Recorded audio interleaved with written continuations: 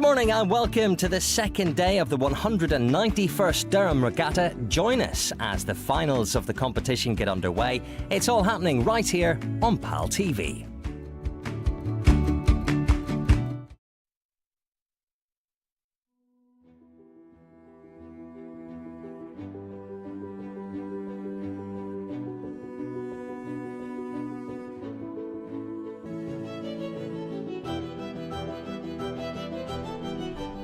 Hello everyone, this is PalTV. Welcome back to racing for the second day of Durham Regatta. I'm Joe and this is Georgia, and we're bringing you the second day of racing. Go on. We've already had 15 races today so far, and we'll be bringing you live coverage throughout the whole day of the 191st Durham Regatta. Any highlights for you? From yesterday there was some pretty exciting incidents, lots of close races, often a boat length or less. There was obviously the sinking of the DU4 going down like the Titanic, which was a bit of a dramatic moment. But yeah, hopefully plenty more today, lots of to look forward to. College fours in particular, I think we're all excited to see that. How about you, anything you're looking forward to particularly? Definitely seeing the big rivalries such as Castle and Collegiate. Stay tuned. Yeah, so we're going to pass over to the commentators now, but thank you very much. Hello and good morning everybody, thank you for tuning in. My name is Joseph. And I am Hannah, and we are here today for the Durham Regatta 191st. That is a lot of racing, isn't it? It is a lot of racing. We were discussing this yesterday actually during the pedalo race, and that was the first time they'd used pedalos in the all 191 years, dating back to I think 1834, Wow. if my maths is correct. I'm Wow. not quite sure. That is quite something, isn't it? It is. We're all very excited for today, and do send the link to your friends and family so they can watch from home as well. We're really excited to see some of your comments coming in, so keep sending them in. Absolutely, we had a lot of interactions yesterday, people giving us tips on rowing, some people wanting shout-outs for their children in the events, so anything you want really, just pop it in the chat. Absolutely. Well, we were just talking about this before. I actually rode last year, and I rode in Durham Regatta, but my race wasn't quite as successful as some, so it put me off rowing a little bit. So I haven't rode in a while, but I'll maybe get back to it next year because I do really enjoy it. It's a shame to hear, but at least it means we get some expertise on the team, even if you're not on the water today. Well, we'll see. We'll see how much I know. That will test my knowledge. Now, we do have, lining up, we have Leeds Uni on the racecourse side and Weybridge as well. So that race is about to start, I think. Mm-hmm. One of the things I didn't realise from yesterday is that the far side of the bank is called Peelaw Woodside. I learned that yesterday. I had not heard of this before. I didn't know it had a name. Well, I rode for a year and didn't know that, so that is quite concerning. We've got a couple of boats going past us just now. Oh, yes, we have. Now, that is quite close, isn't it? I believe this could be Sheffield versus Durham University in our first long course race of the day. I think you might be right, yes, because we didn't have the long course race yesterday, so that's the first for today. No, we didn't. So as an ex-rower, can you tell us what the difference is in the long course and the short course? Oh, well, the one thing about Durham Regatta is the short course race. It's just over so quickly because it's really not long at all. Whereas the long course race is a lot longer. I don't know exactly the measurements between it, but it's longer, and it means you've got to keep your stamina up for a longer period of time. Whereas with the short burst, with the shorter race, you can use all your energy in that one go, whereas with the long course you've got to save it up. There you go folks, you heard it here first. The long course is a longer race. We're here for more expert commentary throughout the whole day. Absolutely. Expert, is that what I would say? I don't know, but we shall see. Okay. You're right, the short course does look to be very straight compared to the long course. Yes, whereas with the long course you've got a lot more twists and turns and going through the bridge's arches, which is slightly more challenging. Absolutely. So we're looking at our first commentator race of the day. This is Leeds University versus Tyne. Leeds on the racecourse side, and it's looking pretty even so far. This is a women's quad. Absolutely. I think Leeds might have it just at the moment, but everything can change. That's what we saw yesterday. Things can change so quickly. Of course.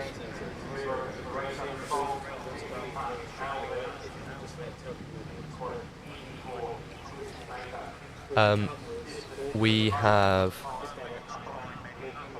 Tyne and Leeds still going here, both creating good lines through the river as well. Nobody veering into a bank like perhaps some of the crews managed to yesterday, although I say that, Leeds are veering to the left a little. Crowd's not quite as busy as yesterday, but I'm sure they'll build up throughout the day. It's early, of course, and a little windy and cloudy for the moment. And we're going to have more cameras up and running soon, so you'll be able to see the rowing from many different directions, which is very exciting. So that will be coming soon. Okay, it looks like for the first time we've got a significant lead in this race. Ah, yes, we have. Tyne on Peel Woodside have built a lead of about 3 lengths, I'd say. Yeah. Oh, that is quite the lead. Now, in my race at Durham Regatta last year, we lost very, very badly. I think it might have been about 5 boat lengths. 5 boat lengths is not that bad from what I've seen. Well, this is true. You know, at least we finished, which is not the case for everyone. Not the case for everyone this weekend, because a lot can go wrong. There's so many factors. You know, if the weather doesn't hold up, if there's wind, so many things can affect it. If your boat sinks, that's not very helpful. Absolutely, yeah. And we did see that yesterday, unfortunately. Which was very, very unfortunate, because people put in so much hard work for these races, and there's so much commitment that goes into rowing. That was the one thing I learned. I only rowed for college, so I didn't row for the university, so it wasn't quite as big a commitment, but I was still getting up early for a good couple of mornings a week, and I didn't really enjoy that. I didn't like having to walk to the boat club at 6 o'clock in the morning. So what went wrong in that race for you? What went wrong? Well, I think there was a combination of factors. So it was mainly a novice boat. So a novice means that we're all very new to rowing. And the boat we were racing, they were all significantly older than us and had been rowing for about 10 years. So there was quite the difference. But the reason we were up against them was because they hadn't really raced loads, so they didn't have the racing points, which would have put them in a higher division, even though they had a lot more experience. So it meant that really, from the start, we knew we weren't going to win, which probably isn't the best attitude to go in with, but unfortunately that's the attitude we had, which didn't serve very well for us. You're just seeing pictures there of the Leeds crew. Oh no, sorry, the Tyne crew struggling a little bit with the party boat. They couldn't get their left oars in as they were going past. And around that bend, I imagine it's significantly longer as well. So they've been given the rough end of the deal with Peel Woodside. We are currently looking at Leeds Uni versus Tees, numbers 144 versus 145. Yes, so we've got Leeds on the racecourse side and Tees on Peel Woodside. And this is another women's quad uncoxed. Yeah, and it would appear that Leeds has got the lead for the moment, but as we've said, that can all change. It will change very quickly. Now, as we were talking about, so the long course. Now, this does mean that you have to go through Elvet Bridge, which is it's quite the challenge. If you haven't been to Durham before, or if you haven't rowed in Durham before, you might not know, but there is a bridge called Elvet Bridge, and the arches are very narrow, so it means it's quite challenging to go through in a boat. And in these types of races, there's a lot of crashes into the bridge. So that is quite the challenge, because in the long course race, there could be someone that's winning quite significantly, and then they crash. And it means that their competitor can easily swoop in and take the lead. Yeah. I think Tees Rowing Club are cutting it fine. They're going towards the middle of the river. What I'd like to know, Hannah, is do the twists and turns sort of even out over the course of the long course? Is there any particularly unfortunate side of the river to be on? Well, that is a very good question. I think, to be honest, it's probably quite equal. There's a lot of twists and turns. So, to be honest, being on either side, you're going to have some difficulties. But the twists and turns really are the struggle with this. But yeah, so let's tell you a bit about PalTV. So we are here as of course PalTV, and we are here to broadcast the Durham Regatta. Now we are a student TV station, and it's run by many students across Durham. We've got about 100 members, and yeah, we all volunteer because it's something we really enjoy.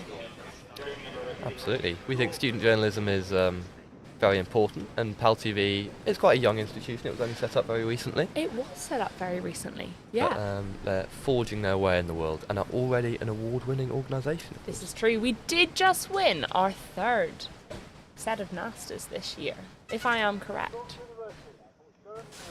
Now, let's see. Lining up. Oh, we've got Durham Uni on Racecourse side and York Uni on the Peel Wood side. So we've got Durham here with the purple blades. Durham have got the lead right now. We've got a women's quad. Let's see. Oh, they've got the lead. They've got the lead. Now, Durham do have a very good reputation in university rowing. I think it's due to their heavy time commitments. Yes. Yeah. All the early mornings. We're fortunate enough to have the River Wear running through the city, which Very is fortunate. a great river to row on. Absolutely. Now, I have a friend that rows for Durham Uni, and they do about 14 training sessions a week. 14, so that's 2 a day, which That's is crazy. madness to me. I don't know how they fit it in, but clearly their hard work pays off because Durham Uni is taking a big lead there. Yeah, I'd be interested to see that training schedule actually, because I don't imagine they're on the water twice a day. There must be some No. strength and conditioning, Yes. some weights work maybe. Absolutely. Yeah. Now, today, the weather conditions could affect the racing. That's what we were talking about just before we came on live yesterday. It was quite windy, which meant that, you know, it can really affect the rowers, can't it? And if it starts to rain, it affects morale, which in turn just it affects the rowing, doesn't it? Of course. Yesterday we saw plenty of boats veering into the banks, not quite being able to forge their path through the river as cleanly as perhaps they would have liked. Absolutely. One poor boat had to be dislodged by a member of the public or maybe a coach, but on the side of the racecourse we had another boat sink. Another boat crashed into the side again and had to be rescued by the rescue boat. These things are what makes Durham Regatta interesting, but as a rower, it's not something you want to happen to you. Yes, this is true. Now, we can see that Durham have still got a strong lead. Look at that, a good couple of boat lengths. Now, we have lining up, we've got Mary's, and I'm not completely sure who the other crew is, but we will soon find out. Lambton, I believe. Lambton? We've just got that through. Ah, there's Mary's Lambton and Lambton. I love these interesting matchups because you'll get a Durham College side against Lambton School, and despite there being an age difference between these two crews, you won't often see that shown on the water. Quite often they're fair races, and these schools are really quite good at what they do and can compete with the older age groups. Absolutely. I mean, the likes of Durham School, they're in the perfect place, aren't they? They've got the River Wear on their doorstep, and it must be interesting to go to a school that you can do rowing at. Yeah, I'm from Northern Ireland, as I'm sure you can assume from my accent. But yeah, so I didn't row at school. It wasn't really a thing that was really done much. Okay, I'm from St Albans myself, which we do have a river running through the city, but I can't say I've seen many boats on it actually. Not many rowing boats. I haven't rowed myself before. I'm just here as an interested party rather than an expert one. Well, this might convince you. It could. You it might could be convince me. convinced, and for your 3rd year, you might just start rowing. Goodness me. Who knows? Who knows? And you're in Van Mildert College, isn't that right, Jason? I am. If I see a Van Mildert boat here, I will be cheering them on with my whole heart. Well, I'm in John's, so there might be a bit of a rivalry between us. So when John's comes along, I will be cheering them on. I've heard John's have a good boat club actually. I would assume quite a lot of the Bailey colleges do. It's quite a traditional event. Yeah, I think, with us being placed on the Bailey, it's quite an ideal location. Now we can see we've got Mary's here on Peel Wood side, and we have Lambton on the racecourse side. So Lambton seem to be taking a lead for now. Yeah, this is a men's double sculls event. Lambton School in their beautiful yellow boat. Steady stroke rate, Lovely. making their way up the river. Mary's still looking strong though. This is going to be a tight race all the way to the finish. Now we have a viewer, Andrew Makepeace he's watching from Halkidiki in Greece, and he is supporting Tees. So there we go. Go Tees. We have to ask, Andrew, are you from Greece? Are you on holiday there? What's your interest in this event? Please do tell us. Do you know anybody participating? Well, he's here to support Tees. I'm trying to make up my mind about why he supports Tees. Maybe he's from here. Maybe he. My guess. I don't know. Oh, we've got Tory Marshall cheering on Lambton. I'm also going to cheer on Lambton here, just because of the black and yellow. Those are the Van Mildert colours, so you've got a new fan. Oh, there we go. And we can see them just passing below us on the racecourse side as they make their way up the river. And Mary's not too far behind, taking a very central route. So central, in fact, they appear to be on the other side, but they're not impeding their opposition, so it doesn't matter. As long as they don't have a crash, then we are all good.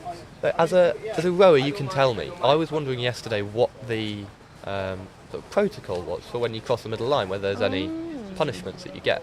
And I was told by a viewer what that was, but I'd like to hear if you have the same opinion. Oh, well, I'm quite amused that you call me a rower, because I only rowed for college for a little period of time. Anybody who rows more than me is a rower in my eyes. Well. Oh, look, we've got a message back from Andrew Makepeace. So he's on holiday and he's watching his son Adam. Oh, and the rest of Tees. Oh, well, Andrew, we hope Adam does well. We will be cheering him on from here. Absolutely. Enjoy your holiday. And thank you for the comments to our producer. Our producer's doing a great job at the moment, and our drone pilot next to us as well. Yes. All the team doing a sterling job today. Aren't these camera shots just incredible? Oh! Goodness me.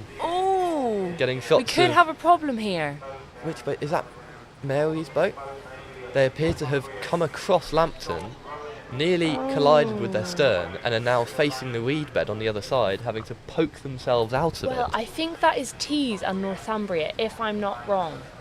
I think Tees so. Northumbria, now, my we've got apologies. someone in the comments here, Kim Gann. Now, this is interesting. I rowed with Kim last regatta. Oh. She was in John's with me, and we rowed in a four together. I think, correct me if I'm wrong, Kim, but I think you were in my boat. But yes. Who was the better rower? Oh, I'm not going to say that. Probably you, Kim. I wasn't the best. Very humble, very humble. Ah, she said hello, slay. Slay, that is a key word in my vocabulary. Now, let's set the scene for you guys watching. We are on the racecourse. Now, not too many supporters are out now because, well, it is still quite early in the morning. Yes, too early for me. Oh, yes, it is 9:10, but come about 10 or 11 o'clock, we will have hundreds of supporters here along the racecourse, and the atmosphere is just incredible. We've got so many food stalls. Yeah, it's just a wonderful atmosphere.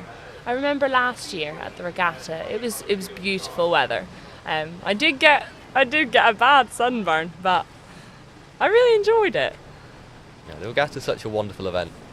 You have people from all different age groups coming along, This is true. Kids, parents, grandparents, all enjoying the weather, the food, and the rowing, of course. Can't forget the rowing. Absolutely. Now, lining up, we have Leonard. But I don't know who they're up against. We will find out soon, though. We've got Leonard's lining up. We're still getting footage of Tees versus Northumbria in their men's double sculls race. I believe that's Tees who are taking the lead in that after Northumbria's slight mishap, coming across the river and causing a collision. So they're a little further behind. And Tees still going strong. You can see the look on their faces as they're grinding away at those oars. Now, so far this morning we have had quite a few races, haven't we? We've seen Van Mildert beating St Cuthbert's. We've seen Collingwood College beating Leeds University. Now, Collingwood College, they are known as the sporty college. Well, I don't like to say that, but they are. As a very proud Mildertian, I will tell you that Collingwood are currently top of the college standings. However, Van Mildert have put in a very good performance this year, and that core group of Collingwood, Mildert, Gray, Hatfield, I think those are all the truly Let sporting me add colleges. Johns in there. I'm going to disagree with you, I'm afraid. I strongly disagree. I think we should add Johns in there. Now, Avesta has just said Hillsmead Boat Club is better than Johns. Well, Avesta, I don't know that I can agree with that because I am a part of Johns. But each to their own. We can all have our own opinions, can't we? What I will say about Johns is I was pleasantly surprised, actually, when I went to see your football team compete in the Floodlit semi-finals against Hillsmead. Now, I wasn't there watching that. And I believe, if I'm correct, please do correct me if I'm wrong, that your football A team is part of the first division, which is the second tier of college football. And for them to get to the semi-finals, I would say is a really good achievement for them. I mean, they may have been beaten quite convincingly, but it's big progress for one of the smallest colleges. Yeah. No, it's true. That's the thing I love about Durham. I love that each college has their own sporting team, so it means that if you're coming along to university and maybe you haven't tried a sport before, I mean, like me, I'd never rowed before, but since college was offering rowing, I was able to try it out and I was able to give it a go. Whereas if I went to university where maybe you have to be probably a lot better than I was, I might not have had that same chance. College sport is one of my favourite things on this planet. It keeps people active, it's fun, you make friends, and genuinely I think it was the primary reason why Durham won the 2023 Sports University of the Year, because just the sheer inclusivity, the number of people who play sport at this university is so much higher than anywhere else, because you don't have to be an elite athlete. Yeah. Now, coming up here. Oh, running very close to the peel. They need to pull their blades in. Oh, they're okay. They pulled it back. Now, racing here, we have Leonards and Tees. Leonards and Tees. So we've got Leonards on a racecourse side and Tees on Peel Wood side. Now, it would appear for now that Leonards have the lead, but Tees might bring it back. Yeah, Tees off to a rocky start as they were careering towards the concrete barrier up there. But they've rectified it, they've avoided crash. Oh, they're pulling it back quite nicely. They are. There's only about, a boat length between them. I think they could still pull that back. They could indeed. This is another men's double sculls event, of course. Oh, well, there's my mum in the comments. Hi, Hannah. Mum and Dad watching from home. Aww. Hello, Mum and Dad. Isn't that lovely? Hi, Hannah's mum and dad. They're watching That's from really sweet. Northern Ireland. Where in Northern Ireland? Oh, well, we live in a little village called Donaghadee. It is a seaside town. It's a lovely place. So I assume they're watching from home. Shout out Donaghadee. Donaghadee. Donaghadee. Now, Shout out Donaghadee. I will give you some news on that. It was named the most beautiful place to live in Northern Ireland. Wow. Yeah. So give it a Google. See what you think. That's very impressive. Now, it seems that Leonard's still got the lead there. Oh, I like his bucket hat. Some very stylish outfits out on the water these last couple of days. They have got stylish outfits, haven't they? They do. They seem to love their bucket hats. Are you a fan of the bucket hats, Hannah? Well, I personally don't own one, but I don't know if I'd suit it. But, yeah. Oh, Dan Marshall providing us with some good insight. So there appeared to be some confusion yesterday about where Lambton were from. So Dan is telling us that they are a newly formed club who row on the private Lambton estate in Chesterley Street. Oh! And now there's a free learn to row course. So if anyone wants to learn to row, you might get in touch with the Lambton. Plugging Lambton for them. Yeah, Wow. let's plug that. You ever been to Chesterley Street, Hannah? Well, I study primary education here at the university, so I go on placements to different schools, and I have been to Chesterley Street once, but I didn't really go around the actual place, so I can't give too many comments on what Chesterley Street is like. We're just getting footage now of Tees, who are currently in the lead against Leonards, and setting off there, we have number 85 versus 86. We are currently trying to get who those teams are for you, although they're very close to each other in the water. Oh, they are. Nearly causing some collisions. Goodness me. They've had, you see, the one on Pilar Woodside, I'm not entirely sure what their name is, but... They've come across, haven't they? You know, they had to slow down there because they were about to crash. They're still this doesn't coming look across. good. What is They going need on? to correct their course. They're going towards the weed bed. We've seen they this need so to many times move. yesterday. Oh no! Oh dear. Oh, that is unfortunate. Whose fault is that then? Well, Does the cock steer the boat, dare I say? the cock does steer the boat, but personally, I don't want to put it on anyone. I feel like it's unfair. Rowing is a team sport, isn't it? So there's a lot of factors that can mean that the boats drift. So it could have been the wind, might have been some steering. Yeah, these things just happen sometimes. Wise words, very wise words. That was at Durham School who were careering towards the bank there, and we're yet to find who's flown up the river while they've been busy. Also, going back to Chesterle Street, I visited Chesterle Street for the first time ever, and that was about 2 weeks ago, and I went to see the Durham County Cricket over there. Oh Because wow! Durham have as many people will know, one of the best county cricket teams in the country, with players such as Ben Stokes. Have you heard of Ben Stokes? I have. Now, I can't put a face to the name, but I have heard of him. If you have heard of any cricket player, it will be Ben Stokes. He is Exports Personality of the Year. He single-handedly has won England multiple tests. Famous 2019 Headingley Ashes. Famous 2019 World Cup win. Is captain of the England cricket team in this new Bazball era. And it was an absolute pleasure to go along and watch one of the best cricketers in the world right in front of me, in front of a small crowd in Chesterle Street. So I couldn't recommend it enough. Oh, lovely. Now, we can confirm that crew number 86 is Durham School. So in this race we have Durham School, but we can't confirm just now who the other opposing team is. Yeah. Now, we have got Yarm lining up and York St John's. York St John's, that's a boat I haven't seen actually out on the water this weekend. Now, speaking of Yarm, we had a lovely gentleman earlier come along. I believe it was coach. So shout out to him. He's clearly done a good job because Yarm are doing well. A strong club. So many crews on the water yesterday. Oh yeah. A lot of them winning their races as well. So whatever they're doing it right. Yeah, I think this is watching. They've just finished. Seems like they had the lead.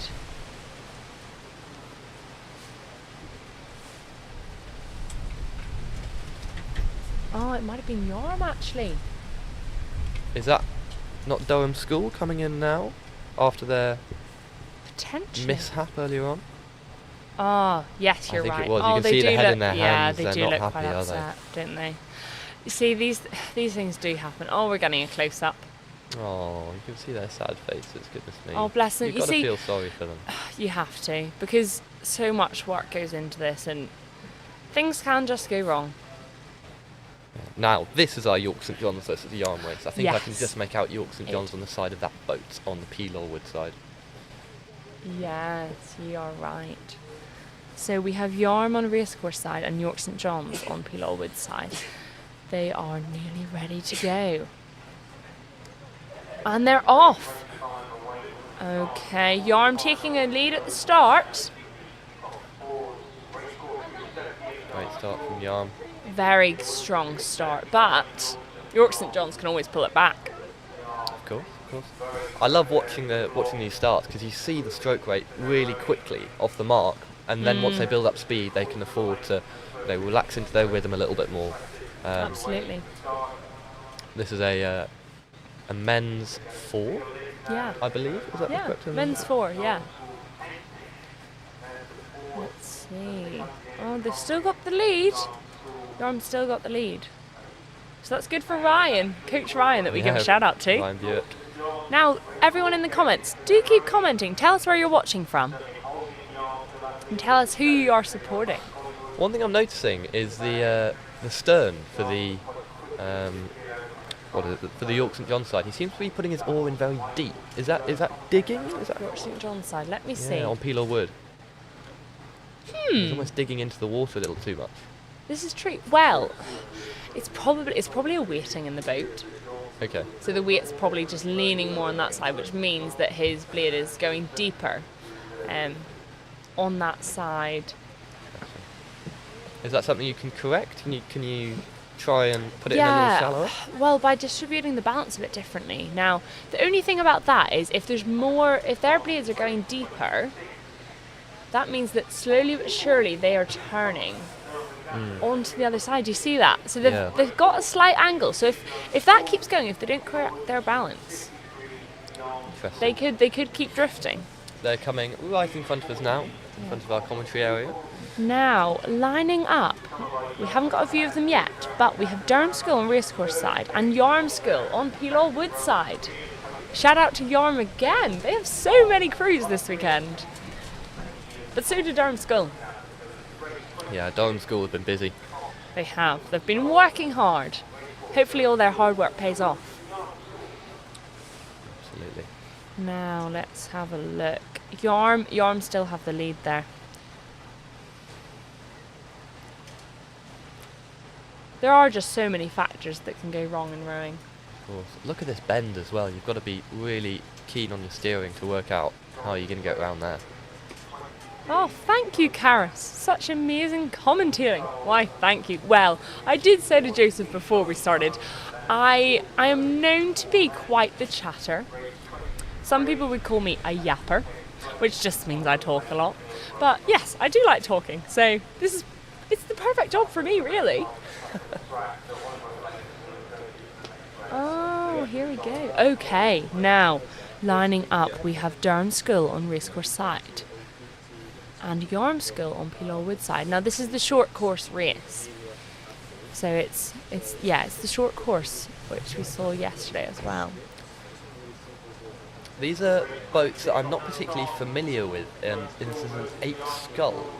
I don't know how common these are, but I never seem to see them in the other occasion I've watched rowing. Yes, I've never rowed in an 8 scull. So it basically means that each person has 2 blades, which makes it slightly more difficult because each person is in charge of, well, they've kind of got double the work because they're having to make their mind do both hands at once. It's quite difficult, but it seems like they're pretty strong. They're pretty clean. My guess would be these should be the quickest boats on the river. If you've got 16 oars in at one point. Well, that is true, but equally equally you have double the weight because you've got double the people in the boat. True. So you've got double the weight in the boat, but you have also got double the strength. Okay. So and it's more difficult to coordinate, it must be. It's a lot harder to coordinate. However, I way preferred rowing in an 8 than a 4. It just felt a lot more balanced. Okay. Yeah. What seat were you in the 8? What seat? Well, I moved around a lot. Okay. Yeah, I moved a lot around. What was your favourite then? I never liked being stroke or bow. Okay. So yeah, those are the 2 at either end of the boat, and I never really enjoyed them because it felt like there was a lot more pressure on you. So in a couple of races I was stroke, which I didn't really enjoy because it meant that you're really setting the pace for the race, and if you set it wrong, or if you go too slow or too quick, it can really alter how the race goes. So I didn't really enjoy having that pressure. So I like to just be seat 2 or 3 in a 4, just so I had a bit less pressure. Oh, now we have a close up. They look reasonably clean. We're watching a couple of people out of time. Oh, you're right, actually. A couple of people, but they're still doing very well. Yarm have just rowed in front of us, and Durham School are about 5 lengths behind, I would perhaps say. Yeah, I would say so. Now, lining up, we have Castle College on the racecourse side. Now, wait for this. We have Van Mildert on Peel Wood side. So, Joseph, who are you going to be cheering on? Let's go, Van Mildert. Well, I'm ready. going to cheer on Castle. Oh. And I'll tell you why. I have a friend that rows for Castle, and seeing the commitment she has to rowing, I can't help but cheer her on.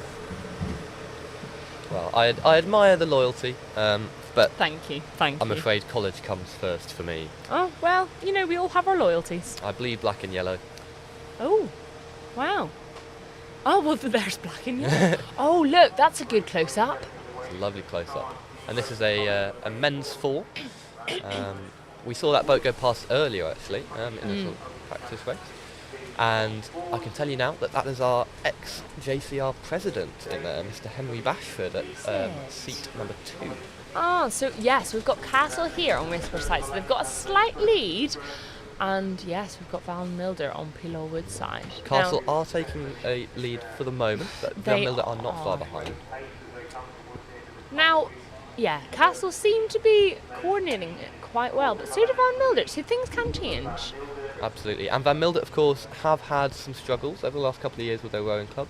Our boathouse was unfortunate enough to have burned down a few years back, but we are on our way back to rebuilding. Our rowing club is healthy. We have a new exec. We have gone down to the regatta recently, and everybody involved has done such a good job.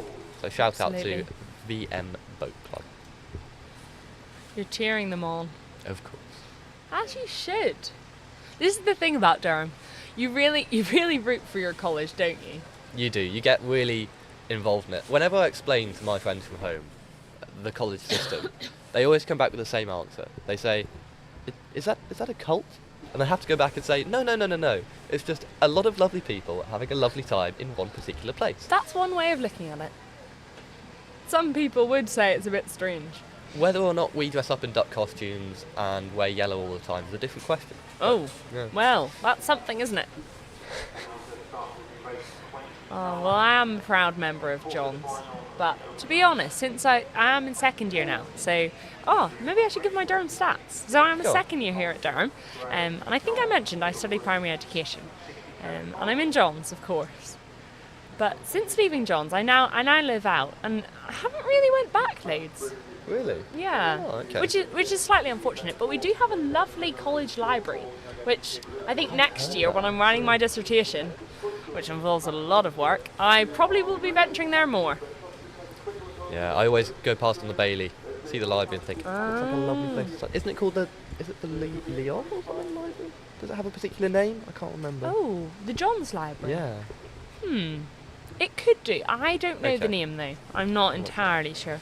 Now, lining up we have Collingwood and Grey College. So we've got Grey College on the racecourse side. That was a very tight finish in that Van Milder versus Castle race. Castle did just take it by about a quarter of a length.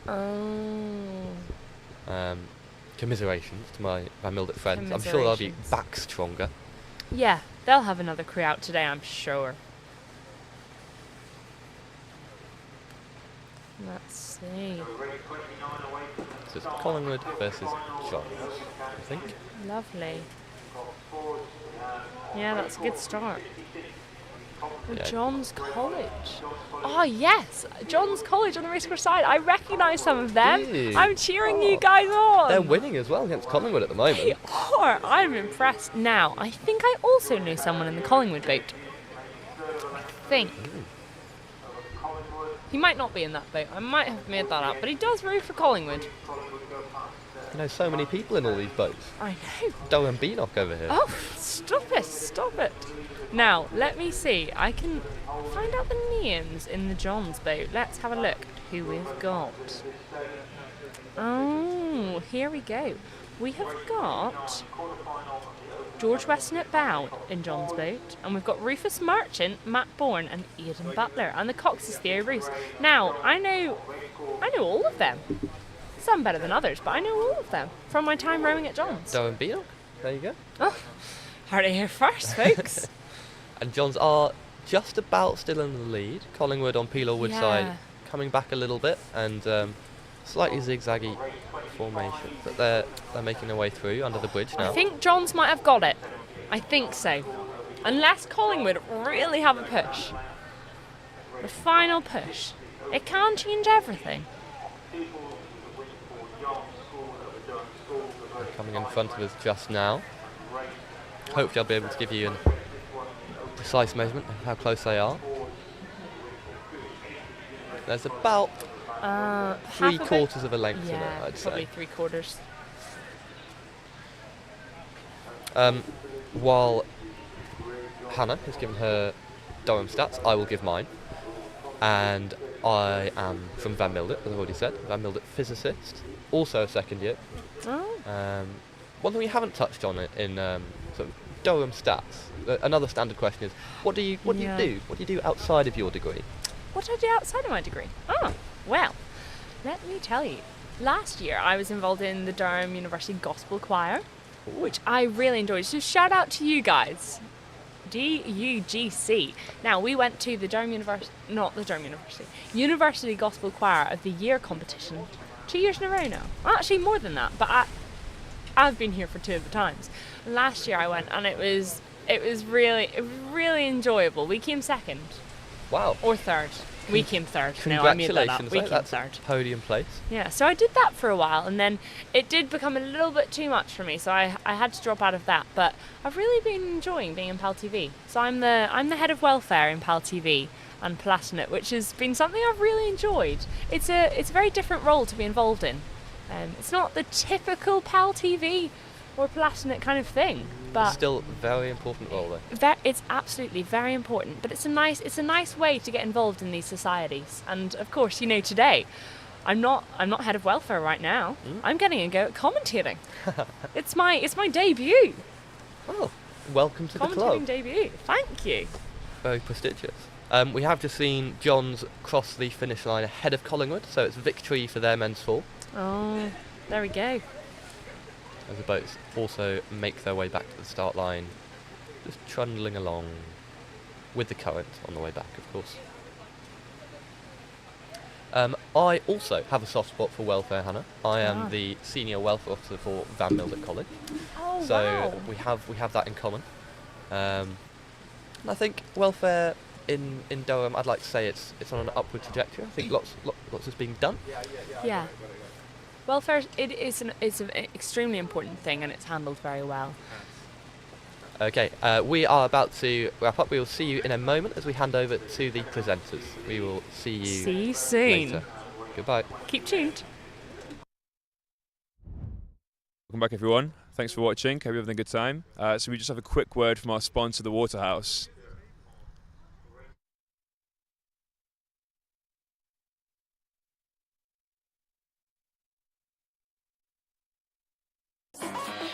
Looking for a new local this summer? This is the Waterhouse. With pints from only £2.50 and student doubles from only £3.95. Free dartboards every day of the week. And for only £10 you can book a karaoke room for as long as you like. Whether it's a social or a pint or two, the Waterhouse is your student pub in the heart of Durham.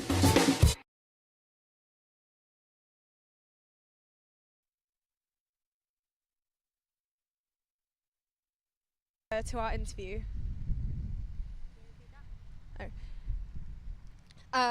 Welcome back to Durham's 191st Regatta, brought to you by the Waterhouse. We're passing over to our interview.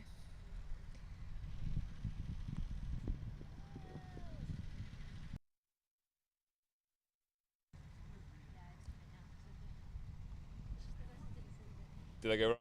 Hello and welcome back to PalTV's coverage of the Durham Regatta, brought to you by the Waterhouse. I am delighted to be joined by Amelie, who's a cox for the University College Boat Club.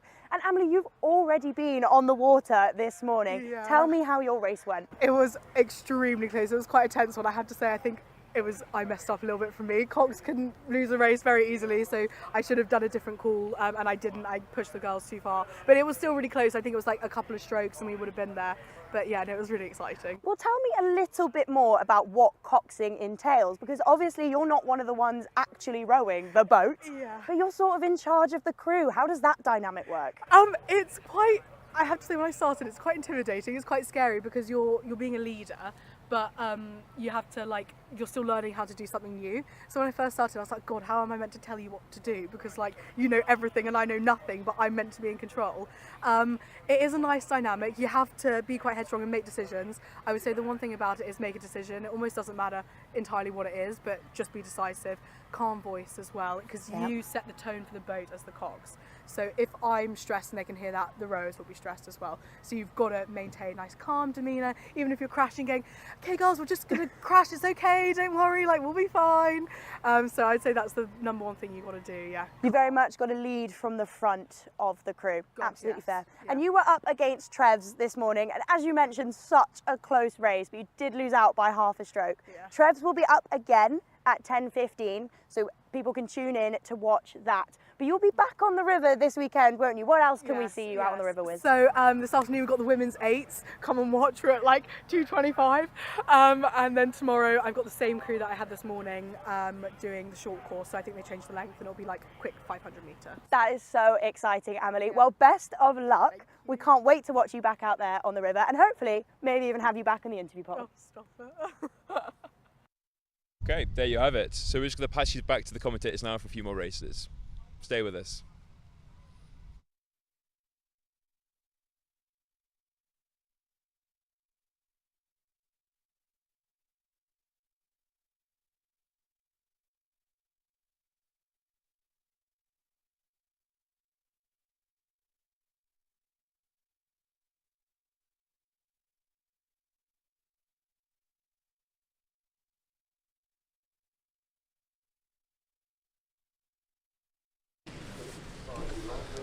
We are back.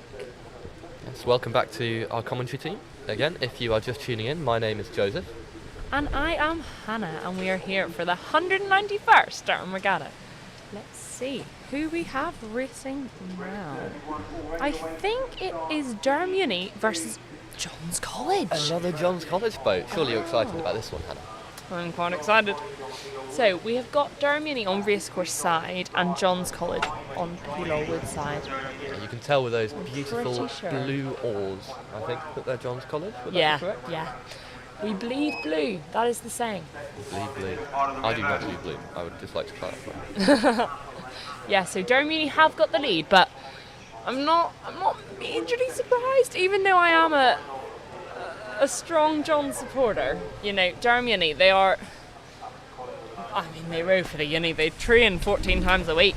So On paper, it looks like a little bit of a mismatch, a university team versus a college team. But Johns aren't doing themselves a disservice at all. yeah, this is an excellent Johns boat. Apparently, in their race yesterday, they nearly beat Durham Uni.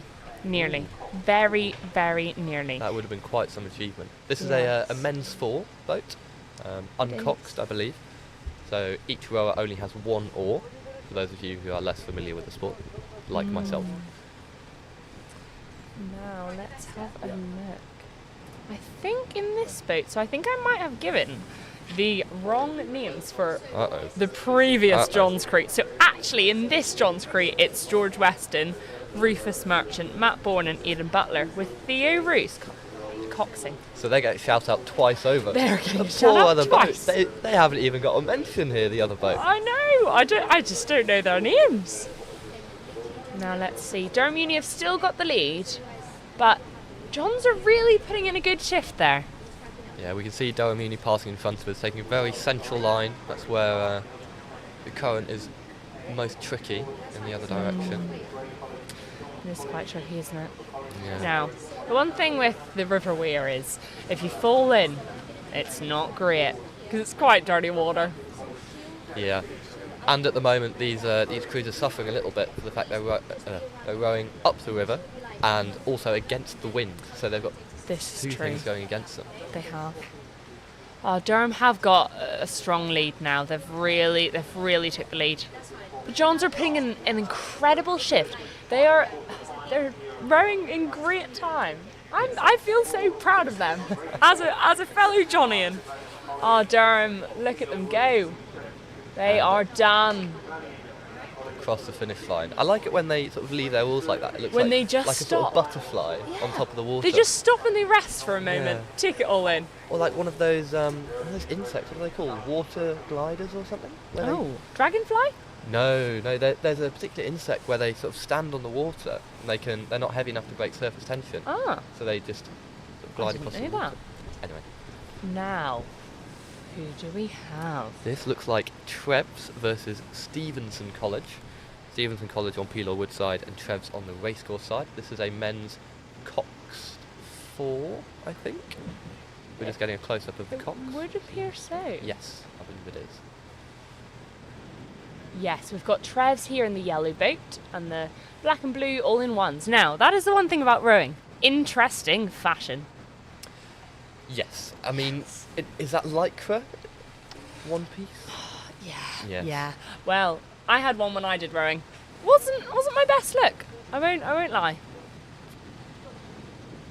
Oh, there we go, and they are off. Trevs are into a slight lead Now, early on. the one thing is they're getting quite close together. Their blades are very close to touching. Stevenson Oh, have pulled out. not anymore because Trevs has taken the lead. Look at them go. Rapids with the water. Trevs have been doing well this year, I've heard. Really? Yeah. Ooh, is this on the college rowing grapevine? Now, do you know who's apparently very good this year? And I'm going to give them a shout out. Go on. Grey College. No. Yeah. Really? I have a couple of friends that row for Grey. I've got Lizzie, shout out to Lizzie, and Olivia Boyd. They both row for Grey, and they have had a very good year. They seem to be doing very, very well. Congratulations to them. I know their Sports and Societies officer will be delighted. Yeah. And shout out to Mr. Freddie Bloom, who There we go. I know from school. Now in this race, we've still got Trevs leading the way. But Steve-O are not far behind. I can't completely see from here, but probably about half a boat length, would you say? I would say so, yeah. Yeah. I've always had a slight soft spot for Stevenson College. I'm a Oh. fan of trains, so I like the whole train vibe going on. I love their bar, actually. They have my favourite bar in Durham I as well. have never been. Oh, come on. I have never Come been. on. No. I'm the sort of person that likes to just be tucked up in bed. It's quite sad, isn't it? No, that's not sad at all. I completely understand that. Well, I enjoy socialising, but sometimes I like an early night. Yeah. We've got a length distance between these two boats now. Yeah. Trev's still in the lead. Yeah, and lining up now, we have Durham School on the racecourse side and Tyne on Pillowwood side. Durham School are back again. They really are. They've got so many crews, haven't they? Mm-hmm. They've got, I suppose, quite a large selection base of people they can choose from in the whole school. Absolutely. And I'd imagine it's quite a key part of their curriculum. Look at that shot. Look at Trevs go. Beautiful drone piloting. Beautiful. Yeah, we've got good drone shots going on today from James, who founded PalTV. And he is standing right beside me now. There's a shout out for him. Now, we have a poll up. What do you think of rowing fashion? Is it great or is it questionable? Well, I can tell you what I'd vote for. Go on. Great. I would vote for great. I think it looks great. I think it looks amazing. I mean, it can be questionable at times, but I think it looks great. It would be even better. You've got to own it. With a bucket hat on top. I think that would make the outfit. Oh, look, here we go. We've got Durham School and Tyne. There's their rainbow boat. I remember seeing that last year. That's a very cool boat. I hadn't seen that before. Yeah, I saw it last year and I'd never seen anything like it before. This is a women's coxed quad, which is a very interesting event. Yeah. I think that's Tyne, who are struggling a little bit with their rhythm with number 2 and 3, but they've corrected themselves and are just about in the lead at the moment. Just about, yeah. But we know everything can change. Look at them go. Now, in these boats, we've got the cocks facing the team. This is which isn't in all boats. No, I discussed this with Emily, my co-commentator, yesterday, and we were talking about the benefits of having a cox at the bow or at the stern. So can you explain to the audience what that is? Well, I love your confidence in me that I'm going to provide all the right answers. You're the expert here. Well, I wouldn't call myself an expert, but from what I can see, well, I suppose having the cocks at the very behind the bow, so in the direction that they're going, I suppose they can see the way they're going. Whereas if they're facing the whole boat and the rest of the crew, they can shout and give tips throughout the race. Yeah, that's the consensus that we reached yesterday, yeah, I believe. so they can see the rowers and see what's going wrong and try to adjust it very quickly. One thing that did terrify me, I have a new fear, is somebody was saying that if your cocks at the bow of the boat, you run a risk of breaking your legs if your boat collides with something. Apparently, it just snaps. Well, now, let's give some insight. Oh no. So, oh no. Apparently, if you capsize, which I never did when I rowed, so I just must be a great rower. I really must.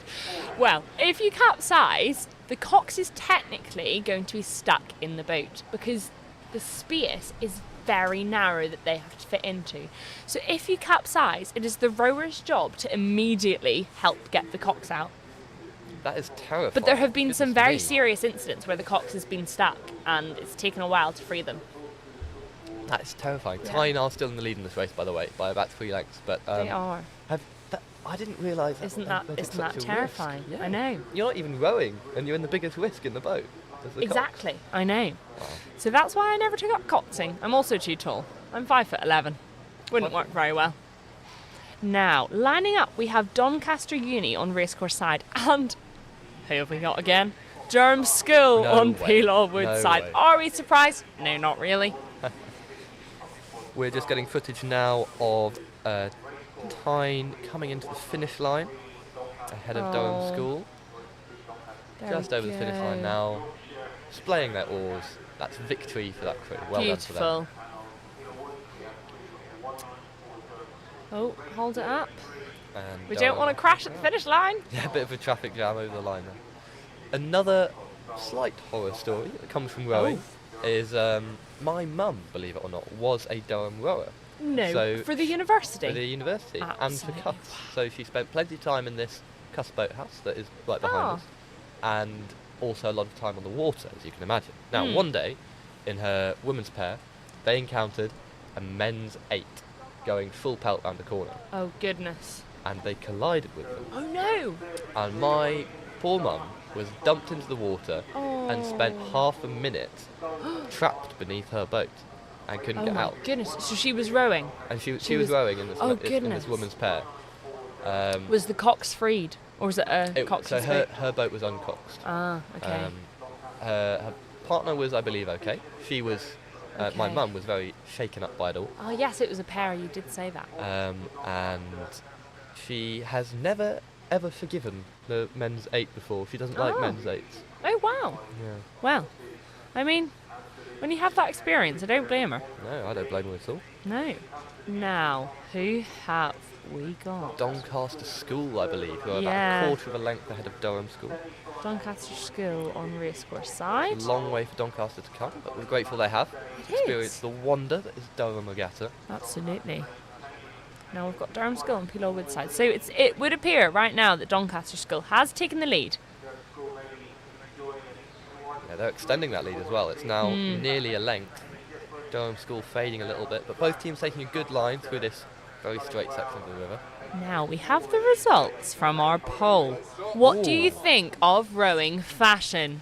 Well, we didn't really come to a conclusion. 50% say it's great and 50% say it's questionable. So there we go. We have such a diplomatic audience, don't we? Honestly, come on guys, we've got to come to a conclusion. Does that mean we get the casting votes as the commentators? Surely we can... I'm really We can weigh struggling. in. I know I said it was great, but it is quite questionable too, isn't it? I can't make up my mind. I'm sticking to my guns. I think it looks great. Yeah.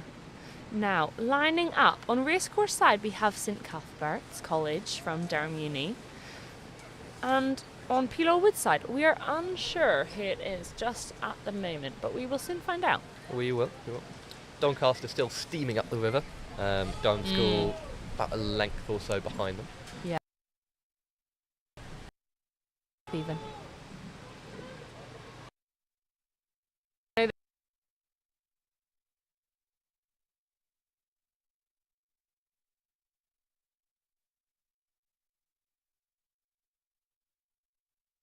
would like to say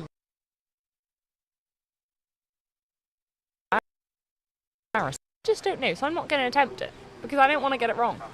I know I get the train through there when I come up from the south. Okay.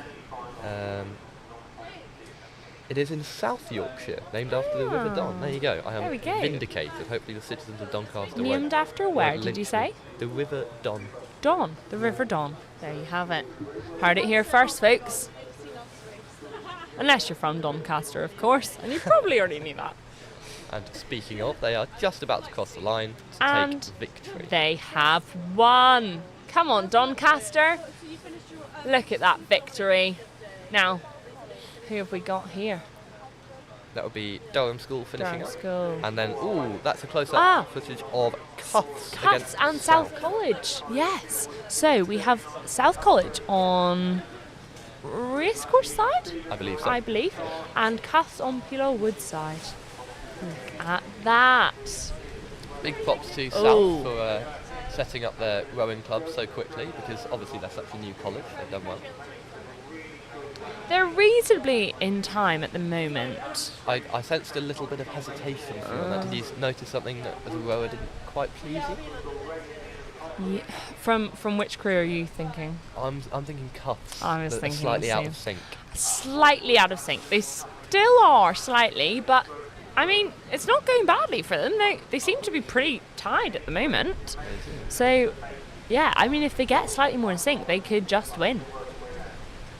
I'm looking a little bit at the bow and seat number 3, just a little bit out of time. Slightly, yeah. Now, look at that drone footage from James. Now, we can see that Cuffs are taking the lead. Ever so slightly. Not much at all, to be honest. It can all change in a moment. These are the women's 8 crew, coxed. Beautiful. So these will be quick boats, but of course it takes a lot to get the organisation. Absolutely. I just love watching rowing. It's such a line you take throughout the river, what different stroke patterns you try and introduce, at what point in the race. There are lots of things to learn. There absolutely is. Now, lining up, we have Butler College on Pillowwood side and Hatfield on Racecourse side. Now, one of my Hatfield, so on this occasion, I'll be cheering them on. I will not be cheering Hatfield on. I will cheer on Butler because my housemate's boyfriend is from Butler. So that's my connection to it. There we go. We watch Cuffs cross the line first against South, but South are only about 5 to 10 seconds behind. It was a close race. Yeah, Well very, done, very close, but well done, Cuffs. What a shift. Here we go. There's Hatfield. Hatfield are on Pillowwood side, I think. They must be. They must be because it's their, that's their colours. They're on Pillowwood side and Butler are on Racecourse side. Hatfield already taking a length to lead as well. They are. Hatfield, they are quite good. Now, our own Ollie Ions is from Hatfield Boat Club. Is he? So we probably should be supporting them, really, for that reason. But he is their welfare officer. There's something about welfare officers. There is. Yeah, you, me, and Ollie. Yeah, Jobo are falling behind here. They're leaving They themselves are. a mound to climb, one might say. They are. If they want to bring that back, they've got to get in time. They've got to speed up, haven't they? But the thing I found when I rode was once you're really losing a race, you lose all motivation. Oh no. Because you see how far you're behind and you just think, we can't make that up. We don't have a chance now. So it is quite difficult, isn't it? It's a hard sport sometimes.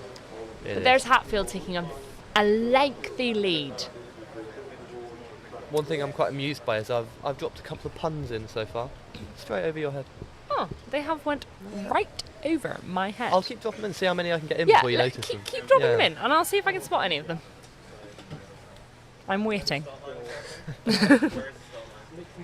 Go on. No?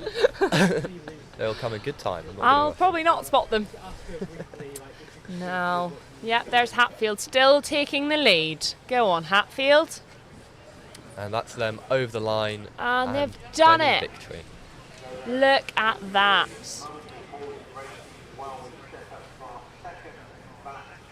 Jobo are not far behind. Just crossing the line now. They've got a lovely, looks like almost a Maltese cross on each of their oars. I wonder what the story is behind that. So that is Hatfield and Butler College. Now next up, I believe we will have Tyne and Sunderland City. Yes. Does this mean we are back to the long course format for the moment? Yeah, we are.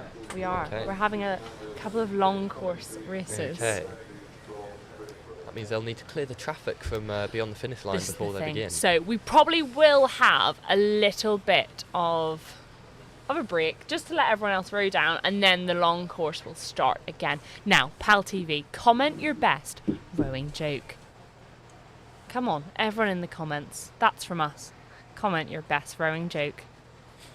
Well, Joseph, have you got one? I was having a lot of fun yesterday. At this moment, I'm going to Google some because I haven't got any. We were talking about different music that we enjoyed yesterday, Uh-huh. and I was just reeling off as many rowing-related songs as I possibly could. Lovely.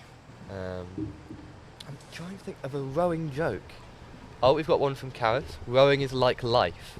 It's all about finding the right balance. That's quite funny. That is quite good. From Karis. From Carrot. And another There we one. go. I used to be a rower, but I couldn't keep up with the current events. You're stealing all the good ones already. Yeah, there's that joke. What's a rower's favourite type of music? Rock and roll. Now that is terrible. That is awful. Roke and roll. That's probably how you should say it. Now, rowing is a sure way to stay in shape. Oh my goodness. That was awful. Ah, I used to be a rower, but I couldn't keep up with the current events. I've just done it again. I'll sneak one in. You didn't notice. Oh, did you again? Oh, for goodness sake. I really need to turn my brain on. No, it just means they're bad puns. Yeah, That's on I'm going me. to put it down to you. Don't worry about that. They're just not funny enough. Yeah.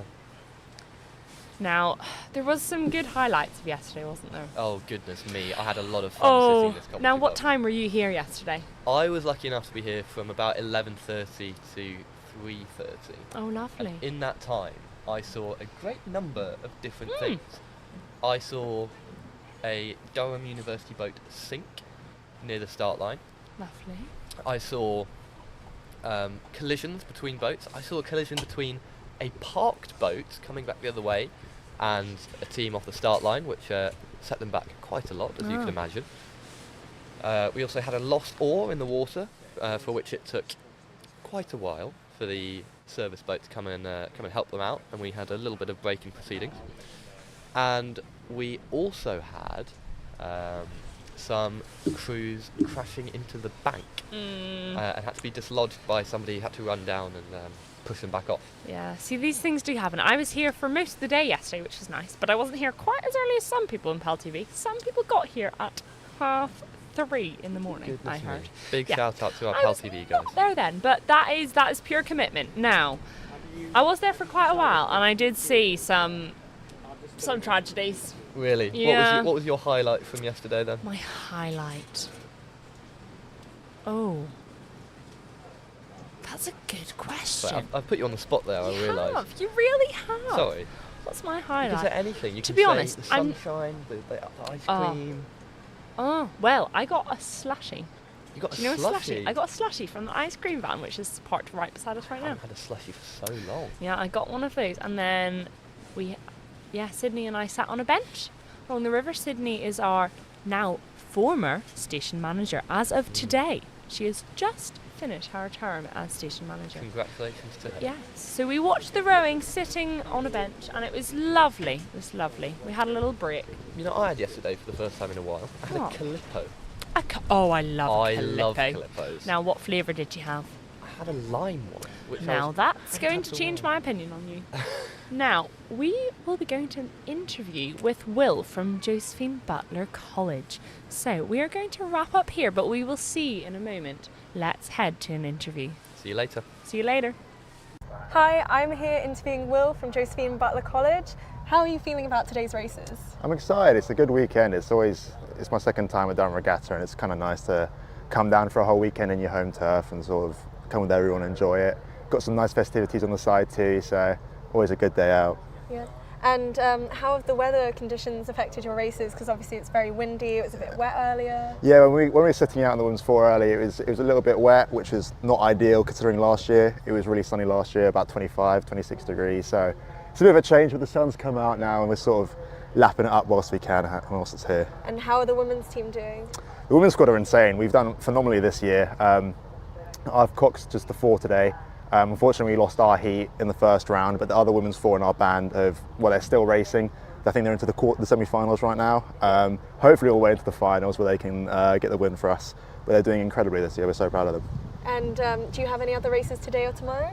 Yeah, so today I'm in a men's four. I'm running a men's four later on against Collingwood.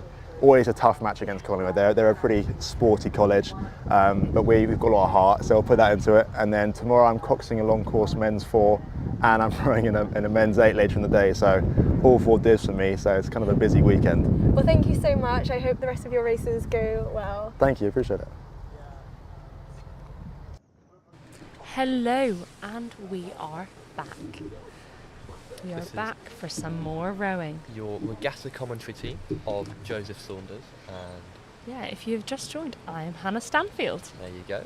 I imagine we're having lots of people joining throughout the morning as people wake up bleary-eyed. Absolutely. Now we are having a momentary break while it switches to the long course. So all the boats that have just raced will have to row down. So there's a break just for that, and then the long course will be starting. And I believe we will have Sunderland racing Tyne, then we have Hatfield and Hildbeed, then we go to Butler and Collingwood, then we are going to see Tyne and York University. That will be an interesting one. Then we've got Tyne and Durham University, and then Durham University and Tyne again, 2 different sets of crews. No. And then we've got Leeds Uni and Durham School. And then we will be switching back to short course. That was a very exciting lineup. We will see about 7 races in this long course now. And then it will be back to the short course for a bit. While we're waiting for the races to get underway, we were discussing ice creams before the break. So I'm going to ask you, Hannah, what ice cream is your go-to? What do you like? That's quite a good question. Have you ever had a Solero? I love Soleros. Me too. I have a special place in my heart. Me too. But I would say, now, I do like ice cream. I like Ben & Jerry's. Okay. I like their fish food. Okay. I also love mango sorbet. Mango sorbet? I mean, sorbet. Technically not an ice cream, but I'll give it to you. I'm feeling generous today. Oh, why, thank you. Well, I got one in Marks & Spencer a couple of weeks ago. I treated myself. I was on the way home from a long week at school, and I thought I need a treat. Dare I say, I've not heard much more Durham student sounding stuff than a mango sorbet. Yeah, but mango sorbet is probably my favourite. And you can get it for £2.25 in Tesco on Club Card right now. Wow. Go and get it before it's gone. Absolutely amazing. We are getting our first glimpse of the next lineup, and it's looking like we're having another short course race, apparently. It appears so. So we will keep you up to date as to when it will switch over. It is Woodside Tyne Amateur Rowing Club versus Sunderland City. Yeah. And they have just begun. They are flying through the water. Look at this. Now, I do think it is a long course race. I think. Well, I suppose we'll see if they stop at the ridge or not. Yeah, we will have a look. I'm very amused by our producer putting a little sign up on there saying other supermarkets are available, apart from Tesco. Yes. Just to let the public know. Just to let you know, we are not sponsored by Tesco. There's always a chance for next year, though. Hint, hint, Tesco. Sponsored by the Waterhouse.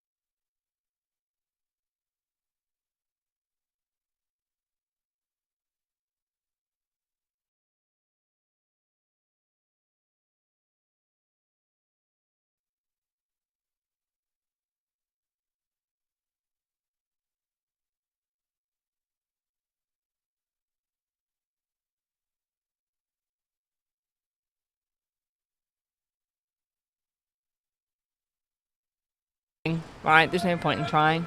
Which is, I know it's a bad attitude, but that would be what I would say. Because there's such a difference that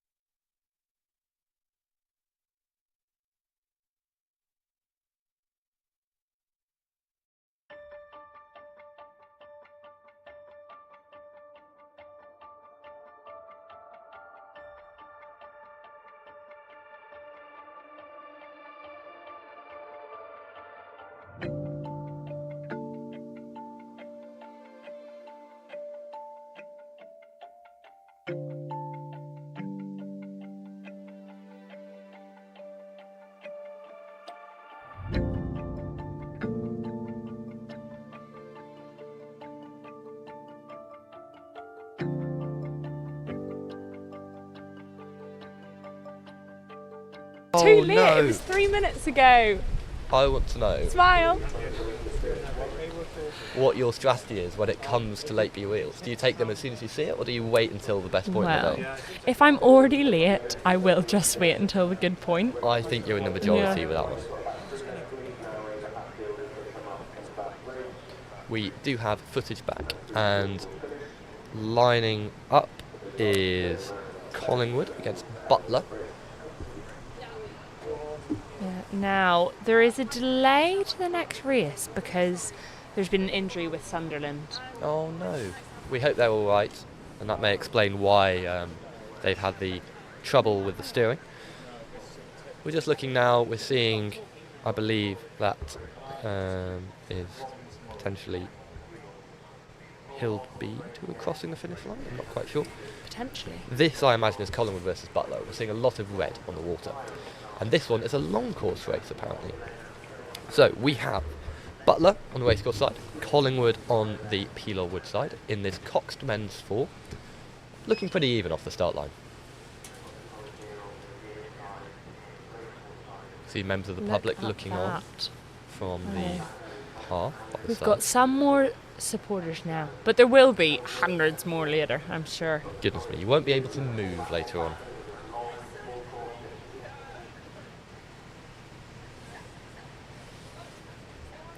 We've got Avesta in comments saying, "Go Hillbead, Bedo Bedo." I am personal friends with Bedo the Bear. That is one of my greatest claims to fame. Oh, there you go. I've met Bedo the Bear, lovely guy. Now, do tell me who that is. I couldn't possibly reveal the identity of Bedo the Bear, Oh. but Bedo is the mascot for Hillbead College. Oh, I see. Okay. Now, look at that. There's a narrow difference between them. Yeah, they're looking quite close. Looking very close. Apologies for the break, just a B-reel break for me. It's quite important. Of We have course to it take a is. break for B-reel. Can't let the streak go. You can't. Now, what's your tactic if you're late for it? Would you just... If I'm late for a B-reel, if I'm being real with myself, I would take it at what I would deem the most interesting part of my day. You know, I use it as a sort Yeah. of memory bank. It would be nice. Other social media platforms are available. Thank you to our producers for that. Absolutely. But B-reel's right up there for me. I enjoy it because it's no stress. It's only one photo a day. And yeah, it's so lovely to look back on all the memories I've had in university so far, encapsulated in Yeah. one sort of impromptu moment. It's really quite sweet. People that I haven't seen for a while, things that I forgot I'd done. This is a Collingwood crew, I think, crossing what would be the short course finish line now, but they're continuing on as this is a long course They are. format. Ah, Julie Dutton. Good luck, Sheffield at 10:24. There's a former Mary's girl rowing for them. Oh, That's very lovely. lovely. So she used to be in Mary's and now she's rowing for Sheffield. I wonder, is that Sheffield Uni? Or is Maybe. that... Maybe a postgrad student who's moved from Durham to Sheffield? You're probably right. It Let could me be. see. Yes, 10:24 we have Durham Amateur Rowing Club and Hexham Cadge. So it's a joint boat with Sheffield University. So good luck. Collingwood crew have expertly manoeuvred themselves around the party boat that's resting on the Durham riverside. They We've seen have. a crew fall victim to that earlier on, but they've done really well to drive those left oars in and get themselves round. As we have eyes on the next race, which is York University versus Tyne.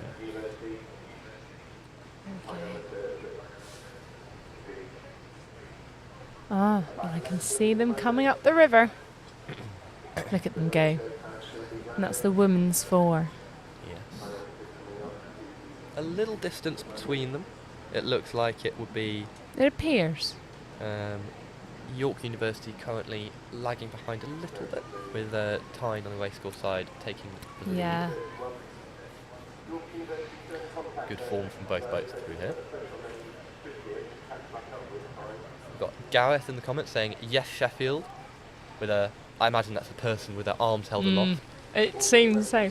Now, Lindsay was asking what time the solos are beginning. Now, Lindsay, in the comments we have replied to you, but the solos should be starting in the early afternoon. I'm excited for them. I think the solo races are very fun.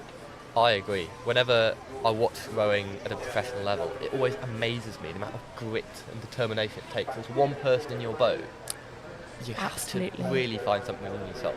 Yeah, you do. Oh, look. Oh, no. There we go. They've got it. They've got it.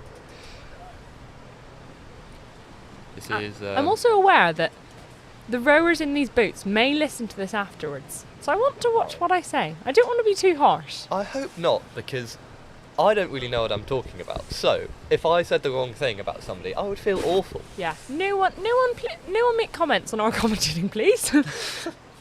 You are more than welcome to give comments. We take constructive criticism. Of course. But we do like positive praise. Yes. That's what I tell my kids. We're both doing our best. Positive praise, actually. Yeah, no, it's good. Yeah. Positive praise. There's Durham School there. I believe potentially not.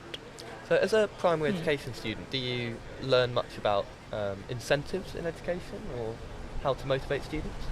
Yeah, well, the thing is, right now I'm considering my dissertation topic, and I'm hoping to do a dissertation on the factors that contribute to academic success. Okay. Which would be, family situations, basically the demographic of the students, which I'm really looking forward to investigating a bit more. But yeah, there's lots of ways to motivate students, but I do have some pupils in my class that, yeah, you really have to try hard to get them thinking sometimes, but I really enjoy it. I can imagine not every student is as keen as someone. Not every student. I don't think I was the keenest when I was in primary school, so I don't blame them, to be honest. But yeah, I have a lovely, lovely class. Oh, that's really sweet. What year group do you teach? I teach year 3. Year 3. Good year year. 3. I had a good year in year 3. Yeah, I love it. I love it. We are getting live footage from the start line. This looks like perhaps Durham University. That is Durham University, yes. You can tell by their purple blades and their purple all-in-ones. They bleed purple. They bleed platinum. There yes, you go. Yeah, they do. Little plug for paper there as well. Oh, yeah. Let's see, look at the cocks there. So that's the cocks that's not facing the creek. They are, I don't know the complete correct terminology for that, but they are, yeah, facing the way that they're going. That explains it, I suppose. And you can see their little radio set in their ear. That's how they communicate with the team when they want to give instructions. Yeah. The cocks not having an oar and only being there for sort of motivation, steering, and general organisation of the crew. Yeah.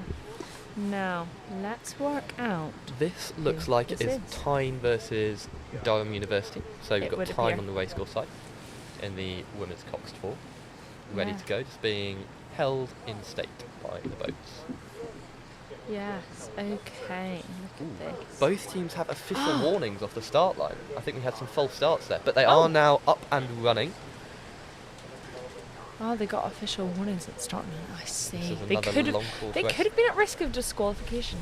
They could. But, we try to avoid disqualification. It's not nice for anyone, is it? No, exactly. It's not really in the spirit of Durham Regatta. Exactly. Oh, apologies for the wind, everyone. I hope you can't hear all that background noise. You can hear a lot of the flapping of the gazebo, probably. Yes. Hopefully it doesn't fall on us, but if you hear us scream, that's what's happened. And it's Durham University who have taken a length lead at the moment on Peel or Woodside. They have. Sticking quite closely to the bank, but they're not currently in danger of finding it. Yeah, I think they'll be fine. Look at that. Come on. Tyne can still bring it back. They can, but Durham are opening up an even bigger gap now. It's up to 2 or 3 lengths. Yeah. I do like Look at that drone footage. Yeah, beautiful footage. You can see the stripes on the Tyne boat. Yeah. I like that, like racing stripes on the It's car. nice, isn't it? I've got racing stripes on my car. Do you? Oh, what car do you have? I have a Mini. A Mini? A Mini. Oh, yeah. What a car. With racing stripes. It doesn't really fit me. I'm not that kind of a person, but that's just what the car had. So. What colour? Cream. Cream with black racing stripes. Wow. Mini Cooper? Clubman. Clubman, okay. Yeah. Mini Clubman. can we get a shout out for Harry Hammond? Of course we can. He's in Hatfield College Boat Club. There we go, Harry Hammond. Shout out to you. It's a good name, that. Harry Hammond. Harry Hammond. Some people just have names that roll off the tongue like that. Yeah. Hannah Stanfield. I don't think it does. Doesn't have a ring to it. I wouldn't say it doesn't have a ring to it. I'd say it's middle ground in terms Oh, why, of name. thank you. There you go. If that's a compliment, I'm not I'll sure. take it.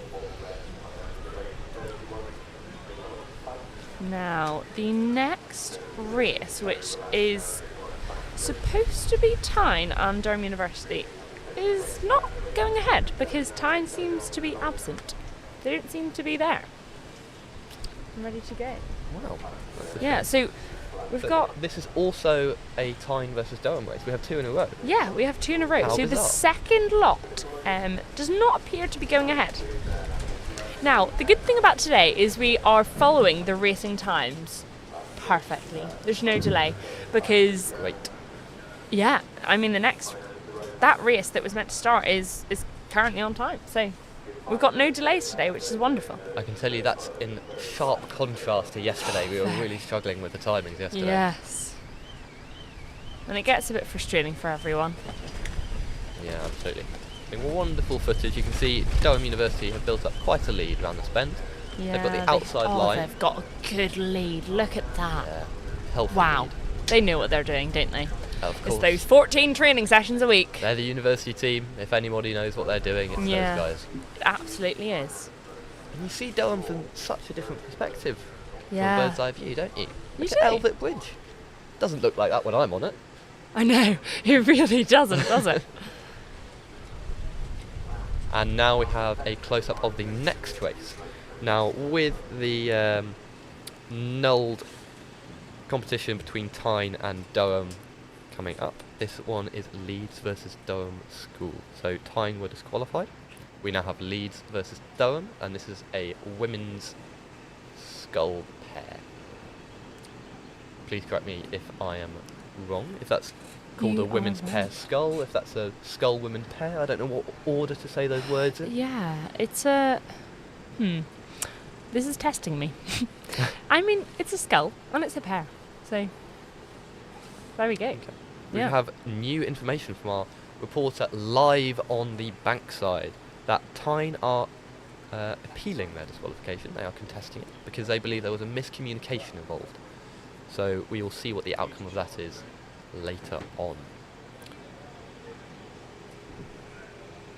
But yes, There this we is go. Leeds versus Durham. They we are have ready at the stake boats. Durham School on the racecourse side, ready and raring, looking around, waiting to see when they are going to be let go. This is another long course race as well.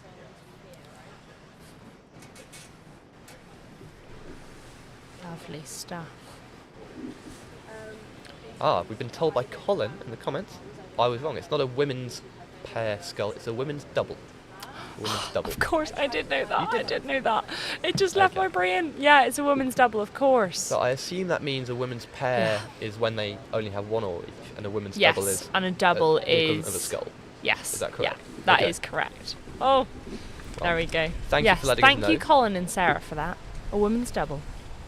I'm learning more about rowing every day. I'm going to be ready for the Olympics. I'll be able to commentate on the Olympics in a few months' time. Well, I that mean, good. maybe. So they are off. Very even start, and it's looking like Leeds have a very slight lead, maybe. Both crews taking Oh, good I know what lines they're through the doing. water. They have, haven't they? Look at that. Yeah, so we're still in the short course at the moment, it seems. So, the paper that we got was wrong. It's not long course, short course. For now. Oh, interesting. Yeah, there we go. That's interesting. So we'll have some more long course later then. And we have breaking news in from that Tyne disqualification. They have been reinstated as there was a misunderstanding with regards to the disqualification. Ah. Oh, and looking at this, the Durham boat, I believe. No, the Leeds boat is coming across a little into the Durham water space, but Durham have opened up enough of a lead That it's all right. that it's okay. Yeah. So Tyne are getting another chance because of that misunderstanding. So that's good. So we will be having Tyne and Durham again after all. Yes. That's good. Durham behind actually and Leeds in front. Oh, apologies, I think I got a little mixed up on the start line. Yes. So it's Leeds in front on the racecourse side. That is correct. Kumar in the comments has said, Chads, come on. We'll let you know when the next Chads boat is on the water. Oh yeah, and Gareth is supporting Leeds. Go Leeds! Go Well, Leeds. Gareth, they are in the lead. I heard, do you know what I heard about Leeds? I heard that Leeds are falling apart again, Oh, unfortunately. how come? They lost the playoff final. They're not in the Premier League anymore. This is Leeds Football Club I'm talking about, I'm afraid. Oh, I see. Now, Sarah, and you're getting the pronunciation of Cam. Right, what's that word? So this was a point of contention for us yesterday. We had Right. a slightly frustrated commenter, I believe, telling us how to pronounce different things, and then talking about our commentary. But it looks like you pronounce that word. Go on. How do you think you would pronounce that Dear. word? Well, can you give me the meaning first? It's one of the teams on the in the Oh, regatta. okay. It's one of the teams. Cam boys. So that I went for Cambois. Actually, I went for the French one. See, I would have, but I'm thinking Cam boys. It's Camus, apparently. Oh. Or Camus. There you go. That's what Gareth has said. Apologies. Camus. Camus. There we go. Well, go on, Camus. You can understand why we got that wrong, can't you? I can understand. A An silent innocent mistake. Yeah. I wonder where the origin of that word is from. Look at that. There we go. Leeds have got a lovely lead, haven't they? They have indeed. Going up to the finish line, this is where we see whether it is indeed short or long Yeah, course. this is when it's revealed. It appears. It looks like it's long It course. looks like it's a long course. Well, breaking news, everyone. Oh, and there we are, under that gazebo. That is us. I'm waving, but you I'm can't waving see well. me. You can't see me. That's Cuff's Boathouse behind us and our little gazebo in front. So all our tech is currently stored inside that building. And believe you me, there is a lot of it. Yeah. All of our tech, which is provided by Tel Radio. Thank you to them. Very good. On the water now, you can see Tyne versus Durham University Boat Club again. It's Tyne on the Pelaw Wood side and Durham on the racecourse side. So it's Durham in the lead in this women's double. Women's double. Yes. I'm learning. Yes, a women's double. Yep. You've got it. That is the women's double. Look at them going strong. Tyne a long way back in this one. Yeah, not much to be said for the remainder of this race. It's looking like a foregone conclusion in favour of Durham University. They're coming up just in front of us now.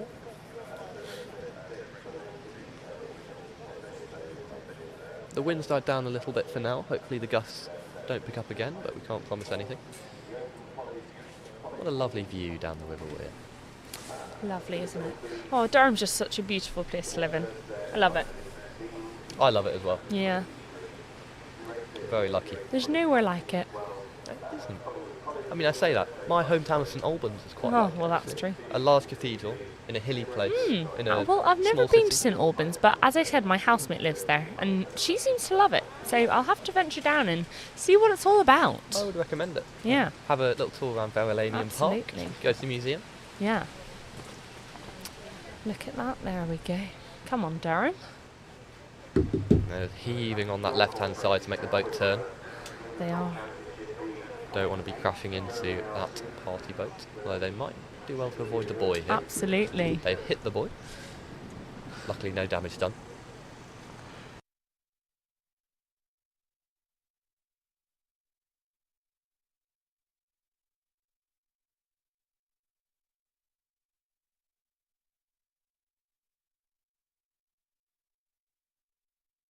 Pronunciation. Camus. Camus. Yes. Wow. Again, that's another club that I would need to look up, actually, in order to work Yeah. out where they're from. So At least it's drilled in. Ah, I'm going look. to do that now. We have Durham Amateur Rowing Club on the racecourse side, and on Pelaw Wood side we have Sheffield. Oh. And this is going to be a short course race, so we've got an 8 here. Wow. Lovely. Lovely start. Look at that. Oh, there we go. Seem to be reasonably in time for the moment. For those who are interested, Camas is a village north of Newcastle, and I believe it is a French pronunciation as well, because we have, of course, a lot of sort of French-sounding place names in the northeast. We have Chester-le-Street, Horton-le-Spring. There we go. There's plenty of influence.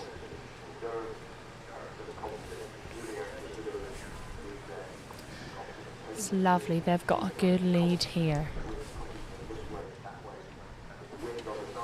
Look at that. But there's always time to bring it back. Always time. Now, it does seem that the weather seems to be improving and we've got some more supporters out, but I do think as it comes into the afternoon there will be more and more people. Indeed there will be. The ice cream vans aren't here for no reason. They are not. They certainly aren't. And I don't want to have to buy out the whole ice cream van, so come along and watch. The food vans are also here, ready to go. I heard there's dough balls for £1.50. Really? I heard. Didn't know that. Word on the street. Oh, amazing. Absolutely. Yeah. When I was here yesterday, they fired up the wood pizza oven, and we had the smell of fresh pizza wafting over for a few hours. I Really nice. love the smell of pizza. Look at that. So we still have these two boats on the water. Yeah, Durham Amateur Rowing Club and Sheffield. Durham still in the lead, I believe. I believe so. Gusts of up to 29 miles per hour.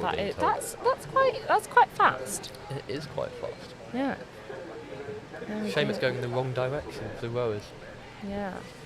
Now, there was a question asked by us a while ago. What's your favourite ice cream place in Durham? Oh, yes. So, have you tried Belly Brutti? Is that the new pizza and ice cream place? Well, it is. I'm Pizza for £4.50. Yes. Absolutely. Very tasty. Now, but it's amazing. But we're not sponsored by them. There's lots of ice cream places in Durham.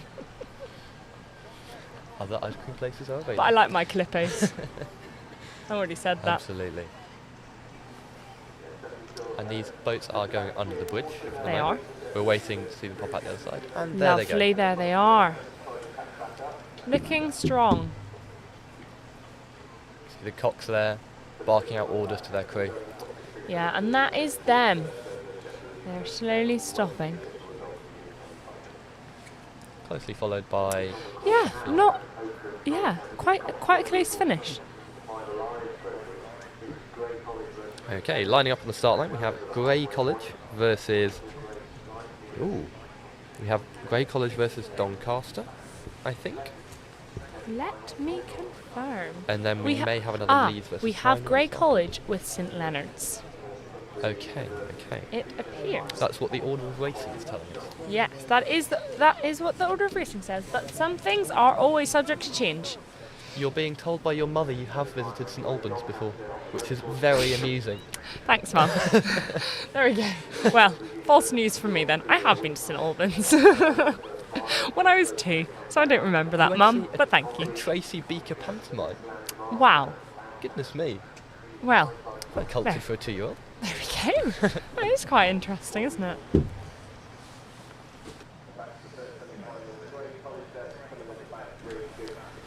Look at that.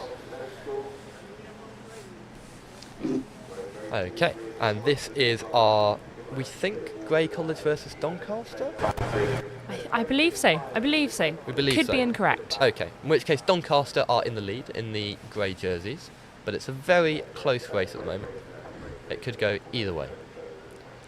Now, on the starting line, we've got Lambton, and so Lambton's on the race course side, and Durham School on Peelaw Wood side. So that will be the next race. School versus school matchup. Yeah, isn't that fun? Yeah.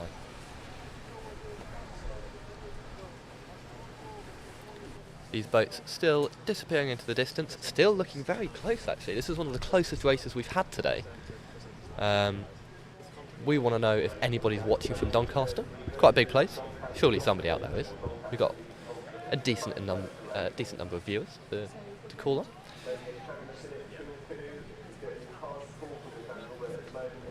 I'm watching two boats just pass in front of us now as well. That's looking like our Doncaster and our Grey crew. Grey about half a length in the lead for the moment. They're still driving away at those oars into the water. Plenty of work needed to go into keeping these boats going against the wind, against the current. There's a lot going on.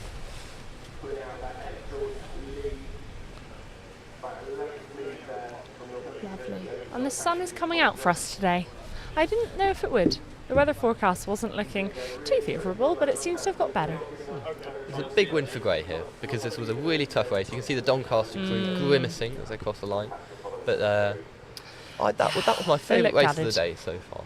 Really? Yeah, that was close, well contested, quick, and nobody veered into further. Now, we are going to wrap up and we are going to pass over to our presenters. See you soon. See you later.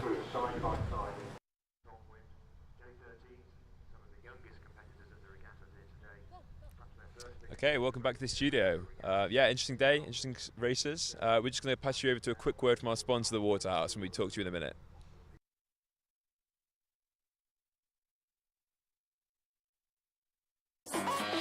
Looking for a new local this summer? This is the Waterhouse.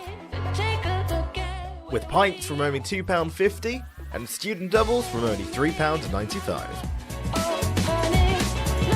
Free dartboards every day of the week. And for only £10 you can book a karaoke room for as long as you like. Whether it's a social or a pint or two, the Waterhouse is your student pub in the heart of Durham.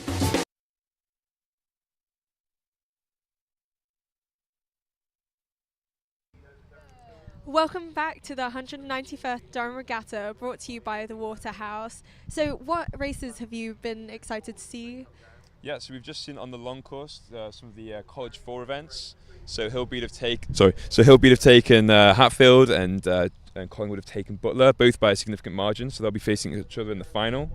So this is on the 1.8 kilometre course, which has like a really, really tricky bend, and they have to go through Albert Bridge, so it's really demanding on the rowers and especially on the cocks. What about you? What have you been watching? Well, it was a shame to see St Cuth's beat South, as a proud Southie myself, but Hatfield have had a very strong streak this morning, beating Collingwood and their big rivals Castle.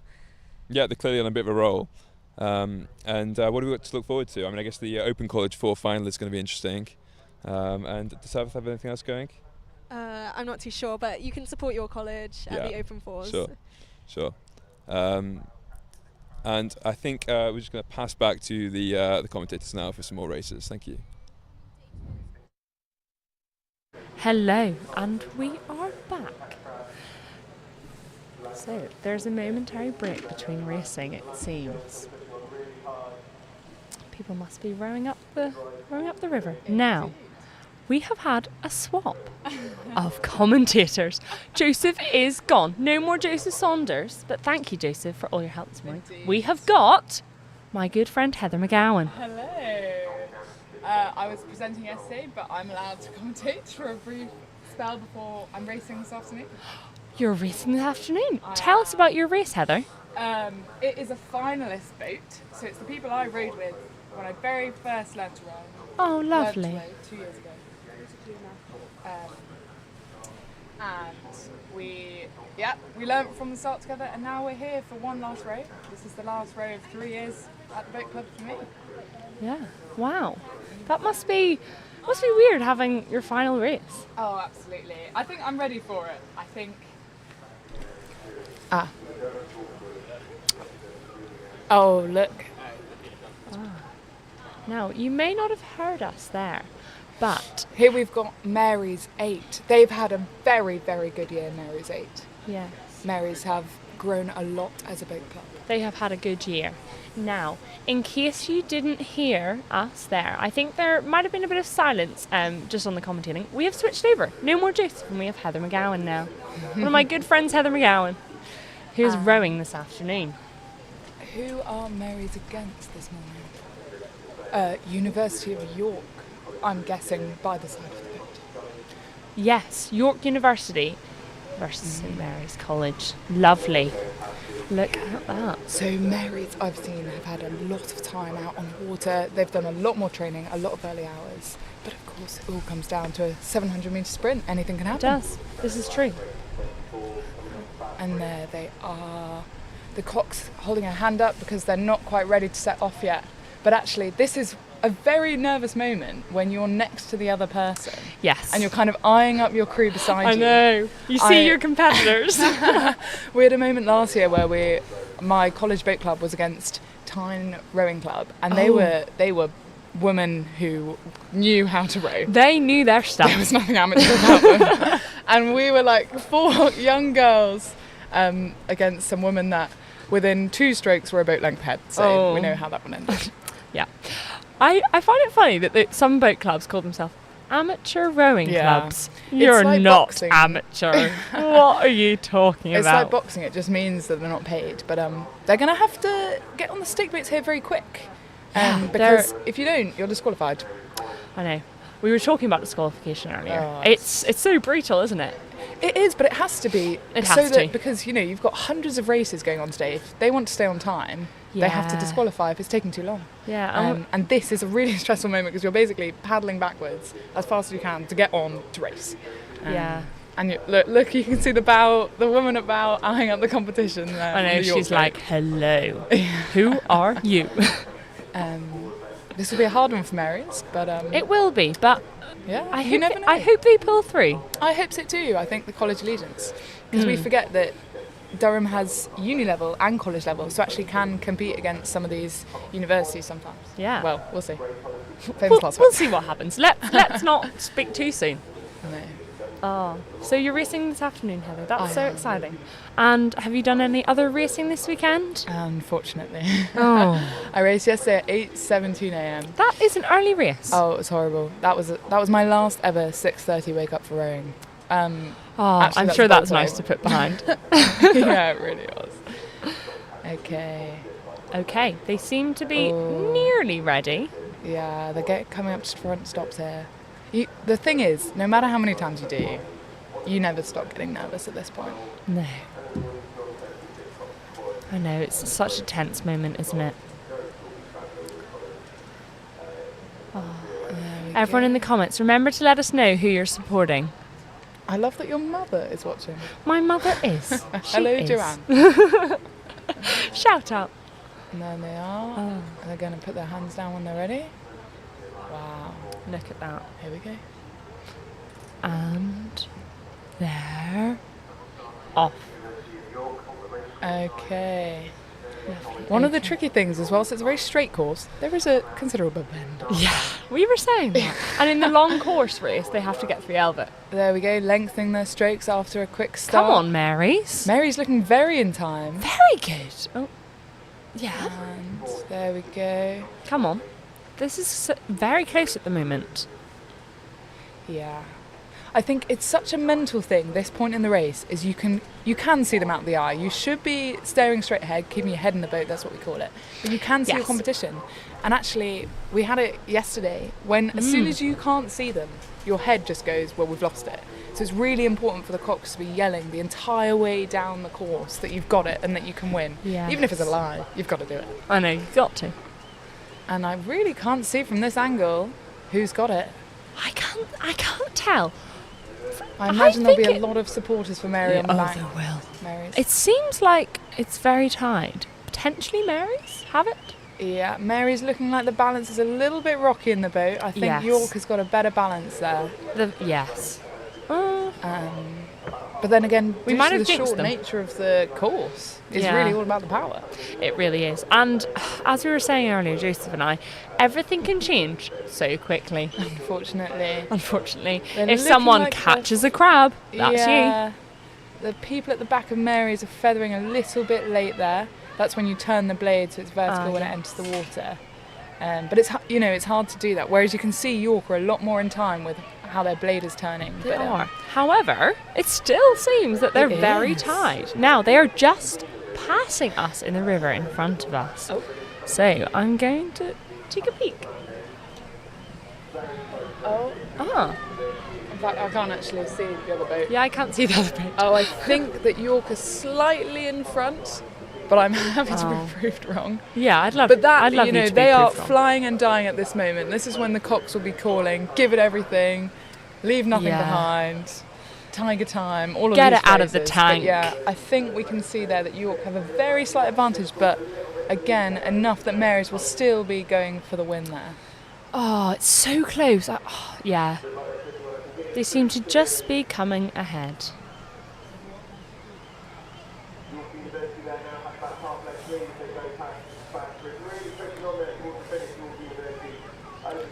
And there we go. Okay, so about a boat length victory for York St John. York University. York University. Too many Yorks. Too many. Yeah, Not but too Mary's many. putting in a very, very solid and admirable performance. Oh, they bless them. They were close. They're going to be gutted about that. Well, yeah, you can see the celebrations there. Well, more the exhaustion. Yeah, but there's more some the smiles on exhaustion those for now. faces. Oh, look. Yeah. Oh, bless them. It's always a nice moment, but I think so. poor Mary's too. Yeah. Well, do you know what? Mary's rode a really good race. They did. And this is the thing. It's not always about winning. It's about taking part. Okay. You don't row anymore, do you? No, I don't. But yeah. But you know, they've got out there. They've given it their best shot. They might have not got the result they wanted, but is this Durham University coming back up? that is Durham University coming back up. They don't often row on this river. They often just train it on the Tyne. So I think that might be why some of the oh, here we go. Oh, this is a school? This is Yarm School. It appears. Yarm Very School. good rowing school. And Durham Amateur Rowing Club. Not so amateur, as we said. Now, the short course race is 700 metres, whereas the long course race is 1,800. So it's quite the difference, isn't it? Look, there's the Lambton Cocks. I love these angles that we've got here. I Look know. at them. There's the eyeing up. And this is a Coxed quad. So they... Lovely. Lambton have a stern loader there, which means the Cox is sitting in front and can see... Well, she's sitting at the back and can see all the rowers. That's the word I couldn't remember earlier. Stern loader. Yeah, whereas Yeah. Yarm have a bow loader. I think bow loaders are typically better, but it's harder for the Cox to give direction. So, This for is the example, thing. in this Yarm one closer to us on the screen, she will probably not know what to say.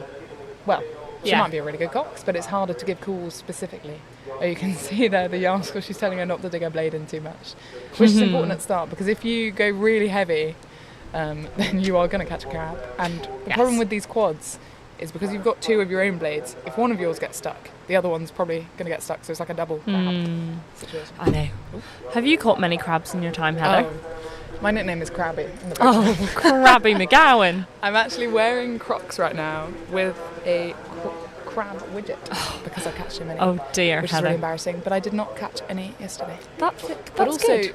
I sit at the front of the boat in stroke, and because you're kind of setting the pace, it means if people rush behind you, my blade will blade will naturally come out later, which means that it's more likely to catch a crab because you're kind of setting the pace. If everyone rushes you, which they typically do, then stroke normally catches many crabs. That's what I like to do myself, but it is actually true. Yeah.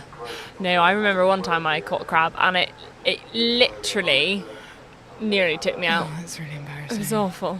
But it Although wasn't in a race. I am very, very quick at recovering from them. I've got a lot of practice. So for me, I've never done like a race losing one. But here they go. They're ready. Sharp and ready. Come on. Oh, we're just, presumably waiting for What does catch a crab mean? Oh, that's a great question. We should describe it. Yes. So, catching a crab means when you are late to take your blade out of the water, everyone else has kind of taken it and moved on, as you can see there. People are moving very quick, whereas if you stuck, then your blade kind of digs into the water and holds up the whole boat, because that's kind of like the one piece pulling against the rest of the boat, which is flying out because there's nothing to resist the water. And the handle will basically just come flying at you, and it can like knock you out of the boat. Yeah. In some cases. There's been a fair few because it's a very common thing to catch a crab. So if you keep watching, we'll let you know if there is one. Yeah, I'm sure there will be some today. Okay. and a very strong Reasonably start from close. both of them. Yeah. I think you can really see from Lambton that they are working hard, that they are pulling and pushing through their legs and not their arms, but they look like they're working very hard. Whereas it looks like it's a bit calmer from Yarm, but actually Lambton are in the lead. And unfortunately, for a lot of it, if you start very strong, it can be hard to keep up because whilst it is 700 metres, that's 3 or 4 minutes. I actually don't know. Feels like a long time. It does. I was thinking that. I thought it would go really quickly, but it's a long stretch of the river, so it takes them a while to get up. Up the river. Up the river. Yes. Yeah. Yes, it does. So I got distracted reading the comments, saying you're getting the pronunciation of Camus correct. You're learning. Yeah, Camus. Yeah, I made that mistake last year. Never again. Yeah. Well, that's what you do. You learn. Well, Joseph called them Cambois. Oh yeah, easily done. I thought it was Cambois. It's not. Yeah. It's Camus. No, I learned that. Then I thought about Cambridge. Do I call it Cambridge? Cambridge. Cambridge. Cambridge riding. Here we go. They're pulling away, and the rowers will be able to see this in Lambton boat. They'll be able to see, and it really is that mental thing. When you can see you're pulling away, that just makes you want to go even harder. And it's really hard now. The Cocks will have to be working hard with the Leonards, with the Yarm School, to keep them in the race, to keep them motivated. And lining up now on Pillowwood side, we've got St Peter's College, which is not a Durham college, but it's St Peter's College. And on Racecourse side, we have York University. So they are lining up and they are getting ready to go. Looking like quite a strong victory. That's quite a sizable lead at the moment. They really didn't have that much of a lead at the start, but we could see already that they were more powerful. Yeah, so they are made that looking difference. calm. They've got a nice tidy finish, and I do think Yarm should be proud of that. Yeah. Thank you for all the comments, everyone. Keep commenting. Tell us where you are in the world. Are you in a sunny place? What's the weather like with They you? look tired. I do not blame them. Oh, bless them. Tell us why you're tuning in. Do you know someone that's rowing? Let us know.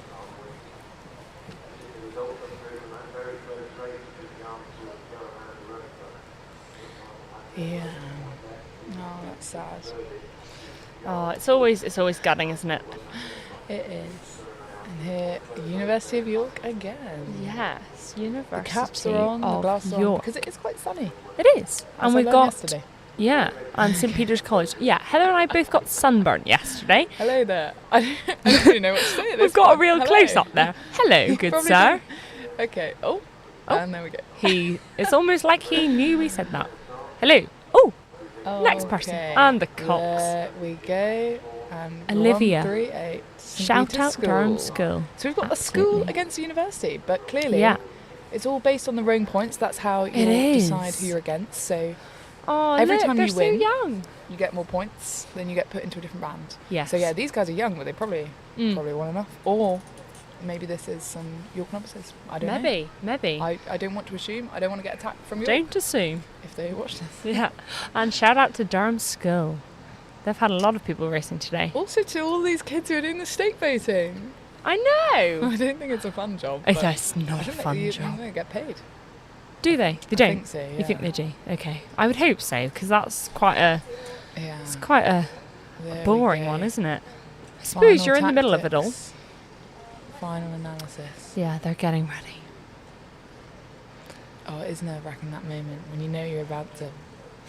Oh, it is. It's. I think for me as well, it's the stress of at the start. I think that's the thing with rowing is that I know that if I make a mistake, it's the entire boat that's suffering. That's what I Yeah. always find hard about the sport. But Now we've just got word that on their way back, Lambton nearly crashed into York as they were rowing back down the river. That wouldn't have been good. no, but it's a very narrow channel, and you're trying to row up quickly because you basically, when you row back after your race, you've got these marshals and they shout at you during the break. They're like, keep going, and the last thing you want to do when you've lost a race is like turn and go back. Yeah. If you've done it right, you should be very, very tired. Watching from Sedgefield as a Hatfield alumni. Oh, I'm sure you're proud of Hatfield. They're doing well. And there we go, a strong start. Bit of a slower, more controlled start from University of York. We've they're got some pulling names away. of the people in the stake boats. Harrison and Quinn on racecourse side. Good job, guys. Thank You're you, doing Olivia. it. Olivia, could you let us know if they're getting paid? Yeah, Olivia, are they getting paid? And York looking pretty strong. They're looking like they're putting down a lot of power, working hard, strong tap downs from University of York. Lovely. And Lydia's watching from her submarine. I wonder where it is. Is it in the River Wear? Is that ironic? I can't tell. Oh, that's really exciting. I wish it was true. Oh. And lovely. Looks like it's going to be a pretty convincing victory if University of York can keep this up. Seems so. And St Peter's just looking a little unbalanced. You can see on bow side it looks like they're slightly higher. It's easier for them to get their blades off the water. Yeah. And there's a lot of rock, which is not what you want, because it just means you can't put as much power on. Now, Lydia said her submarine is under the stake boats. She's getting good view. Well, Lydia, can you please ask if they're getting paid? Oh, Olivia's just told us. No. We're all volunteers. No. Well, Olivia, something needs to change. Something needs to Olivia, change. I mean, so are we. Whether you enjoy it or not. Yeah. If you enjoy it, then that's okay. But I imagine it's quite hard we work. can see them coming in front of us now. This boat's just passing us in the commentating booth. There they University are. of York looking very calm and controlled. Very even They are. handle heights. They look like they've rowed together a lot. Yeah. I don't think they're... There we go. Someone says, "Let's go, Heather." Oh, thank you, Jeff. Oh. Do you know Hi, Jeff? I do know Jeff. Okay. So now I think what we've got here is a bow bucket rig. Oh. boat. She knows So her what stuff. that means is it's bow side, then stroke, stroke, bow, if you're going from stroke, which is just a different way of doing it. So that's probably because University of York's bowman has a good stroke rate, which means calm and controlled. So you can see it there, they're uneven. And they wanted him at front. Also, it's to do with the balance of the boat. Sometimes it's to do with the weight. But it's an unconventional way to rig your boat. Yeah. Hello, the Bamforth family. I know Mash Bamforth. Yeah, So that's great. he was And here we go, Bamforth. another race. This looks like a school against a university. Yes, I believe it's Castle College against Yarm. Okay. Now, when we talk about Yarm, we always say in our boat club, we're going to get yarmed, which basically means you're going to lose to Yarm. Yarm are a very, very good rowing club. Now, I met one of their coach's fathers this morning. The coach's fathers? Yes, coach's father. Lovely. So we give a shout out to Ryan earlier. So Ryan, you must be doing something right because they're doing really, really well.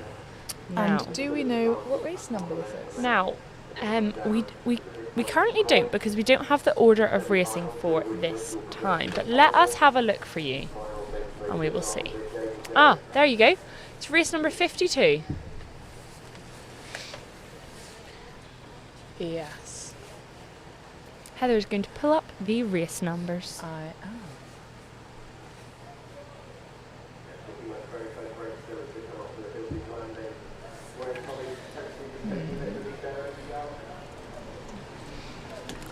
Well, hello, Bamforth family. I'm sure you're very proud watching Hamish today.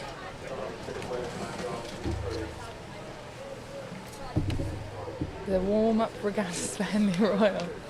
Absolutely. Of Mash course. is in both the composite and the St John's 4. I feel like the composite might have rowed this morning. Did you see that? Yes, they did. I saw them. Did they win? John's composite. Ooh, Identical twins. good question. Really? Yeah. Oh, I didn't know that. Well, I can't remember if they won. I don't know that they did. Were they against Durham? I saw two John's 4s. A men's one? Yeah, two men's. A composite and a John's men's. Well,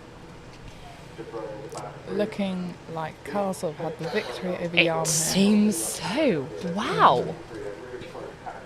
That was a strong finish. Look at that. Yeah, and I think the interesting thing is you've got the reputation of the clubs, but actually it all just depends on the lineup. Look, we've got a little celebration there, a little slap of the water. Lovely and here we've got stuff. some octos. Wow. So octos is when all 8 rowers have 2 blades.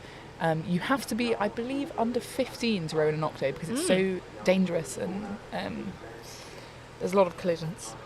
Yeah. So there's normally a lot of accidents. It takes a long time to stake boat, but we didn't see that, unfortunately. So we've got 2 junior races here. Yes, it is. Let's have a look. I believe it's Lampton. Oh no, hang on. Versus It's Yarm.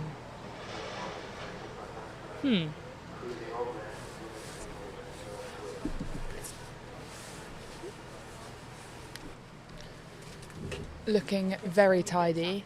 When you've got 16 blades moving at once, it's very easy if one falls out of rhythm for it all to kind of collapse, because what you've got to remember is these rowers can and should only be able to see the person in front and are following their rhythms. So if someone in the middle catches a crab or stops or something happens, it's very easy for everyone behind them to fall out of sync, unfortunately.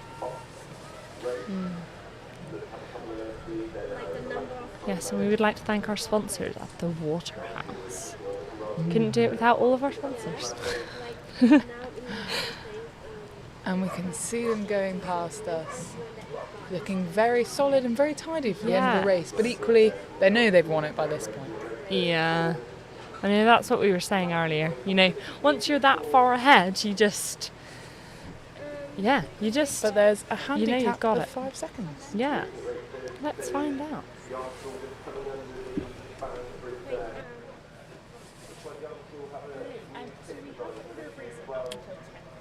And finishing tidily, strong finish from Yarm School there. They look like they know what they're doing.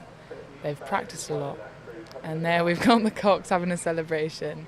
And honestly, it feels so great to put in a solid shift and to finish. And here we go, we've got some more 8s racing. This looks like a Masters division. Let's see. Can you tell us who this is? It looks like Dark, who are ahead. I can recognise their blades. So yes, Durham Amateur okay. Rowing Club. We've got T's. Okay, it's T's. On the racecourse side. There we go, we are caught Who's up. on the racecourse side? We have got T's on racecourse and Dark.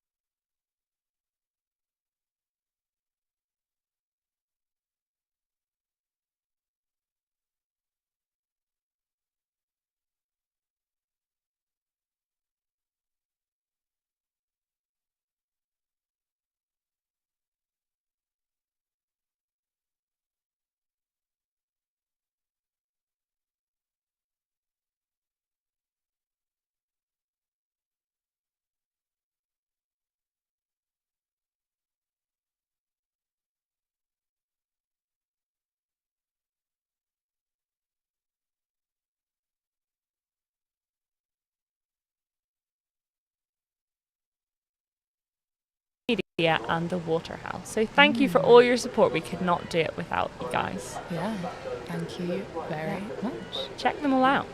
I hope they're watching along. You can see. I hope so.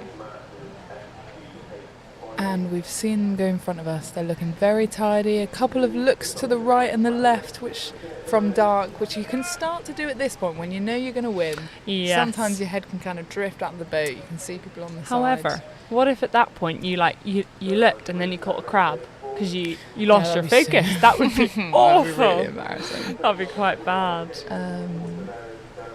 And T's still going through to the finish.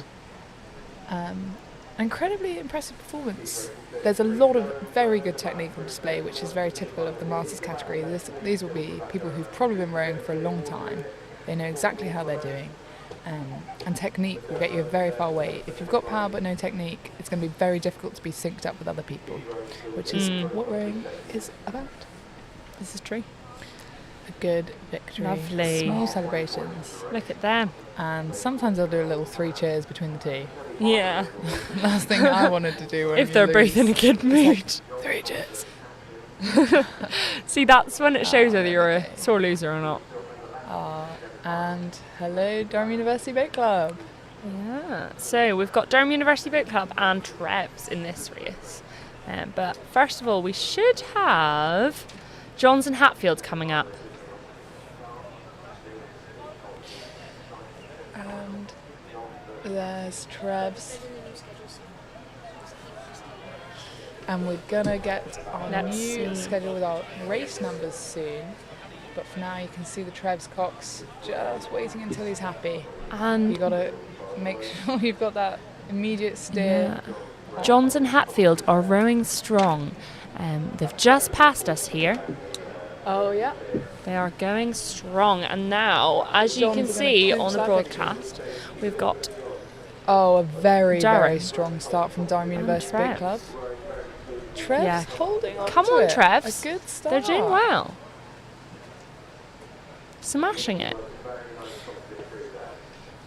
And what you can really see is that Durham University, they're taking their time over their strokes. They're really making sure they engage the legs and have a full stroke rather than going fast. It's all about the power you can put down. Trevs are getting a bit stressed, a bit Yeah. rocky. It looks a bit splashy. It does You look a can bit see splashy. the blade kind of bouncing as it goes back. I know, from they need stroke. to keep cool, calm and collected. Yeah. That's just a balancing thing. Three And actually, Cs. when your blade's kind of bouncing and wobbling, it's a lot harder to focus on putting your Yeah. power down. Mind you, they look pretty close right now. Yeah, they look very close. Yeah. Look at that. Doing very well. Yeah, so this is Durham University Boat Club and Trev College from Durham.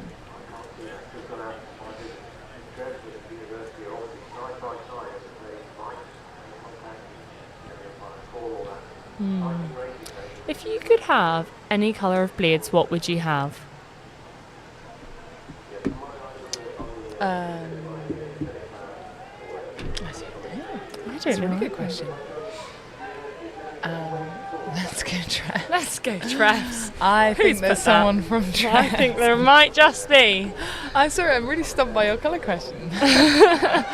Looks like Trevs are pulling ahead of Durham University Boat Club here. Yes, yes, Oh, Trevs wow. is doing it. We can see the Trevs Oh! Trev spectators are sprinting They're alongside. sprinting. The atmosphere is incredible. There's people running They are left, right running. and centre. Come on, This is Trevs. a really good victory for Trevs Oh. if they can hold them off, which Wow. I think they probably can. Wow. We're making history here. Come on. Now, this is incredible. Wow. Oh my good goodness, look at the performance smiles on their from faces. Trevs. Yes, Trevs. He knows he's got a highlight 3 seat. Yeah! Good job, guys. Wow. Pretty proud of that one. That's incredible. Wow. They smashed that. That's the thing. It's always nice to see a they've college been training together. doing so they well. look like they were working hard. They were putting it down. They got their balance through, and actually they put down the power. Yeah, I thought it looked a bit rocky, but Well, I think They it had does the at the control. start because basically at the start you're going from completely stationary to suddenly a lot of crews will do kind of 2 very fast strokes at the start. And then they'll Yes. settle in, so you might hear the cocks shouting like draw, draw, spin, spin. And then they really settle into it. And so in that first brief period, you can be trying to find your balance, and it can be difficult. yeah. And there we go. You can see that the race was- course. Yeah, that was race number 56. There's us. There's the PalTV. Yeah. Oh. Now, Johns versus Hatfield. Oh, let me see. I believe John's won that race, Charlotte. I believe so. Let me see if I can confirm that. That's the one that we saw going past. But unfortunately, we're trying to cover full races here. And because there'll be kind of two going at the same time, people at the start, people midway, we want to cover a full race for you so that we can bring you the results rather than just show you a clip. Yes. Now. Yes, the composite Johns won by 1.5 lengths. Congratulations. There we go. To the great Come on. composite. That is Finn, Louis, Guy and Nash. Cox by Rosie. Lovely. I know. There we go. Good job, guys. And here you can see Cuth's Boathouse, who have kindly let us use their facilities today. It's lovely. And our gazebo is just behind the Oddballs ones there. Yeah. Well, does it make you want to get back in a boat, Hannah? Well, Heather, we were talking about this earlier because Joseph really was convinced I was quite the rower. I know, I heard. He was. I was brushing my teeth, listening to PalTV, and he goes, "Now then, you're a rower. Can you tell me about this?" And I knew you would not be able to answer it. No, I was like, I don't know what that is. You went, "Now you call me a rower." Yeah. Yeah, I just thought, how are you going to answer that one as to whose fault it is when people go in the bank? Was that the question? I think so. Oh, I think it was. I was like, well, I'm not going to blame the You cops. said sometimes it just happens. Sometimes it just does. Sometimes. Okay, I can give a couple reasons. Sometimes the steering is off on the boat, especially with a lot of college rowing. We've got a lot of boats, but not a lot of money. So sometimes, it's really quite a all hands on deck effort in terms of who's fixing them and looking after them. It's a lot of the times it's students. We've got a little poll there. Well, who do you think is going to win? Well, we actually did say. So it'd be interesting if, you can still vote. I think, so that might be one of the reasons is the steering's off. It might just be a power imbalance. That's what I said. If at the start, for example, on one side someone catches a crab or doesn't put any power down, and the other side is putting all their power down, they're naturally going to steer. So sometimes the power imbalance in the boat, if you've got two of your stronger rowers on who are rowing on stroke side and then two weaker ones on bow side, you're naturally going to turn the boat even without the cock steering. This is true. And I'm going to give a shout out to Avesta, whose mum is watching. Avesta's helping us out this weekend, being a producer, I believe, and camera operator. Is he standing at the start line and he's basically just texting us every boat that goes down? He is fundamental to this process. He is really letting us know about basically everything we're saying. Couldn't do without him. No, and there's a team of over 70 people helping with the PalTV broadcast over the weekends. We're very, very grateful for everyone pitching in.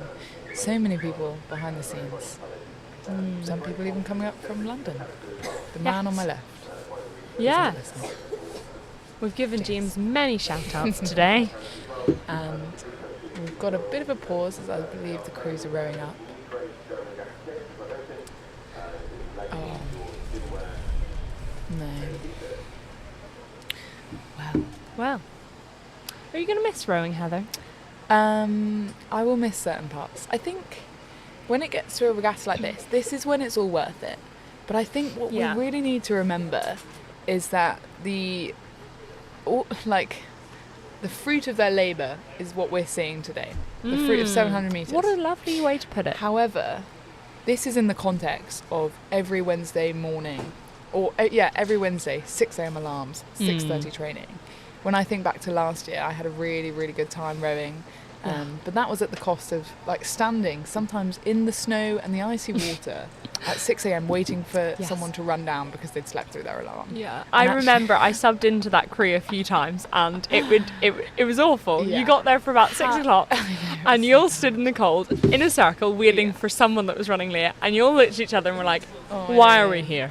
It was awful, but equally, it was so enjoyable. I had such a good time. You really do bond and work together, and that's such an important part. Is if you love the people that you're in the crew with, you'll kind of put up with each other and you'll support each other. And actually, what you need to remember is, whilst you are training 3-4 times a week, possibly even more. Now. The drone. The drone is showing you exactly where we are. So, we are waving. I don't know if you can see us, though. Can you? Yeah, look at that. That is where we are, commentating for you. Hello. You can see me waving. Wow. Now, I have a little update for you. Lambton and Tees are about to start their race. Lambton is on racecourse side and Tees is on Peel Wood side. Amazing. Following the drone all the way down to start, and you can see people starting to arrive, cars starting to fill up. but It's getting really, busier. There. There's teas. They are ready. They've got their They've got aviators. aviators. That is an interesting choice. Wow, Now, Heather, yeah. we were talking about rowing fashion. Oh, Is yeah. it great or is it questionable?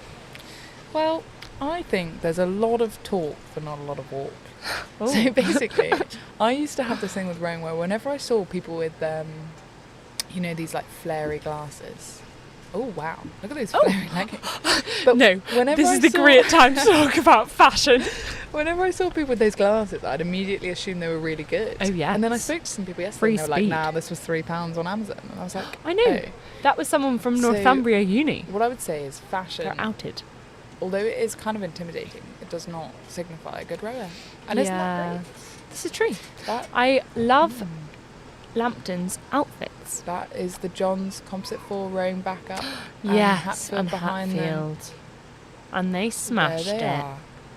It's a nice row up when you've won. Yeah. Oh, absolutely. It's literally your victory But when lap. you've lost, That's when quite you sad. wave to the sidelines and then you can see Hatfield Blades there coming back up. Disappointing loss for them. It looked like about a length from what we could see, but unfortunately the camera was not on it. We do apologise.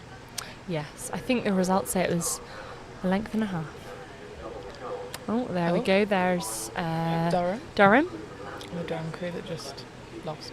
Sorry. Yeah, they Don't know what else lost. to They say. lost to Trevs. What else can you say? Well, we don't know which crew that was. No, but I would be interested to know. Now, And- Lambton and Tees, they are ready to go. And this is the semi-finals. This race. Oh, a very strong start. Look at it. Lambton look are like they're- pushing on. Lambton look like they're convincing start there. Yeah. And what we've got to remember is they are so the bow person, so the person at the back, is steering with their feet. So they're going to be looking over their shoulder and checking where they're going, which is a very important part to Yes. staying on track. Because also, if you're kind of veering around, it's going to be way less efficient for getting. Yes, exactly. Very strong start. Oh, a gust of wind. I heard that the wind is about 30 miles per hour. Oh yeah. It's quite quick. Awful conditions. And this is when technique is really, really important here. You've got to be pushing your blade down strong, which is what they call a tap down, to get it out of the water. And it is quite hard in these blistering conditions to be. Blistering, that's the word I would use. It's a good word, isn't It is a good word. it? And it looks like, is it Tees on Peel Woodside? Tees on Pila Woodside and Lambton on Yeah. Racecourse side. Tees coming back. Look. Wow, they See? really did make it up, didn't they? Absolutely, and you can see Look at those turning around and leggings. staring. Look at that incredible drone footage. Such good drone footage.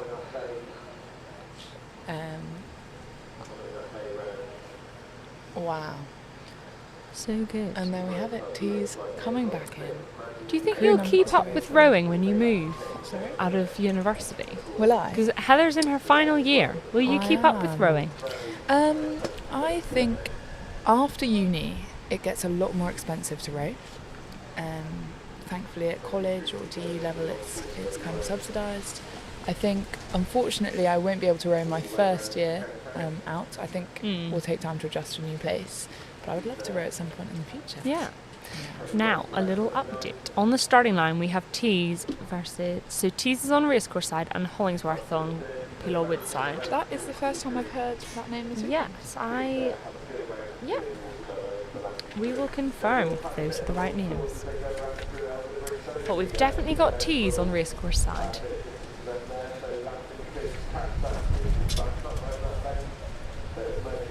Lovely. Strong victory from the Aviators. So good. there. Yeah, the Just, aviators must do something. I don't know. However, they are in the long course race. So they are not finished yet. They have They're gonna got keep going round. another... Yeah. So it is all Quite a few playful metres to go. in the long So- course race. Yeah, the long course race is 1,800 metres. Yeah, they've got to get through The tricky angles of Albert Bridge. Yes, this is true. Absolutely awful. I've coxed through there once. Never Have you? again. Yeah, it was awful. Oh, I'm I didn't know you'd coxed before. I know. Only the once. And Not so again? I was moved to stroke, and our coach was like, "You need to go to see to see what it feels like in the cox seat, to see what the rush feels like." So the rush is when everyone in the boat is moving faster than the people at the front. They're kind of rushing the slide, is what it's called. And we can see them going through Arch 2 at the moment. This is a tricky one to steer. This is Hopefully tight. they can get through at race pace, especially if people haven't been here before.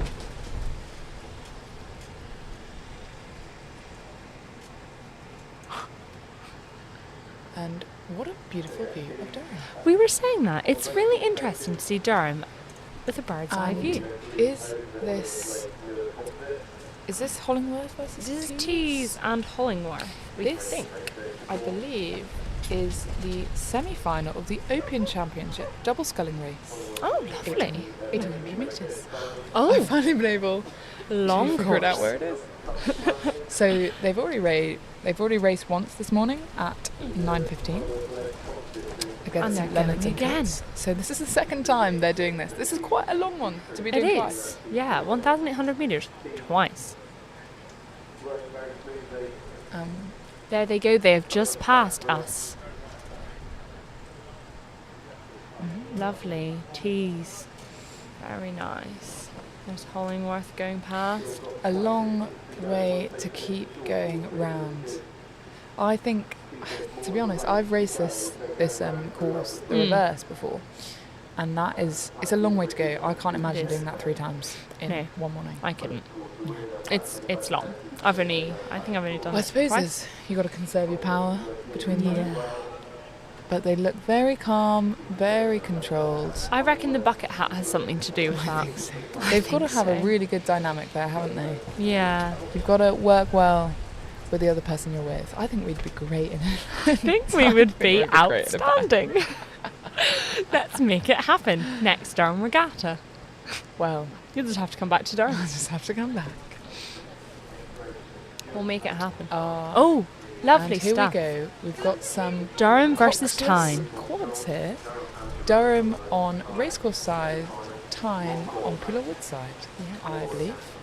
And I again, believe here we've got 8 blades, 4 people, and steering. There's a lot that could go wrong here. There is a lot. And you can just see Tees just trying to edge away from the bank a little bit. I think I recognise some of these Tees rows from last year. Really? Yeah, they beat us. Oh. These are the ones that were not so amateur when we were the youngest. Yes, I was saying about my looks race like last they year. might need to check their steering a little quicker. But again, Durham, this is their home turf. They've raced this course many, many times. They know what they're doing. So they know how to navigate it, but it's looking very close. Look at this drone now. I mean, it's just incredible. It just is, isn't it? Here we go. Neck Lovely. and neck. Durham perhaps slightly ahead. But once again, you can have a real push there. Yeah. I think without a cox, it must be a bit harder to kind of tell each other what to do and give live feedback whilst you're racing. You've really got to trust the team to kind of know when to put down those powers of 10, when to put in more effort if that's something that they're doing as a crew. Yeah. But they're looking very capable. They've got exceptional form there. You can just see they're all feathering, which means Lovely. turning their blades at the exact same time. This is very, very good They're racing. so smooth. And this is such a lovely shot of them as well. They'll be so pleased to watch this back. Durham versus Tyne. See, that's a lot harder to navigate when you've got the 2 blades, isn't it? I believe this is the Women's Championship Cockless Quadruple Sculling Race over the 1800 metres. And this Lovely. is the semi-final. Yes, this is the long course again, so that means they have to go through the tricky bridge. They have just passed where we are. Just past us. And once again, it is their second race of the day. They're racing to get through to the final at 12:30, and Tees are pulling ahead. Wow. This will be a tricky one to navigate through Albert It Bridge. will. We haven't seen any crashes yet And today. I'd hope that Durham have practiced. We'll hope this isn't the first crash. I think what's really difficult, and you notice this when other crews come down to Durham, is if you haven't gone through this bridge, it's very hard to navigate. This bridge was not built for road brakes, fair enough. No. Probably was built before them. Probably. But I pity the people who, like, this is their first time trying to go through it. Oh, it must be awful. Yeah. I'm sure most people. Even going have through been once a year, before. that's not really good practice. No, it's not. And then here we've got Durham University Boat Club. On the Pilorwood side. I think they're either against Leeds or another tees. Oh, Again, let's this have a is look at the colour other boat. semi-final in the women's championship, Cockless quadruple sculling race, 1800 metres. Lovely, lovely. Let's have a look. Yes, we've got Durham on the racecourse side.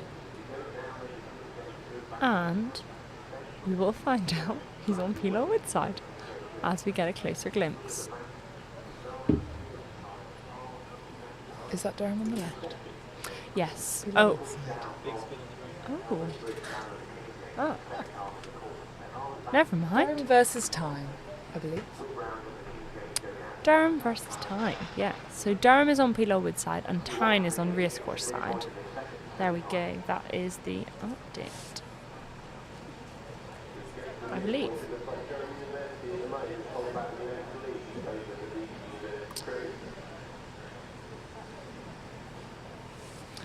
Lovely stuff. Crew number 146. Hang on. That's not Tyne. No, I believe that is Leeds University. Leeds That looks like University. the colours of Yes. Leeds University. Apologies there. Apologies. It gets confusing when It we can't does. see. When we can't work it out. But Durham looking strong. Hopefully they've once again practiced. Yeah. But this will be an interesting one if we can see through Albert Bridge. But I think due to the Yes. winds, it's quite hard to get the drone out there at the moment. Yes.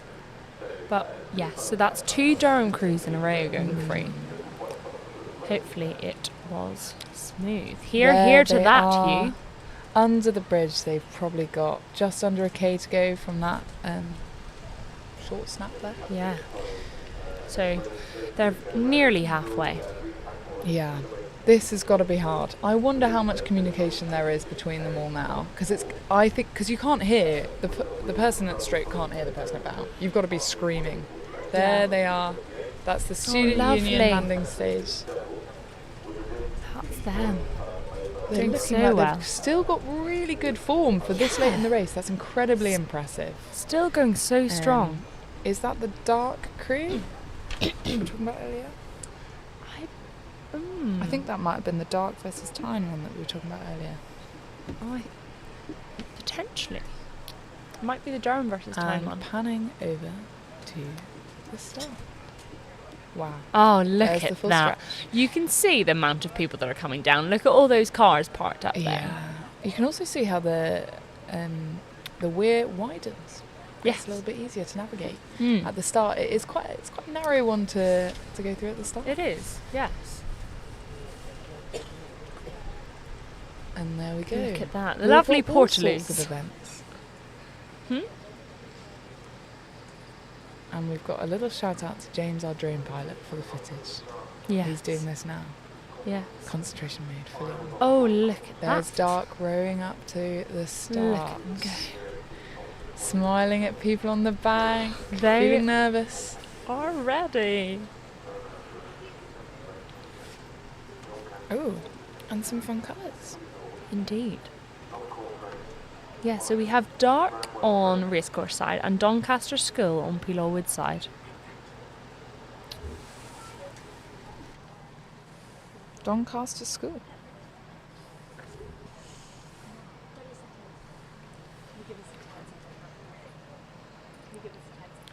They look like they know what they're doing. Oh, and we've got Durham Cathedral. Lovely. Lovely view. It is a lovely view.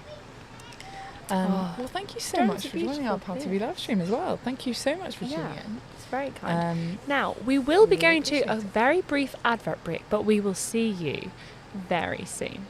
Thank you for joining. Thank you. Bye.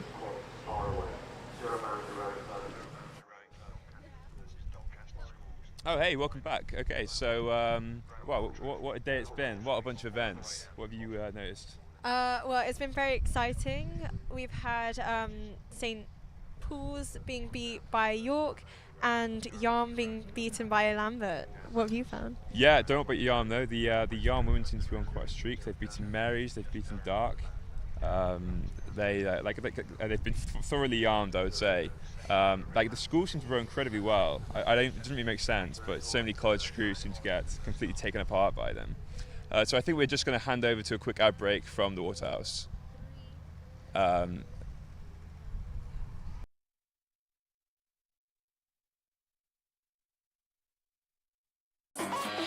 Looking for a new local this summer? This is the Waterhouse.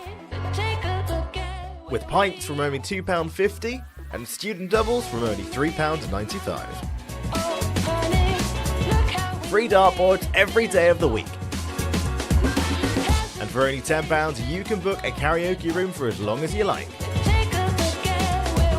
Whether it's a social or a pint or two, the Waterhouse is your student pub in the heart of Durham.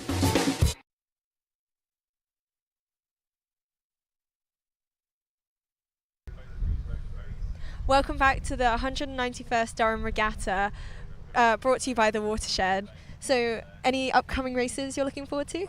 Yeah, so we've got the final to the Open College 4 and the Open Women's 4, so that should be a good race. That's on the longer course again, so definitely keep an eye out for that one.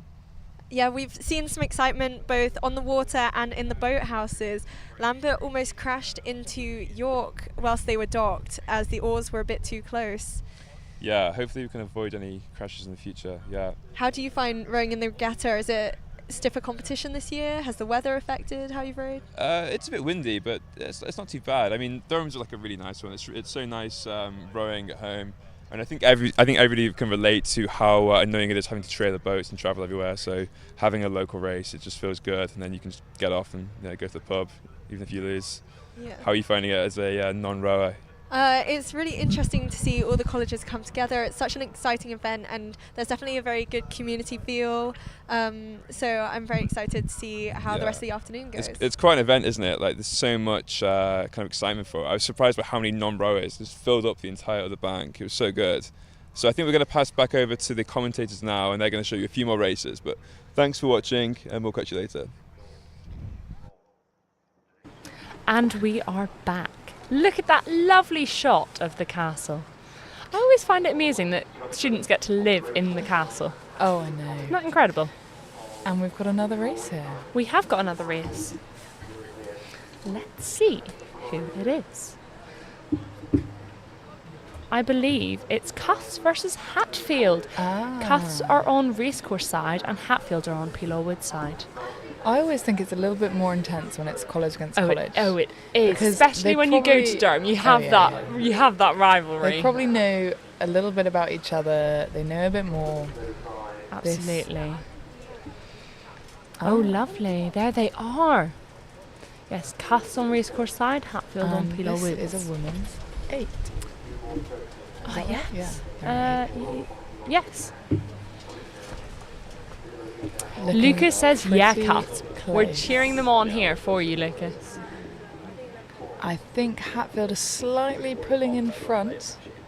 And we've got shout out to Scarlett Barris, who is Cox and Cuths. Lovely. Shout out to her. Cox. And the Coxes are probably yelling at them. The Coxes are probably the ones that are going to be eyeing up the competition next to them. Likely There'll be people cheering on from the bank.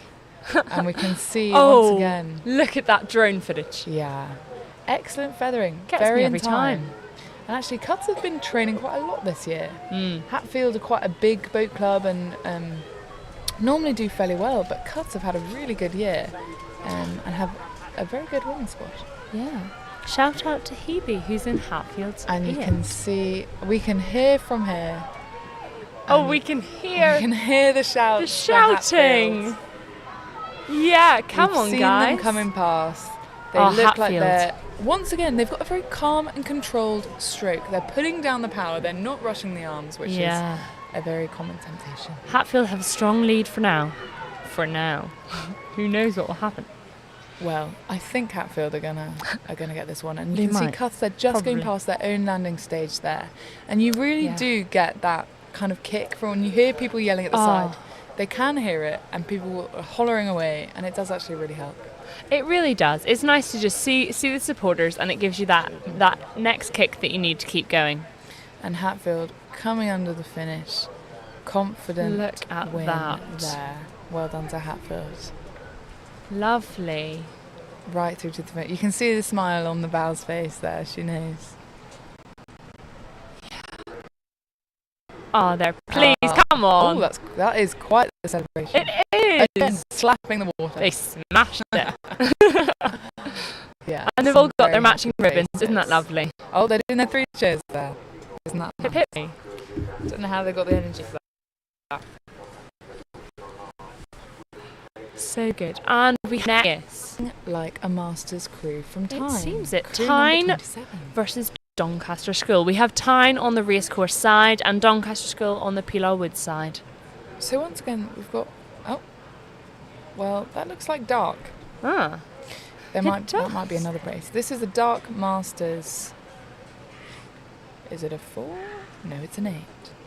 Ah. There we go. I don't think they know they're on camera. No. But again, I once suspect again, not. this is Dark's home turf. Durham Amateur Rowing Club. Yeah, this is a Masters event.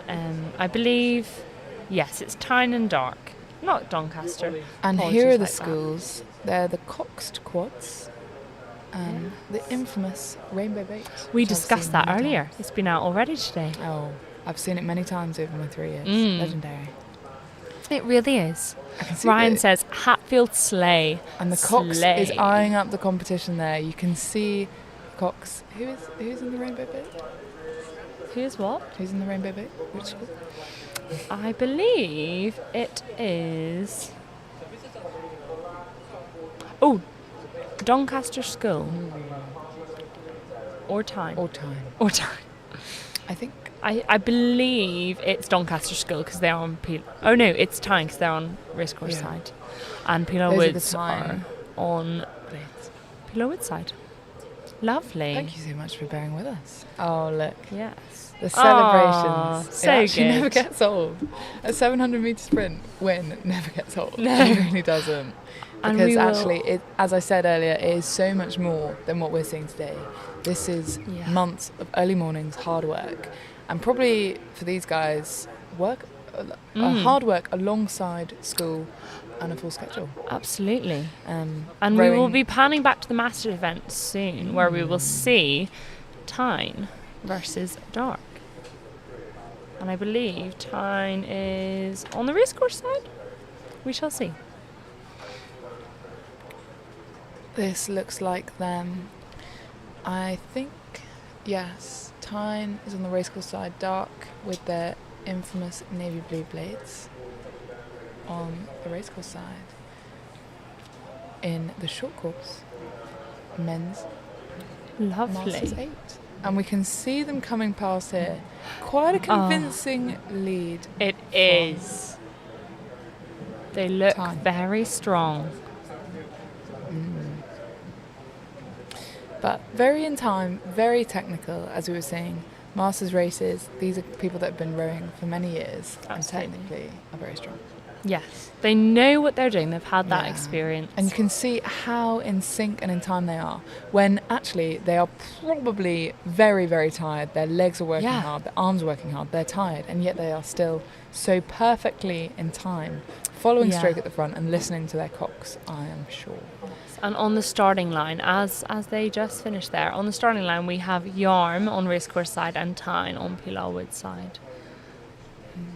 And there we go. That's Tyne has won the Masters 8. And Dark is coming not too far behind.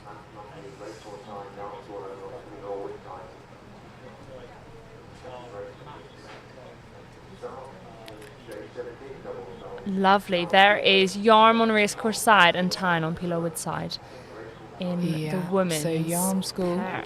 Once again, these are coxless pairs. And once again, you can see, so they're steering with their foot plate.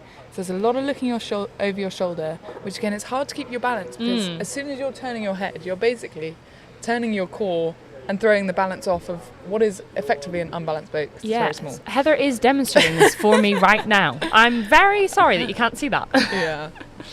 If only. But actually, yeah, that's why people always say you need to keep your head in the boat. I mean, they can't now because they're turning. Oh, look at that. Looks like, is it time?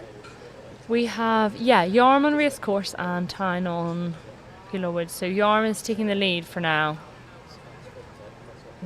But as we know, this can all change.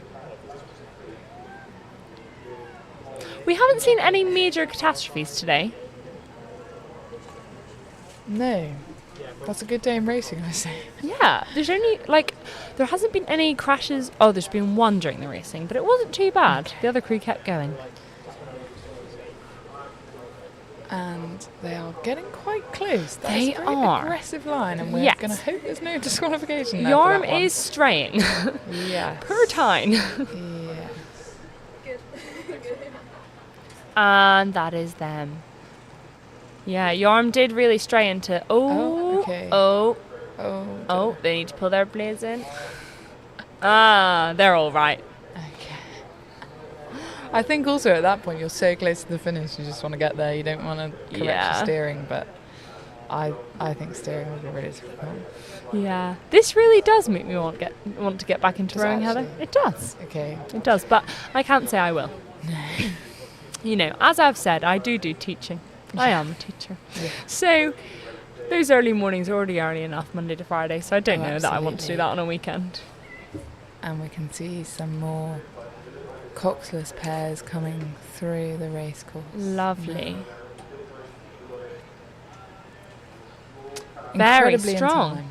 So in sync. You've got to spend a lot of time together in making sure that you put down your power at the same exact time. Absolutely. And once again, an interesting, steering. Yes. Because if you steer into the other person's lane, that is disqualification, It even is. if you win. So I hope that Yarn weren't disqualified over that race. Now, I think they corrected it. Yeah. I think it's if you impede someone else. Yes. On their someone else's chances. rowing. Yes. If they're having to stop or slow down. And once again, we've got our drone panning to show you the full length of the race course. And here we are, back at the start with some more coxless quads. Yes, we have Yarm on Pilowood side. Yes. Is that And Leonard School? potentially. Trying very hard. St Leonard's School on It's Racecourse St Leonard's School. Yeah, Wow. and Yarm on Pilowood side. 3 years, you'd hope I'd learn a little bit. Every Little Helped is the name of their boat. I really like that. I like it. Have you got a boat name? That you would name your boat?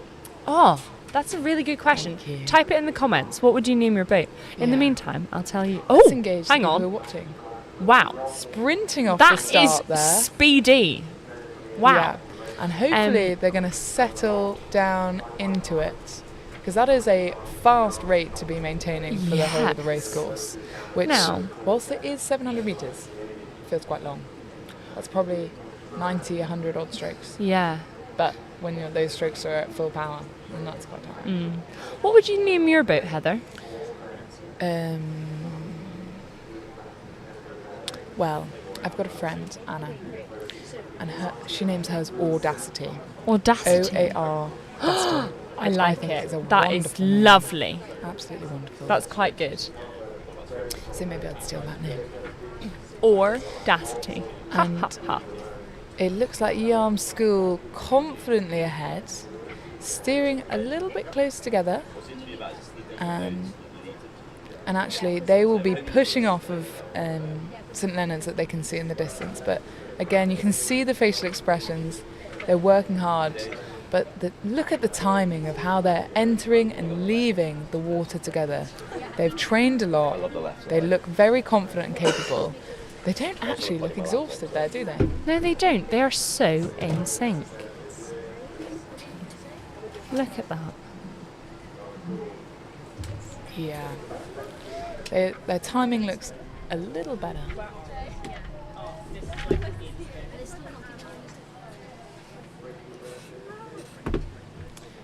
And this is Heather and Hannah signing off, and we're going to introduce to you an interview with a rower from Leeds. Thank you so much for joining us, and we will be back soon. Well, people will. Yeah, bye. Who am I joined here with today? I'm Josh. And I'm Ben. And how are your races going?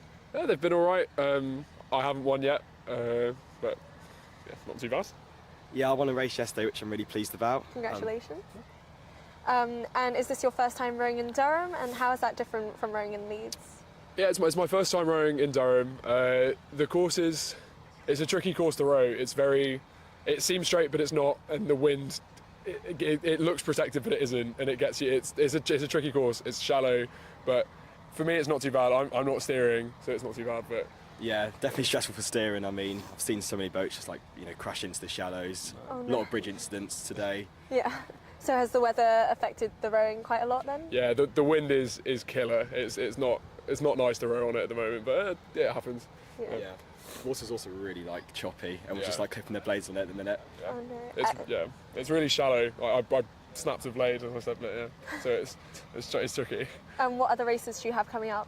I think it's our last race of the season for us. Yeah. Our women are going to Henley Women's.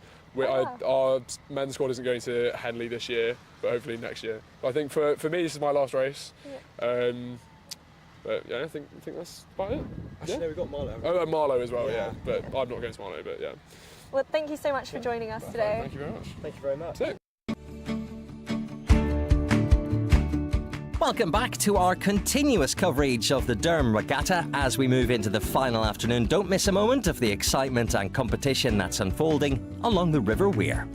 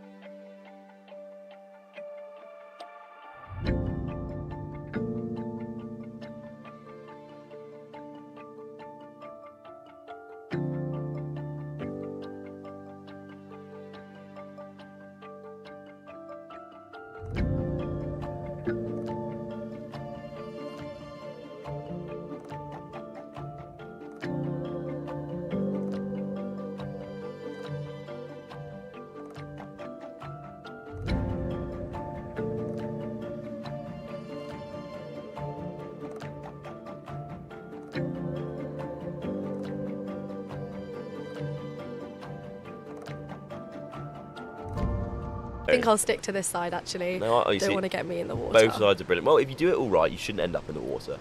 No, don't want to have a crab, eject a crab. Yeah, I don't think we've seen any of those this weekend yet. But again, I've only been on part of yesterday, so I'm not sure. I think no, I don't think anyone was when we were here yesterday. I've seen some properly aggressive crabs here and there, which is always fun to see. Yeah, okay, we've got one coming up. They've just started. This is a women's 4. Women's quad, Durham School on Pilar Woodside, and I believe at Lambton. Yep, Lambton on the Rowing racecourse Club side. on the racecourse side. It's quite a close margin. Well, But I do think Durham School's pulling away a little bit more. I don't know, rowing is a crew. no, they're rowing together quite well. They are, they're in They're time. in sync, yeah. And they've sat the boat quite nicely, and I feel like that may be the key to them just inching a little bit further ahead than Lambton, as we see currently. You need good coordination, don't you, when you're rowing? It's really important, You do. especially in a boat like this when you've got more than 2 people. The more people you get, the more difficult it is to synchronise. Well, the phrase I've used while coaching, novice boats is, you look like a drunken caterpillar. Because when you're in an 8 and you've got someone in stroke seat No, and the person in completely. bow seat Yeah. doing a totally different thing, totally different rate, it's not great. It's not great for balance, it's not great, it also doesn't look very good. And that's what we're here for today. It is a visual medium Durham right now. School's managing to keep up. Durham School's, They're putting in a really great effort. they're staying strong, they're keeping going. Exactly. Lambton's just struggling a little bit with the timings and setting the boat, and obviously it all links in together. Nothing yeah. exists in isolation in rowing. No, isn't it? It's a combination of lots of things. Look, you can see here, Durham School is just... No, sorry, Lambton is just taking the lead.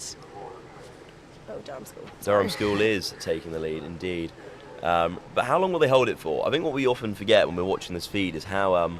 oh, something's happened there with Lambton. I think they're trying to restart so they can get in time, get some power down, sit that boat, and gain some space. Anyway, Durham School coming past the commentary tent right now. Yeah, I think we can see them. It's always lovely to see a little bit of the real river, so just the screen we're greeted with. No, completely. So this is this a short course or long course today? That is a great question. I believe... Oh, actually, I think it may be a long course. But we'll find out in a second. Obviously, we're going to find out very quickly once they've gone under Bath's No, Bridge. it's a really short race, actually. And I think especially with short course. No, I'd agree, yeah. Yeah, you've got to get... I think good head start, I think, is the key to... Well, a good start, a strong start is what yeah, you want. completely, yeah, strong start. A lot of power going down, getting that rate up, getting the power down, lengthening, and just finding that rate where you can hold it. I mean, that's really been the make or break for a lot of races this weekend. I agree, because otherwise if you start too fast, you're burning you're yourself going to out. stumble over each other. No, yeah. exactly, and it's just not. It's not very nice to be in the boat when that happens. No. So yeah. Okay, I think this is Lambton School's coming past now. They've managed to keep going. They have. They're not giving up Lambton and a rowing club. They're trying. Obviously, a fairly new rowing club, but a fairly big impact in the northeast. Yeah. I know. A shout out to a proud member of Lambton Rowing Club, Kieran Reid, amazing coach. There we go. Durham Even better. School. Sorry. I was just going to finish this lovely little thing for even better American football player, Kieran Reid, for you. But anyway, Lambton coming. Oh no. But I think that may be... No, that is another Lambton boat coming down the river.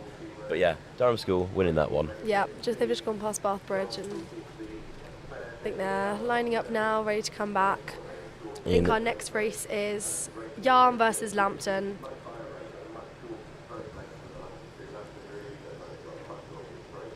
Stand by. I believe. So I think Yarmley Lambton just went past us. I could be wrong. But now we've cut to the starting line. I believe that's a Durham Amateur Rowing Club or a composite crew perhaps on the Pilar Woodside. Women's 8. Women's 8. I think they're just trying to line up their boats now. They are. Well, the lack of wind today And it's nice. makes it's it a lot nice, nicer than yesterday. It's favourable conditions. So yes. I think the Cox is just putting their hand up till they're ready to line up and then... Indeed. Telling the state boats and race control they're ready to go. Here we go, nice one. York University versus, I believe, Hexham. Women's 8. I believe so. Oh yeah, just for you now. They both got quite strong looks. They do. Look at the first woman. Oh, there we go. And there they go. They were eager to go. Obviously, Pilar Woodside putting that power down, but it does look like Racecourse side is quite even. inching forward. Very much so. The way they go. Yeah, they've just taken the lead. That's a nice, clean start there from both boats. So is this Durham Hexham? I believe so. So they've taken the lead. They're coming down now. And away they go. Lovely composite crew there from Dark and Hexham on the Pilar Wood side. I think it's just quite a close margin, actually. It is. Well, let's see if they can hold it throughout the rest of this. No, that'll be the challenge. So is this short or long course? That's a great question. Well, seeming to not be sure. Yesterday was so much. How far they are going. Well, yesterday was so much easier. I believe this actually may be because you've got the both short of them course. today. Well, yeah, it was just Yesterday was very easy. It was like, oh yeah, one course. Therefore, it can only be one course. If they went even further, we couldn't account for that. But today we actually have to do a little bit of thinking for this. Oh, yes, indeed, Steve, and I do love that phrase, drunken caterpillar. It describes it so aptly. So this is Durham, Hexham, York. They're quite close together, close margin. I feel like York may be able to catch them up as we come past Hillbead Boat Club. Yeah, they're just coming past us now. Question is, can they close that gap? I feel they may be able to. What advice would you give these women? Women's 8. That's a great question. So main thing, catching up wise. Catching up, well, pull more hard. No, I feel a lot of it is just it will be an endurance game. Like you can have a really clean start, but you can't maintain it. And I feel like York may shine in the endurance game, but again, we'll see. It does look like the Durham Hexham crew is pulling away further. Is any of it to do with which side you're on? Do you think that affects it any? I was having this conversation yesterday. Yeah, I feel like the race course is a little bit more. If you're on the race course side, you're at a little bit of a disadvantage on the whole, just because there's normally a lot of boats coming up, making their way to the marshalling area. As you've seen some blades clashing, and if there's no boats, sometimes people just end up veering into the bank anyway. So yeah, I don't know. It's a very narrow river, and that is the sad reality of it. And anyone who's rode on it knows, like, you're trying to train in summer. Too many boats, not enough space. There we go. They've just taken a win. Durham Hexham. Yeah. Great job. 8 across the line. Clock State. Here we go. Back to the start line. Octo from, we believe. I think this is. I believe this may be Grey. No, that's not Grey Collar. That's interesting. I believe Durham School actually. Obviously, a few Durham Amateur Rowing Club all-in-ones there, but on the whole. Oh, and here we go. Yarm. Is that Yarm? The mixed all-in-ones are really throwing me off today, Scarlett. No, they've all got quite similar colours. Well, there's only so many colours that you can have, but also it's just. Oh yeah, no. So coming down the race because you can't see them now, but Grey College versus Northumbria University. Grey College leading by 2 boat lengths. Can they maintain it to Bass Bridge? Well, that's a good question. A lovely quad, of course, from Grey and Northumbria. These guys are like, so this is school or college rowing? So I believe these are school. Yeah, is it local or? So of course Yarm School. If this is Yarm, I thought Yorkshire? I saw. So Yarm is from Yorkshire, yeah. And then obviously Durham School. Local. Just next to actually the science site. Yeah, it's close to our university actually. So yeah, I know they're everywhere.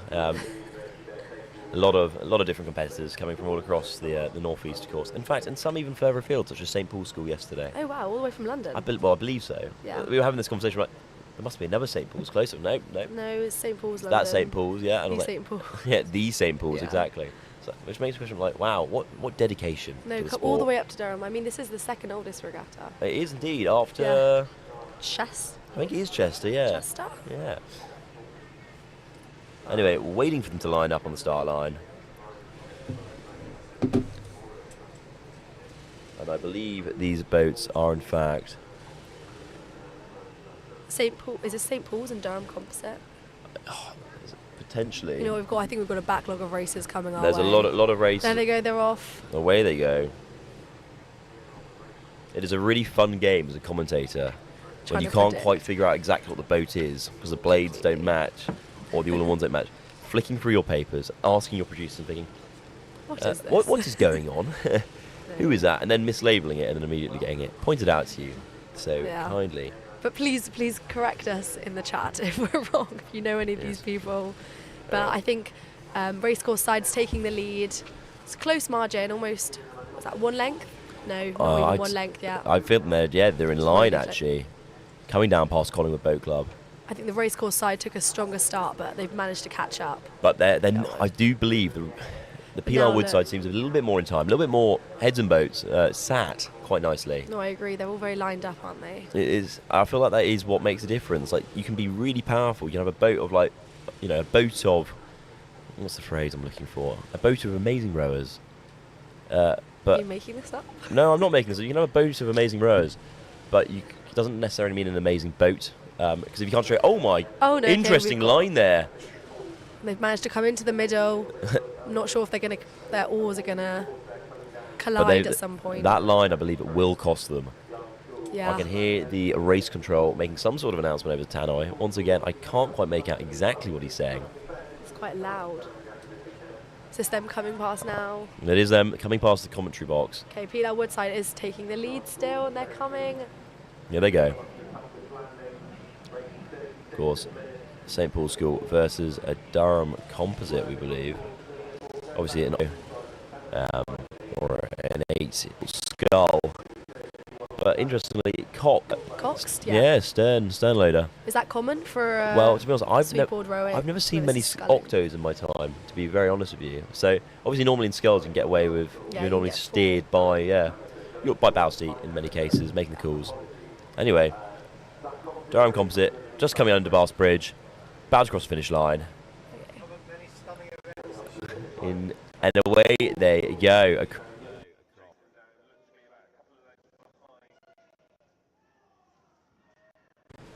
And the St Paul's School, sadly, just missed that. About 3 boat lengths, I'd say. To be fair, despite the despite that veering into the middle, yeah. they managed to catch up. The lines are really what makes or break the boat. I mean, there's so many things. Like, you can be an amazing crew. They can really get you. Yarm skate on the P side, and another Durham School boat, Coxed quads. They're at the front stops. They're getting ready to go. Can they get a nice clean start? This is the junior third arm versus Durham School. Yeah, indeed. Putting that power down. Does look like Durham School inching further forward. Can they keep that up? No, that was a great performance from racecourse side, wasn't it? Indeed. Durham School Great start. Pulling further ahead. The question is, can they settle that rate? And keep going. Get that power down. So what's the difference with these ones, with having a Cox at the front, the bow, versus... Yeah, that's a great question. To be perfectly honest, I feel like there's a common conception, obviously, with bow loaders. So obviously Cox at the front, bow loader. Yeah. Very much free speed. You know, they're like an F1 driver. They're in there. You know, they're not sticking up. They're at the front. I think they help a little bit of weight distribution. I mean, let's be honest. You'll never fit anyone very large in a bow loader. No. You have a proper Cox. They're very much something you use for competition, like rather than training. Sternos are really good for training. You can have, the Cox at the back. They can kind of see what the crew's doing. And they can give coaching about listen, your hand heights are just all over the place. But in this case, if you can race, oftentimes bow loaders the way. It also doesn't set Cox to make the right. Incentivize the Cox to make the right, because if they do, they will be the first ones to feel it. Yeah, completely. Anyway, here we go. Durham School still ahead, coming past. I believe now, just about to approach Hillmead landing stage. Coming up to Bath Bridge now. And we can see them coming here, approaching Bath Bridge. Probably switch to the other camera in a minute and give you that nice approach view. Okay. I think the wind's picking up a bit, actually. It does feel like it. I'm not sure what the conditions are for today. Yes. I hope they're nice, though I did see a little bit of a forecast for rain, which I hope was wrong. No. Yarm look like they're getting a little bit tired. Durham School have been able to keep themselves up, going. Let's hope they can maintain it for a little bit longer. No, they're nearly there. Durham School is coming up to the finish now, as you can see. Durham School coming under Bath Bridge. Again, both sides are tired. It is exhausting sculling. No, completely. Full body. I mean, rowing should, but if you do it properly, a full body workout. But especially sculling, you've got to think a little bit more. You can't just kind of switch off. So sculling, you'd say sculling's more difficult then? In my opinion, but that's because I've done more sweeps. So okay, yeah. Sculling's great fun though. It's yeah, I've never felt so out of breath. Bar doing a bit of sculling on the canal back at Exeter. So. And they've just taken the win. That was Durham School. Durham School, brilliant effort. Their strong start. They kept it going That was the great. whole Junior race. 13 quad. Very good. I believe we're about to cut back to the start line. I think we've got York University. Yeah, York versus University College. Indeed. My college, myself.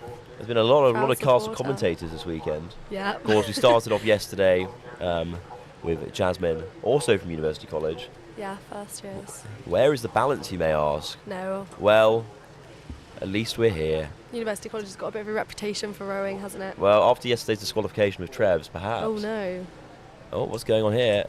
They look very serious here. Is this... Who is that? Is that Gray? Cox taking command.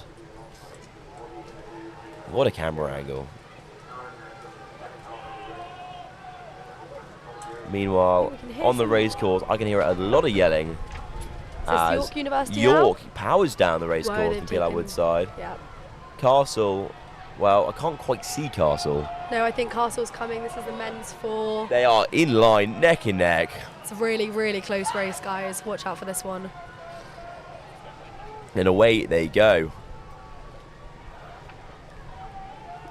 Car footage is showing. Oh, here we are. There we go. We cut back to the start line. Trevelyan boat on Pilar Woodside. Trevelyan boat on Pilar Woodside. I want to say St John's. St John's with Mash Bamforth in 2 seats. Of course, Mash, absolutely amazing rower, and I believe very strong, there was a shout out earlier for him. I believe after Charlotte Bamforth, mentioned him in our chat. But yeah, he's had a busy weekend of rowing, but he's a big fan. He loves it. I think there's a lot of repeat people. Repeat rowers. There are repeat offenders on the race course. No, that would be harsh. They've done nothing wrong. Bar being in the every race for their college. being in the wrong boat club. Oh, interesting line there from Trevelyan. Let's see. There's a repeat of yesterday's shenanigans with the blades clashing. It's looking quite close. But John's look a little bit tidier. Yeah, I think. Catching together. Yeah, Again, that drive. Trev's struggling to find the line they want. I think the stroke's looking to be struggling a little bit. Well, it's a thankless job. Yeah, you're damned if you do, damned if you don't. I know I wouldn't want to be a stroke in this race. It's horrible. Stick to the middle for me. Well, for those of you who obviously may have watched the boat race between Cambridge and Oxford a few months ago in London, may recall the Cambridge stroke in the men's 8. He looked absolutely shattered. Yeah. Because you have such a responsibility boat, especially over that kind of distance. But no, John's staying ahead. Trev's trying to close that gap. Interesting line again from Trev's. Cox is obviously trying to see what they can do. Trying to close that. Trying to steer away. There's half a boat length in it. But they're getting quite close together in the middle here. They are. It's really tricky. Yeah, I think it's better to keep into your. The ideal was keeping in your own water, isn't it? Really. Yeah, in theory. Yeah, but I mean, easier said than done. Easier said than done. Indeed. John's looking like they've got this in the bag, but can they keep that power down? Can they keep going? They've got a little bit left. I think this is short course. Can Mash Bamforth and his crew keep it going? More importantly, can the Coxers get the line they want and motivate the crews? No, it's a really important job actually. I think underestimated job. What, the Cox or the stroke? I think Cox, but I think they get a lot of the blame. They do they? get a lot of the blame. A lot of the blame. There we go. There we go. John's crossing the finish line. Wow, nice one. 2 boat lengths, 2.5 boat lengths in it. A good effort from both quads. Sorry, not quads. Forgive me, Coxed 4s. Don't worry, guys. I do know what I'm talking about on the whole. An alleged rower. Obviously, look, hard work there from both crews. Oh, okay, we've got that's so sweet. congratulations. Yeah, how lovely. Well deserved from both. Okay, yeah. But hey, yeah, a lot of celebrations. Haven't seen quite that many for a while. We now cut to a lovely shot of further down the long course. For some of you may know, Kingsgate Bridge, quite the architectural icon. So we've got an ad break coming up now. Hi, welcome back to PalTV. I'm Vest and this is Olivia. And so what do you think so far of the matches today? I think we've seen some really exciting races today. I've really been enjoying seeing all of the different colleges and different unis racing against each other. That's been really exciting to see, and it's lovely to see all of the crowds out today supporting each other, especially at such cloudy weather, but everyone's really getting together and bringing such an atmosphere. Yeah, same. Yeah. I'm particularly personally quite excited for the Aidens versus Yarm match coming up soon. But now let's go hit the ads.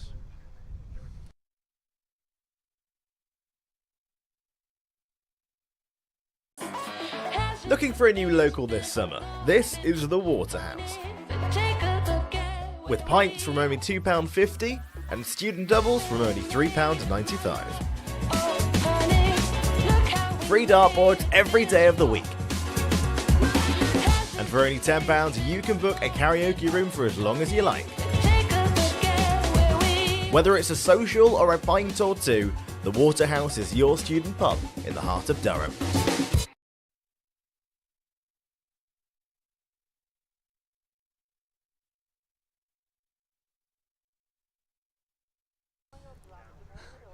Hi, welcome back to PalTV's coverage of Durham's 191st Regatta, brought to you by the Waterhouse. Now, we've got some really exciting races coming up for you of Durham versus Yarm School and... Yep.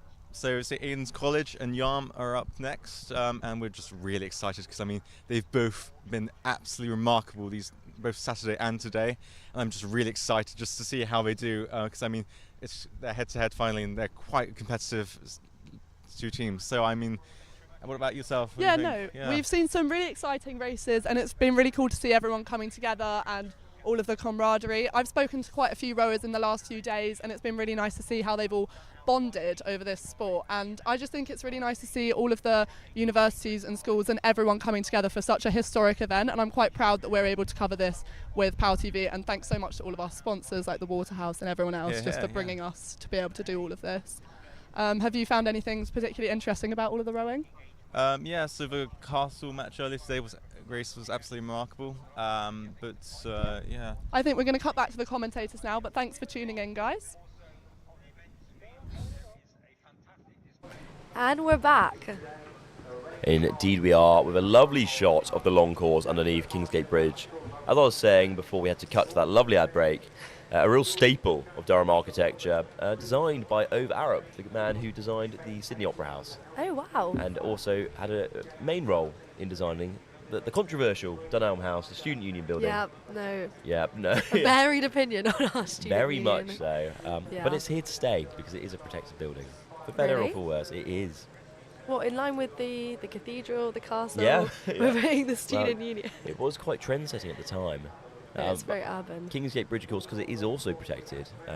You're not allowed to salt it in the winter, so it gets very, very slippery. No, any students out there know it's lethal. It is horrific. Very icy. But no, we also cut to Elbert Bridge. My favourite. I think this is my favourite bridge in Durham. Well, I'm glad we've got a camera this year covering what's coming through the bridge. Even better. Especially when we start getting to the long course. It is a beautiful bridge. It's been there for many years. And of course, it used to house a prison. It housed many things, actually. It had a chapel on each side, it had a prison. I think now we've just got some nightclubs. Now there is a nightclub, yes. Which is a fairly recent development. But yeah, it's had many roles. Anyway, we've now cut back to the rowing, so enough about architectural history of Durham. What you're all listening in for. What you're all really here for. I think we just got some boats coming back now. I think they're just trying to clear out the... Oh, safety boat heading down the river. What a job.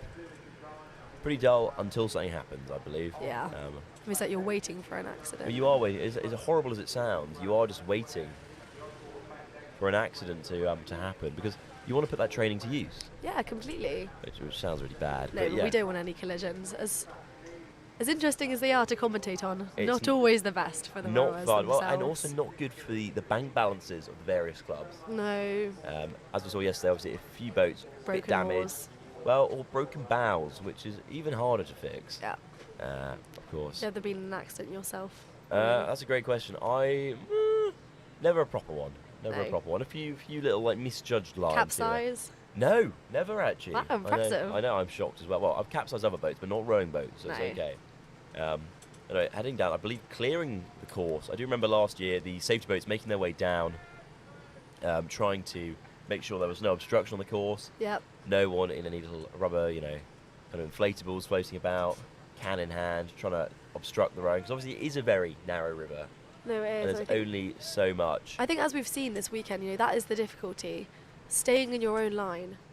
Because when you have a collision, when you're going into the middle, it's just really difficult to keep the oars out of each lines. It's quite terrifying because obviously when you're rowing yourself, you're trying to focus, your head's in the boat, you're listening to your cocks, and then suddenly you hear cocks like, pull in, and you frantically start trying to pull in your oars, your blades, so you don't smash them in to either and obviously you a can't bridge see or where you're going. No, you can't. You shouldn't. If you're doing it properly, you shouldn't be constantly looking behind you and being like, eyes straight forward. I think that's the key when you've got that great technique. Eyes into the head in front of you. Yeah. Shouldn't be looking around. It's not a sightseeing tour. No. It's a rowing activity. Anyway, safety boat going down, trying to clear the river. Yeah, but don't think we've got any more. I think there's probably a race lining up now. And I do remember, throwback to last year actually, I do remember after racing on the Sunday morning, trying to race the safety boat. We were faster than them, which was hilarious. However, their waves were quite large and we almost capsized the boat. No, we don't want that. Well, we don't want. It's not great. It's not fun trying to correct that. Anyways, clearing the river. In the meanwhile, as we watch this world's slowest powerboat make its way down the river, the long course route. So those of you who tuned in yesterday, obviously short course only. There's been some short course this morning, but the long course route starts all the way down at Pilar Wood near Durham Amateur Rowing Club. Yep. And finishes at the Count's House. You know the Count's House? It's by the Student Union? No. No, further down. It's near Prebends. It's just before Prebends Bridge. And there's a fun little bit of history about the Count's House, actually. So the reason it's called the Count is this tiny little... It's weird. It was built as a mansion. Oh. Those of you who are obviously listening and not sat either side of me, I just, did quotation marks. It was built as a mansion for a small, I believe, Polish, Lithuanian entertainer. It was nicknamed the Count, and that was built as a kind of almost like a folly, a kind of joke by one of the local landowners, and it's stuck there.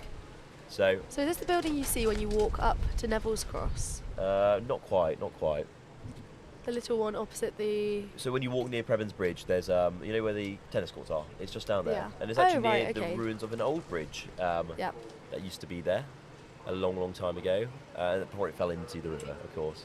So... But no, it's quite interesting. It's a nice. It's not a nice. It's a quite twisty route, as you were saying earlier. No, it's not the best route. I think short course is definitely easier.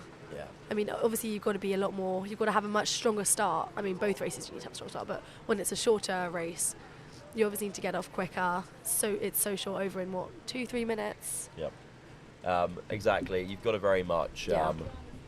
You've very much got to think about how you're going to pace yourself. And how it's, how that's going to play out for you. Yeah, but I think we've got an interview coming up now I with believe. Oddballs. So we're going to cut to that shortly. Hi, I'm joined with the Oddballs Foundation, which was founded in 2015. Who am I here with today? Zach. And what does the Oddballs Foundation do? So we help raise awareness for testicular cancer, help try and educate people. We do talks in schools to local areas, sort of like an assembly sort of thing to try and educate people on the basics of testicular cancer. And what brings you to the regatta today? Are you here to raise awareness? Are you fundraising? Yeah, so we're raising awareness. We do have a tent if you are here. Come and pay a visit. We'll answer any questions. Just sort of handing out check yourself guides, trying to educate people, and it's actually quite interesting to speak to so many people who don't know much about it, and it is such an important topic as it is the most prominent cancer in men aged 15 to 49.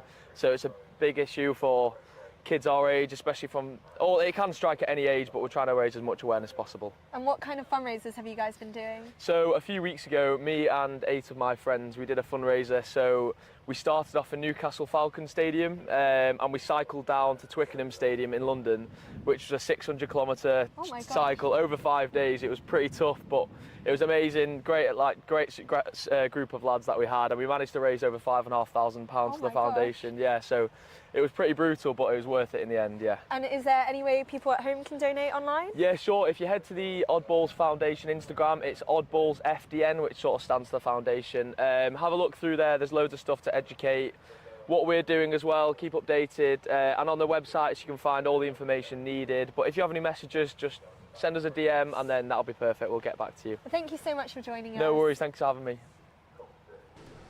And we are back with our coverage. We hope you enjoyed that little interview with Oddballs. Obviously, a very good organisation, doing a lot of good work to raise awareness and for funds. testicular cancer. You know, it's really important. Indeed. A really important cause. So we've cut down to a camera. Oh no, we've cut back to the race course where we've got two doubles making their way down. I believe that may be DU on the race course side. And I'm just trying to ascertain. We've got some green. We've got some green. We're Wonder not what talking that about is. the banks, we're talking about the rowers. And I think this is Leeds University Boat Club. And Leeds, of course, we did say earlier, and we kept our promise, there is now a Leeds race. There was a Leeds interview a little while ago. Coincidence? I think not. Double 76 final. I think this is the final of 76. the women's double. Indeed. Lovely to see university level competition going on at Regatta. Yeah, it's a really high level. We've got some great rowers here. I think they're just taking the lead actually. Durham University putting in a great stunt. Inching forward. Trying to... Bit of divergence from Leeds University into the centre. Trying to correct their line. Yeah, they're going to be able to get back into their own water. Let's hope they can. And of course, away they go. Now, I could be mistaken, but I believe this is now the long course. So they're in this for a long old time, working their way down the river, trying to get all the way down to the Count's House line. It's going to be a slog. And they've got to keep up the stamina, don't they, the whole time? Indeed they do. If anyone is watching who has a rowing background, we'd love to know, what is the furthest race you've ever done distance-wise? Yes. Please let us know. Please do engage with that live chat. We'd like to hear it. So is this a typical... The length of the long course, is this a typical race, like race length? I mean, it varies a bit. So obviously for Durham City, which is a head race where you're kind of like, it's basically timed and you're compared against other boats. It's basically a reverse of the long course. So you start down at Prebends and you finish up at the race course. So a little bit longer. As far as typical goes, obviously Durham's not typical. We're a very special place. But special river. But it's very much about that. It's very short. A lot of the races that takes place here. But yeah, a lot of races can be up to 2k. Some are even further. Head of the river, of course, about 6, 7, I want to say. I've been lucky or not lucky to have not had the chance to compete in it. Anyway, another boat coming down. I think this is the men's double. On the racecourse side, we've got Tees and Tees again on the Pilar Wood side. Tees v Tees, the ultimate tee off.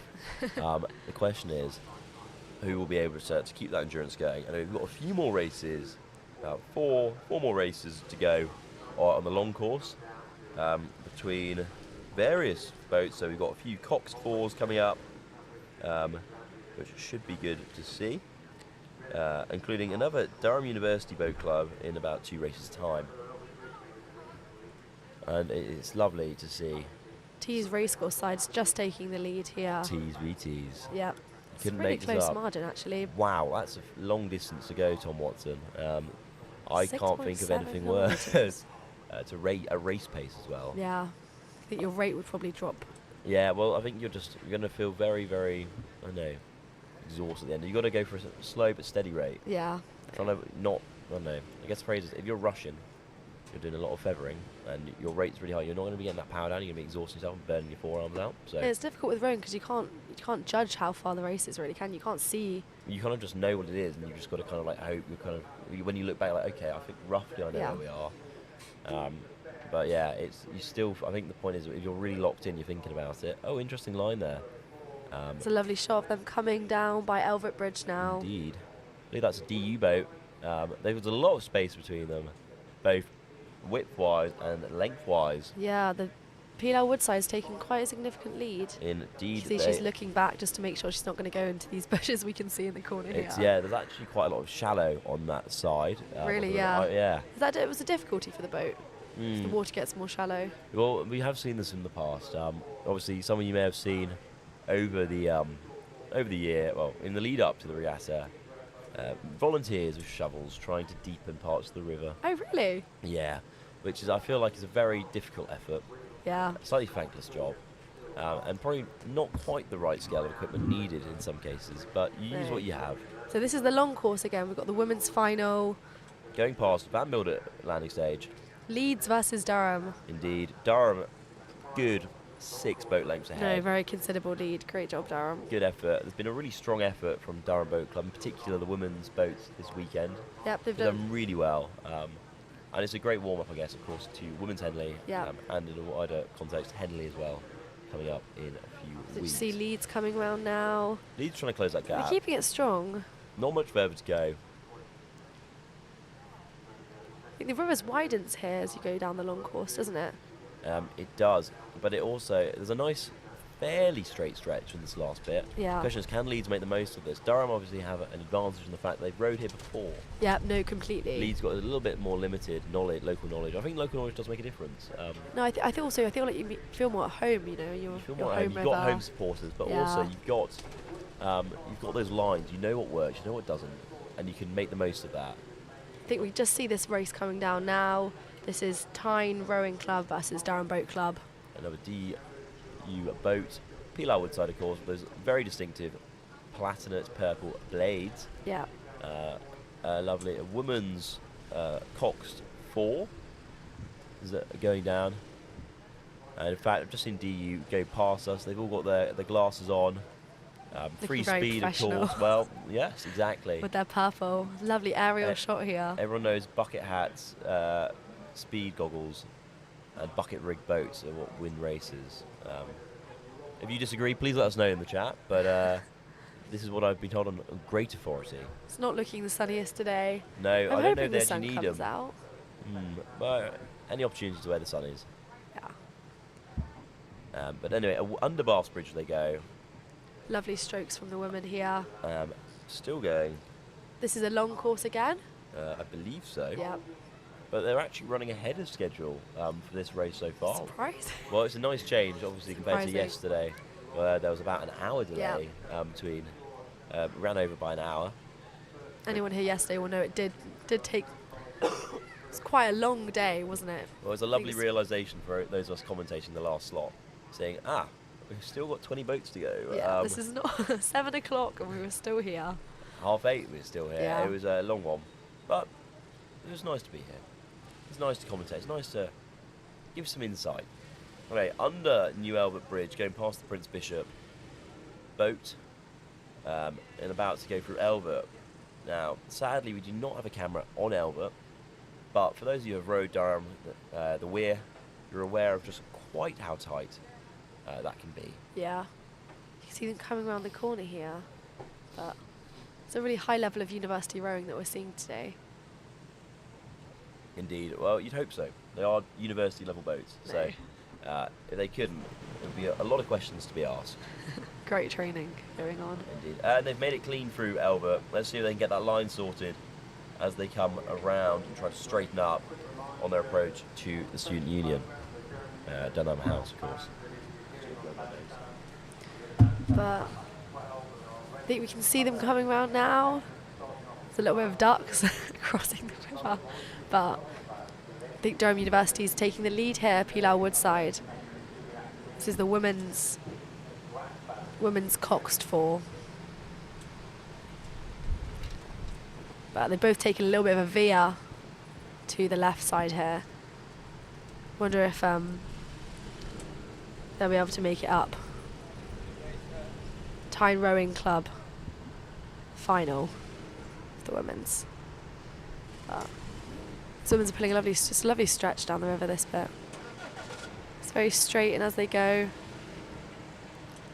can see the Coxes looking out. Not sure there's much obstruction on the river though. But the wind's picking up. I wonder how that affects their drag, you know. Whether this is like race court boat wind direction, or whether it's hindering their performance. But I think they're nearly coming to the end of the short course. They aren't. This is the women's 4, Durham University. Just here now. Tyne's coming down, and we've probably got another race lining up on the start line as this long course finishes. Here we go. This is I think this is Durham versus Tyne again. But now the other side, Durham's on the racecourse side, Tyne Rowing Club on the Pilar Wood side. You know, it was a great start from both actually. They've both managed to come quite so neck to neck. It's not even a lengths margin in it at this point. It's men's 4. Here we go, Durham University coming past on the racecourse side with their 4 matching bucket hats. Well, as I did say earlier, bucket hats are one of the three core components of free speed. Yeah. Let's see if it makes enough of a difference, though. I'm not sure this is helping Durham Well, they should have considerably. bucket rigged it as well. That would have helped, no. But away they go. Down the races. In fact, coming past just now. Anyone looking out, you can probably see them now. They're coming down past Coming down past Bath Bridge. Cuffs Boathouse. Nearly there. Just, yeah, very close. So in races like this, do you expect it to be so close, or? Well, I mean, I guess the point is two fairly, maybe evenly matched boats. Yeah. And they both had a good start. And I think that's, what's really showing here. Because when you see a more considerable margin between them, is that normal, or is that It's just the a way result the cookie of crumbles. I mean, yeah. it's really about, there's so many factors that go into making a good boat. And as we see them coming around Elva, I think this will be the real decider. Can they get an efficient line going through? And if they do get through, fine. What's that going to mean on the other side? I feel like Durham may be a little bit luckier on the Elva, navigating Elva, just because, obviously, they have done it before. They've had that opportunity. Yeah. They train occasionally on the Weir, but more commonly on the Tyne. But Yeah. nonetheless, they're here. They had the opportunity to do so. So this is the River Weir now. Lovely shot of coming round. This is Bath Bridge? No, this isn't Bath Bridge. Coming up to Elvert Bridge, they've just gone under New Elvert as our lovely drone shot. Past the boat club now. Demonstrates Anyone past the looking Browns out? boat. And here we go, through the Boathouse. bridge. Lovely shot of the cathedral here. Indeed. Well, Durham is a very aesthetic city. No, it's very and historic. through they go. Oh, neck and neck. It's a really close one, isn't it? It is a roller coaster. On the edge of my seat. But let's see. Can they? Oh, that was close there. They're trying to get a bit of space between the two. What are we predicting? I want to say DU's going to win this one. I could be mistaken. I'm not of sure course. if this is They've commentator bias or... No. No. How could you insinuate such a thing? Nonetheless, away we go. Down the river. Neck in neck. Really expected a bit more of a gap to form between the two boats by now. No, it looked like that from the start, but it just looks like they keep going, and this is, the difference. yeah, Tyne's managed to catch up. At this level, you expect them to be able to keep this a great performance, don't you? An amazing performance. Durham is about half a boat length ahead. Bucket Hats maybe a last little bit of energy. Underneath Kingsgate Bridge they go, keeping to their respective sides of the river. A few supporters there on the Van Mildert steps. Yeah. And away we go. We see a hand and a radio there. Of course, that of the marshal. There are marshals all along the river for the long course, keeping that control, keeping that coordination. And most notably, of course, yelling at you if you are blocking the river. Not that that's ever happened to me. Anyways, coming down that last stretch towards the Count's house. Let's see who can dig deeper. Ooh. Okay, this is back onto the racecourse side. We've got Hillbead, and then we've got Collingwood on the Peeler Wood side. This is an intercollegiate race. And I may be mistaken. I'm just trying to get some confirmation on who isn't in that Hillbead boat. But of course, bow loaders, both boats, Cox 4s, going for the... Collingwood's just taking the lead. Indeed they are. Predicting this is a long course race again. They've just gone under Bath Bridge. This may be one of the Both of final them. long course races for this little section. We've only got a lengths, it was just a lengths margin actually, but I think Hillbead's catching up. Collingwood always puts a great stunt into their rowing. Indeed they do. I believe this is actually the final, or could be, the final or penultimate long course race of today.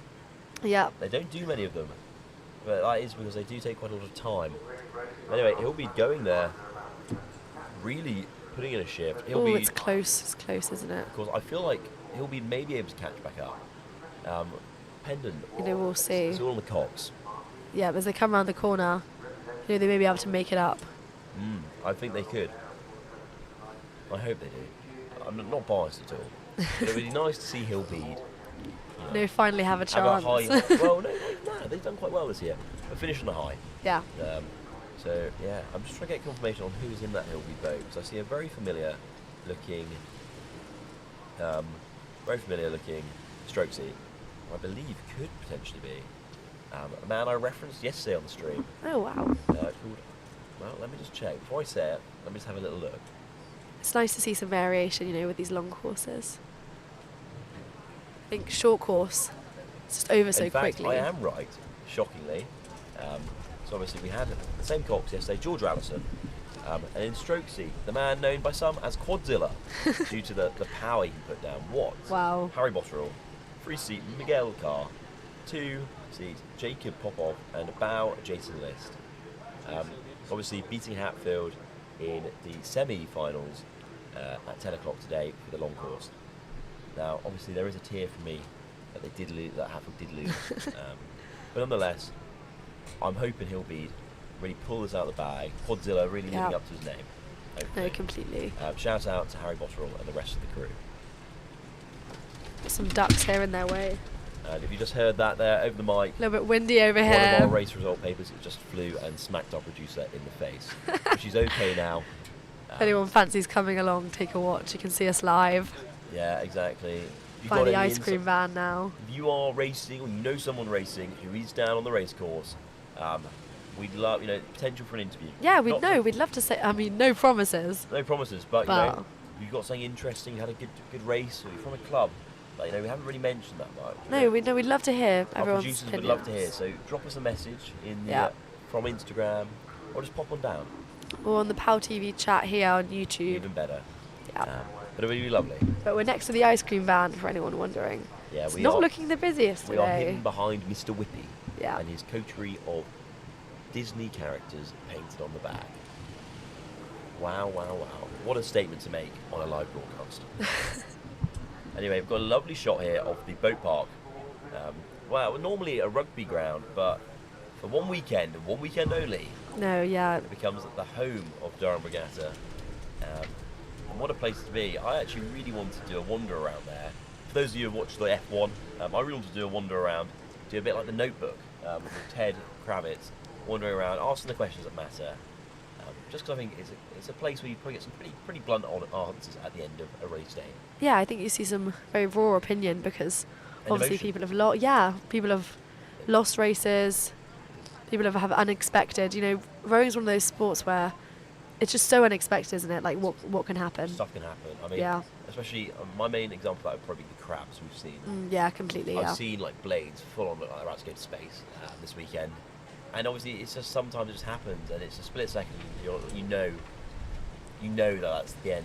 Yeah, I mean it's disappointing because what do? Do you carry on or do you? You can try to, but sometimes it's just not feasible, and sometimes No. you break stuff. On some of the more precise boats, you manage to do that. Anyway, away we go. Weybridge on the racecourse side. DU women's boat for Cox. Oh no, sorry. Tyne versus Durham. I Tyne. think. Okay, away they go. It's the women's final.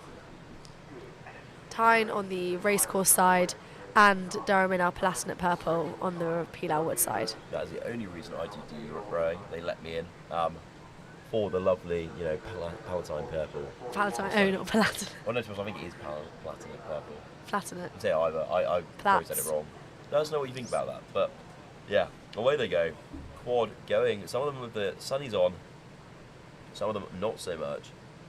Yeah. So this is an uncoxed. No, this is a coxed, right? Uncoxed. So Uncoxed, yeah. Oftentimes you'll see sculling boats at a more junior level with coxes, and then as you kind of get older, you see adults and sculls and quads. You don't have the cox. They're just dead weight. So how are we steering when we're So at through this pressure, level of? so putting pressure down either side. Yeah. Or sometimes you have foot steering, so the person in the front of the boat in the bow seat can basically adjust pressure with their feet, and that will control the rudder. Oh wow, interesting. It's actually quite hard to do, is what I've discovered when my limited forays into it. I'd rather let someone else do that. I'd rather Yep. just focus on putting the watts down. As much as I can. Anyway, if you can hear me upstairs in our lovely gallery marketing, I would love to put a poll out, please. And that would be, sculling or sweep? Scull or sweep? Which type is your favourite type? It's the age-old question, Right. isn't it? Well, I think it is, yeah. I feel like it's gonna, we're gonna see quite a division. So, What's your personal opinion, Ollie? well, if I could scull mentioned- in Durham, I would scull. Yep. Just because I think it's quite enjoyable. But I don't know. sweep because it's mainly what I've been doing throughout the majority of my fairly short time rowing. I think I'm a sculling fan myself. I just think I don't row, but I think it looks a lot cleaner. Yeah, I think it does also. It feels a bit more of a full workout, as I said earlier. Yeah. And yeah, but definitely more challenging. Also, Oh no, we've got interesting line there. Are they going to go into the bank? $1 million question. I believe. Tyne is just coming into Durham. Durham about to go over. I believe the finish line. I don't think we don't do any more. No. No, this is the long course. This must be the final long course. Yeah. Away they go. It's a 2-length margin now, maybe 3. Staying ahead. Yeah, I'd say about 3 lengths between the two. Can they maintain it? Let's see. Anyways, coming along, about to round this mark and try to really, really make some ground up before going for Elva. Because it's nice to have a little bit of extra space in case you do muck up your line a little bit. Not that I've ever done that, but it's nice. A little bit of wiggle room. Yeah, completely. So do we have any finals coming up today, or is this... So we've had a few finals here. Yeah. These have been the long course finals. But I believe, in fact, let me get my trusty little Durham Regatta official programme. If anyone's here, this book's very useful. I think not always accurate, but... Well, it's close enough. Yeah. At times. So... It's a great question. I believe... Because we had a few finals yesterday, we had a few semi-finals. We've had a few finals. In fact, we had a lot of finals this morning. No, there have been a lot of women's finals, actually. A lot of finals this morning. And now we're having... Hasn't been as close as it could have been. No. And now we're going to have a few opening races after this one on the short course, I believe. Again, the order is being jumbled around, so I'm trying to use the little programme, but it's quite hard to always know exactly what's going on. Nonetheless, we're back to the race course. Very bright green. This is a men's sculling. Men's 4 coming down, Cox 4. Trevs versus Chads. Indeed, and that's if very I'm wide correct. green. Yeah, Chad's green. They really love their green. No, they do actually. It's really No, noticeable. in cuffs, they are addicted. I'd say Chad's more so. Cuffs loves their green. I'll never forget seeing the most jarring thing in my life one morning, about 6 a.m, seeing a bunch of people covered head to toe in green face paint and green clothing. Was this Chad's day? It was Chad's day. No, that was very noisy. Anyone can remember. And very jarring. I was very much shocked. I think they came all the way to the cathedral and the castle to wake us all up at 8 a.m. So kind, so thoughtful neighbours. But anyway, back to the racing. Trevs showing length is indeed their strength. Yeah, this is the Coxed 4. Working its way down to Fast Bridge. See, the Cox is at the... The Cox is in the stern in this case. Yep. I believe these may be, and again, let me just confirm that for you, potentially more novice crews. But they're coming down now. But I think we've got Yarm School and Lambton lining up now. Yarm on the racecourse and Lambton on the Pilar Wood side. Brilliant to hear. I think this is another men's 4, but we're going to see now when it's just lining up now on the start line. Indeed. Ooh, Trevs is taking quite a significant margin here. Chad's really falling behind. No, they're keeping it up, but it's difficult. Right, this isn't sculling, this is sweepboard rowing here. This is indeed a sweep. Look at them go. They look so... They're looking tired. No, they're looking... On the way they continue to go. But it's difficult at this level because it's with Intercollegiate, it's... And they have... Oh no, there's a little break there in bow seat, giving us a little false finish there. But the way they keep going... So is this a long course race? It must be. Yeah, Unless I think we're watching a long they've course. forgotten where the start-finish line is. Oh no, well... That has happened before. Okay, well this I think is Yarm and Lambton on the screen now, as you can see. Yarm on the racecourse side, distinctive blades, distinctive lead as well, which is pretty typical of Yarm. Yeah. They are way too good for their own good. Well, again, I'm saying that because I have been Yarmed. So oh no. Very sad, very There's a phrase now, Yarmed. Yarmed, yeah, we call it that. And there's a lot of crews that have, a lot of college crews have been Yarmed. Oh no. In their times on the River Wear. But on the other side, Lambton. What's Lambton? Is it a village? Lambton is in Chesterley Street, I believe. Okay. Or near Chesterley Street on a private estate. I do remember being told this yesterday. But it's a fairly new club. Right. Anyway, back to the start. Hatfield women's boat, women's Cox 4 versus Hill Bede. Looks like Hatfield's a little bit tidier on their catch. Can they keep that power going down? Once again, I may actually know who's in that Hatfield boat. Let me just double check. It is an absolute rat race off that start. There's quite a lot of splashing around here at the start. I think it may be Cox by Henry Hayes. Oh, Henry Hayes. He's a lovely Shout out to Henry Hayes, went to my school. Oh, did he? Yep. You know, he's taken up Coxing this year, and he's been brilliant. He's actually the men's, sorry, not the men's, he's the Cox's captain for Hatfield Boat Club now. Wow, he's really pulled it out of the bag. Is he new? Yeah, he only started this year. He's actually really good at it. Very calm, Fellow very Stratfordian. How lovely. No, he is the workhorse of Hatfield Rowing. Anyway, back to the quad, Cox quad coming down the river. Big gap there. Yeah. In fact, I can see them. Lambton and Yarm behind. Yarm just pulling through Bath Bridge, making it look easy. Yeah, Lambton has been yarmed, I guess. Yeah, wow, another one added to the tally. What a life. See some boats here, these coming back round. About to come under the finish line. Yarm once again. Lovely clean finish. Yarming away the day. They all look very pleased with themselves, don't they? They do, but who can blame them? They train hard. Yeah. They race even harder. It's a great effort, but... Anyways. I wonder what the Hill Bede and the Hatfield race. I do wonder how it's going. I can't see them yet on in front of us or on our screens, but fear not, viewers. Oh, here they come, coming down the race course.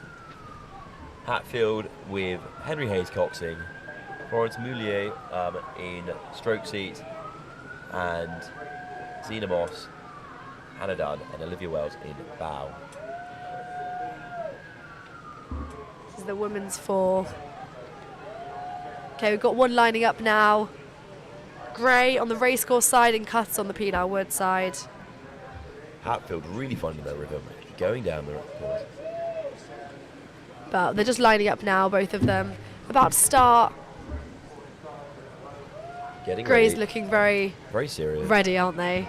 Front stops and away they go. And into the race starts. Wow. Oh, interesting line here.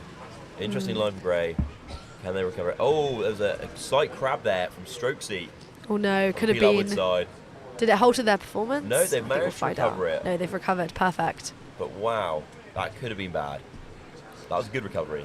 Gray's just taking the lead now. It's fairly close, but we'll see as they go down the river. Indeed, it is. Is this a short course or long course? I think this is a short course. It's short race. This is short course. I believe we are actually now on to, unless there's been some rejig, we are only on to short courses for the rest of the day.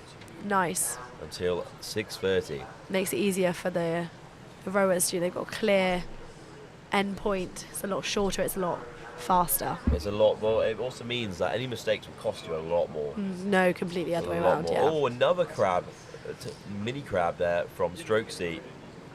And again, it's very frustrating when you're crabbing, because especially when you are the one setting the rhythm, setting the rate.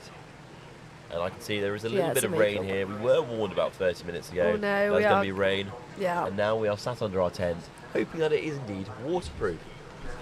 I guess we'll see. I guess we'll find out. But soon, please Nina. excuse us for any technical difficulties if it cuts out. Yeah, if you suddenly hear a loud crackle and a bang, you'll know what happened Yeah. to us. But Anyways, I guess this is Durham. What can you expect? Indeed, even in the summer. Even anyway, in June, we are still seeing. we are still seeing rain everywhere. Oh no. Which, you know, We've part got of us- panic. I'm now watching our producers running around crazily with plastic bags trying to cover whatever they can. But don't worry, we're going to keep talking. These women are still at it. This was the women, wasn't it? The women's 4, Gray versus Cuts. Indeed, it is. Just going under Bath Bridge now. Cuffs looking It's really slightly ahead, close, actually. But an interesting line there from Cuffs. I don't know quite. In fact, hopefully in a minute we're going to cut to the Bath Bridge cam and we'll be able to let you know who's going to take who's in the lead. win. Who will take the win? Oh, another crab there from Cuffs. Oh no. Once it starts, Is this it going to can't cost stop. them? Yep. I no. think that's the case. Yeah. Oh, interesting line again. They're trying to readjust. I feel like, though, they may be able to recover it just enough to get under Barsbridge, go through that finish line, and potentially bag themselves a win. But let's see what the line's going with. My God, it is windy and wet. No. What a day for a regatta. Wouldn't want to be rowing. I wonder if, do you think the rain or the sun is more of a... Another crab from Cubs, knocking them massively off course. Wow. Oh, but they no. keep going, and that is impressive, resilient. And as I was saying yesterday, it's about finishing. No matter what happens, knowing that you've done your best. Yeah. That's really why we're here. And it's all training, isn't it? It's all all every learning. race is an improvement. You learn something from everything. I think it's a great opportunity just to be here today and be able to race against other colleges. Many people here, this will be the highlight, and then, oh wow, they are neck and neck. That Oh, crab I think really it's just got- going to be grey. I think it may be. We're just waiting for confirmation.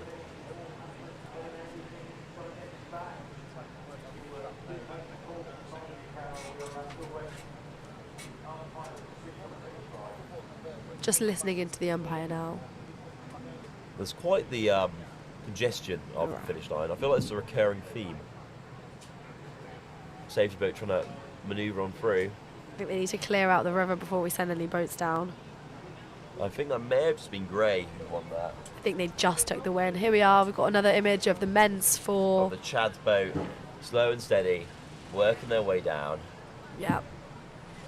No, they're not racing. They're just clearing out. Working their way back up, should I say. It's very hard to gain the context when all you can see is the bank of the river. But we'll try. Yeah. Anyways, our weatherman, Mr. James, is now showing us the forecast for the rest of the day. It is looking a bit showery throughout. Yeah. So if you want to stay a bit dry, just listen to our lovely...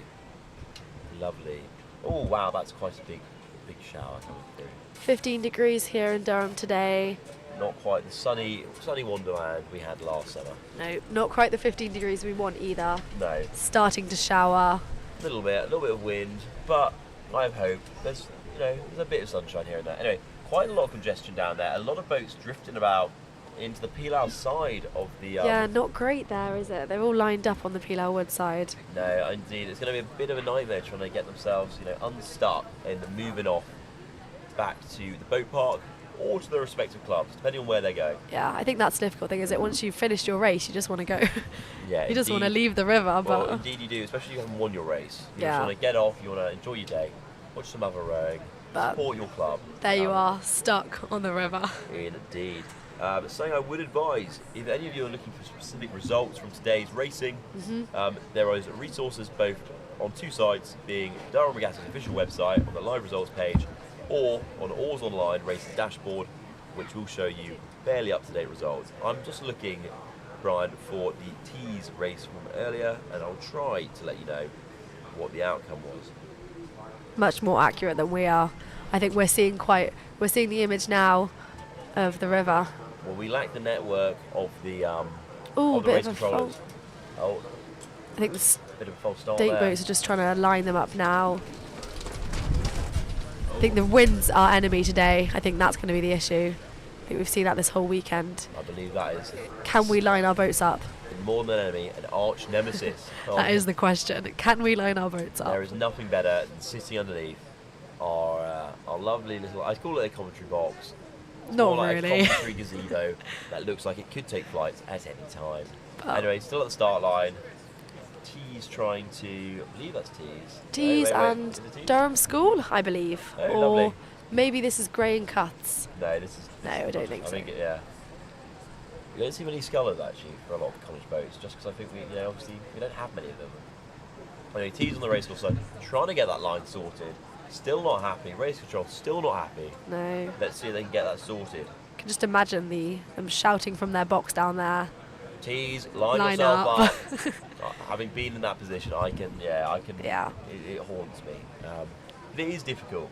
It's nerve-wracking, actually. They're sitting in their boat and they're just waiting for the big... I wouldn't want to be Durham School in this situation. They're just sitting there waiting for their race to begin. In the wet. In the wet. And the rain. Yes, indeed. Indeed. So, Tees Race Club. But we'll try and bring you our weather updates. Anyone wanting to pop down, it is still really nice here. There's lots of spots you can take shade, cover under the trees. So the pairs earlier, the doubles, Brian, At 12:24 was T's RC R57, race 57, number 204, Marriott, by 1 length. Anyways, back to our coverage. Marshall's trying to get the boats back up from the long course and from short course alike, getting them ready for the next round of racing, taking the opportunity in a bit of a lull in racing. There we go, and they're off. And away we go. T's putting in a strong rate. Can they keep it up? T's is just taking the lead here. It's quite close. Very strong close. Start from both, really. But I think it will become very apparent as soon as we end up, graduating from our race start into the actual race itself. Because once you get that steady rhythm, I think that's the make or break between whether you'll be able to win the race or just fall behind. Indeed. I'm loving the bucket hats and the caps here today. Bucket hats, free speed. I'll say it. I've said it once. I'll say it again. Very much. You got to look the part. It's all about the mental game. You got to look the parts of the mental part. Suss out the other. Anyways, it looks like T's still neck and neck. Durham School giving it a good bit of welly, trying to get that power down, trying to just get a decisive gap open. Yeah. This is race 87, T's versus Durham School. Indeed, it is. Durham School, interesting line there. Let's see what they do with that. Yep, they're going a little bit into the Pilar Wood side. I think they just want them to be a little bit more straight so they can. There they go. They've straightened up now under Bath. They come under Bath Bridge. Indeed, they come. In fact, it's very deceiving. I think we feel when we see our footage, we always think, "Oh yes, they're almost at Bath Bridge," and then we cut to the Bath Bridge camp. It's quite far. No, actually, they've got quite a long way Yeah. to go. So relative, of course. For those interested in the weather conditions today, a lovely little segue. Yeah. 14.6 degrees. Not too with chilly. Wind chill, humidity at 55%, and a lovely 8.5 mile per hour winds north-northwest. Yeah. Amazing. Not exactly what we hoped for, but it could be a hell of a lot worse. So stay tuned and watch our lovely races. Yeah, but if you're wondering what this is, T's and Durham School looks like a junior race. Junior? I believe it may be a junior race. Well, I'd assume it's junior race. They're saying that. I did misspeak yesterday. I was like, it's a Durham School boat coming down. But then got a really close position. I realised that several of the Durham School boats had beards. Thought, okay, maybe not. And then I realised one of them was bald. And I thought, yeah. And then I realised they were all like adults. I was like, okay, maybe not. And it turned out it'd be 2 staff boats. Oh no. But I do believe in this case they are in fact junior boats. Durham School is just taking the lead here. Under Bath Bridge they go. Coming to the finish line. Durham School about to cross. Length win. Length, indeed. Yeah. Length is their strength in this case. Perfect. I think we've got Newcastle University and York lining up now. Indeed we do. Anyways, we're just going to watch and see what happens here. Again, I believe, we've got a lovely little photo being taken there. That's so sweet. Good old, I want to say either Trevs or Hillbead. I think it's Hillbead with their blue. They've got very similar bluey, I know. Oh, really? They really like one to us, actually. Yeah, you're probably right. Look at them Yeah. though. They are Chuffed. loving the moment. What a place to take a photo as well. Never would have thought that myself. I think we've got an ad coming up now.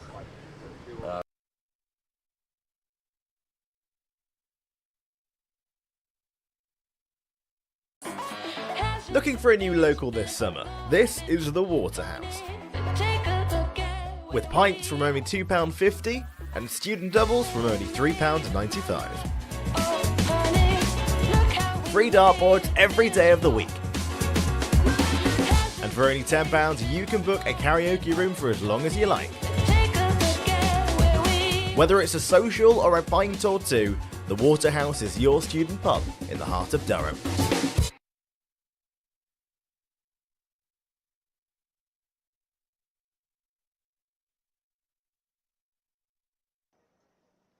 And we're back. I think this is race. Is this still race 86? I believe. Newcastle and York. I think it may be. May have gone already. Interesting. It's hard to tell from this distance, but wait until we cut around to our Barsbridge camp, and we will let you know. What lovely blades! I love the style. Very flare. Yeah. And I believe that is Newcastle on the Pilar Wood side. No, sorry, on the racecourse side. They're York. distinctive, very distinctive blue all-in-ones and the stars on their blades. Quite unique. Good for them. Of course, York pulling ahead, literally a quarter of a boat length. Neck and between the neck. two. Really, neck. really close one. Can Newcastle just dig a little bit deeper, put a little bit more power down, maybe up the rate a little bit, and just catch up underneath Bridge? This is a difficult 8, isn't it? Because you've got to hold. Everyone's got to put in their effort.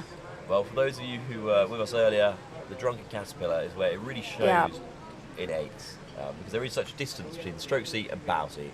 But I think the Pilau Woodside just took the lead. York University now coming under the finish line. Indeed they are, but still close, half boat length in it. Yeah, And barely a length there even, they so go. perfect. Very nice. Bit of congestion now, but hoping that will clear up Let's for hope our they next hold one. it up in time. They have. Cox realised. Very nice. But I think we've got Butler and Cutts coming up now on the start line. Intercollegiate race. Lovely. Just Let's lining see up. if we can cut back to the start line. Yeah. See that race beginning.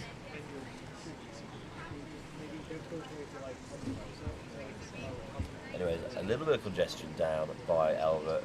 A few crews spinning around, getting ready. In fact, T's crew spinning around, heading on back up. A lot of, at least with no long course on it, they have that space to do so. Yeah. It is amazing. I didn't quite realise how few long course races there were today. Makes them quite unique, doesn't it? Quite special. Those women's finals that we saw earlier are all long course. Indeed, they were. And it really is, it's a certain level of grit and determination. Anyway, back to the start line. Cuffs on the Pilau Woodside. Butler working back, trying to get themselves attached to that stake boat, get ready to go for their next race. Now, I could be This is the Coxed for. It is indeed a bow loader on Pilau Woodside, stern loader. Oh, that's on the interesting. race. They've both got different, Well, I feel like different there's not sides. sometimes Personal just- preference or. Sometimes just necessity of Okay, choice. yeah. There's only so many boats in a boathouse.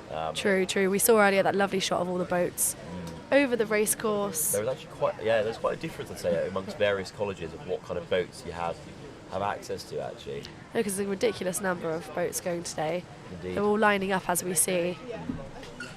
It's incredible where these are all stored. Okay, they're at front stops now. And they're off. Way to go. Oh, A bit of little messy there splashing, from yeah. Cubs. I think that's going to cost them. They're all over the place. Oh no, Let's trying hope to get they- their rhythm straight together. They need to follow their stroke seat and they need to regain that composure. Currently, Butler is taking the most. Okay, they're doing it now. Can they get that power down? And is that going to have exhausted them a bit? In the open? Considerable lead from Butler. Though Carl's really eager to make that up. The question is, can they not only make that up, can they maintain that kind of rhythm, that pace, and that power into the rest of the race course? They managed to redeem themselves there. They've managed to get themselves in sync with their stroke. Yep, they have indeed. Great effort from the stroke there. You can see he's really pushing it. He's working hard. I feel the issue they're going to struggle with now, though, is that may have shaken the crew a little bit. Yeah, I think that's the difficulty. I think it's all, a lot of rowing is actually mentality. It's a lot of mindset. Yeah, you've got to have a certain kind of mindset to sit in the boat. I think you see with the uni level rowers, they've just got it in their heads that they're gonna. Indeed, they do. They know what's at stake. Yeah. They know the prize, the grand prize. Competing. Not sure what. At Henley or Yeah, above. completely. And obviously, that's what some people go do. But it's a very competitive space to get into. Anyway, Butler making their way down the race course, capitalising on that lead and that solid race start. Cops is working hard. Though Cuffs, I feel, maybe they could be the underdog of this race. Maybe they could catch up. Yeah. Maybe they won't. Length, nearly 2 lengths, I guess. I believe so.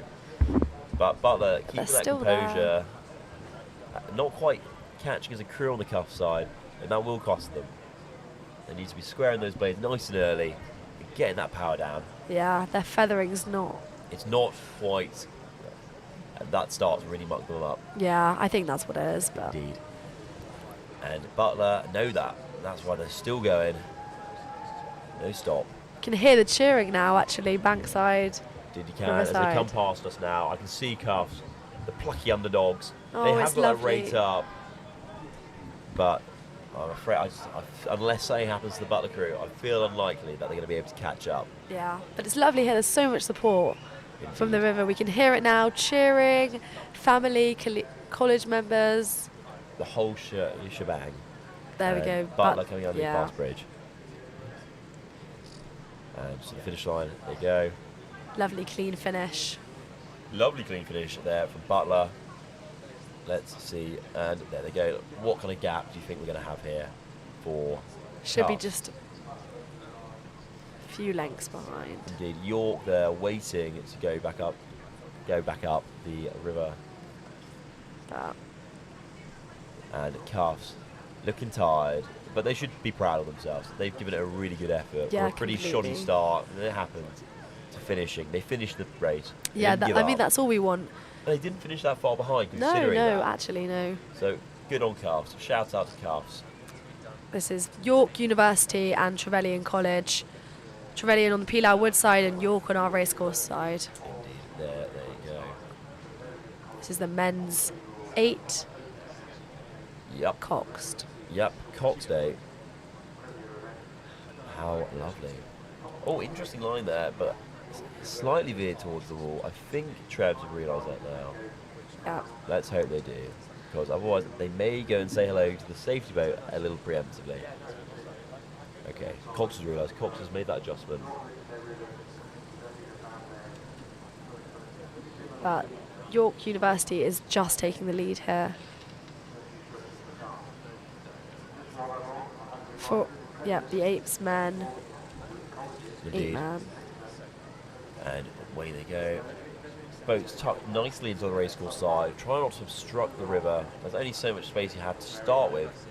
So they are making it the best that they can. Obviously, it's a favour that any crew would like to have returned to them, of not, being obstructed by boats sticking out the side on their way to the marshalling area. I think it'd be lovely to watch the race though from this river. From that height, yeah. It must be so nice. And also these people sitting in the boats, they've done their race, watching their fellow. Yeah, fellow colleges, fellow unis, fellow boat clubs. Wow, considerable cheering now as they come past us. Very loud. I think this is York University. Wow, lovely, lovely strength from these guys here. Just responding to one of the really fast. lovely comments in the live chat from Marley Perran from Manchester. Durham Regatta is in fact older than Henley. Yeah. And it is, as we mentioned earlier, the second oldest regatta in the UK after Chester. 1834 dates back to. Anyway, York still ahead, but will Trebs be able to put a little bit more power down, catch them up? Oh, it's close. Let's see, here they go, York to the finish line, half a boat length in it. And across the finish line they go. Those men really put all into that race, didn't they? They did indeed. But that was a good effort from both crews. Trebs really had them for a large portion of that. Anyway, back to the start line. Mary's on the racecourse side. With their purple. Cox is more or less ready to go. St. Cuth's and Mary's. They're about to begin, just lining up with the stake boats now. Just getting themselves ready to go. Hands up until they're ready. Oh, sorry, Chad's in the Indeed. Pilau Wood side. Very green. Difficult to tell, Cuth's and Chad's. Lean, mean, green rowing machines. Well, let's see. Well, I'm not sure they're going to. We'll see. We'll see. Whoa, where is your positivity? I know they woke you guys up at 8 a.m. for Chad's Day, but please, it's in the past. They're on the river, though. Again, interesting start. It's really difficult race starts, and they do make or break. Yeah. But luckily for both crews, they both had a slightly difficult race start. Oh, there's a crab there from 3 seats in the Chad's boat. They're trying to regain that composure, but For those listening, could we elaborate on what a crab means? Crab. If anyone's not into the rowing lingo. No. A crab is your greatest fear as a rower. Yeah. I fear it because there's something slightly embarrassing, at least in my mind there is. Because I've done it a few times and I felt an amazing amount of shame personally. Because it's basically where you end up, your blade gets caught. And because of obviously the forces being exerted on the boat as you're moving forward, it quite violently kind of flies at your hands, flies up towards you, oftentimes knocks you over. Sometimes it like snap. I've seen blades snap before, some crabs. And I think we saw that yesterday actually. Anyone here yesterday was quite a big spectacle. They can hurt a lot, and there's various types. So some people are liberating lobsters, a particularly bad one because it's just like so much power. But other ones, there are also ejector crabs. Oh, The bad yeah. thing about those Yeah. is you catch them, they hit you, you go out the boat, but you're not fully separate from the boat because your feet are, of course, for those of you who know a little bit about rowing, attached to your foot plates in your shoes. And so you're kind of just hanging there trying to get your shoes out so you don't get waterboarded as you're dragged along by your crew. If they Bit of a happen to stop- dangerous position, I guess. Well, it depends if the crew stops or not. Yeah. If they will, depends on how much they want to win the race. Yeah, I'm not so sure they'd still win Nah, with you well- hanging out the boat, but Wow. Okay. But yes, it depends. I think it depends if they've noticed as well. If you're so locked in that you're powering along, yeah, true. then yeah, that's a thing. Though it looks like Chaz is really making a little catch-up attempt there. Yeah. They're both actually getting in time, both crews. Really trying to. There's a lot of. Oh, tension. Mary's is really, really putting in their effort. You can see. Mary's are. Chad's are also doing the same. Of course, the boats are actually not too badly sat. And of course, for those of you who, again, a little rowing lesson, very basic rowing lesson. When we refer to, obviously, the boat being sat. Oh, what's happened there? Boats being sat, we mean, is it balanced, essentially? Yeah. If it's balanced, it's optimal. But there's various things that can, lead to it being imbalanced. So Anyway, much cheering now. Chad's going, yeah, a lot of cheering, actually. Only a length in it. Wow. It's perfect. You can see the cocks looking out, Cox is feeling chuffed at their position. I know, happy day. Are they going to start waving? That's the question. We have had that this weekend. Cox Oh. is kind of treating it like they're on a Little cruise, on boat a parade, cruise. carnival, waving both hands. A little bit oblivious to the fact that the crew behind them is trying to catch up. Yeah. So, yeah. You don't want to get too cocky with your position. I know that they are coxes, but yeah, they Cocky cocks. cocky coxes. No offence, Anton Ball, of course, Maiden Cox. He's not racing. I just thought he'd feel like this was targeted at him. Don't worry, it's not. Anyways, Mary's crossing the line. Brilliant effort from them, maintaining that lead. Chad's, let's hope they keep up the power. A little bit of celebration there on the Mary's boat. Chad's just happy to be coming through. And I'm proud of, both boats. They've done a good effort. Anyway, back To the Cuffs on women's race four. course side. Women's Cox fours. This will be Collingwood on the Pelau Wood side. I believe so. Actually. Yeah. Yeah.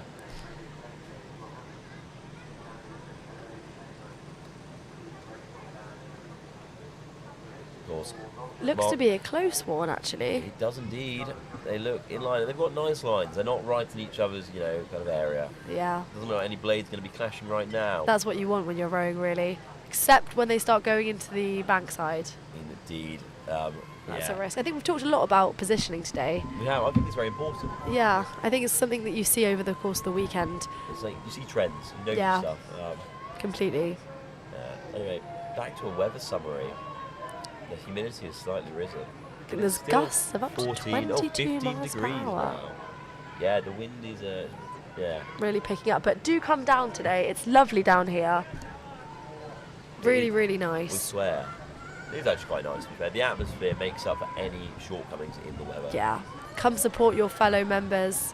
Collingwood are looking like they are pulling further ahead. Just took the lead here. Now it's a length margin. Length in it. The question is, can Cuffs dig a little bit deeper and overtake? Let's see. But Collingwood will not want to be beaten, especially by Cuffs. No, we know Collingwood's got a bit of They're a going to be top dog. Top bit dog of a or no dog. reputation with their sports. They Anyone do. that What knows. reputation is that? Not not suggesting anything, but they have got a huge amount of teams and many rowers, I presume. Many rowers indeed. Well, they've got a big talent pool, and a lot of them. Yeah, it's a like really themselves, large college, isn't it? It's a massive college. I think it is the largest college in Durham. Yeah, I think compared to Cuths is one of those smaller colleges on the Bailey. Cuff Society, of course. But yeah, they've been around for a long time. I think they've always wanted to stay small. They're Yeah. kind of a tight community. I think it's nicer sometimes that way. Especially with the more historic ones. And back to the race court, right to the start line, we have. This is the men's single. We're waiting now to see what race this is. Was that Cuffs actually on the race course side? Could Interesting be line another. there from race course side. Just trying to make out who's on the Pelau Wood side. We wait for our lovely spotters up the river to inform us. Live updates as to this men's single sculling. Brilliant stuff. There we go. going past Collingwood landing stage now. Let's see how that goes for them. They seem pretty close. I'd say less than half boat length in it. Yeah, no, I agree. It's quite a tight race. I think it makes it much more apprehensive but exciting when it gets so close. I find it much more entertaining. No, agreed. It's tight, this close. Yeah. It's puts me on the edge of the chair. It's really like what's going on. It's a make or break these last few decisions as they come under the bridge. Indeed, indeed.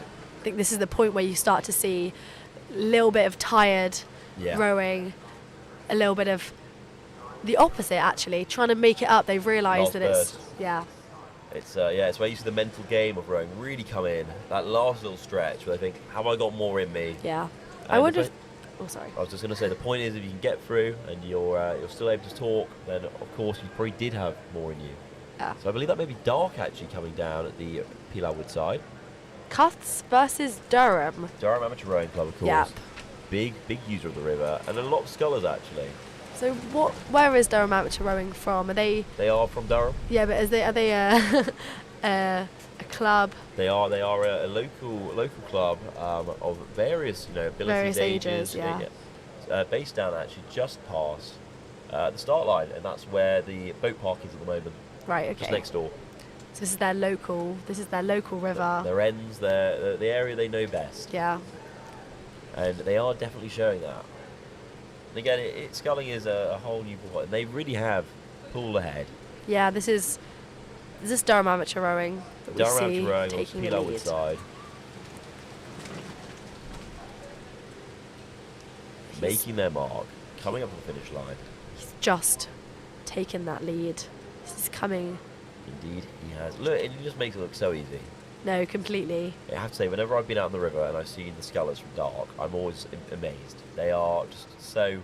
They do make it look effortless. Yeah, completely. Oh, we've got a lovely shot of So some leisurely rowing, I think. So this may not be on your programme, but the Browns Boats races have actually come and gone. And we've got one competitor who has not finished, and he's just drifting around, DNF. Oh. Having a lovely demonstration of his rowing prowess. So could you explain to us what this is that we see on the screen here? What race is this? They are the bane of most sweep rowers' existence on the river.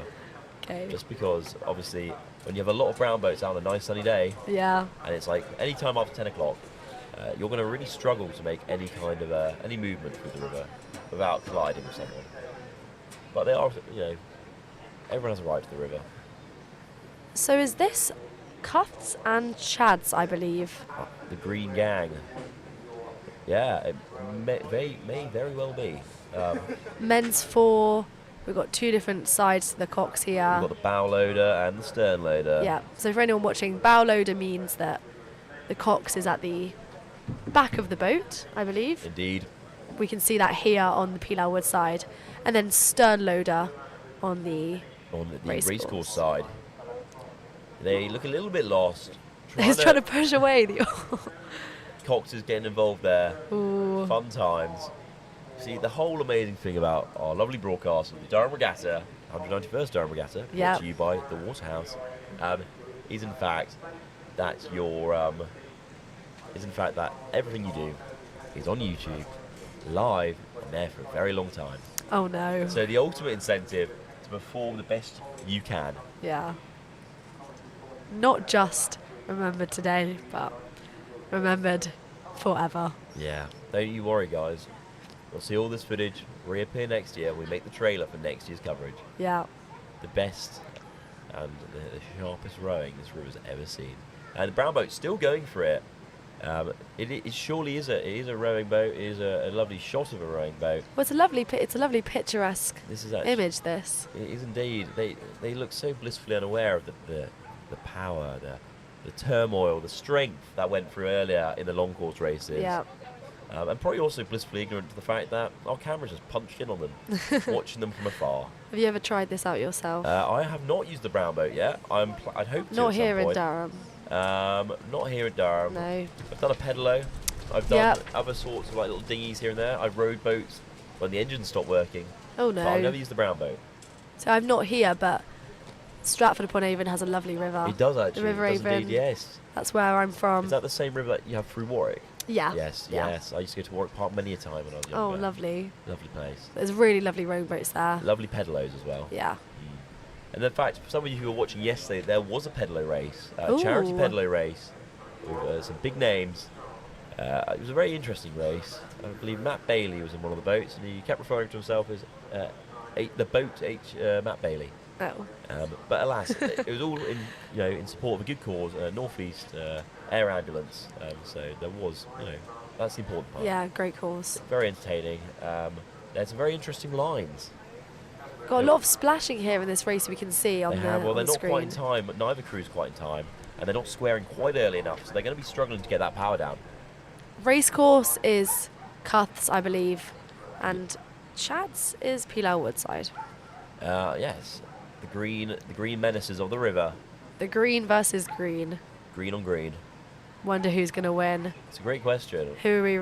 Well, we're not rooting for We're any not rooting side. for anyone. We are a Obviously neutral not, but arbiter in this whole process. predictions. I mean, it's looking to be Chad's. It is indeed, but can they maintain that?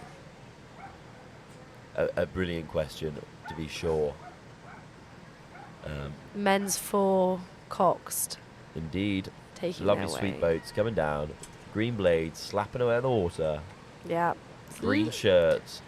Not the cleanest rowing we've seen today, but No, they're this- still making a really great push down the river. Indeed it is. It's very much, for many people here, this will be their first, first proper racing. Yeah, of course. I remember last year ours was sloppy as hell, to Yeah. be really blunt. And I'm kind of glad we didn't get most of it on camera, bar the very end bit where I looked like the Hunchback of Notre Dame, but not important. Point is, it's actually very difficult when Yeah. you haven't done a race before Yeah. to be able to keep that rate and keep your technique, which is why it's so important to get really solid technique in training at a lower rate. So then when it comes to these high rates for racing, Yeah. you can in fact do it. Chads have really pulled quite far ahead. Oh yeah, they've taken There's quite the gap, considerable about lead. 4 boat lengths in it, which camera doesn't do quite justice to, but they are coming past our lovely commentary gazebo. I can hear a lot of loud Chadsians. They've on the really, banks. really synced up their rowing now. They're all really They have indeed. working together, strokes carrying them through. Yes, indeed. They've found their rhythm, they've settled into that rate, and they're Yeah. putting that power down. And, it's Lovely really shot paying here. off. Good for them. God, yeah. Cuffs really trying to just finish as quickly as they can. Chads found their rhythm after a slightly sloppy start. Brilliant effort from them. Yeah, this is great rowing here. You That can was a see really they've nice recovery, actually. really picked up the rate, didn't they? Did indeed. Shot down the river. Lovely Yeah, cheering. little we celebration can there see. from Strokesy. Any Chad's people out there, Let us know. go congratulate your rowers. I think we're going to see Cuts come past in a minute. They've still continued down the river. Indeed, they have Just a bit of a wide margin there, but green shirt gang. not looking too chuffed. But, this was great practice. Lovely Cuffs ain't neck-on-neck looking chuffed. race at start. Cuffs are not looking chuffed indeed. No. Non-chuffy. Lovely cuffs. wave. Shout out to that bow at the back. Bow, bow.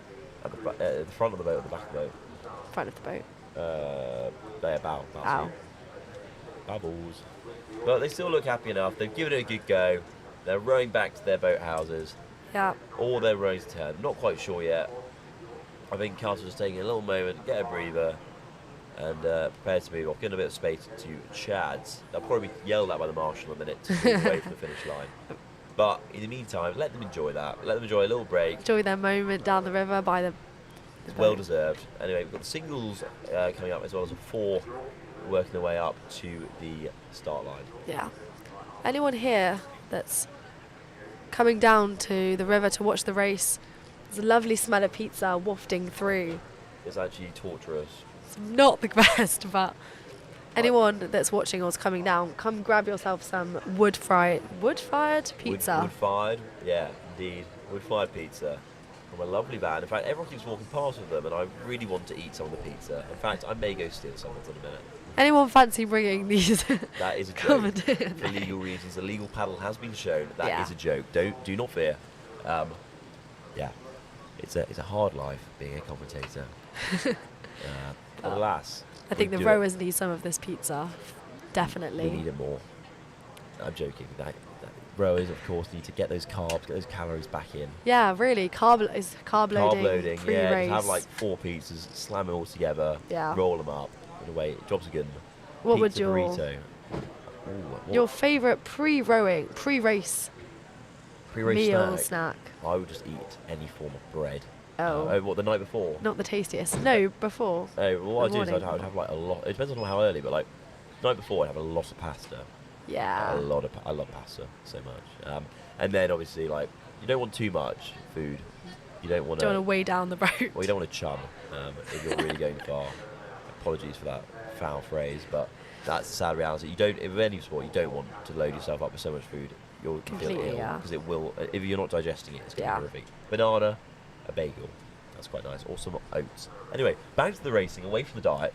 Tees coming down the Pilar Wood side, and Durham Amateur Rowing Club coming down the racecourse side. In fact, the Durham Amateur Rowing Club single, the sculler in it looks very familiar, and I think that's because any time I've been on the river, I have seen them yamming away in their single, really practicing perfect technique. Wow, this is lovely rowing here. So let's see if all of that training's paid off. But these people are very, very strong. Great technique. Lovely technique. Must be so. It's very, very a lot of pressure when you're in one of these boats sculling by yourself. You know, you're carrying the whole. Obviously, it's just you. No, indeed, it is. It's exhausting, and also like, if you fail, it's on you. Like, Yeah, it's not. You completely, you can't be like, oh no, that bow was not No. doing their job. I mean, blame it on the boat. You are bow, but you are stroke, you are cox. You do it all, can't really blame it on the boat or the wind. unless the boat like falls in half. Or Yeah, snaps. I don't think we've seen any of that today, but Not yet. you know what? Stay tuned because you may see some interesting. Have Lambton Events. been in Pink Boat yet? That's a great question. I do not believe so. We haven't seen Lambton for at least a half hour, and that was at 12:30. Indeed. Anyway, T's ahead. Can Doc pull a little bit more power down, get that boat flying? Looking tired, both scullers. Yeah, but then In fact, they come past now. Lovely clean technique for both crews, but they are starting to lose that power a little bit. And the sun is coming out. It's getting warmer. Let's hope it lasts. Durham's just taking the lead here on the Pilar Wood side. You can see he just looking back, Looking back. trying to make sure he stays in that straight course. Indeed, it's so much effort as a single. Yeah, Having to think about it all. it's an all-encompassing Roll. yeah. Indeed, it is. But the sun has come out. You're right. It's actually really nice down here. But we're under the shade in our little tent. But that did protect us from the rain, so It's I a am trade-off, not isn't it? complaining. Exactly. Oh, and he's just taken the win. And across T's goes. Perfect finish for Tees. Indeed, it was. Durham's just behind there, maybe 1 length, 2 lengths. Good effort in it. from both. Yes. So next race up, we're just waiting for confirmation from the start line. A lot of anticipation here. You can see people are building up on the Hillby Boat Club. There's lovely steps where you can go sit, watch in the sun. Exactly. But as you can see on the screen, the drone doing a lovely little track and pan along the racecourse side, Wow, it really is starting to fill up here. showing us what's going on today. Ooh, the event bar. I know that's a place. Do you? Shouldn't be missed. Yeah, indeed. I've never actually been in any of these because all Durham Regattas have been working the Durham Regatta. What a place to be. But no, it's a lovely little atmosphere. Sun's out, fun's out. I'm trying to find a third Ice way to cream's rhyme. out. Yeah. Not quite. Not quite. Yeah. I'll think of it, guys. Don't you fear. Just awaiting confirmation for this next boat. I believe we're just waiting for the marshals, just waiting for them to, yep, state boats, just waiting for the Pilar Wood side to get themselves lined up. And in fact, you can see potentially in a second a lovely little drone shot of the starting position. I've just seen some of the Hillbead crew from earlier walk past, looking fairly chuffed. Oh. So That's what matters. Oh, and we cut back to the Browns boats. Now that is a lovely surprise. Lovely. Look at the effort in that man's intermission. face. Look at him go. He's now, I think, just clocked on the fact the camera's watching, and he's just putting as much power down as he can. Of course, unlike with the boats we've seen today, not in the legs, all in the core and upper body. He rocks over and tries to drive himself forward. But he's doing a good job because he's actually going the right way in this boat, unlike a lot of the Browns boats I've seen. No, you do see that, don't you? It's hilarious to watch. Yeah, I used to work at a boat club, and you always saw people learning to row. I guess not the level we see today, but... Indeed. Well, you got to start somewhere. This is Hexham on the racecourse side, Tees on the Pilau Wood side. This is the women's 4 sculling. The lovely quad coming down, putting a bit of power down. Hexham slightly there. Tees trying to close that gap. She's really got that dedication. You can see the look of the you see the concentration Tees, stroke. yeah, completely. It's like we've got to catch him. But the Hexham are very in sync. They are actually. Looking back, they're trying to not get into that Pilau Wood Well-drilled side. cruise. Well-drilled cruise. Yeah. Lovely distance between them. I think it's going to be a win from the Tees here. They've just taken that margin, but it's really, really close. Anyone watching, you can see they're just going to come past now. Past the ice cream vans. Past the sunny stands. Indeed. And past all the spectators on the other side of the river. Wow, Hexham's taking this one. Oh, it's coming quite close now. Indeed, it is. They've found their rate. They've settled into it. Let's see if they can. Wow, that is Beautiful. close. Lovely shot there from our drone. Sums up really. They've managed to both come neck and neck. Neck and neck. Whoa, that single's quite far out from the bank. Oh. Should have tucked in a little bit more. Sure, the marshal will remind them of that in a minute. Anyone watching this example of lovely strokes. Lovely oarsmanship. Yeah, completely. Indeed. But look at them go. Hexham just trying to keep that slight advantage going. But can they? $1 million question. Not quite $1 million. This is an uncoxed race, I believe. Yeah. It is, yes. But lovely boat there on the left, actually. That lovely Hexham boat. Very colourful. So the bow is steering in this case, right? I believe so. Steering for a combination of pressure, and they've got footplate steering through the rudder controlled by bow. Just under Bath Bridge now, half a length in it. Indeed. Coming up to a length, I presume. It's looking like Hexham's. Yeah. Can they catch up? Wow, that's really close. I mean, that's very close. And Hexham have it going under the finish line. Yeah. Lovely shot now of the two boats. Beautiful finish from both, really. Sun's really illuminating them both. Anyone here now, you can see it's really picking up, actually. Super sunny. A lot of people smiling around, waiting for their races. Tees look absolutely shattered after that. Really they exhausted. Gave a good effort. No, that stroke, she's really put a lot into that race. Wow. But that's what we like to see. We like Incredible to see rowing that, here today. That mental barrier pushed. So yeah, hell of a thing. Race 89 is coming down now. Durham on the racecourse side, Northumbria, I assume Northumbria University on the Pilau Wood side. Indeed. We've got a fellow Northern University, of course, competing against our boat club. Controversial. We love a little controversy. Which university is better at rowing or at sport generally? Let us know your opinions. Northumbria or Durham? Oh, yeah, exactly. Northumbria or Durham? Oh, let's chuck Newcastle in the mix. Yeah, no, Newcastle Boat Club is really one to look out for. Oh, yeah, well, they did. How did they do on their last race? They rowed today? I don't think they rowed today. They rowed earlier, I believe. This morning. Yeah. Check our live results online. Indeed, oars online or on Durham Regatta live results page on their website.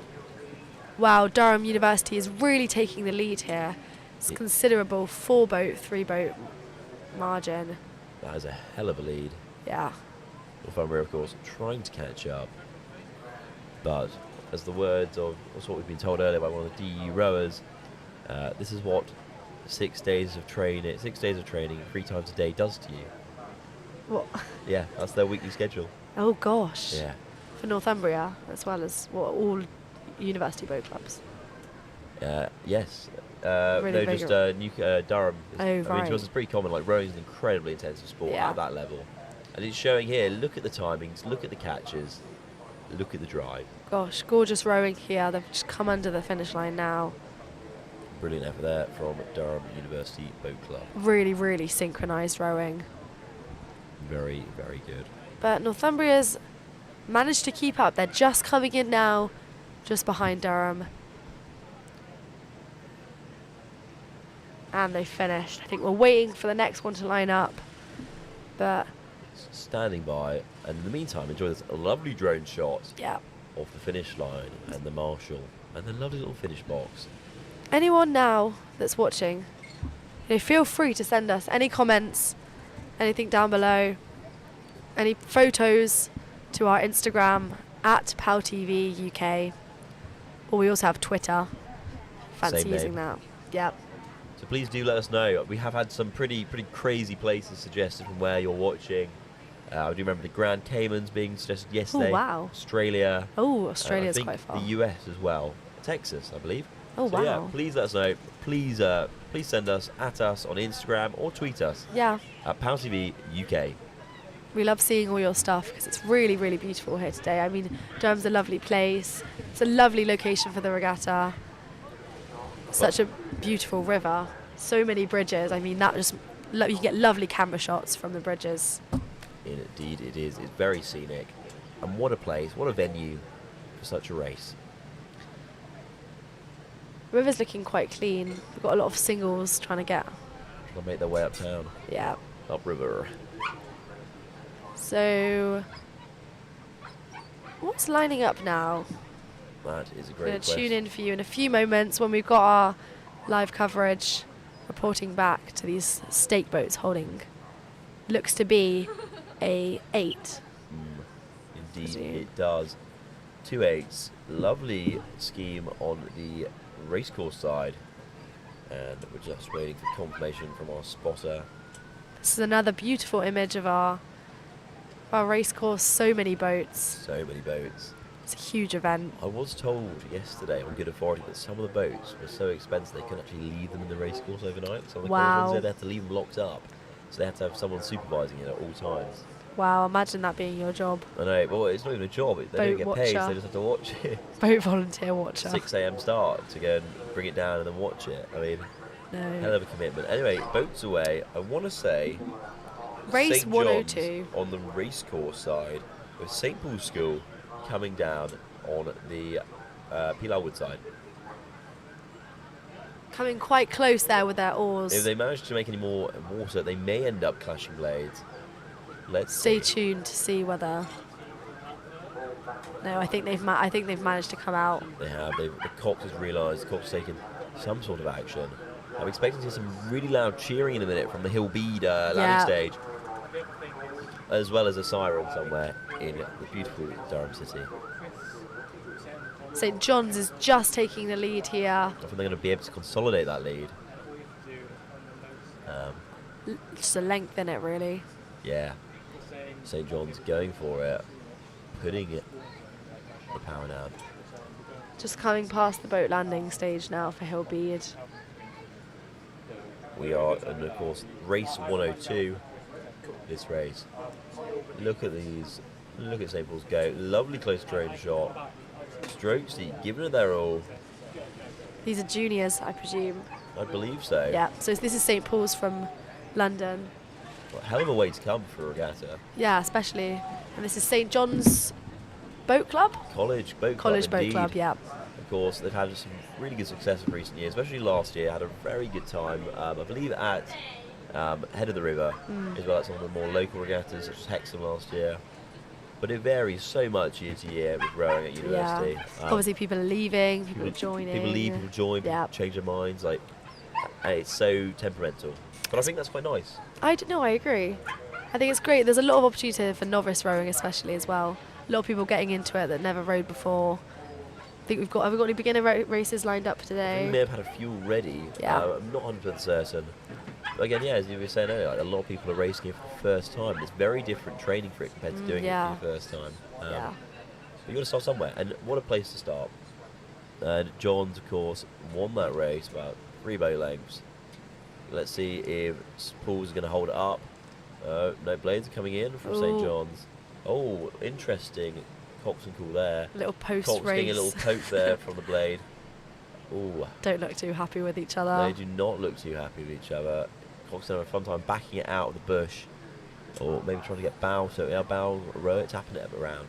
I think this is what I feel like when I'm on one of those little ground boats and you go into the bankside and you're stuck with your oar in the water. And everyone's just watching. No help, no nothing, no. No. At least we've got our safety boats. We do indeed. Don't have a safety boat when you're doing Brown's boats, sadly. Might need one. Should. I think they should The patrol introduce boat. that. Yeah. Indeed. Keep a little toe when it's too much paddling. But should have just finished that race. Lovely, lovely clean river. So many people walking past now. So many people staring in as well, trying to figure out what exactly we are. What are we doing? Why are we here? Good question. It is a great question. Curiosity is not a bad thing. No. And hopefully the big banner, as you can see from this shot here, shows them quite clearly who we are. Who we are, yeah. PalTV. But we've got an ad break coming up, I think. Coming up very shortly, PalTV's Yeah. Student Broadcaster of the Year 3 years in a row. Wow. I know. Great achievement. What an achievement, indeed. Welcome back to PalTV's live coverage of the Durham's 191st Regatta, brought to you by Waterhouse. So we've had some really exciting races today. The weather's been absolutely crazy. We've had some rain, some sunshine, and now it's looking pretty mellow, a bit less windy as well. We've had some really exciting races today, lots of colleges, lots of different boat clubs, and some good finals between Durham and Leeds, which I think Durham won easily. How have you found it? Absolutely remarkable. I mean, I've just seen an amazing performance between Durham and Northumbria. Hillbeats, again, absolutely remarkable series of performances today. I've been particularly impressed by Yarm and Lambton, the high schools, because they've just delivered incredible competition, especially against the university teams, like York, for example, and Leeds and Loughborough. And so it's been quite remarkable, really. What about yourself? Yeah, no, it's been a really good day. I've really enjoyed seeing everyone come out. I think we are going to cut to an ad break now and just see something from our sponsors.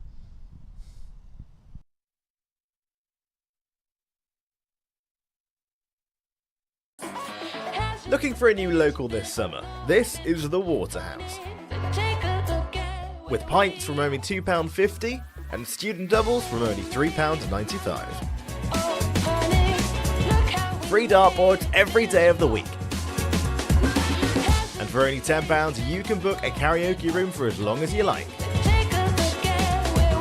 Whether it's a social or a pint or two, the Waterhouse is your student pub in the heart of Durham.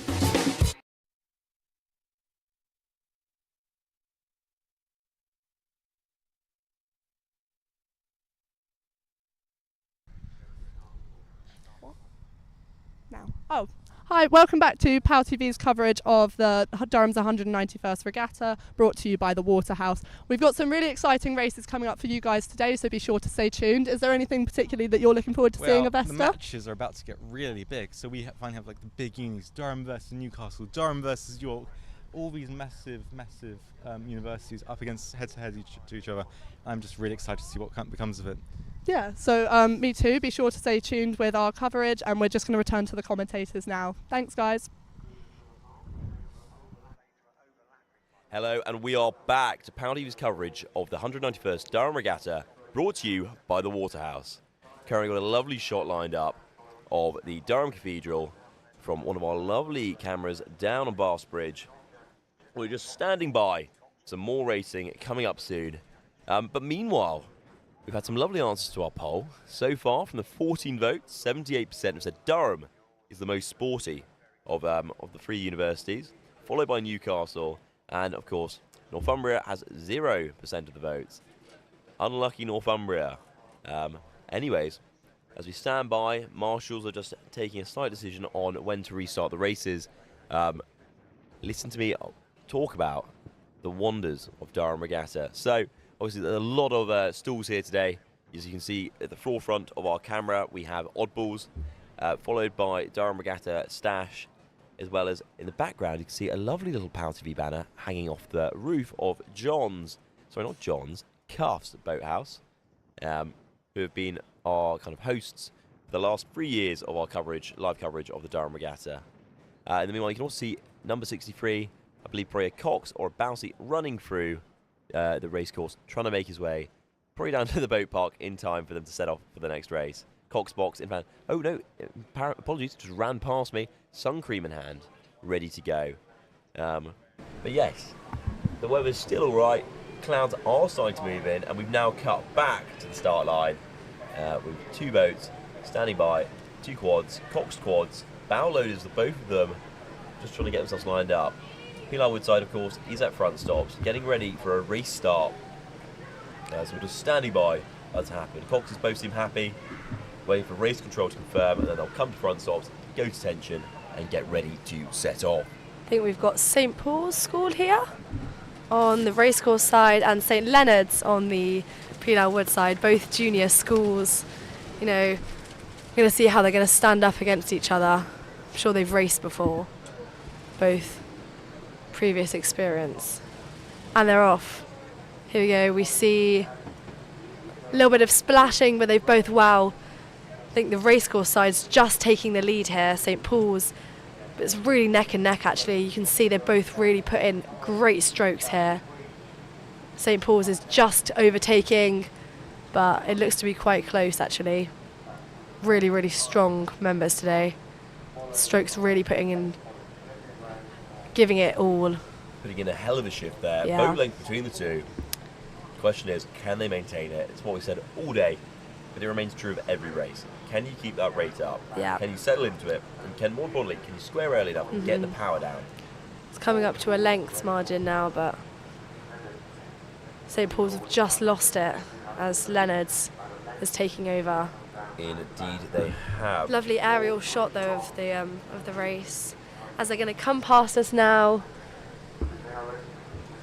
Nearly at Bath's Bridge. It's a lot further than it looks, but it is so much further. This aerial shot is very deceiving for us, I think. Yeah, they're there. No, they are not. But no, it feels even further when you are in fact sat in the boat. Yeah. And you suddenly look and you see like out the corner of your eye, you see the Hillbead landing stage. And they're nowhere near Bath Bridge, so. And you're like, we still have a fair little chunk to go. These schools are really doing great, actually. Lovely timing there. All there's one catching as a crew. Yeah, lovely synchronisation. Really nice. Really good show here from St Paul's. And so, yes, Hillbead coming past now. Managing to catch up. It's not too far now. Leonard's is taking the lead. St Paul's is just trailing behind. They are indeed. The question is, can they overtake? They're about to come past. In fact, they are coming past our commentary box right now. We can see them from our live viewpoint. Lovely little chairs. See the heads of the St Paul's school. And in fact, huge cheering from the crowd. Indeed. Well, a lot of parents or families come up. Yeah, no, completely, yeah. I'm sure people have come up from London to see that. Indeed. So, away we go. Coming up to Bath's Bridge. And let's see what happens. St Leonard's is just going under the bridge now. I think St Leonard's may have it. A few people watching on the bridge. Let's see. Probably shouldn't be, but... Yeah, there is a sign, I believe. Yeah, so make sure we stay off that, but we can... lovely water bankside views down here. Lovely effort there. Coming through. Final push. Good effort from both crews there, trying to close that gap. Completely, yeah.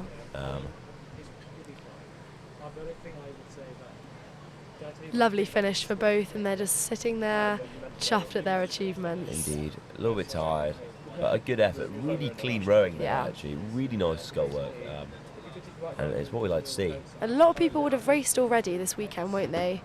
Get a lot of practice in. Yeah.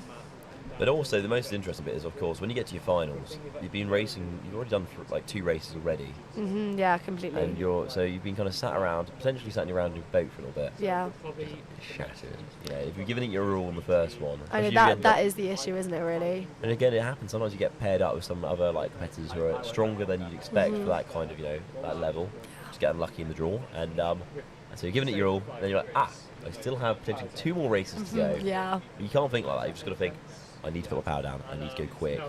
I need to do well now. Sometimes I think it's nicer to have more races. You get more opportunity to practice, and then when it comes to that final, you're just really determined. This is my last race here. Not till next year. Maybe if you come back to the regatta next year, but you're just really going to leave with a bang in your final. I think we've got some semi-finals and finals coming up today. I believe we have quite a few coming up as the day goes on. Of course, more higher frequency repeatedly. But I think when are we going to find out then about the overall results? I think that's tonight. That will be tonight, I believe. 8 p.m. Quite potentially. Going to confirm for anyone watching. Depends what time today finishes, I assume. Yeah. Of course, there's a lot of chance and risk for delays to occur during Durham Regatta. Hopefully not the same as yesterday, but. Hopefully not the same as yesterday. Well, there's normally a little bit less in the way of races today. Yeah. And let's hope that stays true. Lovely shot here of the bank, as you can see so many people have come down to watch. Yes, they have. Really gorgeous. The sun has come out finally, as what we've been wanting, and it's coming up to a late lunch for anyone grabbing some snacks and their drinks on the side. Indeed. It's also come up to a nice gust of wind pulling through our commentary box, which you may be able to hear, which is why I'm speaking a little bit louder, just to try to... But perfect. Thanks. Sasha has just confirmed 8 p.m. in the marquee. Anyone come watch the final results will be announced. I think there's a cup today that's really the Grand Challenge. Cup. Yeah. Long-standing tradition, long-standing, prize. So who's racing for that today? That is a great question. Off the top of my head, I do not know. Will be the university boat clubs the high chance it will end up being Yeah. DU potentially, along with some of the other strong performers from this weekend. But I'm going to get my producer to double check who's in the running for it at the moment, and we will try. I think Durham Durham University Boat Club's definitely got a reputation for. They've got a pattern of winning this Grand Challenge Cup, but I think the last few years we've seen some great competitors. Last year was Lancaster in 2022. Lancaster Boat Club beat Tyne, and then years before that, there has been domination by Durham. But everything changes year on year. We see different boat clubs bringing up new people, some great new boat clubs in the running for this cup. I think we'll find out this evening, 8 p.m. Well, obviously in the past, Durham University and Durham School were the 2 main competitors who were up for it. But in recent years, obviously a lot more in the way of clubs from across this area who are competing. So indeed, there is that. In fact, so in the running actually, for the Grand Challenge Cup, which is an open championship, Coxed 4-oared race, i.e. so 4 sweet boat. It is 1,800 metres, and last year's winners were Durham University Boat Club. Wow, yeah. This year in the running, in fact, I think, and again, Durham University Boat Club has won it. So that will be announced formally later today. But there are a lot of different championships, a lot of different cups and bowls, all sorts of, trophies. So many different levels as well. Exactly, and so many different types of boats. Yeah, completely. And it's lovely to see. It's nice to see that there's something for everyone. I love I think the variety in rowing is really great. But you can see now on the screen race 106. Racecourse side we have York about to begin, Newcastle Boat Club, University on the on the Pilau Wood side. Their hand is just up now. It's come down. Coxes are just waiting till their boats, you can see it's just a little bit offline. We don't want that, otherwise it's just going to veer into the middle too much. And they're off. Wow, really strong start from both of these men's. Interesting line there. Blade's going to clash. Oh no, yeah, that's what I was saying what's earlier. happened there? Oh, they have recovered it. Let's see what the marshals think about that. Race control, of course. Yes, they giving out some penalties and disqualifications. Yeah, no, we did see that, didn't we? Some clashes yesterday off the start line. Of course, Newcastle University really trying to recover from that line earlier. Let's see if they can, in fact. York is just taking the lead here, but it's really close as Newcastle's recovering. I think Newcastle may be able to pull it out of the bag, trying to catch up, yeah. trying to get that line sorted. The only danger I see is currently getting very close to the bank. Can their Cox correct that before they reach Hillbeat landing stage? Should be able to. Well, it looks like they will be able to. Pulling round now. I think from our shot, looks closer than it actually is. But you never know rowing with... It's a little bit distorted. Yeah. So that's something to be aware of for those of you watching at home, to our viewers. Yeah, please do. Oh, they're just hitting that little yellow. It's all good. Luckily, it's only a small boy. And they're now coming past the Cuffs boathouse. I keep saying John's boathouse. Cuffs boathouse. Yeah. But Newcastle has, in fact, regained that lead. Half a boat length in it. Wow, incredible. It's They really are close now. moving. Yeah. Look at that. Look at that speed. Look at them go. Let's see if Newcastle can hold on to that lead. York obviously not wanting to let that slide. But York are looking... I think Newcastle's just going to take it literally half a boat's length in this. They're both working really hard, trying to maintain that lead. Wow, lovely finish. Newcastle just coming over the finish, half boat length in it. Confirmed by the race control.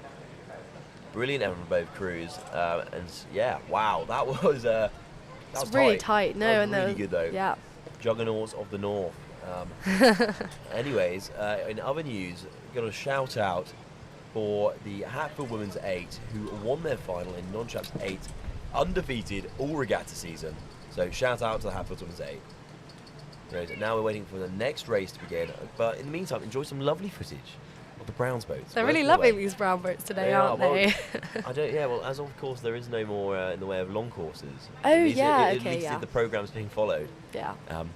We have to entertain ourselves another way on this end of the river.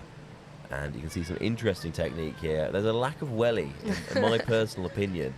I feel like they should be trying for a PB. Turn the Garmin on, get the Strava sorted, and just see just how quickly you can make it down that stretch in a Browns boat. Strava on the river? Yes, Not sure about that one. Whoa, controversial there. Controversial, Scarlett. Wonder if the Coxes have got their Strava on I in was their very position. tempted to the other week. Like, wow, what a session it's been. Hard work. But no, of course you got to. If it's a sport, you got to Strava it. Yeah. I don't think that's a controversial opinion, even. I don't actually use Strava. Do you even do it? If it's not Strava, it didn't happen. I use Nike Run Club. Oh no. Yeah. Nah, you got to get it on Strava so I can link it to Strava. Anyone in the comments who is a big fan of recording any sort of rowing or exercise, and showing off, because at the end of the day, you agree with the statement. If it's not on Strava, it didn't happen. Please do just leave a thumbs up in the chat. Love to know your opinion on We'd this love one. to. I personally thought it was Bit a of standard competition. thing. You've got to buy Garmin. Well, sorry, or any sort of smartwatch. We're not biased here. No. But Strava's the only platform I can think of off the top of my head. That is, in that case, not one I use. I think we did see earlier some Coxes had their phones out taking photos of their team. They were having a great time. It's like a little selfie as well for them. It's like, look at me, be real, time to be real on the boat. Oh no, not be real. I can guarantee. To be honest, we did get the Cox to record us rowing through the racecourse the other day when it was incredibly wavy and windy. How it just made it look really tiny. It's distorted. I swear it's distorted. Oh, that's quite funny. It made it look like nothing, and it looked like we were getting really worked up for no reason. Anyway, waiting for the racecourse side just to attach to the stake boat.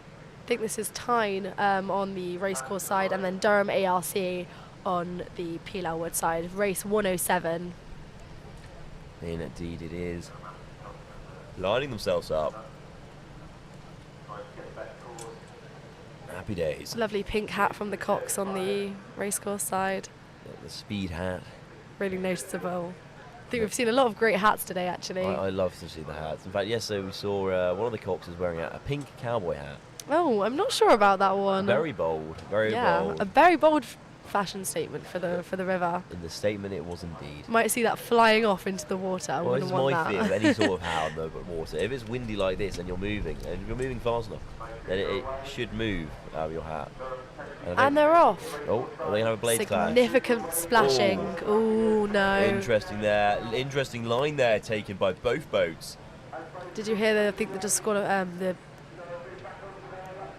they're just announcing something now. Interesting commands from the race control there, ordering a kind of move. Yeah. So will you get disqualified if you? Well, if you're too close. It seemed a little bit loose this weekend with rules. I'm not really 100%. Again, I'm not hearing everything that's coming out of race control. We are not sat in the race control box. But there have been a few disqualifications here. But from those I've spoken to who competed yesterday, they were surprised by some decisions and by the lack of decision on others. But it is, at the end of the day, this is a numbers game. We've got to get these boats through. And sometimes it's best just to let them go through. You know, it's difficult to call, and yeah, it is difficult, as you said, you're right. There's so many there's so many races today. It's really just firing them off. I think we saw that yesterday, especially when it got to the end. You know, any sort of protest or any kind of action has a chance of delaying it. And when we've got to get 2,000 competitors through, it's not surprising. Philly, Hillbead have rowed a few times today. Good performance, actually. Good performance this weekend. As I was saying yesterday when I was on the commentary, Hillbead, the dark horses of the rowing world. Wow, strong statement. I think it's an accurate statement. I think those, especially who are row for Hillbead, would also agree with me.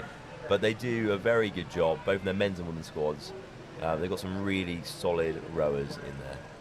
Well, this is quite a close one here now. We can see just getting that oars so close together, but I think we're seeing racecourse sides just taking the lead, just over a length's margin.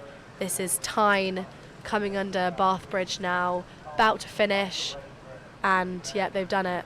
They have indeed. Tyne Boat Club. After a slightly messy start, managed to recover themselves. Recovered it. It's actually turned into a very nice clean race. No, it did actually. It was. I love when they're neck on neck, I think. Yeah, it's lovely to see. Anyways. You can hear the cheering in the back. You hear the cheering and the sirens. Sirens? Very exciting. Exciting stuff, indeed. Yeah. Just awaiting our next race. As they announce it now, I can hear something coming from the box, up by the start line. Here we are. Lovely image again of these cute brown boats. Anyone in Durham visiting for the weekend, I would definitely recommend. I think it's a great shout. Take your friends or your family. All of them. Just take everyone down here. Get inspired by the regatta. I think that's what we want. It's a lovely little event to commentate here at Durham Regatta. And you just see so many people. I hope it's inspired a lot of people to start rowing as well. It's a great sport. No, exactly. It is a lovely sport, and I think for so many it is a great, a great intro to what to expect. And it's quite, you need a lot of dedication, a lot of resilience, but it's just a lot of discipline. But as we see now, this is race 108, Durham University Boat Club on the racecourse side, Tyne ARC on the Pilar Wood side. Durham's just taken the lead, lengths margin now. A lot of splashing. I guess this can be expected when you've got, this is a sculling octo. But they've come quite forward now. Durham Boat Club, the university, with their Palatinate purple. I think if you're looking out today for Durham, the boat club, look out for this purple. You can see it on their oars, on their clothes, on their hats. But Tyne is coming back. They're coming back round. They managed to steer more into the middle. I think that's what you need, so they can coordinate their sculling. It's a difficult challenge, I think, when you've got a boat the size of the 8, especially Cox. It's just coordination is your main aim.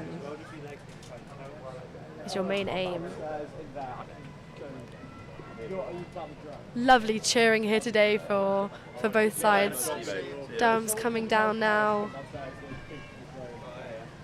Still got quite a lot to go. I mean, it's deceiving. They're not under the bridge yet. They're just coming past Cuth's Boat Club. Managed to come out from that from the similar start, and I think just the pace of these women, they've coordinated together, carrying it through. Lovely bit of coordination there. Yeah, completely.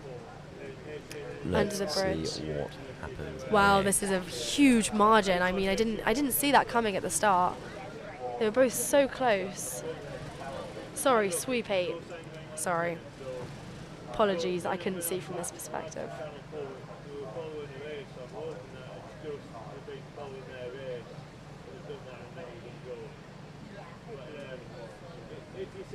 And they've done it. Durham University Boat Club won that with the women's 8. Tyne is just coming under now.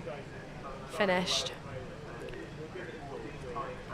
And we've got race 109 lining up. Sunderland City and Tyne ARC.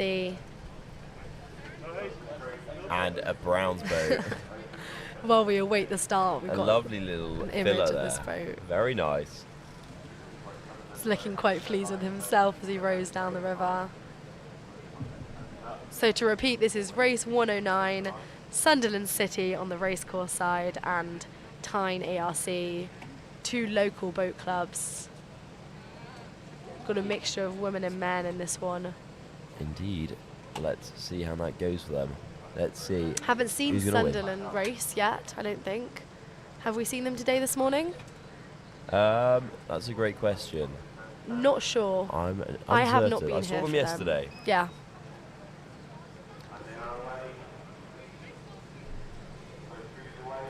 And they're off. Ooh, Sunderland. It's close. Sunderland's just taking the yeah, just a little bit quicker, as you can hear them announcing anyone here today. They've both synced quite nicely into that rhythm. Strokes have settled here into a good rate. But I think it's just going to be Sunderland taking the lead. Really an inch in it at this point. Wow. Really close lead, only half a length, or a length. Guess we'll see as they come into the bridge, will Tyne be able to recover this slight margin? Oh, it's really close actually. I think as they come past the boat club, we'll be able to see better who's going to be taking this one. Let's have a look. Look at them go. Interesting lines here from the 2-8. Though fairly clean at rowing there. Nicely sat boats. I think Tyne is just ahead here. Wow, I love a close one. And here they go, going past our lovely little commentary hut, tent, whatever you want to call it. At least it's not shaking anymore. No, well, don't jinx it. Calm down. The wind may return. Let's see. I hope it doesn't. But if it does, c'est la vie. Anyway, under Bass Bridge they go. Can they close that gap? Only a boat length, if not less, in it. 3/4 of a length is what we're hearing from race control. Let's see. Great recover from Tyne. They managed to bring it out of the bag here in that last half of the race. Wow, both looking really... So they're just soaring along the river. Lovely aerial shot.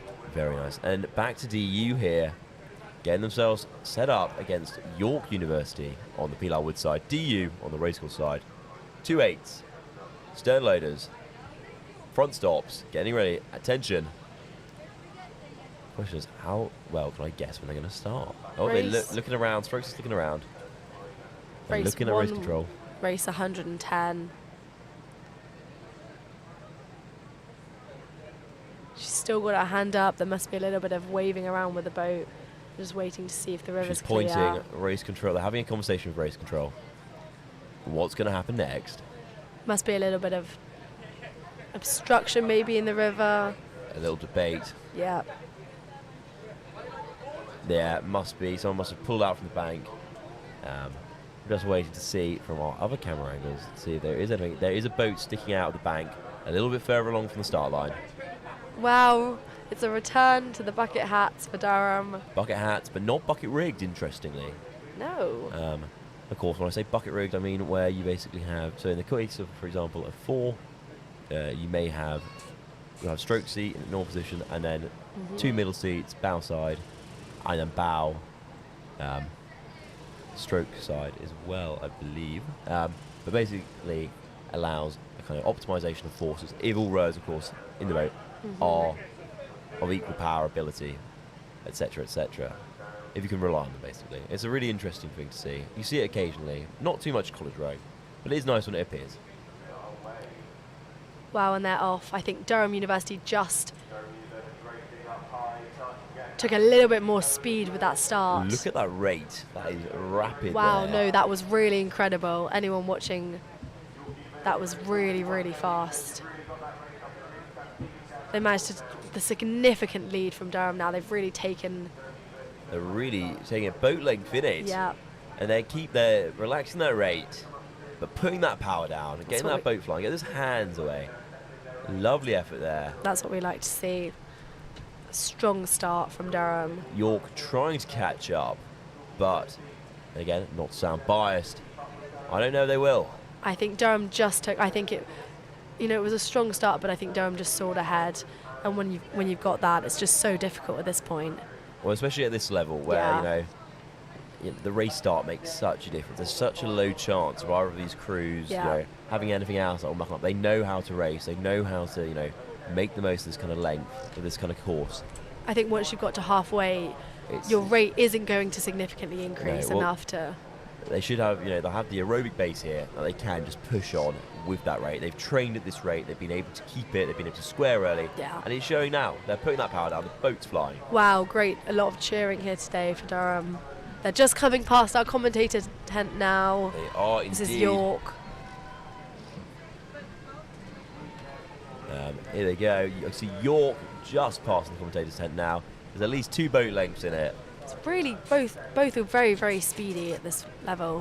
The rate from the start was amazing. I haven't seen such a clean race start for a little while. Wow, I know I've never achieved such a clean race start. High compliments here from Ollie. I try. I do try. Anyway, to the finish line we go. DUBC, Cox State, coming underneath the finish line, and that's a win for them against York University. Clean finish. Race 1-1-0. Indeed.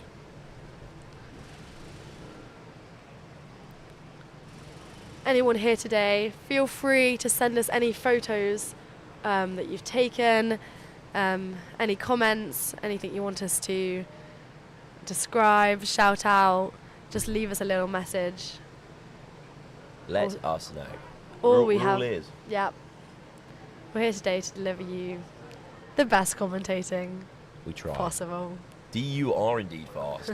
That was terrifying. I would hate to go against them. No.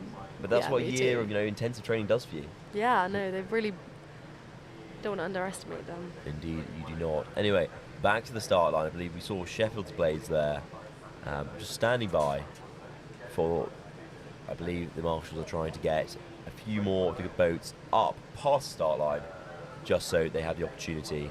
Ooh, some dark clouds there on our aerial shot. Oh no. Not predicting anything, but... Don't jinx it. Do not jinx it. Anyway, we're coming up to the start line. There's a bit of a slow time here, just trying to make sure they've lined themselves up to the stake boat before attaching. Yeah. And meanwhile, marshals obviously making the most of that, trying to get boats up, trying to clear the water, and also just to make sure there's some smooth running after this race, so we go straight into the next competitors. Just awaiting now the name of this race. Wind's picking up in our tent, but we've got our people telling us telling us something. Live information. I believe we have Tyne on the racecourse side versus Sheffield on the Pilar Wood side. Of course, trying to line themselves up the stake boat, trying not to be blown off their line by the ever-increasing wind and frequency of gusts that are coming down the racecourse. So yeah, I bet it's chilly on the river today, but they will warm up. I think as the race goes on, you don't need those layers when you're rowing so intensely. Just trying to stabilize the boat now. Still awaiting the name of the number of this race, but this is definitely Tyne on the racecourse side and University team on the other side. Maybe Sheffield. Not typical Sheffield colours, but maybe they've switched into red. And they're off.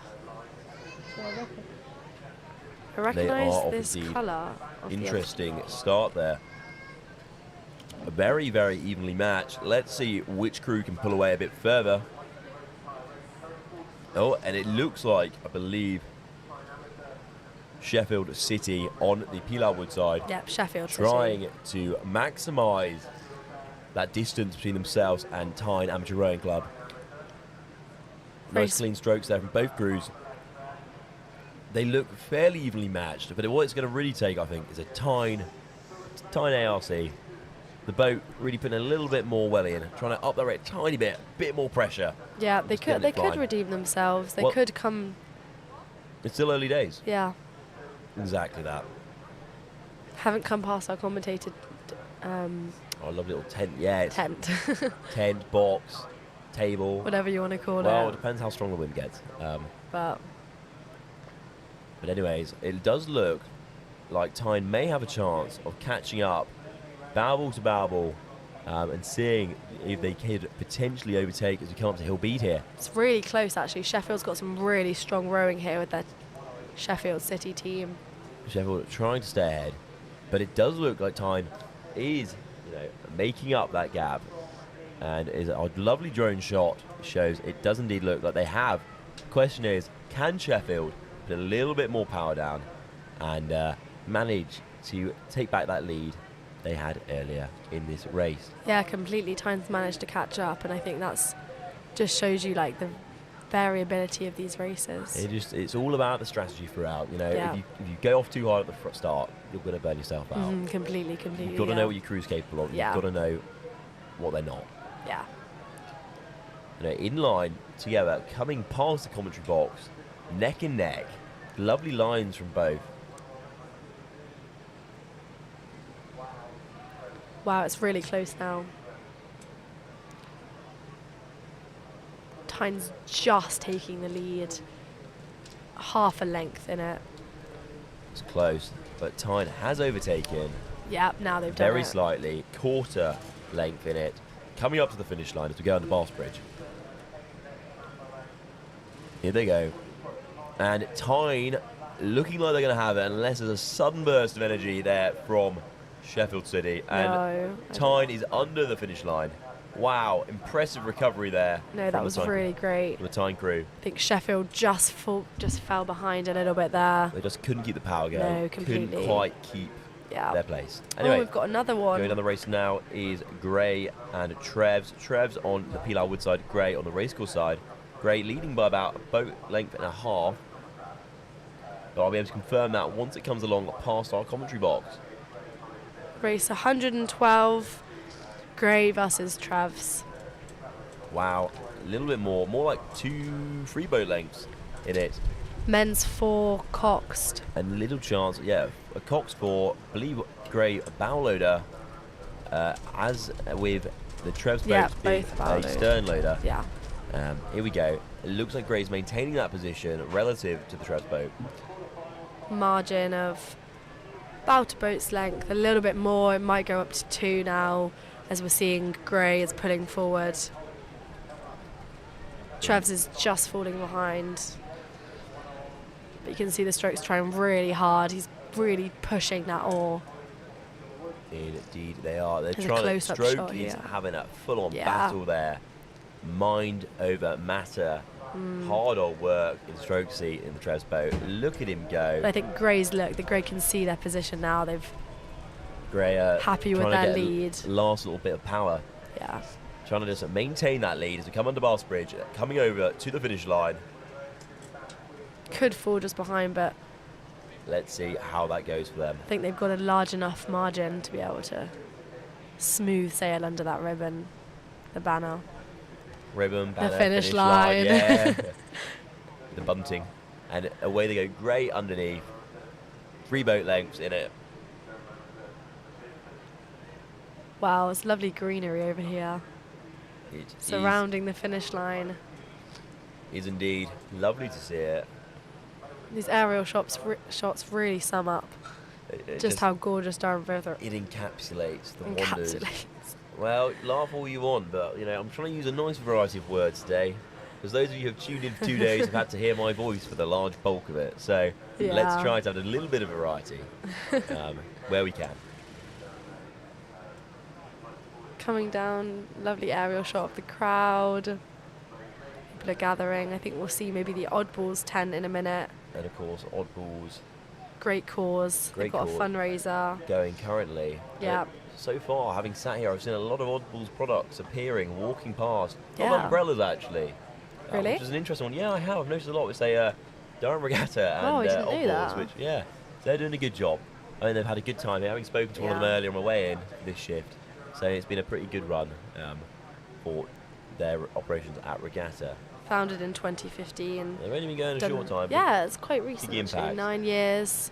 But they've done a lot. They've got quite a large coverage now of the, They the do, UK. indeed. They make Big all name sorts for as well. themselves. Well, I was actually having a look the other week, trying to look at running vests, but I felt maybe not Oh, quite really? brave enough to be wearing that. Just very, very. Oh. Well, they're very distinct. Yeah, And I very feel like colourful. in but certain contexts, I may not want to draw so much attention, especially in the winter. You're running. Yeah, exactly. I don't want people to see me with my my 6-minute Ks.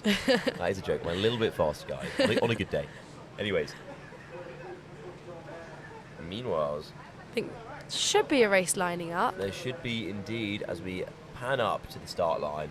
It's looking like there's some boats. It's also looking very grey, but that doesn't Ooh, matter. yeah. That's part and parcel of rowing in Durham.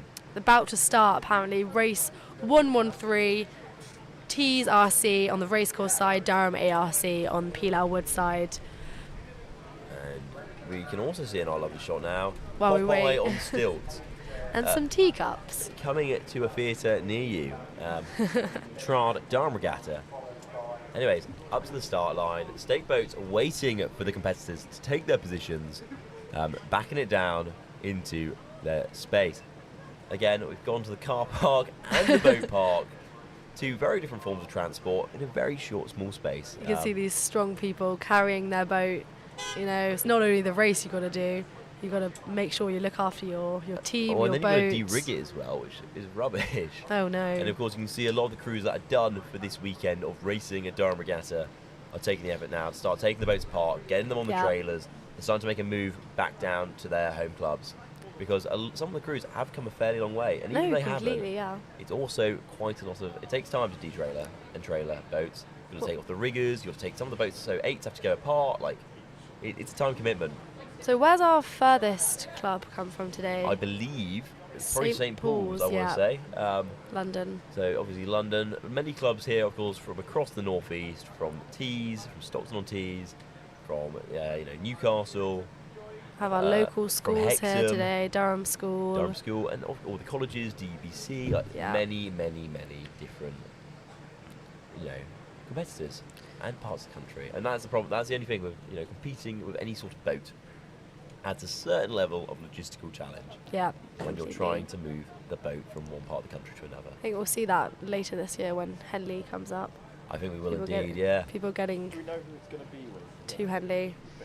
Oh, I see a lovely message there from Richard Griffiths. PalTV's own, actually. Sadly couldn't be here this weekend, about why does Ollie Irons never reply to my text messages? That's a great question, Richard. I'll look into it for you. Well, he's got a name for himself now. Well, Richard Griffiths, crazed individual, lovely man, but Building up a reputation. I guess so. Anyways, back to the lovely shot of us covering the boats being marshalled up towards the start line. The sun's come out again momentarily. Let's see if it lasts. It's beautiful now. It is. Well, ready for race 113, which I don't think started yet. Momentarily beautiful, as we currently have a bit of sunshine. Well, but the clouds are making their way over. But we're going to keep you updating with our weather reports because The PalTV meteorology channel. Welcome. And today in Durham, it is cold and wet, and that is basically the winter for you. Well, June.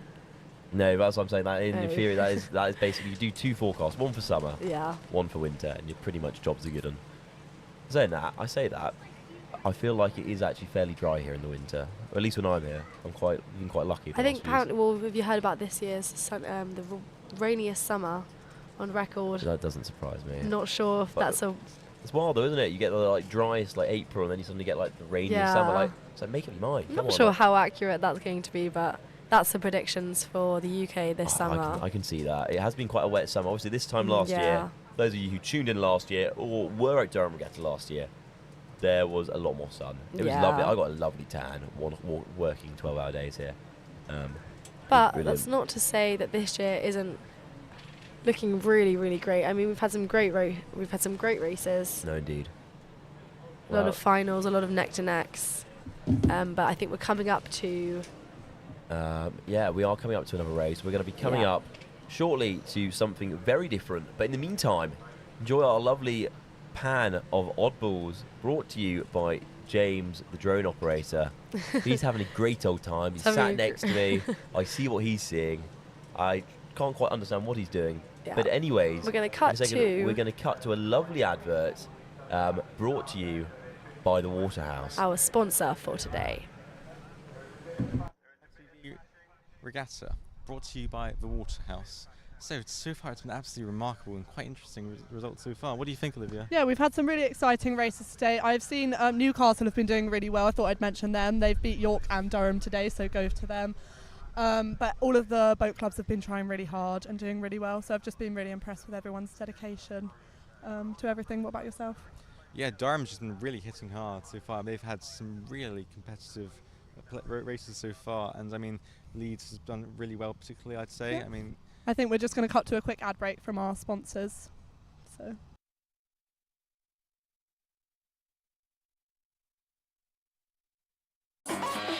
Looking for a new local this summer? This is the Waterhouse. With pints from only £2.50 and student doubles from only £3.95. Free dartboards every day of the week. And for only £10 you can book a karaoke room for as long as you like. Whether it's a social or a pint or two, the Waterhouse is your student pub in the heart of Durham.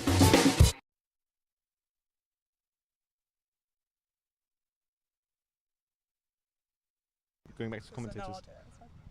Hiya, welcome back to PalTV's coverage of Durham's 191st Regatta, brought to you by our lovely sponsors, the Waterhouse.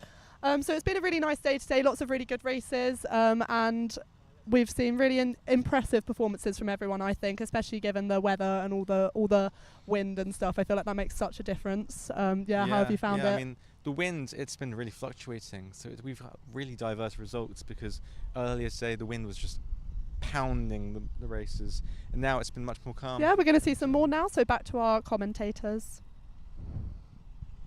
Hello, and we're back to the Brown Boat Regatta taking place underneath Kingsgate Bridge. What speed there, what coordination.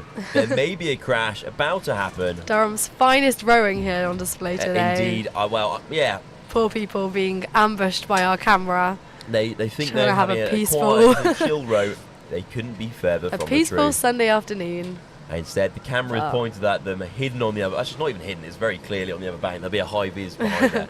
She's noticed us. But they're just showing the road. Oh, they have noticed us indeed. Oh no. Oh no, not good.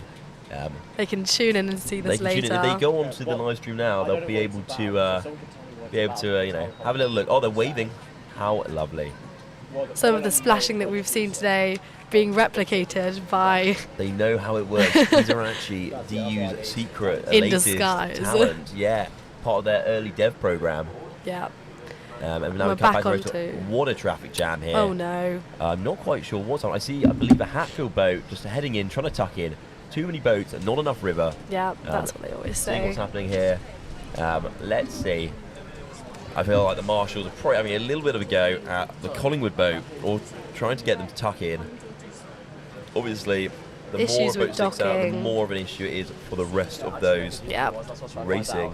I think we've got a race coming up, race 114. 114. Collingwood on the racecourse side and Hatfield on the Pilar Wood side, but I think we've just got some issues with docking at the moment. So we're going to have a bit of delay there.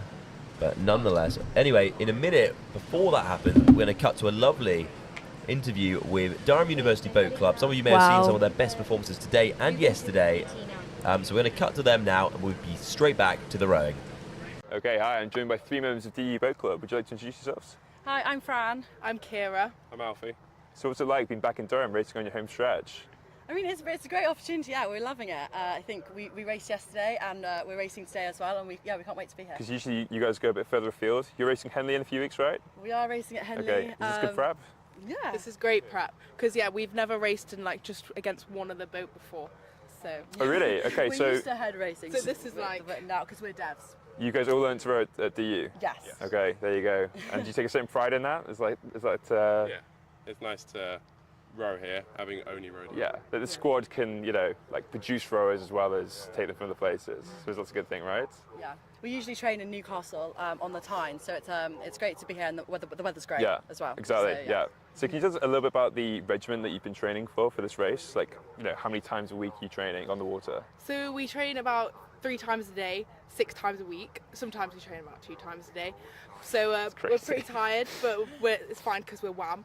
But, yeah, we're all pretty tired at the moment.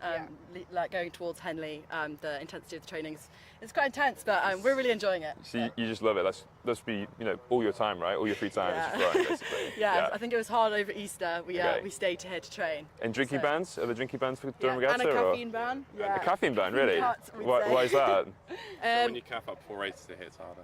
Oh, really? Pre-workout before lifting. Got you. Okay. So have you done that this time? Did it work?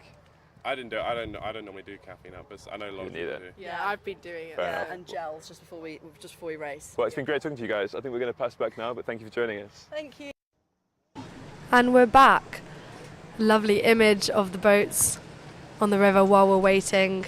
I think race 114 is just been halted by a little bit of commotion on the river, but should be starting any moment. In the meantime, we're going to see a little image of these everyone on the river enjoying the sun while it lasts. But race 114 I think is coming up. Collingwood on the racecourse side, Hatfield on the Pilar Wood side. I think it did start, but I think they had to stop it, and maybe the wind's got something to do with this. It's a little bit windy here, but this should be stopped so this race can continue. This is our Durham boat, famous for many parties that you can rent out. I think this can be rented out actually. If anyone fancies taking a trip down the river, not in a rowing boat, I would definitely recommend. Or just coming down here to take a look. We've got so much here today. Ice cream vans, we've got some waffles, some burgers, all of the traditional stuff. But I can hear something now from the official dock. Race 114 might be rerun any second. Just tuning in. In the meantime, I think our cameras have moved. Right, the race has started. I think this is 116 Newcastle versus York. I will confirm as these boats come past. Newcastle is on the racecourse side. York is on the Pilar Wood side. I think 114 is going to be after this, but 116 in the meantime. Wow, as you can see, Newcastle is just taking the lead here, but a boat length lead. This is the women's 8, coxed, stern side. Sorry, at the front of the boat. Here we go, Newcastle is coming down now under Bath Bridge. Anyone watching, it's just coming past the commentator's tent. Sorry, not a Bath Bridge yet. Our camera angles are deceiving us again. York's managing to catch up. I think both of them started quite neck and neck, but Newcastle's managed to sync up their rowing. Really great technique here. Pushing for that win. I think we'll see what's coming up as they come under the bridge. I think it's going to be a Newcastle win today. In their blue, nearly a 2-length margin now. I'm afraid York's just slipping behind. They've just managed to lose the lead that they both had at the start. But here now, this is Newcastle coming under the bunting. Pleased with themselves. This is the women's 8. I think we've got 114 coming up after this. That was Hatfield and Collingwood, which had to be halted due to some commotion. But Newcastle put in a really great shift there. I think this here, this is Hatfield and Collingwood. We've got Henry Hayes on the Cox, on the Pilau Wood side, and Collingwood on the racecourse side. I predict this is going to be a close one. I think stay tuned for this. Both boat clubs have got a reputation for some great rowing. I think Hatfield's just trying to line up now with their stake boat. Sorry, Collingwood on the racecourse side. In their red, this is the red versus blue. Looking forward to this one, actually. Indeed, we It's gonna are be close. the two titans of college rowing. Yeah. And I'm not biased, guys. Hatfield versus Collingwood. Of course, Henry Hayes, Stratfordian. Love a shout out. Well, I'm glad to hear. I was upstairs. Fellow Stratfordian. Popped inside very briefly. Anyone watching from Stratford-upon-Avon? Give it a Bit of a long shot, but give it a boost. But yes. Oh, are they quite happy? The line's an interesting one there from the Collingwood boat. Yeah. I think they just need to line up a little bit more. We don't want those oars clashing in the centre. You can see the girl at the front of the boat's trying to move her boat round. It's kind of working. I just think we need a little bit more. Bow trying to tap it around the Collingwood boat, trying to do something, trying to get a line so there's no clashing of blades at the start. Let's see how it goes. This is a race 114. It was due before this, but it's been rerun due to some difficulties. So, and away they go. Oh, interesting line there. Come on, can Hatfield get that rate down a little bit more powerful? Of course, same boat we saw much earlier in the morning. A little bit of clashing. It does look like Collingwood, sadly, is pulling away a little bit too much. But I have faith in Hatfield. See, stroked by Florence Moulier. Trying to catch up. As we saw in the last race, just because the boat's taking that lead does not necessarily mean they can sustain that. Indeed, and also technique is so important here. And it does seem, and again, I'm not being biased for those listening, it does seem Hatfield a little bit more in time between bow and stroke. So let's see how that pays off for them. Yeah, but Collingwood's definitely got that strength. I mean, that stroke, she really pushed off at the start and set a really, really good rate. Indeed she did, but can the crew follow it? This is the question, and this is something that we've seen throughout today, especially the newer crews. Because it is tight, it's very close, but we're still in the early days, past the Collingwood landing stage, working our way down.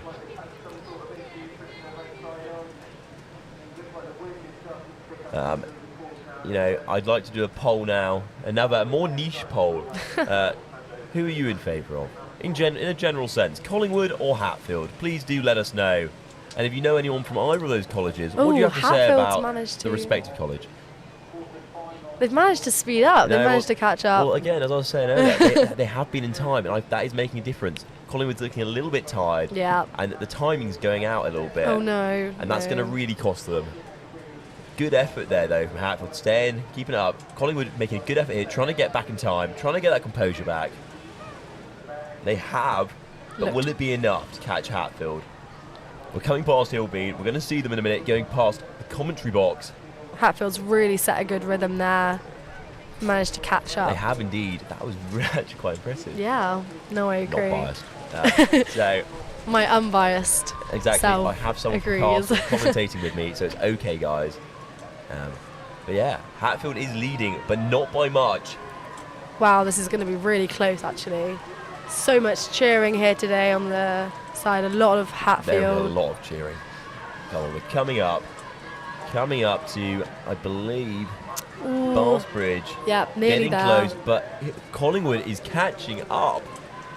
This is concerning for Hatfield. Let's hope they can dig a little bit deeper. I see people running past the commentary box. I see one person in particular who I recognise was racing yesterday. I hear a bit of Collingwood being yelled now. Further they go down. Let's see how this one goes. But Hatfield stayed ahead. Boat length ahead. Not even a length's margin. It's a good effort. It's coming up to a length, but very good effort from both crews, to be very fair to both of them.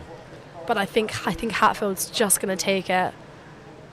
We're nearly at the finish line Hatfield now. Coming up, half boat length in it. Here they go to the finish line.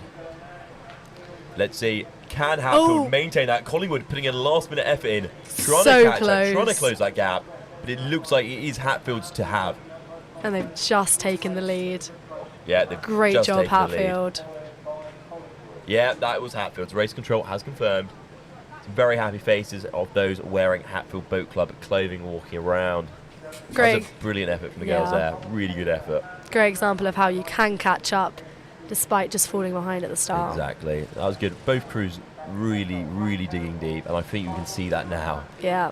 From our shot. You can see they're really put in their all with that race. Good work for the Coxes as well there. Keeping them motivated in those falls, keeping them going. There are some very tired looking faces in the Hatfield boat. Some lovely bows on the Hatfield team. Some lovely yes, indeed. I think especially the Cox's hair very much suits him. Good old Henry Hayes. What's next for Hatfield? Let's find out later. Should be another race lining up. Just getting in the information as to who'll be racing next. This looks like no, I'm not going to say Leeds. Newcastle, maybe. Oh, Newcastle, yeah. Oh, actually, no, that is John's closest to the race course. Okay. Bit of misinformation here. We love a little bit of misinformation, but only in the rowing sense. Adds a little bit of spice to the commentary. John's trying to tap it around in the bow pair, trying to get that line, trying to get it so race control will let them set off. Collingwood. Oh no, it's not Collingwood in Hatfield. Sorry. Someone in green. The green boat. We'll find out soon enough when we cut back to the start line. Of course, Sheffield there in our camera.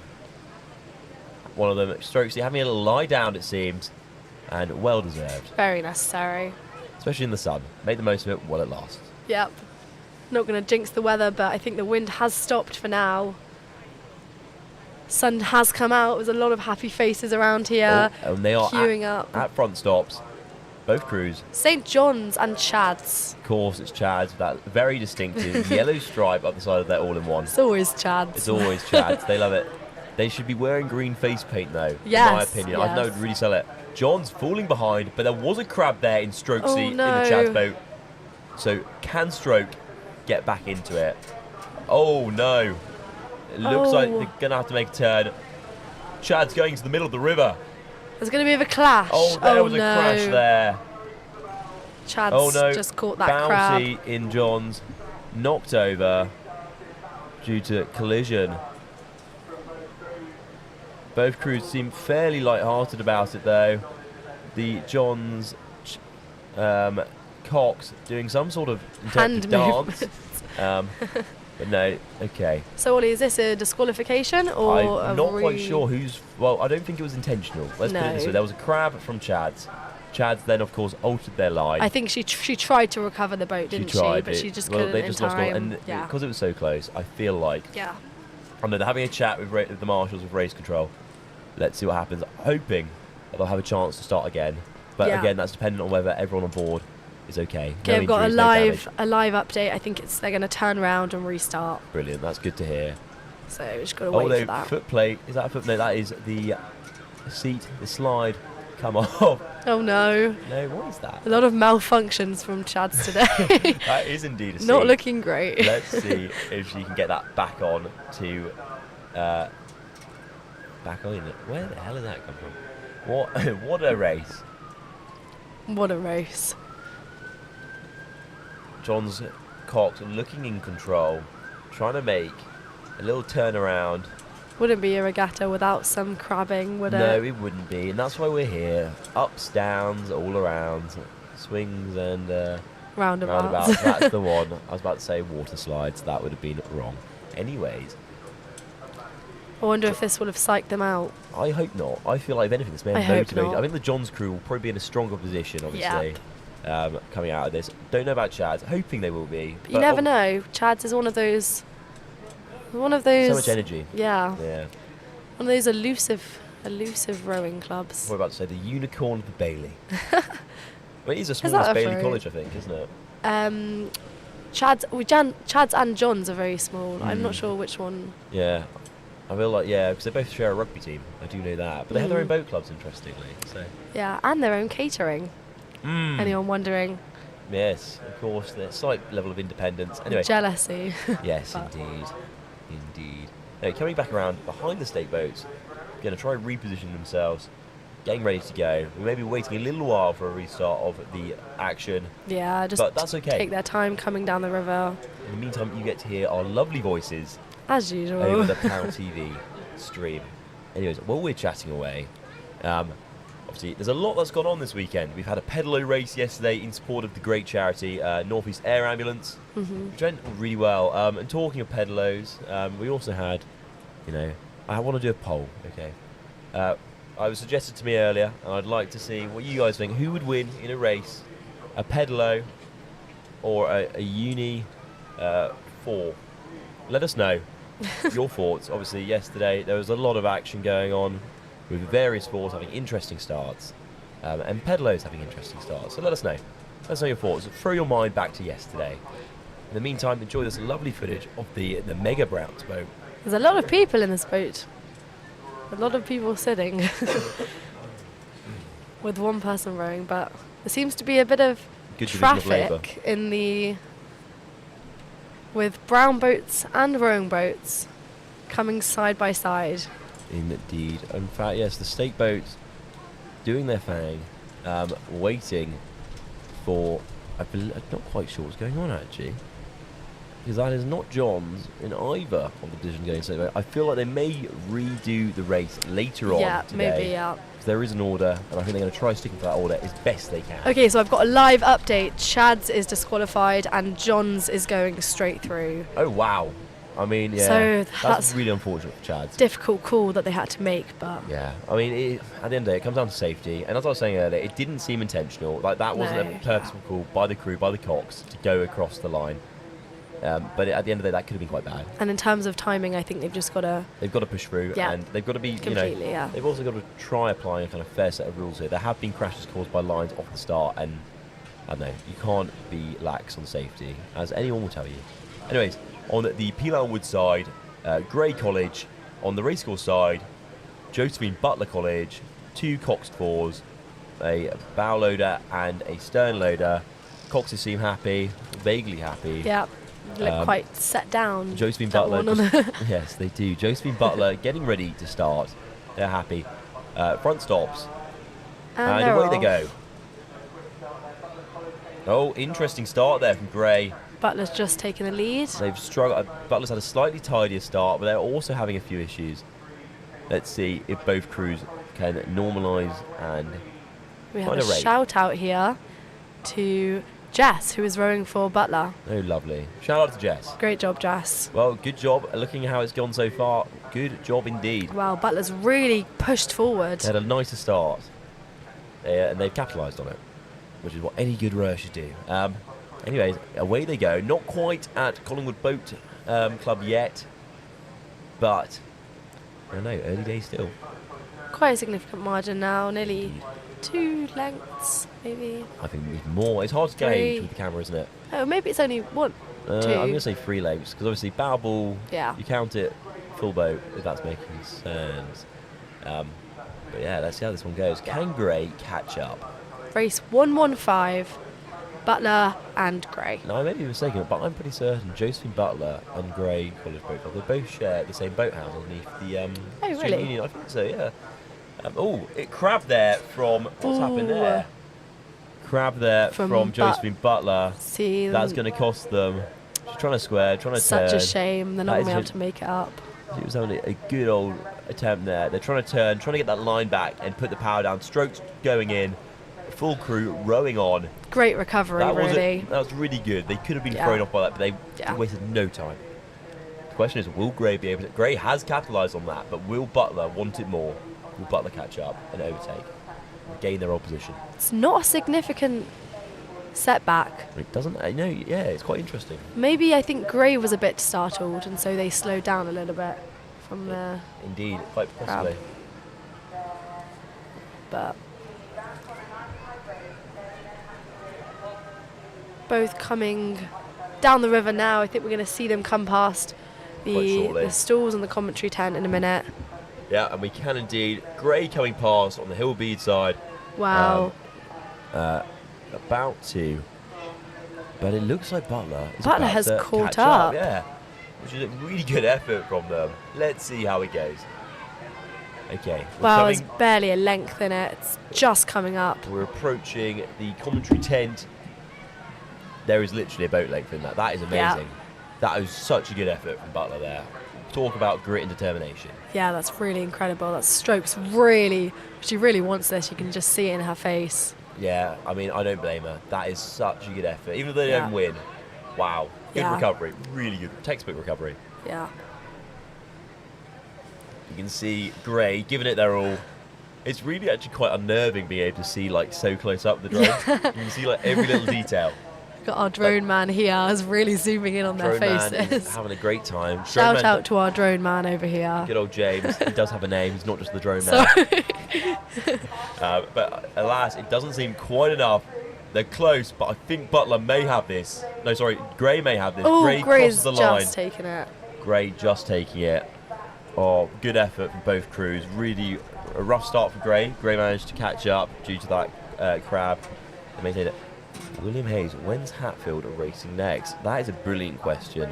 Let us have a look for you and we'll get right back to you. In the meantime, I think this is 2 quads. York and Leeds, or it may be Collingwood and Butler. I am yet to determine.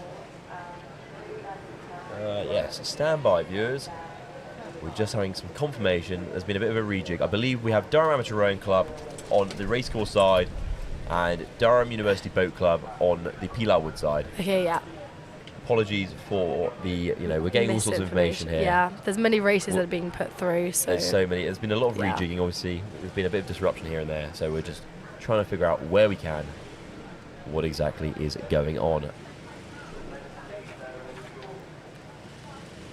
Just lining up now. This is definitely Durham University, the Palatinate, purple. See some familiar faces at the back of the boat, the front of the boat. May recognise from the interview we had earlier with Durham University Boat Club. Should be close. We've got 2 really high level clubs here. Yeah. Sorry, just in response to your question, William, I believe Hatfield may be racing in the next 20 minutes or so. There should be a women's 8 according to the programme, so stand by for that. But I hear a lot of chanting. Yeah. I think this will be a close one. Indeed it will. But I am just predicting with my senses. my sensor. Your rowing senses. Yeah. Indeed. I feel like that's a good intuition to have, to be honest. Dark got some pretty good rows, to be fair to them. Race 125. Very keen for race 125. Should Let's be have coming a look. up. I think it should be coming up. What race are we on now? Well, we're around 120. I'm not sure exactly because obviously they rejig them quite a lot, but Race 125, of course, Hatfield College versus South College. Crew numbers 15 and 16. Let's see how that goes. Obviously, that was meant to have been at 14:48 5 minutes ago. I believe we're about 2-3 races behind that point at the moment. Yeah. So we'll let you know when they're on. Do not fear. just waiting for the channel to be clear so they can start the race. Indeed, they are. Of course, if you enjoyed our commentary today, or you just enjoyed the broadcast in general, please don't forget to drop us a follow on Instagram, PalTV UK, yep. or drop a like on the video, on the feed, and give us a subscribe. It'd be lovely. And talking of Hatfield, actually, here Hatfield come. Henry Hayes, of course, coxing, the women's crew there in the Cox 4, just coming up through past the stake boats. Just waiting for the race to interesting begin blades now. there. Oh no. Oh no. And there you go. So, hopefully, this race will start. They are at tension. Well, they are at front stops, the dark boat. DVC is now doing the same. And now we're standing by for the race to begin. Let's see how this start goes. Can hear them announcing it now. Indeed. Any second now. Just waiting for the name of this race to come through. And they're off. And away they go. Looks to be very even. Very even. Dark is going to give DVC a real run for their money. So what you've got to Yeah. remember is a lot of those who are running at Dark, some of them have been doing this for years. Yeah. And while that may be the case with DVC as well, like, I don't know, they're quite evenly matched. I think people forget that. Yeah. The amateur in the name. It's deceiving. I think It's it's very deceiving because yeah. there's nothing amateur about many of the crews that Dark put in this weekend. So amateur means they are not getting paid. Yeah, I think that's basically where it stems from. Obviously, Yeah. Dark itself started, I think, in 1864. So Oh it's wow. been around for a while. Long-standing. A long-standing club, as of many clubs actually. in But the then UK. Durham University Boat Club's been around since Even longer, I believe. 18 maybe 33, perhaps, 34, or around that 30 period. yeah. Again, not 100% certain, but a long old time. Since the founding of the university, probably. You think so, yeah. Or at least very much in the follow-up. Yeah. So, Oh, I think they managed to recover. Durham University is In the just lead. in the lead, Mm. but it's quite close. Wow, their determination, you can just see it on their faces there, all lined up. but Dark is trying to gain on that. Let's see how that goes. We've got the drone footage. There's about 2.5 boat lengths in it between the two crews, with Yeah. DVC clearly leading as we come up to Hillbead, the landing stage, where there's many supporters massed on the banks. Yeah, the crowd is really built up today. And the crowd is wild. It's a lovely thing actually for Hillbead is the fact that every year, without fail, whenever there's a race here, Yeah. they just normally, the weather's alright, they'll carry a sofa out of their boathouse Oh. and sit down and just watch. I'm a bit envious of that position. However, on the other hand, at least they no longer sadly have a functional landing stage. Anyway, DVC coming past now. Saw a lovely drone shot of the margin here, but they've really managed to make it up a little bit more. Indeed, I don't know if Dart will be able to catch up to that gap. There's a lot of distance to cover and not a lot of time to do it in. Yeah, it looks unlikely. I mean, it's such a short race. Again, this is the short course, Durham University Boat Club on the Pilar Wood side and Durham Amateur Rowing Club on the Pilar Wood side. Sorry, the other way around, on the racecourse side. Women's quad. And Durham University is just going under the bunting now. See them coming round, looking really pleased with themselves. Great effort from these We can blame them. women. They look shattered. That looked like a hard Yeah. race, but they gave it a really good effort. Really Really- clean rowing. Yeah. Another power. Really, really fast rate Um, coming down the river. In response to the message from North East Skate Crews when in St John's racing, I assume you're meaning St John's College. and my schedule in front of me says that is not until 15:39. So we've got a little while, but again, there could be one sooner, depending on how they've done in some of the other races today. I think we've got so that was race 119, Durham Boat Club and Durham University, and then we've got 120 just being announced now. I think they might have gone across the start line. Our footage should just cut to that when the race begins. Indeed. York on the racecourse side, and Durham University again on the Pilar Wood side. You can hear some cheering now. I can indeed. Is this Van Milder here? This is definitely Van Milder, yeah. They love their yellow. Shout out to... Yellowest college in Durham. Shout out to Zach, Ashley, Timms in the Van Milder boat. You can just recognise some fellow... Another Stratfordian. Stratfordians, There yeah. are a lot of you about. I had no idea. This is Ben in the... Some familiar faces. Just a few, just a handful. Well, it's good to have that knowledge of the competitors, even if it is for the reason of going to school with them. Some names are better than none. Of course, Van Milder probably needs to take a tap from bow just to get their line a little bit more, on the money. Chads with their very distinctive yellow stripe down the side on the Pilar Wood side. Van Milder on the racecourse side. I think they just need to get their boat round a little bit. Let's see if they can do it. Oh, Cox is saying, what's going on here? Obviously, lovely fours, Cox fours here. Just awaiting the details about when this race will start. Yes, I think we're just going to be waiting a little bit. Just for the wind, maybe. Milders and the gusts to go through. Yeah, the wind's just caught their boat, but should be able to turn around now. But you can see the Coxes have raised their hands. I'm just going to wait till stake boats can let go. Just a little bit windy here on the river today.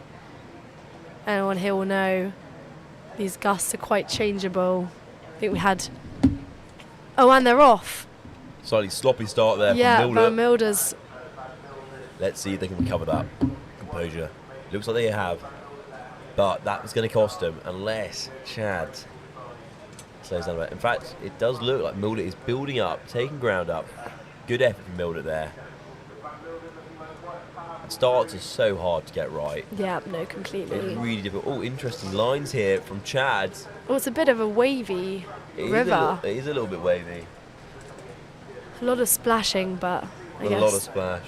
Sometimes you've got to do what's necessary. Sometimes the technique doesn't have to be... Sometimes I think the problem is, as I was saying, like when you're getting the rate up, and especially if you're not a crew that's raced much together. It's quite a shock to the system. Yeah, it's exactly, really hard, yeah. especially, and you see it, you feel it in the boat. A lot of people missing the catch. Yeah.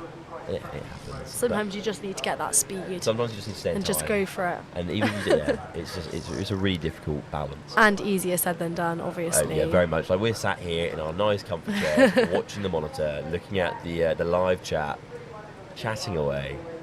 We're not in the boats.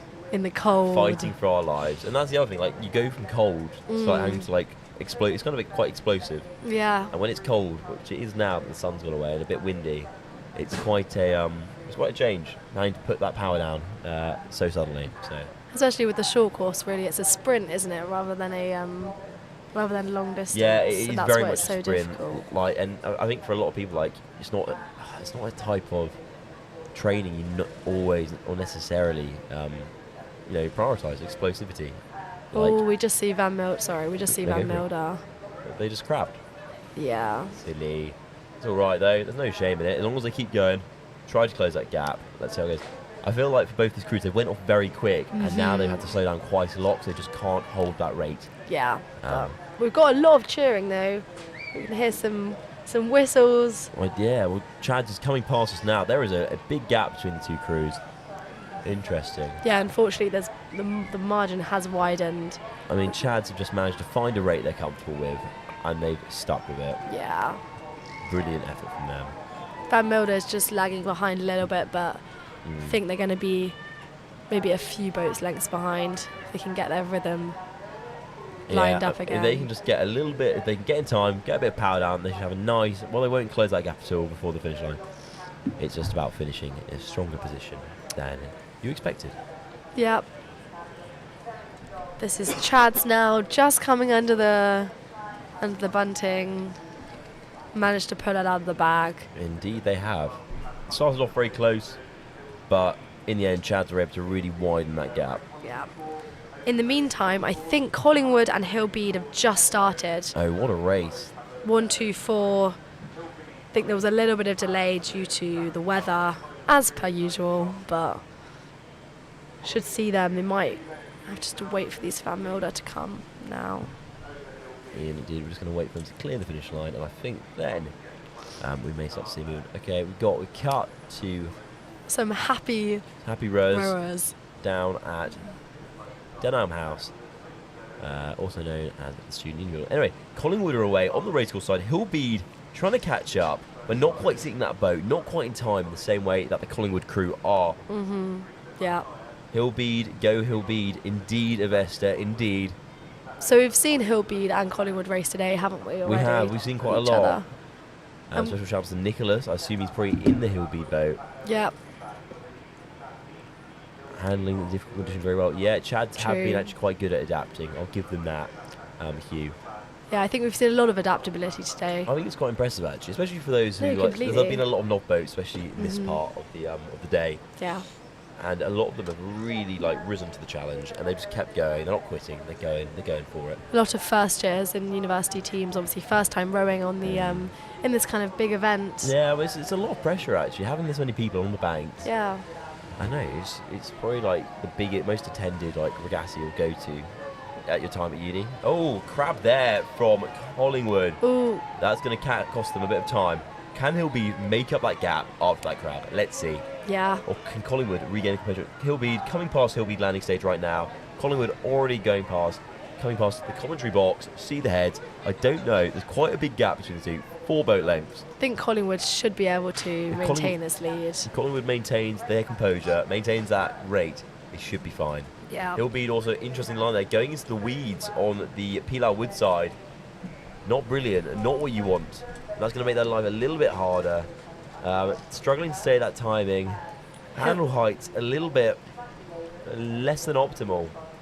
Hillbead are just wanting to be in their home, aren't they? They just want to go back into They're college. reaching for their Hillbead. If we go fast enough, can we go up the bank, through the wall, into the college? But anyways, Collingwood coming to the finish line. Thank you, Avesta. Much appreciated. Through the finish line, let's see if they know to hold it up before they go into the other cocks. Oh, a lovely strong finish from Collingwood. Very good effort. Hillbead, though, recovered, getting back in the time, and just trying to finish on their own terms, which is a great thing to see. I think at the same time we're awaiting the next race has actually just begun. Race 125, South versus Hatfield. Yes, Hatfield. No, I'm joking, I jest. But no, it'd be lovely to see another race go. Don't think we've seen South much today, have we? I've seen a lot of people walking around in South's rowing stash. Yeah, but maybe not. But not actual South Not actually rowing. Maybe a lot of support. Not actually rowing, yeah. Well, it's nice that they've got that support there. I have heard, though, I've heard on the grapevine. Ooh. Interesting. The current strategy, obviously South had a new principal come in quite recently, and apparently his plan is to turn South into the sporting, college. Oh, wow. Over the next 5 years, his plan is to kind of really lead the way, and I think it is starting to pay off. South are becoming better at rowing. No, completely. I think yesterday we saw some great performances from South. And I think that's it's really nice to hear that. Yeah. A principal so keen. Someone to challenge so Collingwood. Keen to improve where we can. Anyway, I think we may be able to cut the camera to Barsbridge. Oh, Hatfield is taking a lead. Hatfield is leading the way down the racecourse in their cockstate. The men power it away. They're coming past, trying to see who's in that boat. I think we're going to see them on the camera now as they just come up to the finish. I hope so. I hope we cut to the camera looking up the racecourse towards the start line. If not, we may see... I think we've just gone back to the start for the next race, but I think Hatfield did win that one. They just went... leading the way. Yeah. Unless something dramatic happens.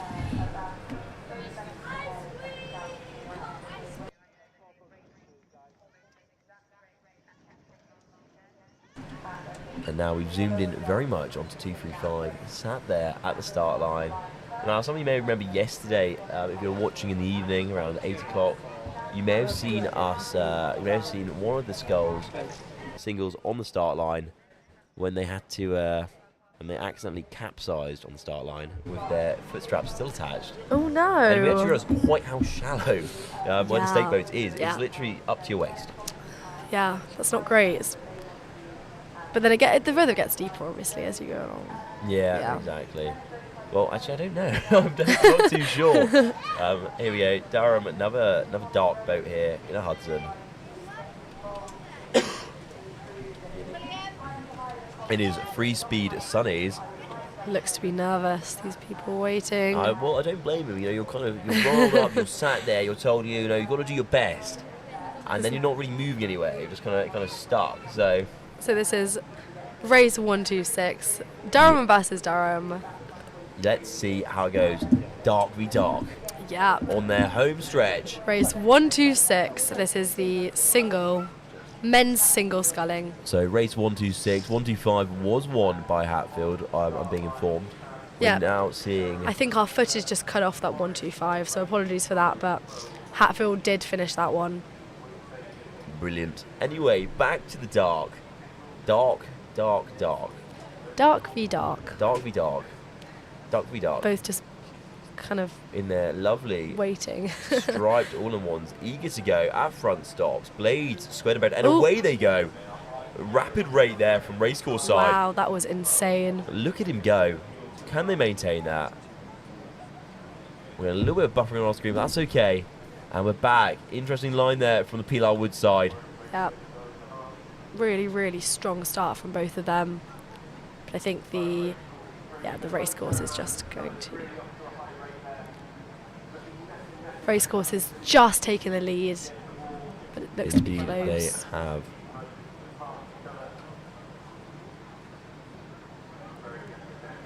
And there we go. I'm just really happy to have 200 viewers on the stream now. It's great to hear. Massively surpassed yesterday's maximum figures. Wow, incredible. It's really good to hear. Glad our coverage is reaching so many people. And there we go. Dark coming down the racecourse. Gosh, it's got quite a significant way to go. It just looks very deceiving. But I think the racecourse side is just taking over. Very, very close one, actually, at this point. There's still a long way to go. You know, it's really all or nothing in these races when it's just you in your boat, trying to make it up.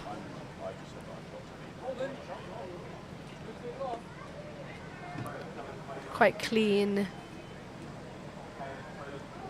rowing from both. Just waiting to hear about the next race that should be beginning.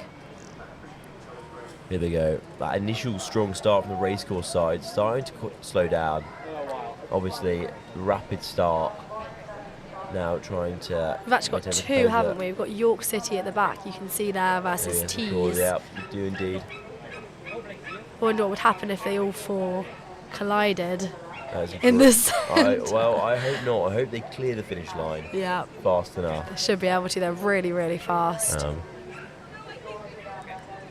So yeah, let's see how that one goes. Coming under Bass Bridge now. It's 238, I think I can see there. He's just overtaking the other. And here we go. Coming under Bass Bridge, about to cut back.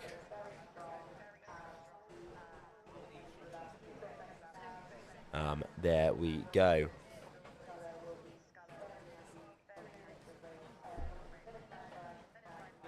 Of course, we can see there the Hillbead crew and Hatfield 8 from 125 waiting for a gap to come up between the two, come up to the start line. Of course, Dark on Pilar Woodside at just one. Anyways, we are just about to go to a lovely ad break, so please do enjoy, and we'll be straight back to the racing very shortly. See you soon.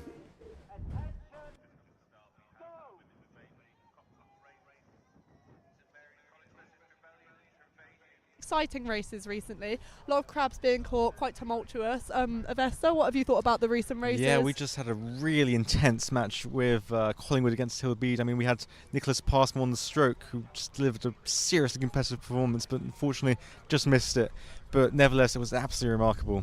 And what about yourself? It's been really nice to see everything. I feel like I've learned quite a lot about rowing in the last few days, more than it's just done on boats, which I'm quite happy with. Yeah, I feel like it's been really nice to get involved with such a fun weekend, and we've got some exciting races coming up as well, which more coverage will be brought to you guys. I think we're just going to cut to an ad break from our sponsors. Thanks.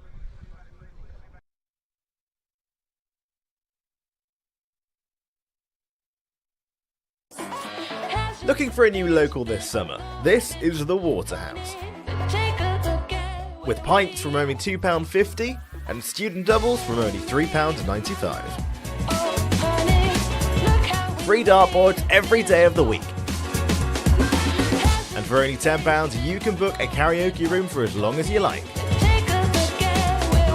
Whether it's a social or a pint or two, the Waterhouse is your student pub in the heart of Durham.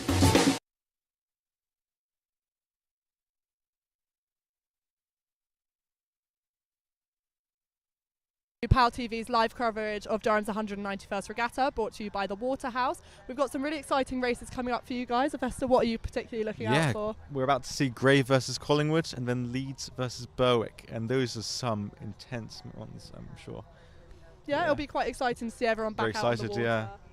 It's really interesting to see everyone's efforts being coming together, and how all of our training, not our training, their training has come onto the water, and see all the matches. How are you feeling about watching everyone? Pretty good, yeah. And now we're passing on to the commentators.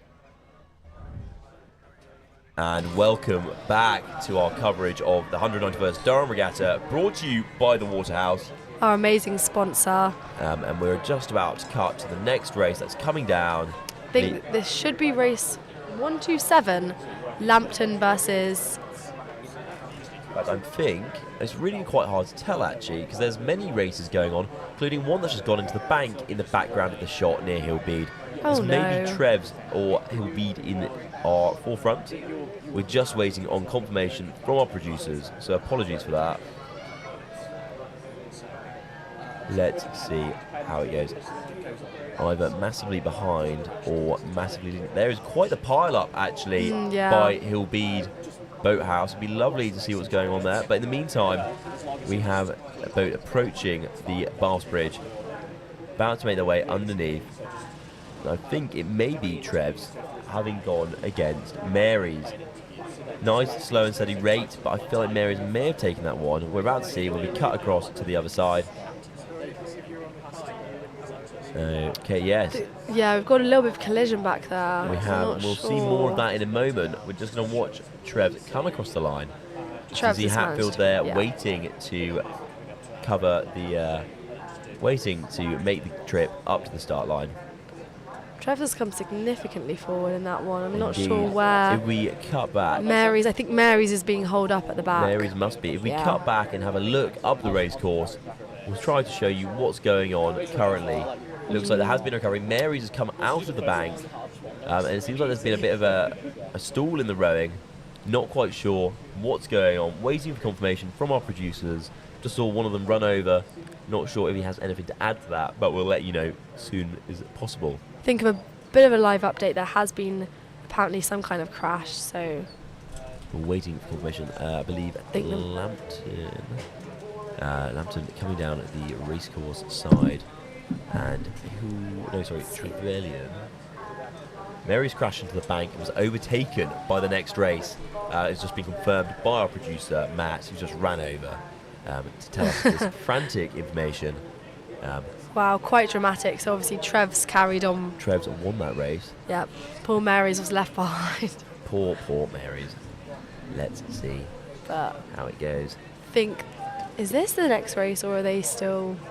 This must be the next race. I believe Lambton versus Trevelyan. St John's? St John. No, wait. Can't wait for confirmation. We're just trying to figure out exactly what's going on here. Wow, what a lot of information. Lambton versus St John's. Not sure if this race is being qualified. It does look to be like they're just... Obviously a quad. What's going on there? They look to have...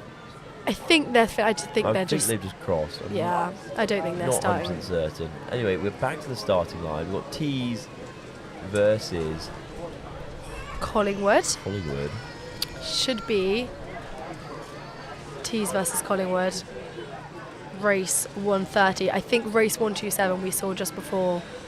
Maybe being rerun later, but we'll find. We'll have more information about that once we've been informed. Yeah. Anyways, back to the starting line at the front stops.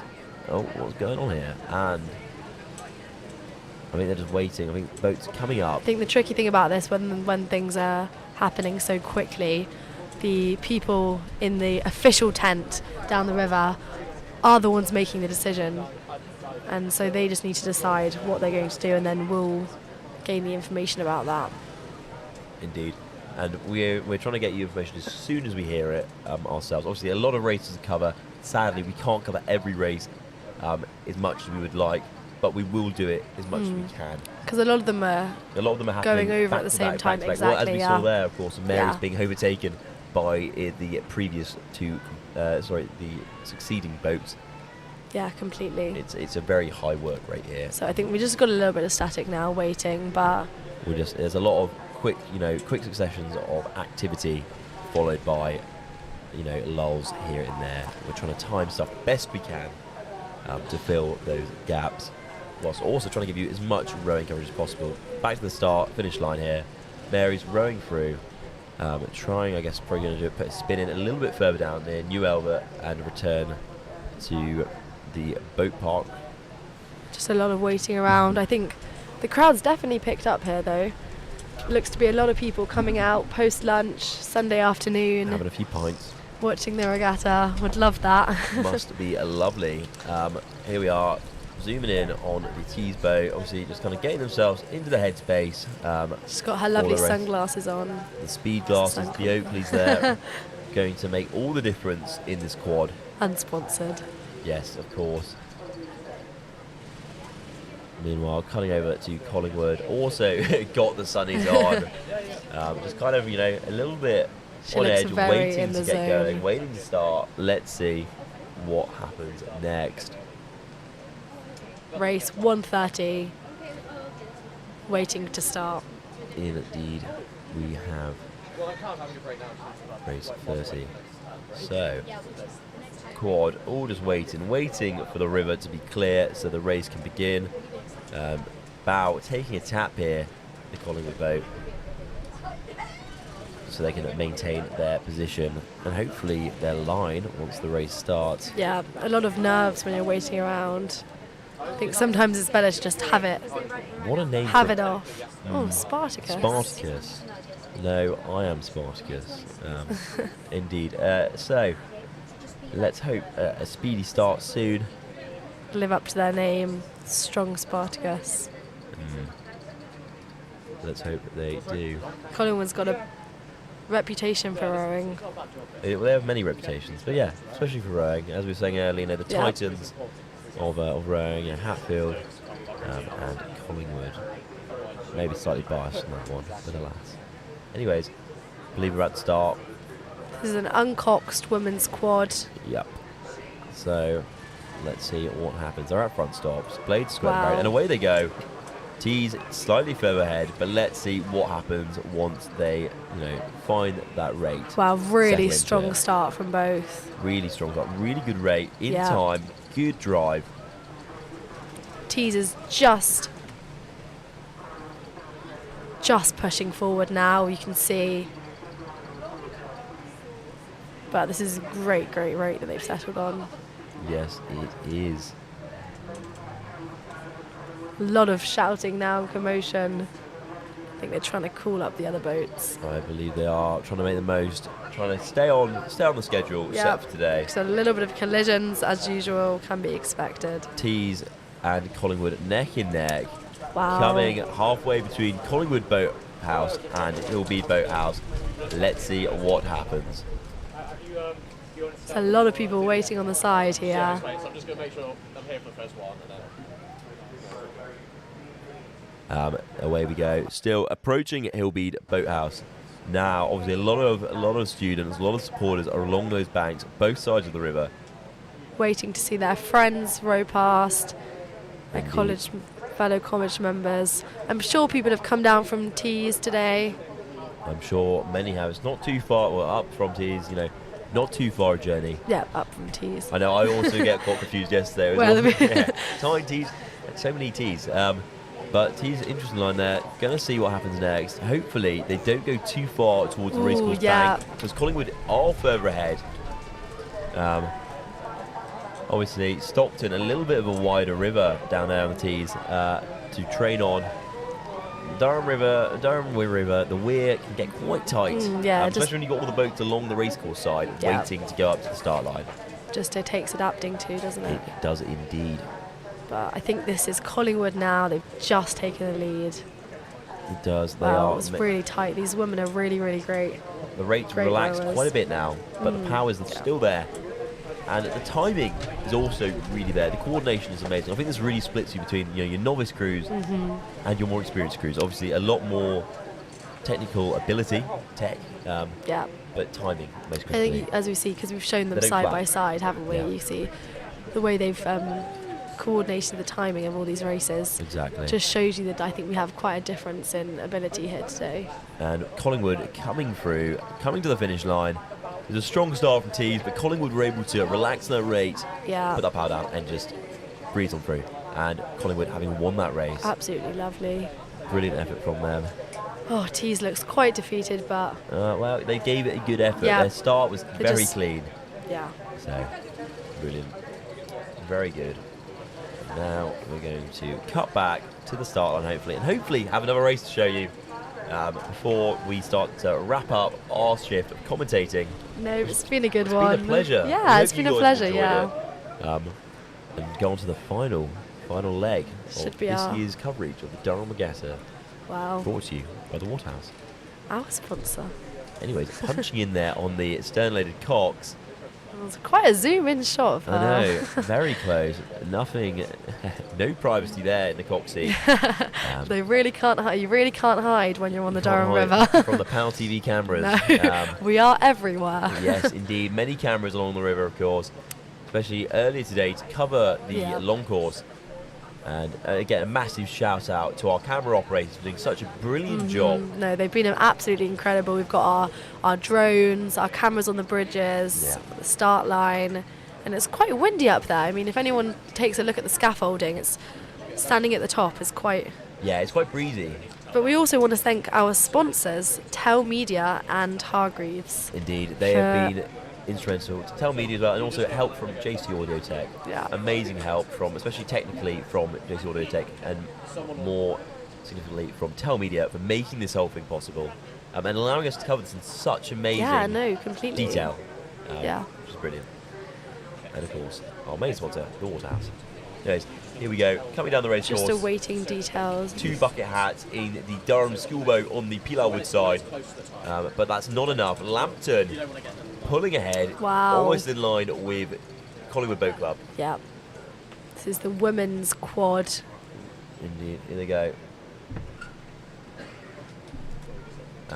Here we go. Rates have come down a little bit, settling into that rate, but alas, Lambton has really got quite far ahead now. I don't know, not to be a doubter, but I don't know if Durham School will be able to catch up in that Cox quad. I mean, we've got, we're nearly at halfway in the race. I'm not sure if their rate would have to pick up quite significantly. Well, I just feel like unless something happens to Lambton, there's very low chance. We never know, never know. You never know, we have seen some upsets today. We've seen real some shockers. collisions.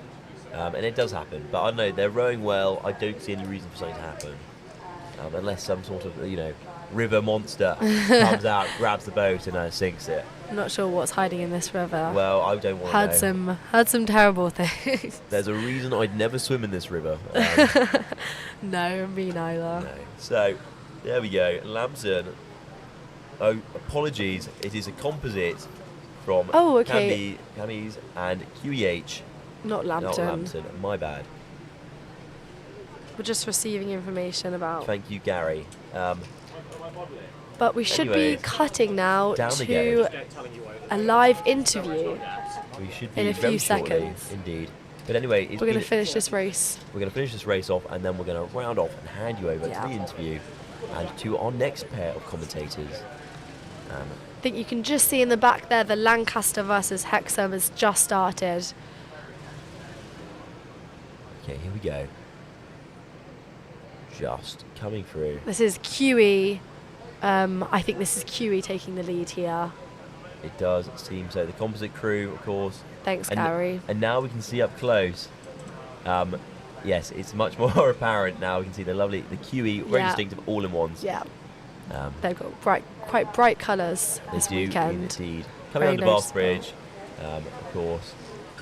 Durham still quite far behind. Come on. But here we go. The composite coming through the finish line. Brilliant effort there from the crew. Lovely, really strong, steady rate. yeah. Amazing. So, I believe we are about to cut to interview. But before we do, we just want to say what a pleasure it has been to commentate this regatta. Absolutely beautiful. Both, in my case, both today and yesterday. Yeah. No, it's been really great. Yeah, we just want to thank the whole PalTV team for delivering this. And making it all possible. And hope you all have a great weekend, everyone watching at home and those who have come to visit this afternoon. I think we're going to cut to an interview with Hatfield now. Hatfield Boat Club, Ollie's favourite. I do know who they're interviewing. That should be an interesting one. But please stay tuned. Live interview with Hatfield any second now. So thanks for watching. So how are you finding the regatta so far? How's it been for you? It's great fun. It's really nice seeing everyone sort of come out for the regatta. I think a lot of the time with their own events, they're quite a lot more low-key. Yeah. So when everyone's out and everything along those lines, it's really good fun. And I'm right in thinking you row for Hatfield, yeah? Yeah. How's the club's performance been this regatta? We've actually done really well. I think yesterday we had our third four were finalists in intermediate fours. Our women's four were finalists in elite fours, where they just lost out to the university, which is very understandable. And then today our women's eight have just won non-champ eights, which is really good. And then I rode in the semi-final of college fours, lost that to Hillbead, and then we had our non-champ fours. So actually quite a few crews. But no, it's been really. I think everyone's really enjoyed it, even if some of we haven't won as much as perhaps we might have liked, but. That's okay. You can't really complain. Have you been watching the regatta as well? Yeah. Are there any particular clubs that you enjoy watching more, or are really excited to see row today, or any particular rivalries? Watching the uni row in general. They're really good. I think it's always when you row at sort of college level, watching the uni crews row actually makes it a lot. Sort of gives you a bit of perspective. It's like, okay, there's something to aim for.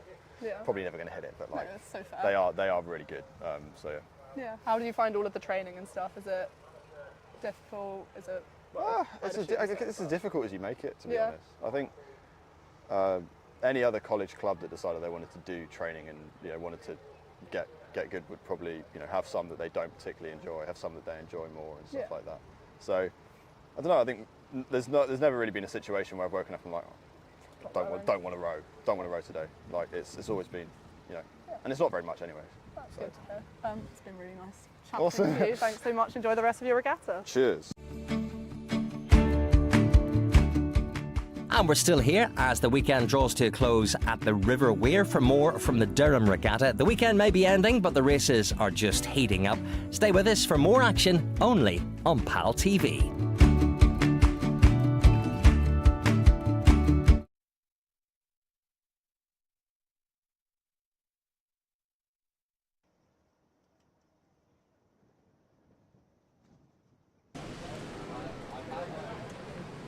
Okay, welcome back. These are your new commentators. My name is Jasmine Davey. And my name is Harriet Fraser. Right, so we are just waiting for coverage to cut back to the races. I believe next should be race 155 between University and St John's. We will confirm when we have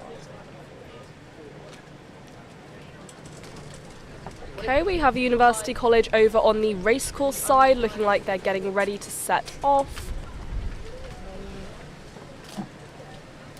Entirely sure if that is St John's.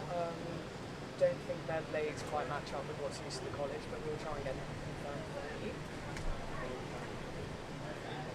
Now, conditions today have been slightly better than yesterday. Yesterday was very windy, still very windy today, which makes the stake boating quite difficult. But I think the practice of yesterday has helped crews get a better grip with it today, so it has been running slightly smoother.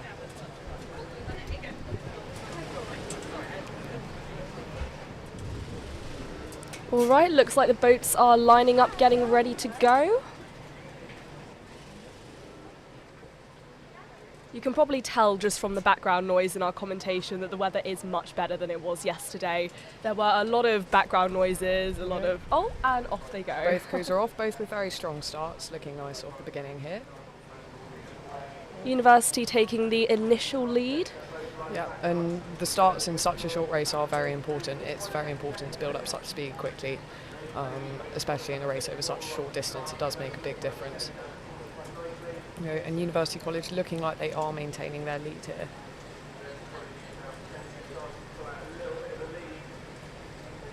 It's going through, both crews looking very strong, both racing quite similarly as well, so it should be an exciting race.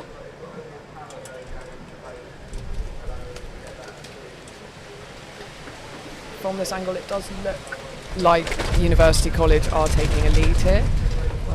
Looks like they're pulling away from what we can see. Both crews still looking very strong as they're coming further down the race course, and this is where you will see crews start to pull away slightly more as they've got off that initial start, and it comes down to how they're able to maintain their pace. Also, you get a lot of support as you come down the race course. This is where lots of the university students will come down, so particularly for college races, you will hear lots of cheering as these colleges go along.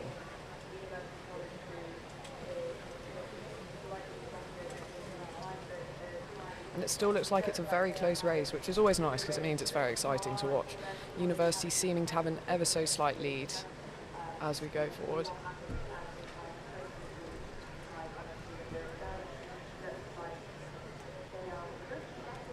Looks like University are still maintaining their lead, taking a slightly interesting line, trying to steer away from the racecourse side by the looks of things. Well, and it really is neck and neck between the two crews now. Looks like this is going to be an exciting race. Especially coming into the final few hundred metres now, we might see some of these crews start to wind, which really makes a difference, especially in the last few strokes when that final bit of adrenaline kicks in. If anything, it looks slightly like Johns is taking the lead. Yeah, it does, just pulling away. And there will be lots of support from the banks here, so it should make for a very exciting final bit to this race. I think this is going to be quite an intense finish. Johns now about half a length in the lead. Yeah, really building on that lead here. University might be able to bring it back, but it's looking like it will go to Johns, the win here. Is salvageable for University, but looking like Johns is going to take the win over on this one. Coming under Bath Bridge, it does look like that will be the case. It was always slightly deceptive coming under Bath Bridge in the races I was in yesterday. I feel once you get there, it feels like you have won, but there is still a significant amount to push on after you've crossed under the bridge. And we have a win for Johns. Good effort on both the teams. This was quite an exciting match, neck and neck for a lot of the race. So up next we have the 8 between Newcastle University and Tyne. Both racing very highly here, both looking like very strong crews as well, so this should be another very exciting race. So Newcastle is over on the racecourse side for those of you trying to keep track. And Tyne is on Peel Wood side. The 8 races on this stretch of river are always particularly exciting because it is quite a short stretch. They're always very exciting and very fast, so they're good fun to watch. And it looks like Tyne has a convincing lead over Newcastle University here by just about a length. Both crews still looking very strong, and you never know what's going to happen at the finish, but it does look like Tyne do have a convincing lead that they will be able to keep hold of here. Good line on both the boats, great effort from the Coxes. Yeah, it has been particularly tricky for the Coxes this weekend with the very difficult windy conditions, so big shout out to all the Coxes, you have done incredible jobs. It is very tricky. Those of you watching from home won't quite notice just how windy it is. I don't know if you can hear in the background, but our gazebo was quite literally at risk of flying away yesterday, yes. So the weather here is quite extreme. Which often it isn't on the weir. The weir tends to be quite a sheltered river, and this week has been the windiest week I can remember having rown on it, so all crews are doing very well to cope with it. And it looks like Tyne are coming under Bath's Bridge here and will go on to take the lead convincingly.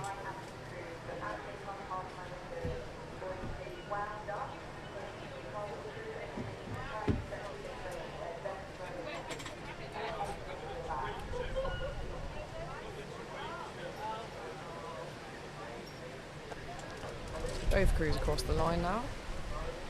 Again, just to put into perspective, we do have the wind speed now on the screen. It is incredibly windy here. So here we have Butler College on the racecourse side and Sheffield City on Peel Wood side. Again, both crews looking very strong, looking quite equal from the angle we're at the moment. Looks slightly like Butler might be pulling away, but again, a very close race. It has been quite an exciting day of races so far. There have been a lot of very close calls. Always does make for a lot more excitement when spectating. Definitely. It's always slightly more fun in the boat as well because it keeps your adrenaline up.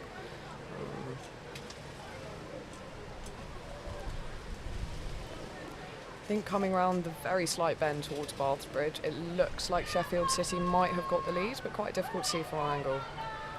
Yeah, from this new one, it is looking like Sheffield City does have a convincing lead. Looking very strong coming into the finish, but it does look like Butler is beginning to wind, so there could be a chance that they catch them. You can hear a lot of very keen supporters over in the background. Yeah, hearing a lot of shouts for Butler here. Massive support from the banks from them. Again, that is the lovely thing about college races. You get so many people coming to support their friends, and it's a really lovely atmosphere. It's getting really busy over here today. We've got a lot of people coming. People have made signs as well, I was seeing as I was walking up, and it's just a really lovely, supportive atmosphere. Yeah, it's a great environment to spectate in and a great environment to row in. I think that's one of the really lovely things about college rowing, is that it's a really inviting environment to learn to row in, or to continue to learn to row in.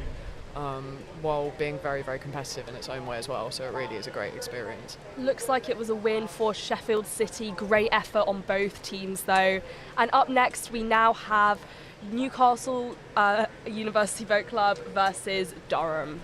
Durham on the Peel Wood side and Newcastle University Boat Club on the racecourse side. Now, a fierce rivalry between these two universities, of course, so this will be a very hardly contested race, I imagine. Both crews will be giving it their all.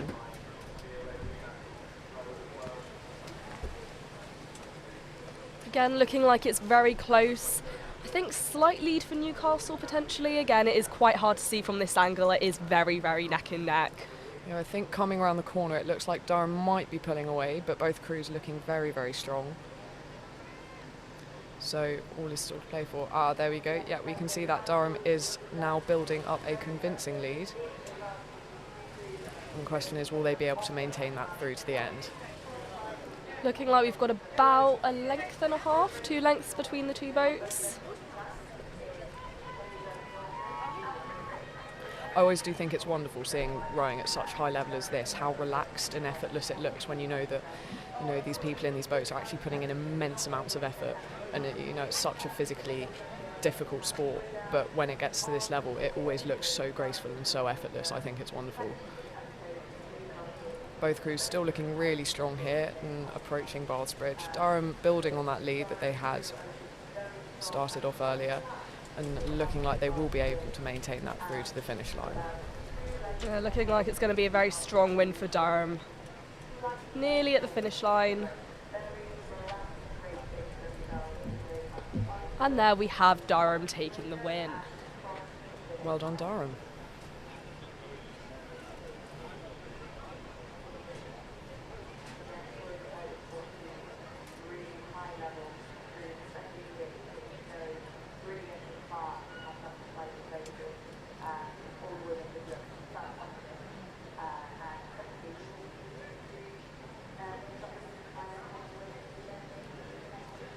Is a close-up. I want to say that's a Tyne crew. I don't have the best knowledge of the different all-in-one colours and patterns, but oh yeah, that is Tyne. That's their boat registration for Tyne Amateur Rowing Club, I do believe.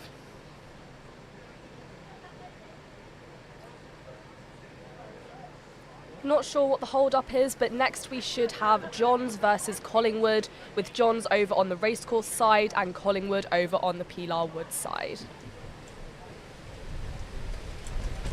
We're very lucky to have some very great camera footage. We've got some drones flying around, does make for some great shots. Thinking this is actually looking like it might be South College on the racecourse side and Tyne on Pilar Wood side. I don't know if that's just because we've got a slightly different bit of coverage here, but the boats that we can see look like South College. Again, if we do make any mistakes with the naming of the boats, we do apologise. There have been a lot of sort of mixes up today. The order has changed around quite a bit. There are always delays with events like this, so again, apologies in advance if we do make any mistakes. Yes, yeah, very good point. Both crews looking strong off the start here. Looking like South is taking a slight lead in the first few strokes. Be interesting to see if they can keep that up. Does look like South are pulling away slightly, but Tyne are looking very strong as well, so every chance that they could be able to catch them up throughout the course of the race.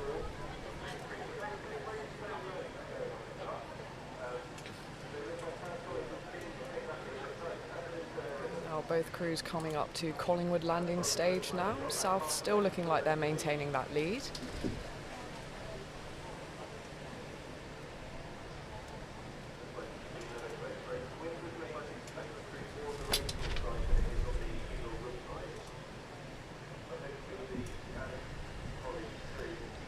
Probably coming up to about the halfway point in the race now for these two crews. Both still looking very strong, and South still holding on to that lead that they maintained in the start.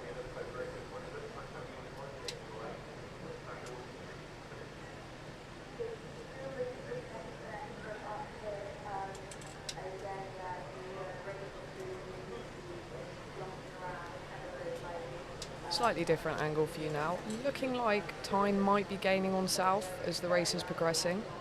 Looks like we've currently got about a length between the two boats. Let's see if potentially Tyne can close that up as we can go near further to the end. Very nice bit of drone footage for you there, giving a very good view of what it is like to be almost inside one of those boats. Tyne really catching up, pulling in their best efforts. Coming into the final bit of the race now. This looks like it's actually going to be a lot closer than initially expected. Tyne looking like they have taken back a bit of that lead that South had built up earlier in the race, so it's all very much still to play for. I always love it with races like this. You think someone's just about in the lead. It looks like everyone knows where it's going, and then just at the last moment, the gap closes, and it's really, really exciting. Yeah, it always makes it very entertaining. Nerve-wracking when you're in the boat. In one of the races I was in yesterday, we had a significant lead on the crew we were racing, but in the final 300 metres, they managed to take basically all of it back, and we only ended up winning by a canvas. So that was very exciting, I imagine, to watch, but very nerve-wracking to be in the boat for. Looks like South is going to win by not even half a length. This is going to be a very, very close one. Very close one there. Incredible effort from both crews. Really have pushed each other right through to the finish line. And I think you can see there just how exhausted both crews are, showing that they really have given it their all. So our next race is between Newcastle and Durham. Durham on the Pilar Wood side and Newcastle on racecourse side. Again, both crews looking very, very strong here, but Durham just with that slight advantage, building on the lead. About a length between the two boats. Again, as we've seen with the previous race, this is a gap that can be closed up, but at the moment it does look like Durham are taking the lead. Yeah, coming into the final few hundred metres of the race, it does look like Durham will be able to keep a hold of that lead that they have built.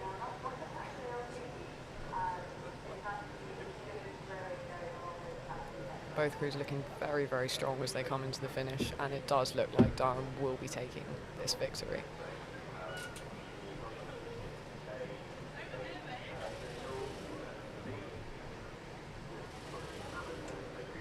Great race between Durham and Newcastle. For those of you keeping track, this was race number 139.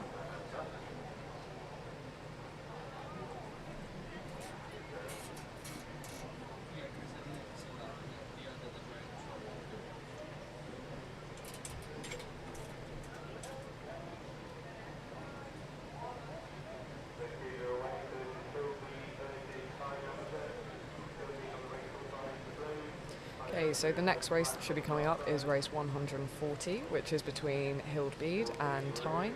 We have Hildbeed over on the racecourse side and Tyne over on the Penal Wood side. Again, both crews looking very strong off the start, looking like Hildbeed might have a slight advantage here, but always difficult to tell when it's so close to the beginning of the race.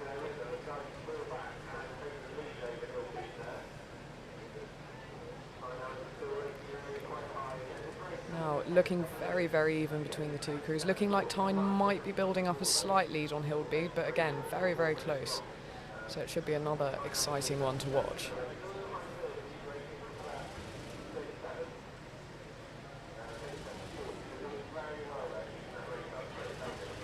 Both crews coming up to Hildbeed landing stage now, so there should be a significant amount of support coming for the Hildbeed crew. You're going to hear a very loud cheer in a moment, I'm expecting. Looking like Tyne might just have a slight edge on Hildbeed here, but again, all to play for. This is a very close race. Could go either way at this point. Yeah, we can definitely hear the cheers for Hildbeed in the background now. There we go. It's lovely to hear all this support. Lovely to see everyone coming, watching their friends, making a proper day out of everything. Definitely, it is a really, really lovely event. I think because you get such a range of rowing as well. You know, you get these top class university 8s, and then right down to I think junior 14 is the youngest age category here. So it's a great chance for everyone to get involved and watch the sport. So much impressive rowing as well. I'm really amazed by a lot of the talent that we're seeing today. And coming up to Bath's Bridge, it does look like Tyne has built up a significant lead now, but Hildbeed still looking very strong coming into the close. But it does just like coming under Bath's Bridge now, Tyne will be taking the win on this one. And there we have a win for Tyne. This was a very close race though.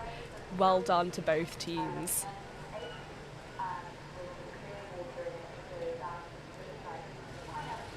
Up next, we have got Durham School versus Leeds. We have Durham School over on the racecourse side and Leeds over on the Penal Wood side.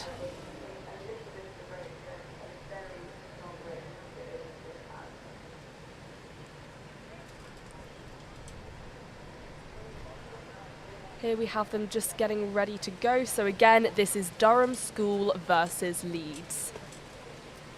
Both crews just getting attached to the stake boats here, which, as we've said before, especially in conditions as windy as this, is very, very difficult. So a big well done to all the crews and coxes who are managing to do this. It is very tricky. Yesterday we had a stake boat just drifting away.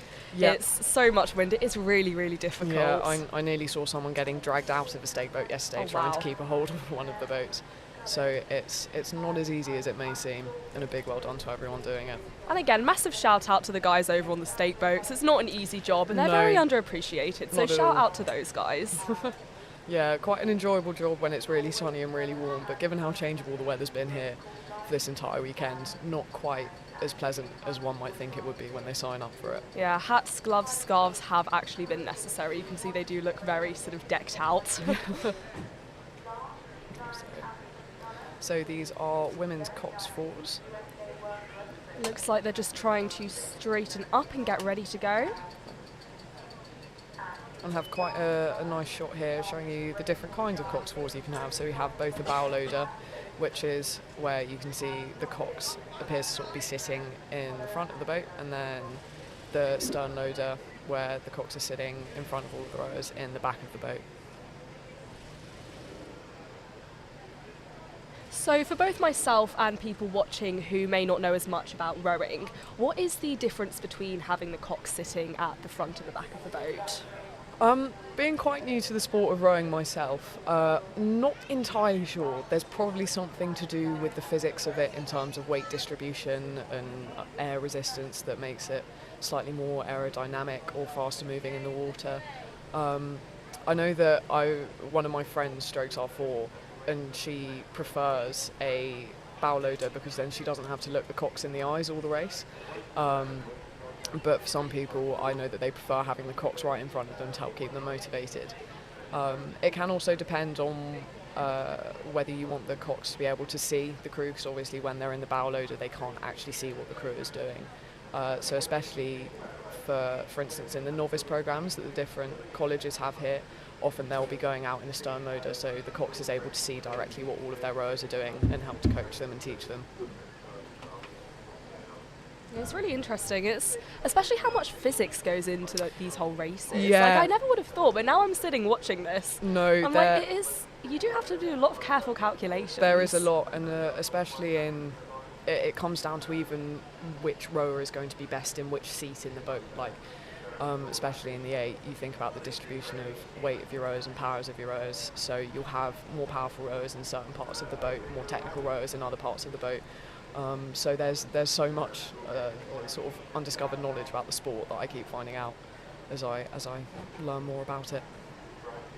So again, for those of you that have just joined, this is Durham School versus Leeds. Yeah, both crews looking strong off the start here, rating very similarly. We have Durham School over on the racecourse side and Leeds over on the Pilar Wood side. I think it might be Leeds on racecourse. Actually, I think Leeds are in the dark green. And Durham on the Pilar Wood side. Durham seems to be rating slightly lower here, but seems to be building up a bit of a lead on Leeds University.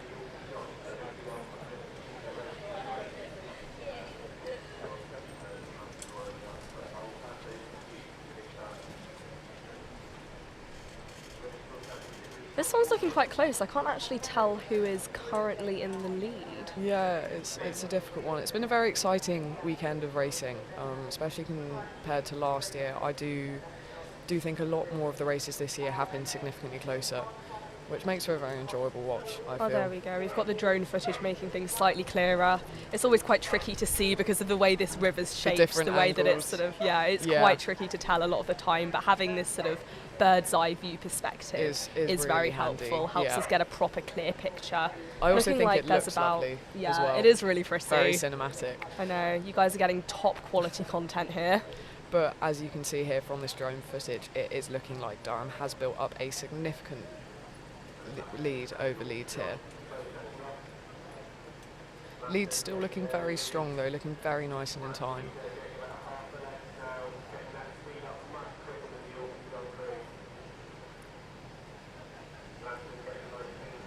Okay, now Durham School are coming up to Bath's Bridge.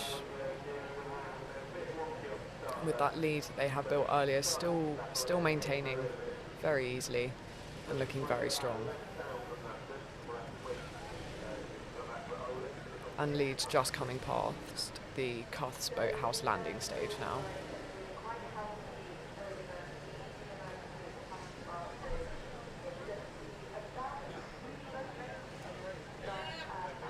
Now we have Durham just coming under Bath's Bridge towards the finish line. Very strong win. Yeah, looking very relaxed as they come into that finish line. They know they've won.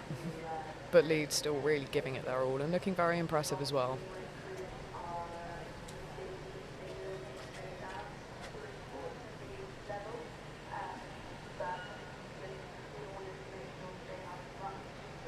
And there we go, we have a very easy win for Durham School.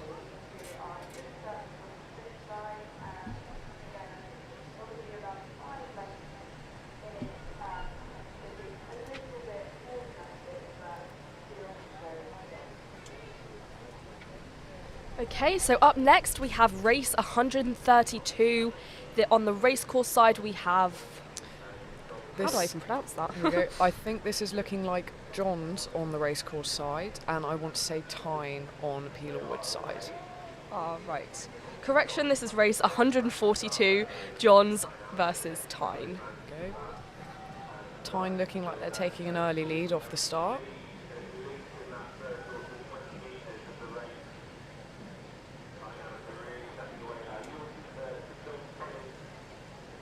And Tyne looking like they're maintaining that lead.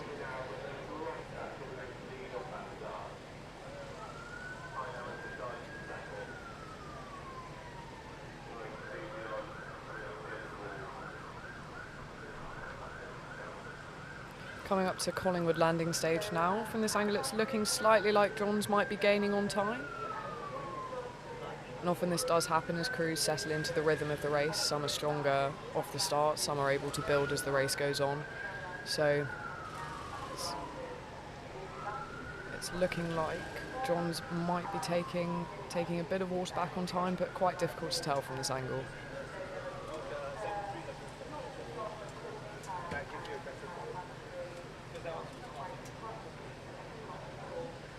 Now, I think approaching Hildbead, it looks like Tyne has been able to build upon that lead that they established early on in the race.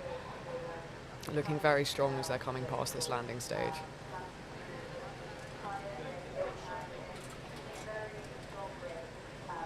Again, looks like we're going to have another race with a very strong win.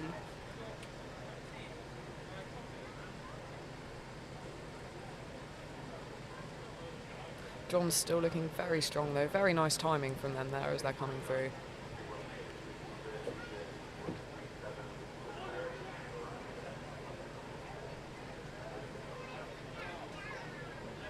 And John's still looking like they are giving it their all, which is very impressive actually, because I feel in a race when a crew takes a significant lead and you completely lose sight of them, it becomes quite hard to stay motivated.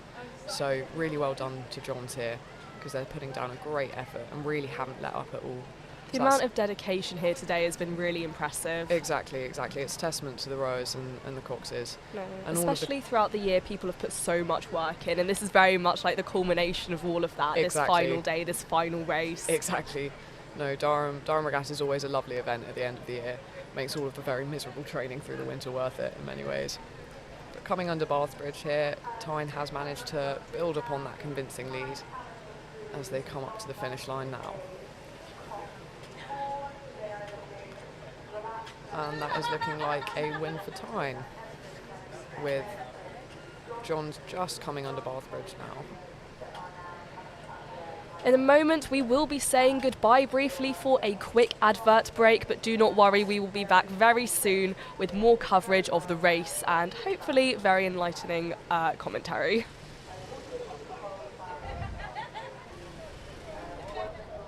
Hi, welcome back to PalTV's live coverage of Durham's 191st Regatta. We've had some really interesting races today, some quite spectacular crashes, especially that one with Mary's. Yeah, I hope everyone involved in that is okay. It's been a pretty chaotic day in terms of crashes today. We've actually had a crash between Johns and Chad's earlier today. And hope everyone involved is okay in that as well. We're just going to pass over to some ads from our lovely, lovely sponsors.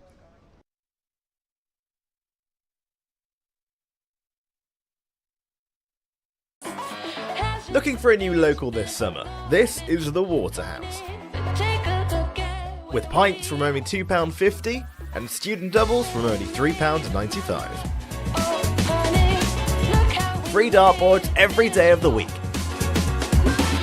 And for only £10 you can book a karaoke room for as long as you like. Whether it's a social or a pint or two, the Waterhouse is your student pub in the heart of Durham.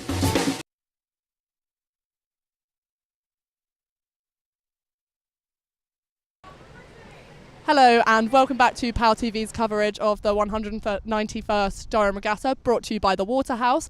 We've had some really spectacular performances from Durham University Boat Club today, who have beat Newcastle in both the men's and the women's. There's also some colleges that have been doing really well. Yeah, Grey has been on the up today. A bit of a rocky start this morning, but they've been improving throughout the afternoon. So good to see the college rivalry is staying as it should be. Yeah, the Grey Collingwood race was really one to watch, so thanks for tuning in for that. We've also got the Open non-championships coming up, so I think it'll be fun to see how the novices do in such a big race. Good luck to everybody involved in that. The weather seems to be clearing up. It's been all over the place today. It's a little bit windy currently, but it seems to be like good rowing conditions. Yeah, it's getting it back on track. I think it'll all be really good. It'll be exciting to see all of the novices do their first few races. And we are just going to start passing back to our commentators now, so thanks for tuning in, guys. Back to the race after a brief interlude. It is looking like this is race 148.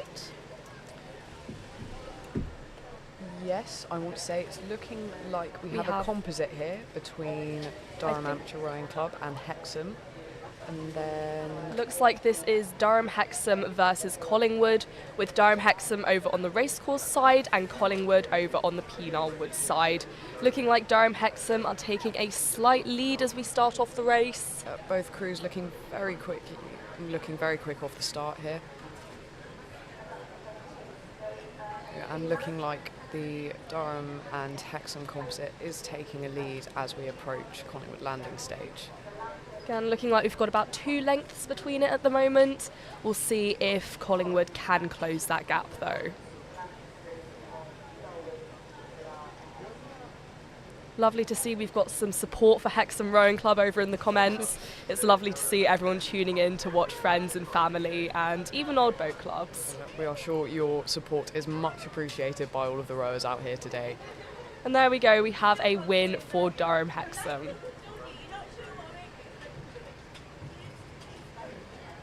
Over here we've got race 151. Looks like this is Lancaster over on the racecourse side. I think this might actually be the same Durham Hexham race. I think they cut away to one that was just finishing. Oh, that's confusing. My apologies, guys. But looking like Durham Hexham composite is managing to hold on to that lead that they established in the start. Both crews looking very quick here, which quads often are. A very fun boat to row because they are very speedy.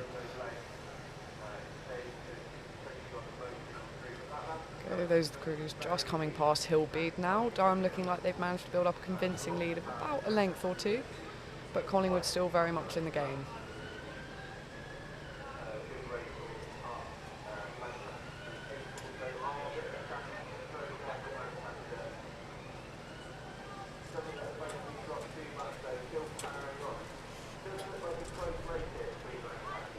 And we have the Durham and Hexham crew coming up to Bath Bridge now.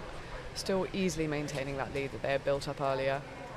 Looking very relaxed and very strong as they come into the finish.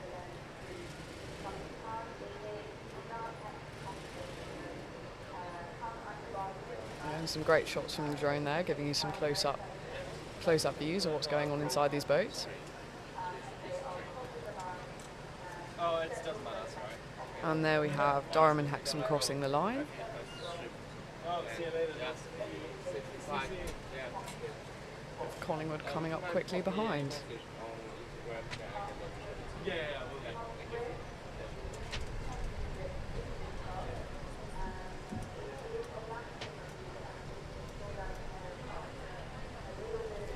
we go, so this is looking like some Cox women's fours. We have Hatfield on the Penal Wood side and Gray on the racecourse side. Both crews just getting attached to the stake boats now. Again, for those of you keeping track, this is race 145.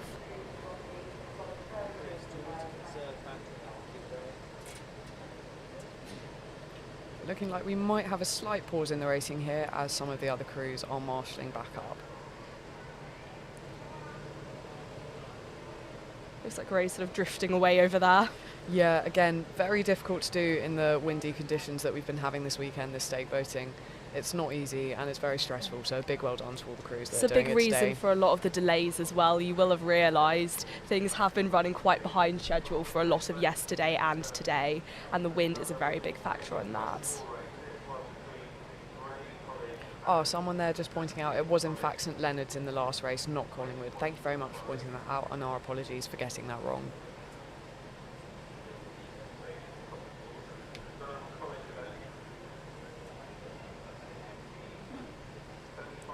Got some lovely footage over here. You can see we have a lot of stuff going on at the moment. This is a very big event aside from the rowing as well. Obviously that is the main attraction, but we do have a lot of food stalls and entertainment. Some people over in stilts Yes. just sort of walked past our commentating tent earlier. Yeah, I've seen lots of very impressive face painting going on as well. People making a proper celebration out of the day, which is always really lovely to see. Exactly.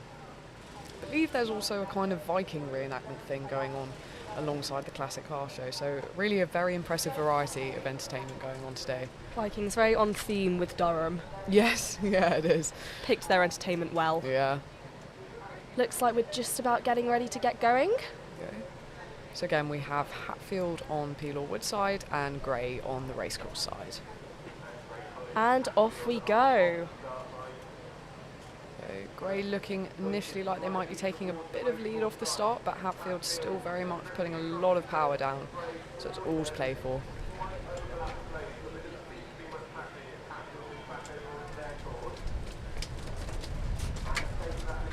I have to say, a bit off topic, but I do really love the Hatfield boat and their blades. They're nice colours. I'm really aren't they? appreciating the sort of the colour scheme. It's really great. It's very, very nicely unified. They've got a very nice 8 that's also a nice dark blue that I'm It's very very jealous distinctive of. as well. It's easy for us to tell who's on the water at the moment. It is, yeah.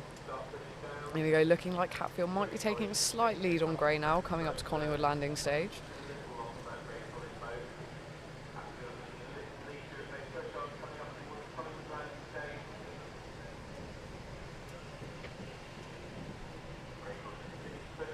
Both crews still looking very strong though.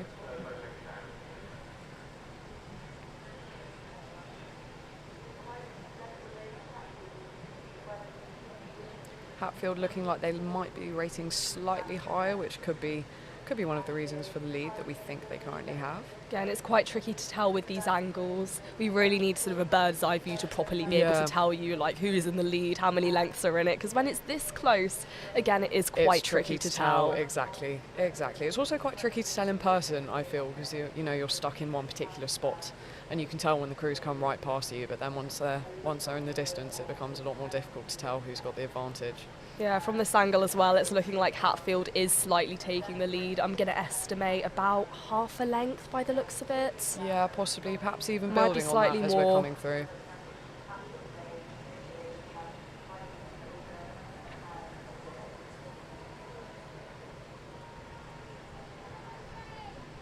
Okay. Beginning here, a lot of support from the banks here for Grey College as it's coming down. Again, just mentioning what a lovely event it is to row at because of all the support you get from the different colleges and families and clubs that come along. So a really, really great example of what wonderful sport rowing can be. But looking like Hatfield has built up a convincing lead here, so well done them. Both crews have now gone past Hillbeats, are in the final push of the race. And looking like Hatfield will be able to maintain this lead through to the end.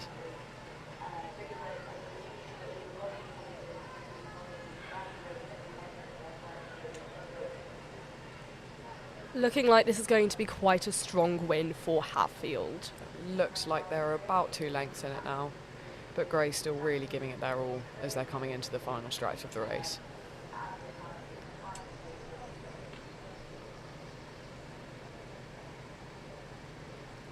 And here we have Hatfield passing through the finish line. Brilliant race from both the teams.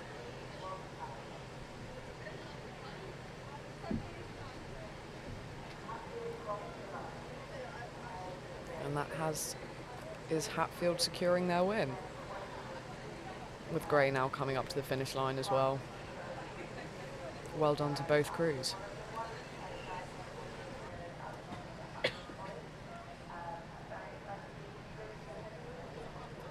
So, here we go.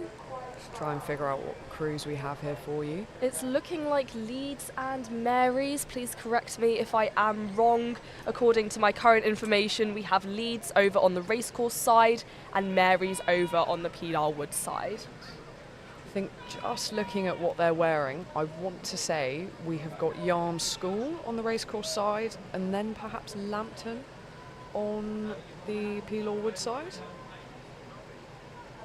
I could be wrong there, but I believe I see at least the middle parts of the word Yarm on the back of 3-seat. It's quite hard to tell, it's sort of quite grainy footage. But both crews looking very, very quick here as they're coming in, but with Yarm taking a slight lead as they're coming under Bath's Bridge.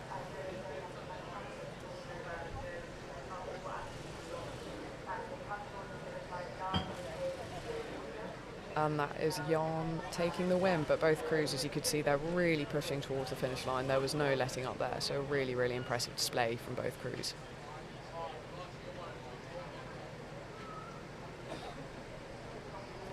Here we go. So we have Leeds on the racecourse side here and Marys on Pilar Wood side.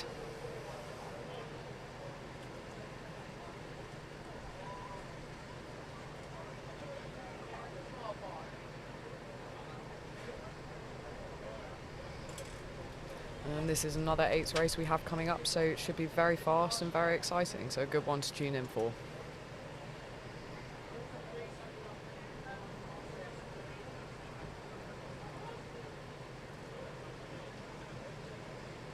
Got some lovely drone footage now showing Mary's. Giving a nice view of the bow of their boat there for us.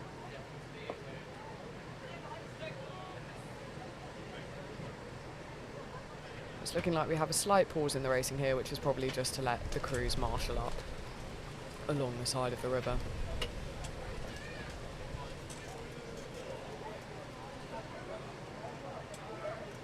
I have to say, I often do find the marshalling more stressful than the racing itself. I think the adrenaline helps you through with the racing, but the marshalling is always quite stressful, trying to fit in and tuck in neatly to the side of the river so you don't get in the way of anyone else. So big shout out to the Coxes and anyone who's steering that manages to do that.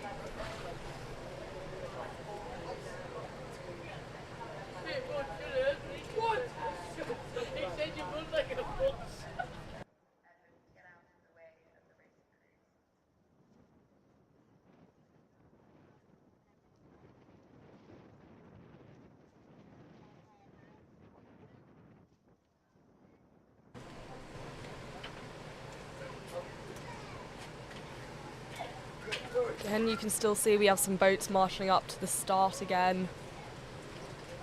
Which again, very tricky. The Weir, especially at this point, is a very narrow river, so really good job from all the crews and Coxes.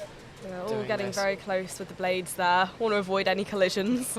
Would not be ideal. No. Okay, right, and we have both crews coming to race start positions here now, so it should be setting off soon.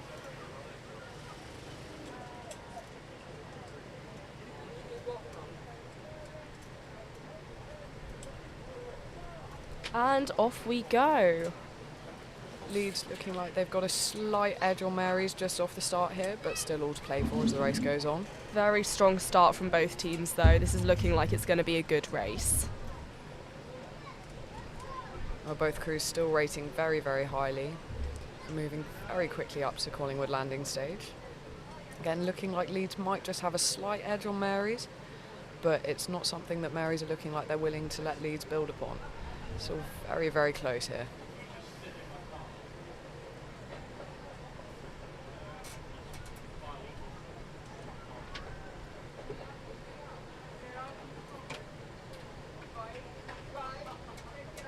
Still looking neck and neck from our perspective here, both crews racing very similarly. Mary's perhaps slightly higher. It's looking to me slightly like Leeds is still taking the lead. Yep. Leeds looking very calm and very controlled here. Getting great line from both boats as well. And still looking neck and neck between the two crews. Both crews really giving it their all here.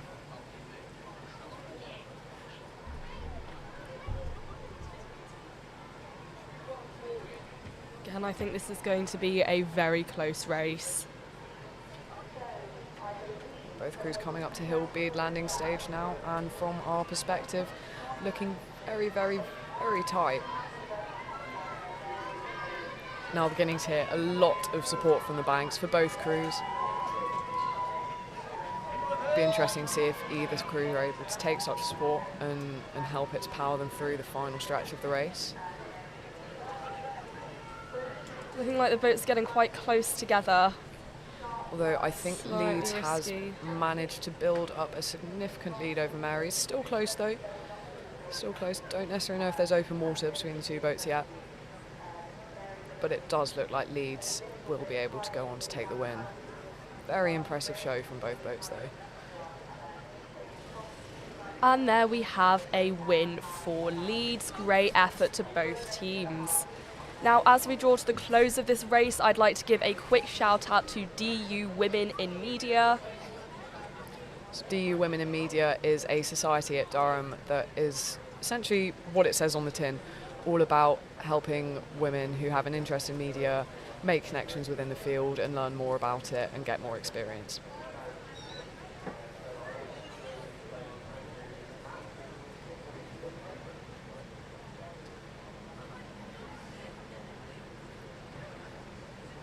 So we now have... Looks like we have Josephine Butler over on the racecourse side and Chad's over on the Pilar Wood side.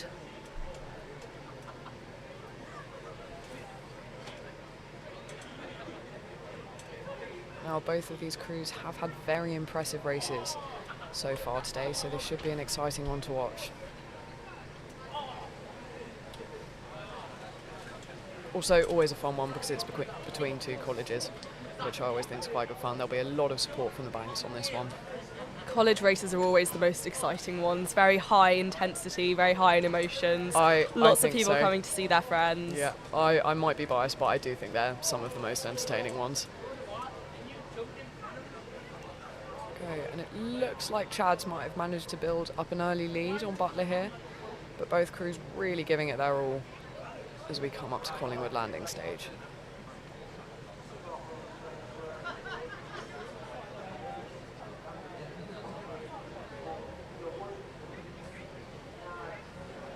Both crews really looking like they've got into their rhythm now.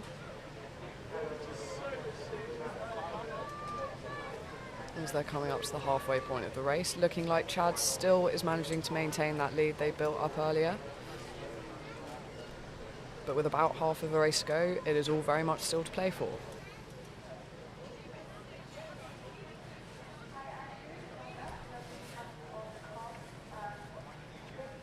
And from this angle, looking like Butler might have managed to take back some of that lead that Chad's had built up. Both crews looking really strong. This may potentially be a closer race than we initially thought.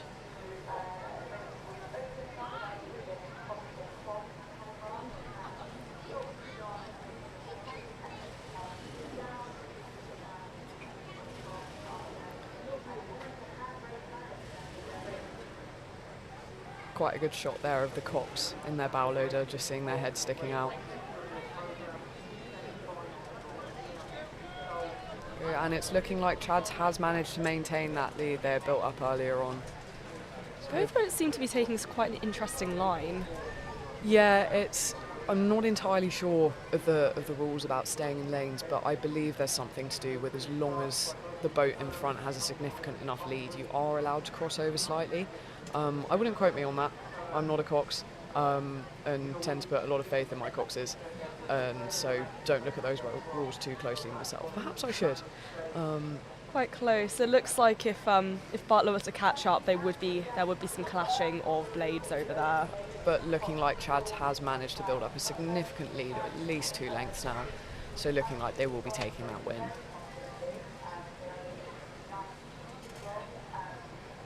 And here we have Chad's coming up to the finish line.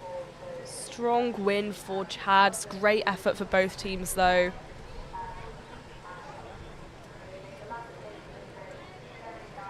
Really impressive show as we now see Butler coming across the finish line as well.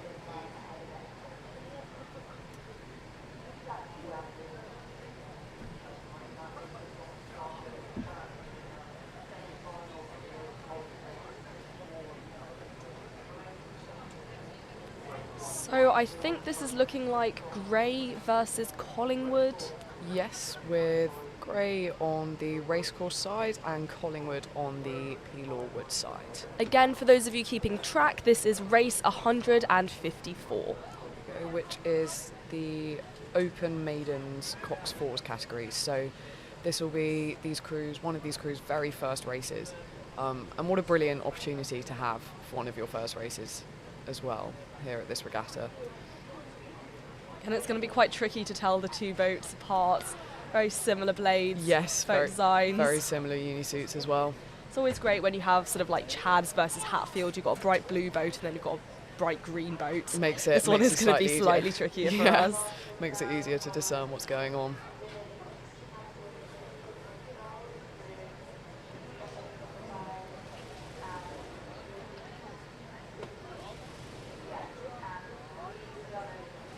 Got some great drone footage of both boats.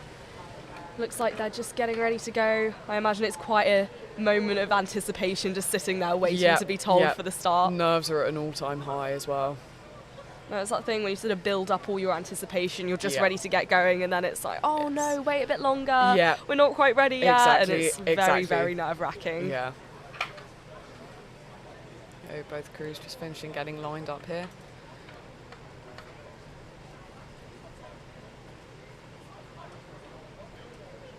Yeah, and this is quite a good shot, as you can see just how close these boats are when they start off, because this part of the river is so narrow.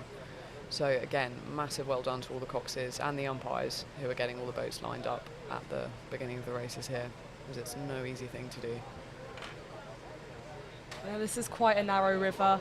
I did hear yesterday, I'm not quite sure how true this is, but apparently some part of the river is the narrowest, like, part that you row through in Europe or something. I'm not quite sure where exactly that is. Elvit Bridge, so Old Elvit Bridge, I believe I've been told is the second narrowest rowable bridge in the UK.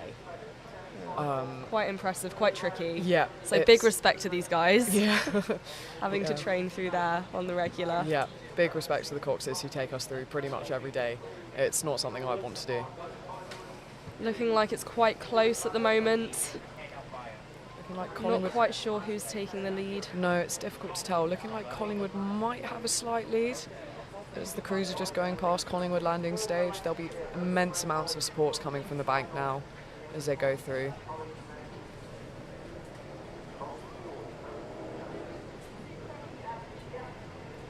I think it is looking like Collingwood has a lead, but really impressive show from both boats here. Being in this maiden category means they will have learned to row this year. So for the skill that they're showing now, this is really, really impressive stuff from both boats.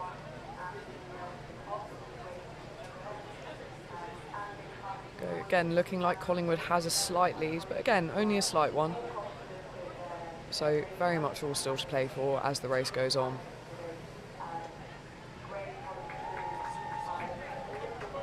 Hearing lots of cheers from along the banks now as the crews come up to Hillbead landing stage. There are a lot of crowds that have assembled, all getting ready to watch the races. I've been seeing some very interesting signs as well, lots of support. Yeah.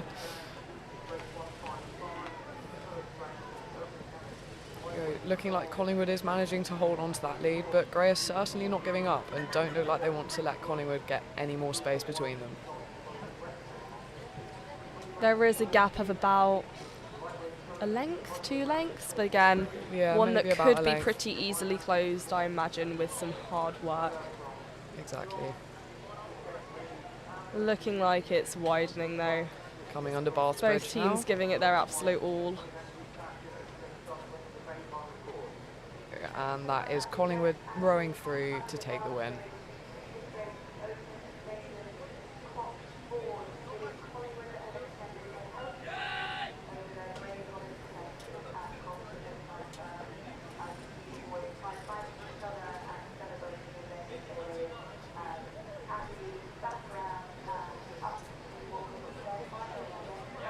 So here we have 2 octos at the start, which you don't see very often. You see a lot of 8s, but you don't see many octos, which of course 8 rowers, apart from the fact that you are sculling instead of sweeping. So just to clarify, the main difference between an octo and an 8 is the number of blades. Yes, yeah. So sculling is when each rower has 2 blades each, and sweeping is when each rower only has 1. Is there a reason why one is preferred over the other, or? I think it comes down to personal preference. When you're sculling, obviously it's a slightly more balanced movement because, in theory, both sides of your body are doing exactly the same thing. Whereas within sweep, because you only have the 1 blade, everything is, again, the physics, biology of it, not something I'd be entirely confident on explaining, but because you're only having that one blade, it is slightly sort of skewed more to one side. But I think it does come down to personal preference. It's always interesting to see the composition of the different boats and how everything's structured. Definitely, yeah. Very interesting line over there from who's over on the racecourse side. We will try and find out what crews these are for you. From Yarm, by the looks of it. Yep, and that looks like it is Cambois. My pronunciation on that might be very wrong, apologies if it is, on the P-Lawwood side.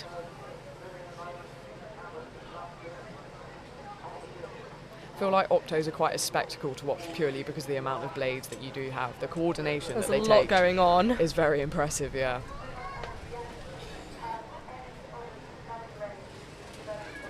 But looking like Cambois has the lead here over Yarm ever so slightly as both crews come up to Hillbead landing stage. Again, it is a very close race though. Lots of excitement.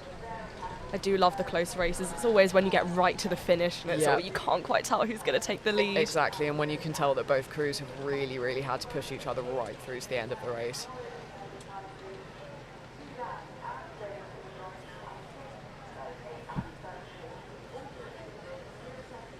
And looking like Cambois are managing to hold on to that lead.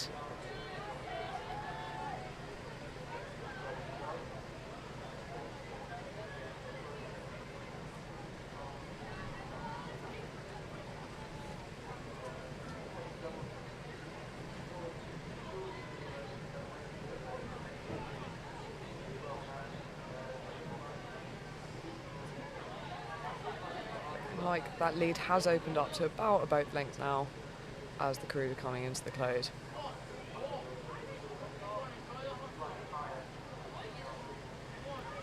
Never been in an octo myself, but lots of the people that I row with who have say it's one of their favourite boats to be in purely because it's so speedy. So I think they do look like really quite good fun.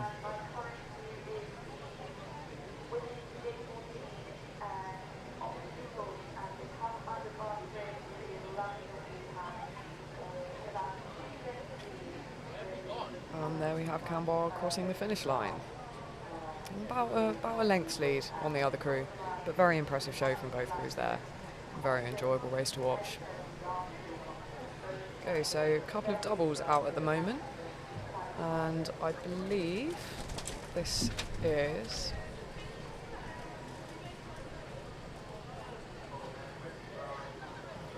just bear with us a second whilst we try to figure out. Might be between Yarm School on the racecourse station and Sunderland City on Peel Wood. Looking like Yarm have taken a significant lead early on in the race as they come up to Collingwood landing stage. So I imagine, especially in conditions like this, obviously it is very windy. Being in a boat without a cox is a lot more effort on the part of the actual rowers. You have to control where you're going as well as actually pushing yourself through. Definitely. It does make it a lot trickier. So big respect to these guys. It's not easy. Yeah, 100%. I mean, both the rower's job and the cox's job is very difficult. And then in a boat like this, where you have no cox, that kind of has to be split and shared, so it becomes even trickier.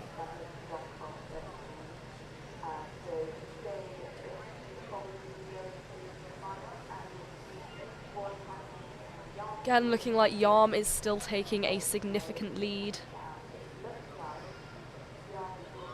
Both crews still looking very strong though as we come up to the halfway point of the race.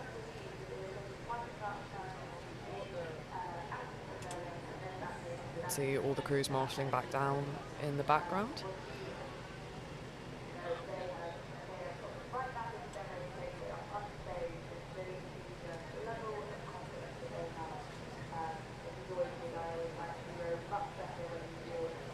And although it's quite a short race at 700 metres, obviously it will feel a lot longer in a boat with only two of you compared to the 8 that have gone down earlier. So a big well done to these crews, as it is not an easy thing to do.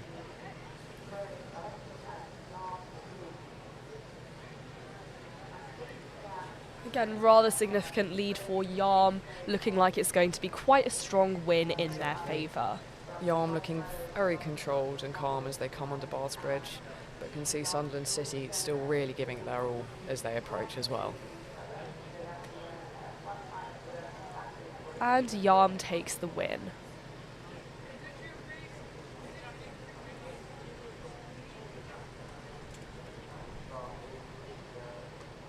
Have you had any particular favourite races so far this weekend? Any that have stood out to you that you've really, really enjoyed? Oh, that is a tricky question.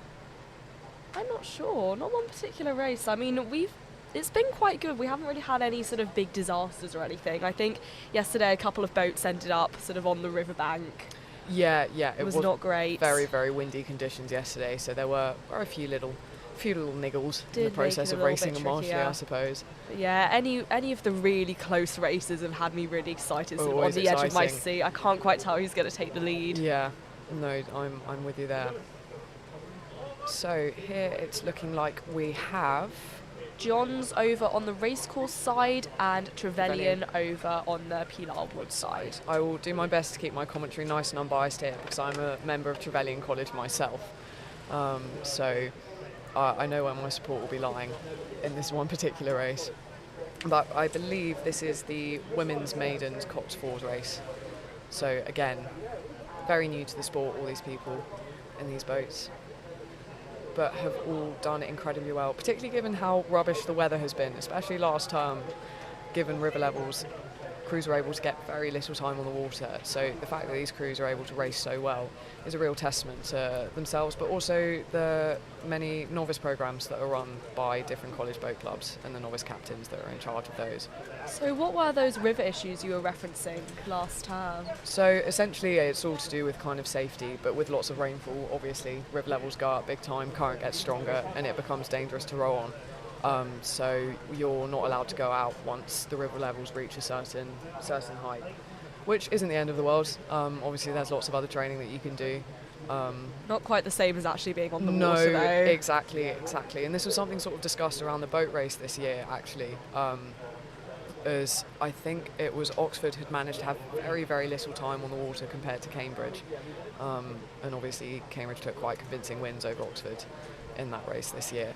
So it is something that's really important, but again, a massive testament to the effort that all of these crews have put in, having so little time comparatively on the water, as Partiers may have done.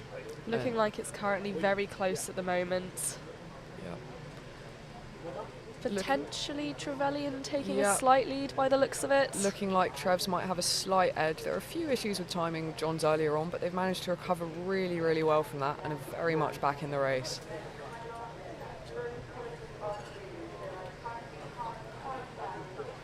Yeah, from the view here, looking like Trevs does have a bit of a lead, but John's certainly not giving up.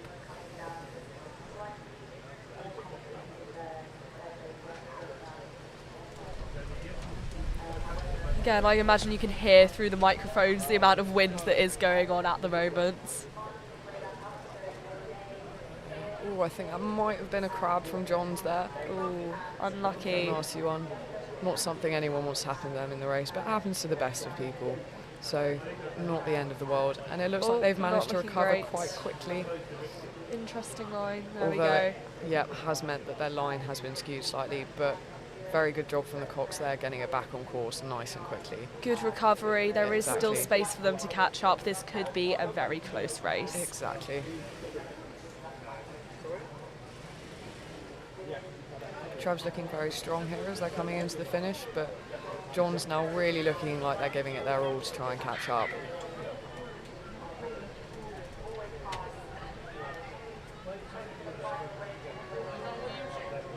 And as the crews are coming up to Hillbeard landing stage, we're hearing roars of support from the banks. You often do get different colleges supporting the racing colleges as well. I think with the different kind of alliances that go on within Durham with Hill versus Bailey and so forth, you do get lots of support, not just from the colleges that are racing, but from many others as well.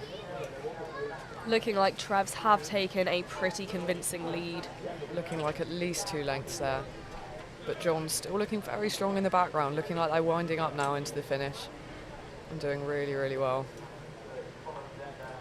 Got some lovely footage over of the crowd. As you can see, we do have a lot of people that have come to support their friends, support their college, support their university, and it's really, really lovely to see. Yeah, it's been a really, really great turnout this weekend, despite the slightly changeable weather. I think that's probably the best way to put it. It was raining when I woke up this morning. By the time I got down to the race course, it was sunshine, then it was raining again. And it's clouded over now and slightly windy, but no rain, which is nice. Always a bonus. And again, shout out to everyone who is watching. I know people have tuned in from all over the world. It is really, really lovely to see. So it's looking like we have Durham University on Pilar Wood side and Collingwood on racecourse side in Coxless quads.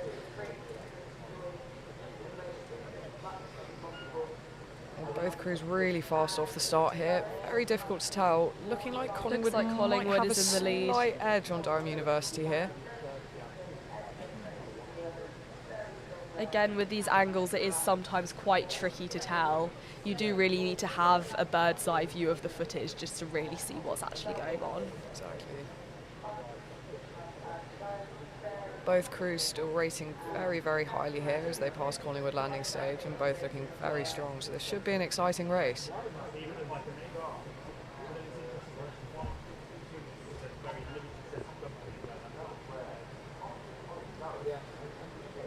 Looking like Durham might have closed that lead that Collingwood had initially established, and it's really looking neck and neck as the crews are coming up to the halfway point now.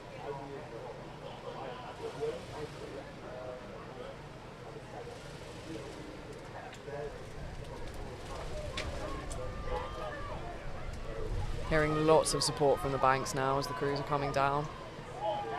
Still looking like Collingwood has a very slight edge. Durham looked like they were taking quite a sharp turn there, but have very much corrected that now. Both crews really pushing this through to the finish. It looks like there's barely anything in it at all, so very exciting race. I think these are some of the biggest cheers we've had yet today. Yeah, they are quite deafening from our place here. And looking very, very close as the crews are coming up to the final few hundred meters of the race.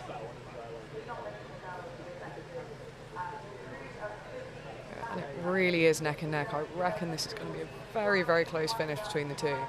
Could come down to which crew could just simply push it further in those final few meters. Very, very close one to call here. We might be able to better see. Oh, I think Collingwood is just about going to take it. Just have that. That'll be a very close call for the umpires at the finish. Very, very close win for Collingwood. Right. Amazing race, though. Big shout out to both teams. Amazing job. There we go. We have some more Cox quads on the start line here for you. This looks like it is between, bear with us 1 second, Yarm School on the racecourse side, and on the Peel or Wood side we have got some great footage of little ducklings everywhere. I am enjoying these very scenic shots. Got a lot of wildlife in Durham. It is really lovely. I saw a heron flying along the river earlier. Yeah, I've seen the heron a couple of times.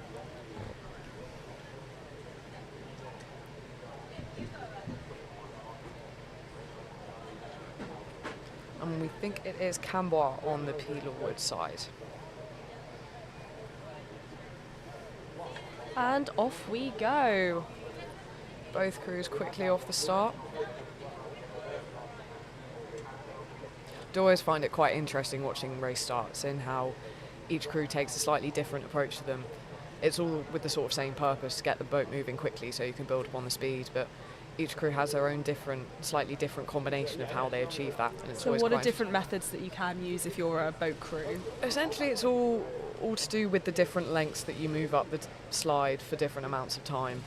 So for instance, the start that our women's crews at Trev use, we do a 3/4 slide, then 2 half slides, then a 3/4 slide, then we go into lengthening the stroke, then we go into building the rate for 10. But the men's crews, I believe they do 3 draws, which I believe are 3 half strokes, the way that they do it. Then they go into 3 lengthens, then they go into 3 breathes where they settle slightly. So it does come down to each crew's preference, I think, and what works best for them, but it's always quite fun to see the different combinations. This is really interesting to me. I mean, I'm not a big rower personally. I haven't rowed in years, and so my knowledge is quite limited. Yeah, no, I get you. I'm quite new to it. I only learnt to row last year at Trev's, actually, so I've gone through the college novice programs here. So I'm still very new to the sport and find out more about it every day. Didn't quite realise there was so much to know about it. I think on the face of it, it looks like quite a simple sport in the fact that you sit in a boat and you do one movement over and over again. But there are so many things to find out about it. It really is very interesting. And here we have looking like Cambois has taken the lead over Yarm as we come up to the halfway point.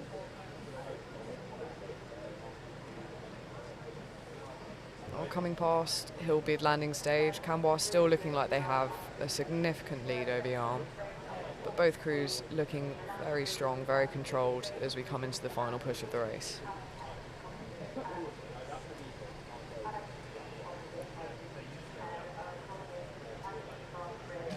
And just coming under Bath's Bridge now, it looks like Cambois has managed to maintain a lead of about a length on Yarm coming into the finish. And there we have them crossing the finish line.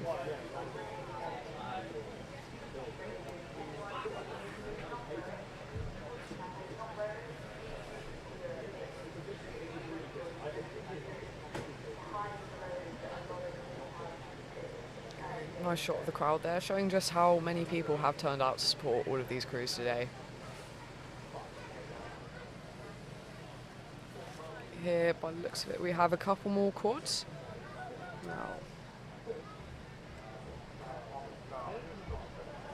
And we are back to the start line with some more quads again. Now this, I believe, is between Hexham and Cambois again. I think this is Hexham versus Lambton. Oh, yeah. Yeah. My bad. We've got Hexham over on the racecourse side and Lambton over on the Pilar Wood side. And off they go. Two very distinctly coloured boats here. I know, I am enjoying these sort of different colour schemes. Yeah, there are a couple of rainbow boats that I've seen headed down the course that I do think are particularly funky. Yeah. Looking like Hexham are taking a slight lead as we start the race. Many of the crews racing here today, of course, will have raced at Hexham Regatta last weekend. That's a very big regatta as well, especially for the colleges. I think it was something like 60 boats or 60 crews were taken from colleges last weekend. That was a very, very exciting weekend of racing. Yeah, there has been a lot of rowing. I have a lot of rower friends and it seems to be never ending at the moment. Every other day there's a new race, there's a new regatta. Yeah, it's a busy time of year. I think on the whole though, this kind of racing is more preferred amongst rowers compared to the head racing that happens in the winter season. There we go. Looking like that gap between the two crews might have slightly been closed here as they come up to Hillbeard landing stage. Yeah, looking like Lambton have managed to take back some of that lead that Hexham had initially built up. Looking like this is going to be a pretty close one.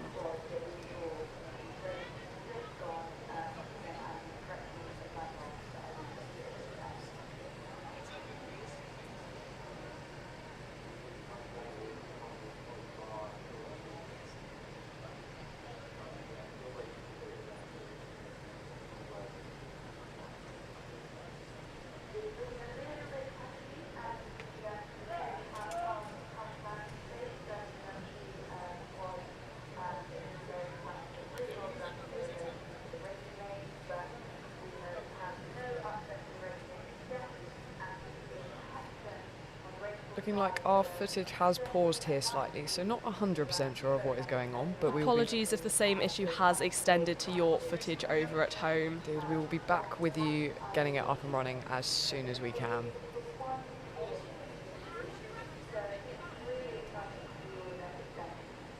Alright, I'm not sure what's going on with the current race. Hopefully everyone watching at home can see what is happening. Again, just a reminder, over on the racecourse side is Hexham, Lambton over on the Pilar Wood side. We will be leaving you shortly for a short advertisement break. I can hear a lot of cheering. We will try I imagine they're passing. We can't really see much from our commentating booth, which is quite tricky. We are dealing with the same footage that you will have on your screens. We'll do our best to peer over the banks to see the river. Currently can't see anything going past, so it might be the case that everyone's just marshalling back up.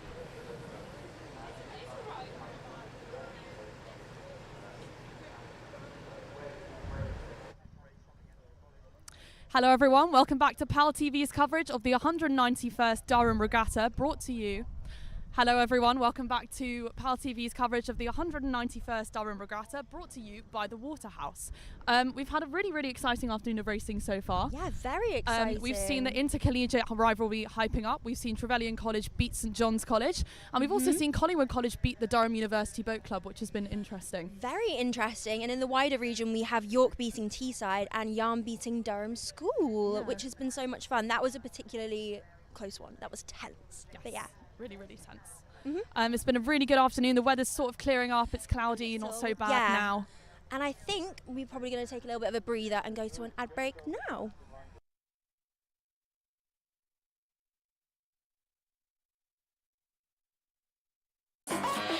Looking for a new local this summer? This is the Waterhouse. With pints from only £2.50 and student doubles from only £3.95. 3 dartboards every day of the week. And for only £10 you can book a karaoke room for as long as you like. Whether it's a social or a pint or two, the Waterhouse is your student pub in the heart of Durham.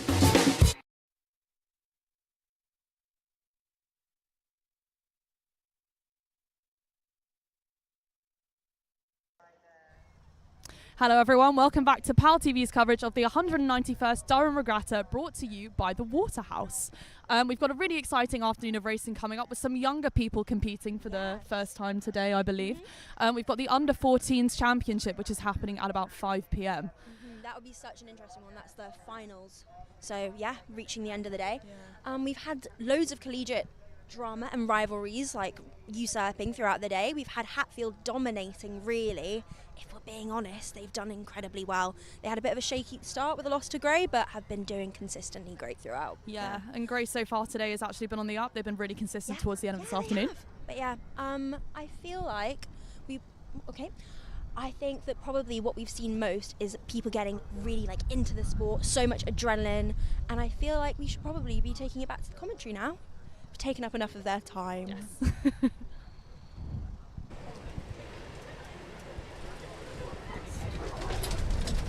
And we are back. Our next race just kicking off to the start. It's looking like we have Hatfield versus Grey. Hatfield in the blue over on the racecourse side and Grey over on the Pilar Woods side. Looking like Hatfield is taking a slight lead. Both crews looking really strong off the start here, really fast as well. Apologies again if you can hear the wind in the background. You think it's gone away and then it just magically appears and we think our gazebo is about to fly away. And it's a testament to all the crews that are managing to deal with this today. Again, massive shout out to the Coxes as well. It's not an easy job, especially in conditions like this. Especially when the River Wear, especially at this point, is normally so sheltered. I don't think I've remembered such a windy week rowing. It's like on the Mother Weir. Nature has a personal grudge against the Durham Regatta. I she think just it doesn't might. like us anymore for some reason. I know. It was lovely last year. I remember it being absolutely boiling, about 30 degrees. And then this year, it's kind of exactly the opposite. Such a shame. Oh well, at least the rowing is still equally exciting. It's looking like we have a very neck and neck race at the moment. Yeah, I think Hatfield are taking a slight lead at the moment. They're looking very equal between the two crews. Both looking very strong as they come up to Hillbeard landing stage. Hearing a lot of support from the banks now, a lot of support from the crowds. Again, will be an eagerly watched race given it is both colleges, so a lot of support coming from the students here. Looks like Grey might have managed to take a slight lead on Hatfield here, but it really is neck and neck, so I reckon this will be a very close finish. Again, lots of cheering. As we were saying earlier, these college versus college races tend to be the most highly anticipated ones. Yeah, very competitive. Both between the crews and the supporters, I think it's fair to say. Rivalries between the two groups are equal, I do reckon.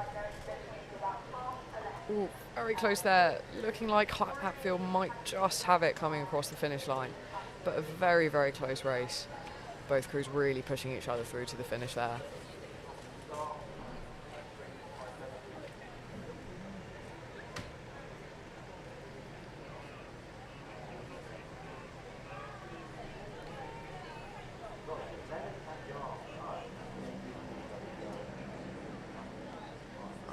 is looking like a Collingwood crew, I believe, from the blades. Again, our footage has frozen slightly. We are having a couple of technical issues. Our If the same apologies for issue this. has extended to your screens at home, again, we do apologise.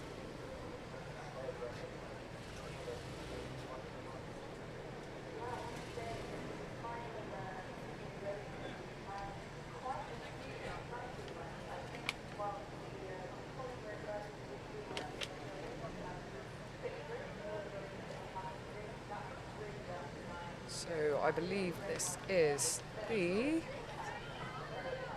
non-challenge academic women's Cox Fours.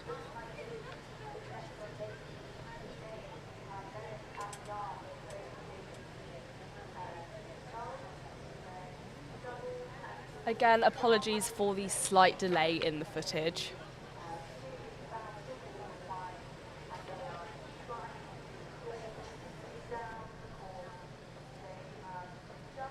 And I think it is between Collingwood and Tyne, this one.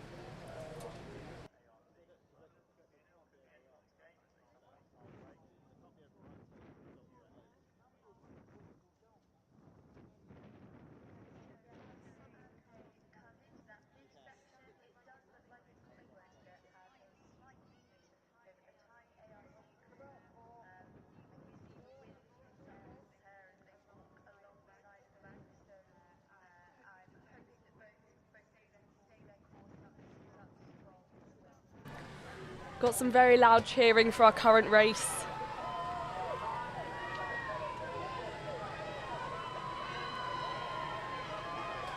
Can hear a lot of support amongst the crowd. Massive support coming from the banked here. Always lovely to see. I did go watch some of the boat races yesterday outside of doing commentating, and it was great fun. Yeah, it's a great way to spend a day.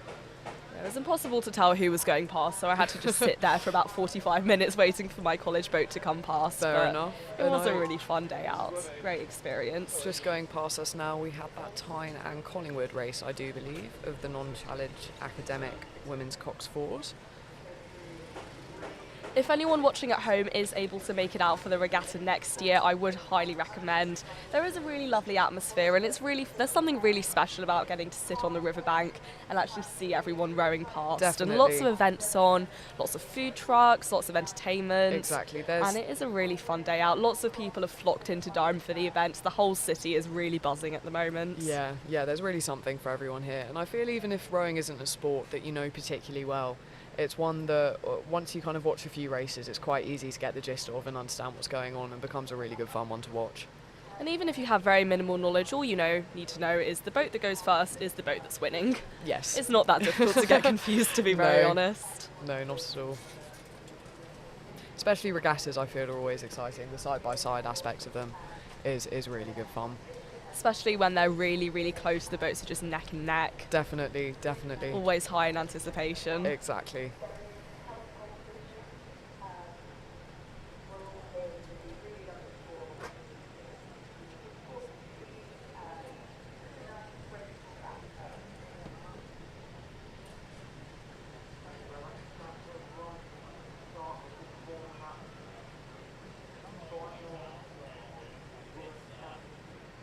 Another thing I quite enjoy about these regattas is seeing all the different colleges and clubs come out with their own boat club fleeces. I find it quite good fun to see the different designs. I know, it's lovely. I also love knowing what all the colleges have named their boats. Yeah, I know like my looking up. college, University College, yesterday we just got 2 new boats apparently. Oh, very nice. One of them named after Clute, which is, wonderful. I'm sure everyone will know, Very that Durham. is the very famous, supposedly worst nightclub in Europe that recently closed down. Sadly So gone. it's nice that we're paying our respects to Clute. Yeah, I Gone think but so. never forgotten. I saw think someone so. leaving flowers outside Clute the other day. Very nice. So very nice. big part of the culture. I'm trying to think what a few of my favourite ones are. I think Dark, that is Durham Amateur Rowing Club, has one called Jurassic Dark, which I do quite like. That is a good name, very creative. One of my favourite films, so I do quite like that one. I think it's either Collingwood or Butler. I can't remember. Has one named Usain Bolt, which again Ooh, I very think clever. quite nice. Yeah, I'd be interested to see a list of all the names of Yeah, the boats competing definitely. today. I feel like that would add some spice to the commentary, but unfortunately I don't have access to that. Yeah, well, because you get a lot named after people, because often, especially with the college boat clubs, I think you get alumni helping, donating towards new boats because they're not cheap. Yeah, I mean all the boat clubs are sort of kept afloat by alumni. Yes, yeah, and various fundraising efforts. I know a lot of colleges have done 24-hour ergathons, which is a massive effort. I don't think Really anyone really wants to impressive. spend that much time on an erg.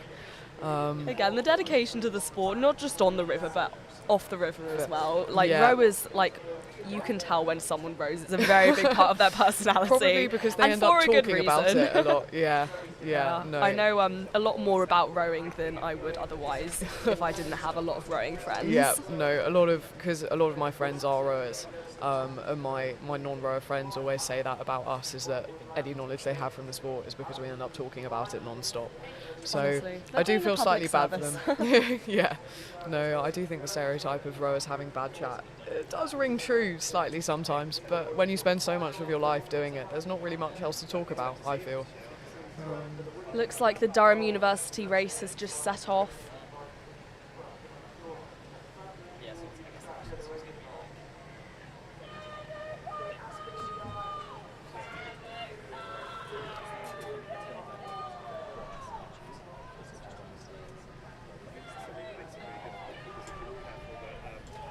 Some massive shouts coming from further down the bank as we see what's coming down towards us. Looking like this is the 8th race between Newcastle and Durham. Are you still good doing this job though? I've been here a while. So do you want to try and switch up? Okay, looking very close between the two. It'll be a very hotly contested race, very fierce rivals, Durham and Newcastle. And looking like there really isn't much in it as the crews come down to the final part of the race. Again, just for reference, we have Durham University over on the racecourse side and Newcastle over on the Pilar Wood side. Looking like Durham University still have that slight lead. Have managed to about a build- length between it. Yeah, Durham looking like coming through to the finish. They will be able to hold on to this. Very impressive show from both crews. And here we have Durham take the win. Great effort on the part of both Durham and Newcastle teams.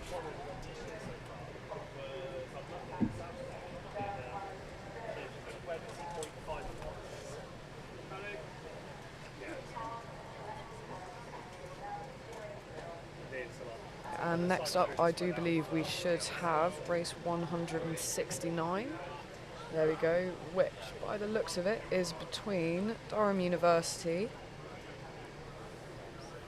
on the racecourse side and, I believe, Tyne on the Pilar Wood side.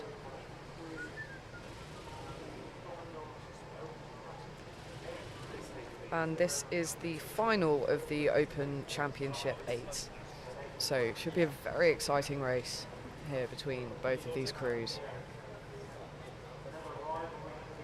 I think we're just waiting for some other boats to return over to the start. Yeah. You can see just down in the corner. I think Rest that's of what the crews causing is the marshalling slight through. delay. It's always important to clear the river. We don't want any collisions. That would probably be the worst thing that could happen. Not fun, not fun at all. Would put a big damper down on the day. Oh, and they are off. There we go, both crews looking strong off the start, rating very similarly. Durham is taking a very strong lead there. Yeah, looking like they've managed Very to build up a powerful. significant amount of speed, but Tyne's still hot on their heels. You can see both boats are moving very powerfully. big respect to the rowers, this is not easy. No, and given that it is quite a short race, it really is just a maximum effort sprint the entire way. So it makes quite a fun one to do, a difficult one, but a fun one. And a fun one to watch as well. Looking like Durham have managed to hold on to that lead, although all is still to play for as the crews come up to Hillbead landing stage.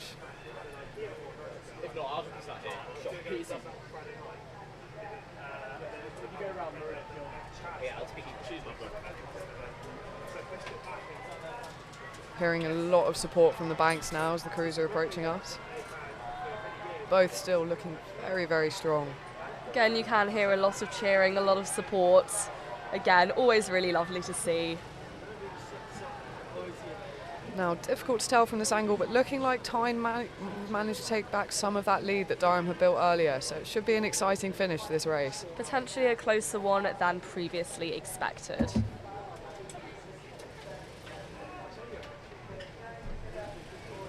Both crews coming up to Bathbridge now, which is the final push of the race, looking very, very close here. I think Durham might still have a bit of a lead, but Tyne have significantly closed that lead which Durham had earlier in the race. So massive well done to them.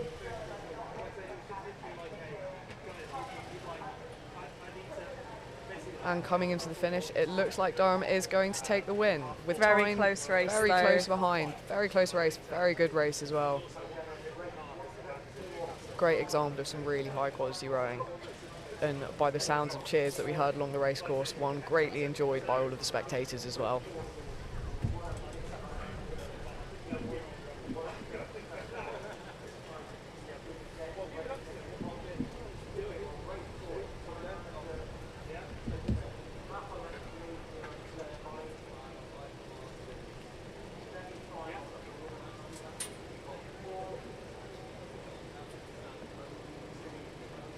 If my information is correct, this is race 172.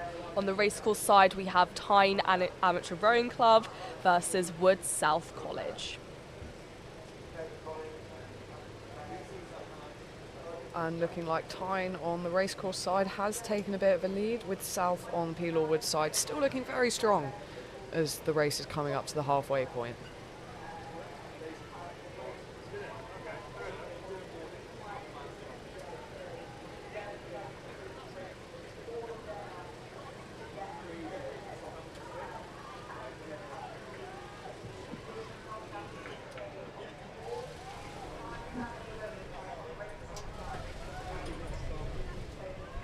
Looking like South might have managed to close that lead slightly that Tyne had built. Both crews looking very, very strong as they're coming through the race.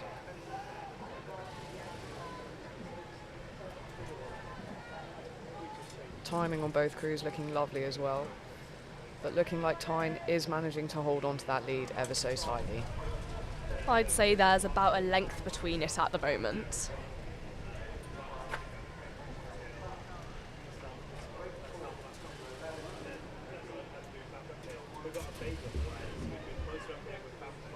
Looking like South are still in touching distance with Tyne, but Tyne are showing no sign of letting up as they come towards Bathbridge for the final push.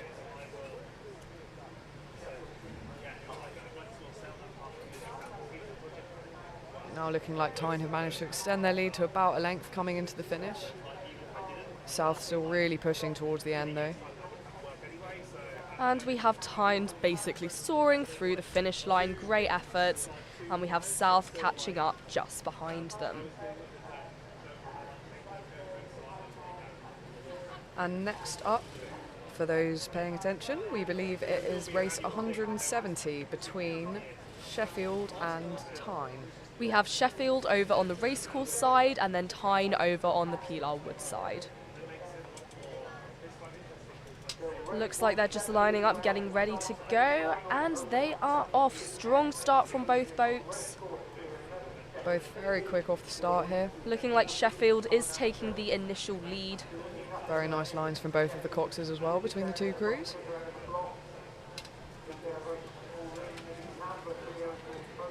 Okay, and coming up to Collingwood landing stage, really looking like there isn't much in it between both boats. Looking like it's going to be another exciting race.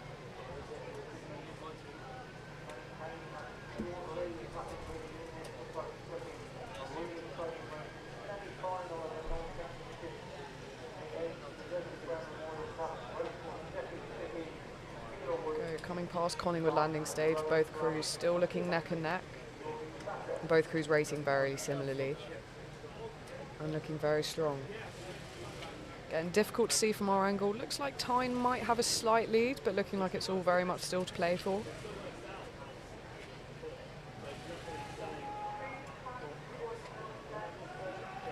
We're beginning to hear a lot of cheers coming from the bank now as the crews make their way down the racecourse.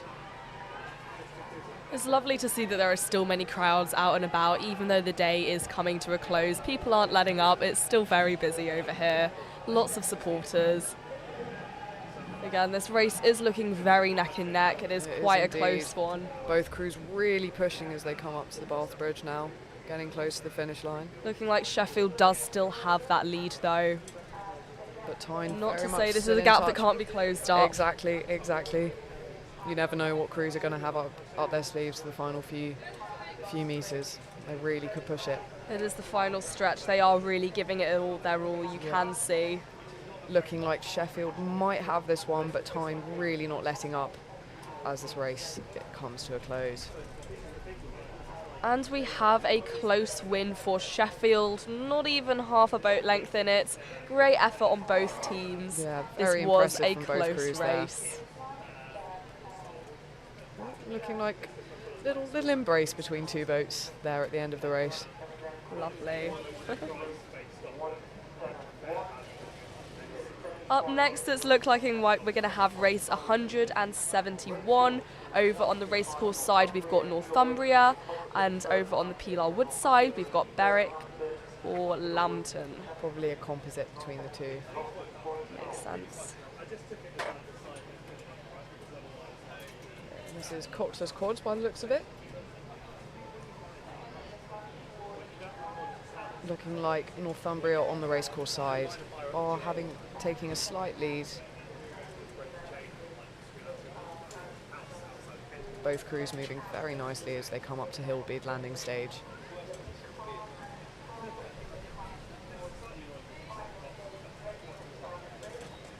Northumbria looking like they're rating just that bit higher than the composite between Berwick and Lambton.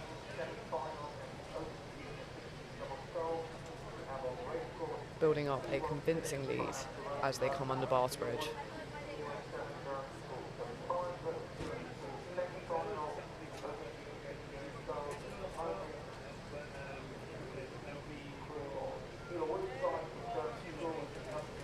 Okay, and crossing the finish line, we have Northumbria there with a strong lead in what looked like a very calm and controlled race from them.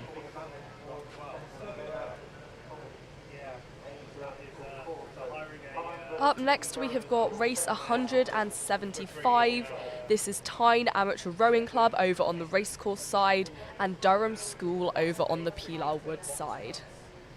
Looking like Durham School has taken the lead as they come up to Hillbead landing stage. Again, does look like quite a close one. Slightly tricky to see from these angles. But from this new one, looking like Durham has managed to build up a significant lead. But Tyne still moving very, very nicely on the racecourse side of the river.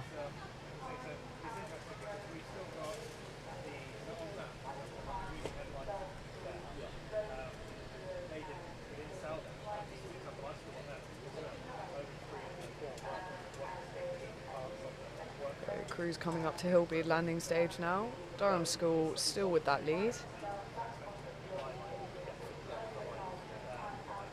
Tyne really giving it their all though, as you can see from the footage.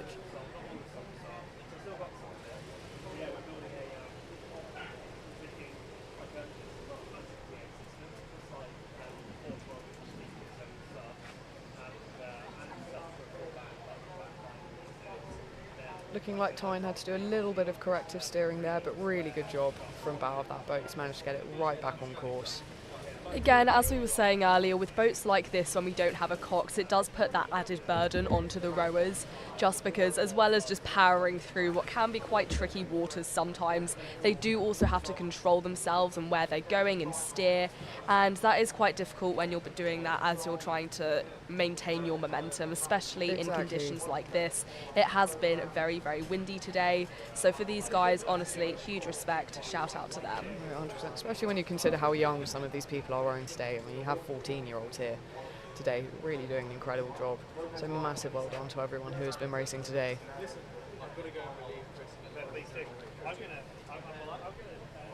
Now they are currently bringing some crews back towards the start line so we can get on the rest of the races, but the next one we believe should be race number 174 with Durham Amateur Rowing Club on the racecourse side and St Leonard's on Peel Wood side.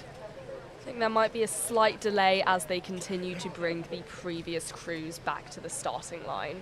Again here, this shot showing you just how narrow this part of the river is. So it's really quite a difficult thing to do, all of this marshalling and the stake boating. So huge well done to the umpires and the coxes and the rowers and everyone involved. And off we go. So we have Durham Amateur Rowing Club over on the racecourse side and St Leonard's over on the Peel Wood side. Looking like Durham is taking the initial lead, still quite a close gap though. St Leonard's can catch that up pretty easily. St Leonard's racing very highly here, which looks like this is making them take back some of that lead that Durham may have had initially, but very closely contested race at this point. So looking like it's almost completely neck on neck at the minute, which always makes for an exciting race. And coming past Collingwood landing stage, looking like St Leonard's have that lead. Very strong effort from both crews, very well matched. Both crews looking really strong here. St Leonard's still with that very high rate, which they're maintaining very nicely. That's no easy thing to do, and they look like they're doing an amazing job. Dark still looking very strong as well, as we're now approaching Hildbead landing stage.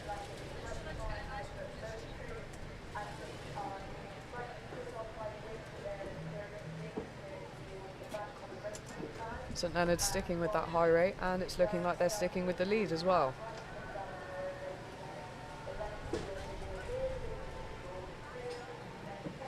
Although taking slightly interesting line here, crossing the buoys that mark the barrier between the two lanes, but it looks like the bow has noticed that and they are back on course.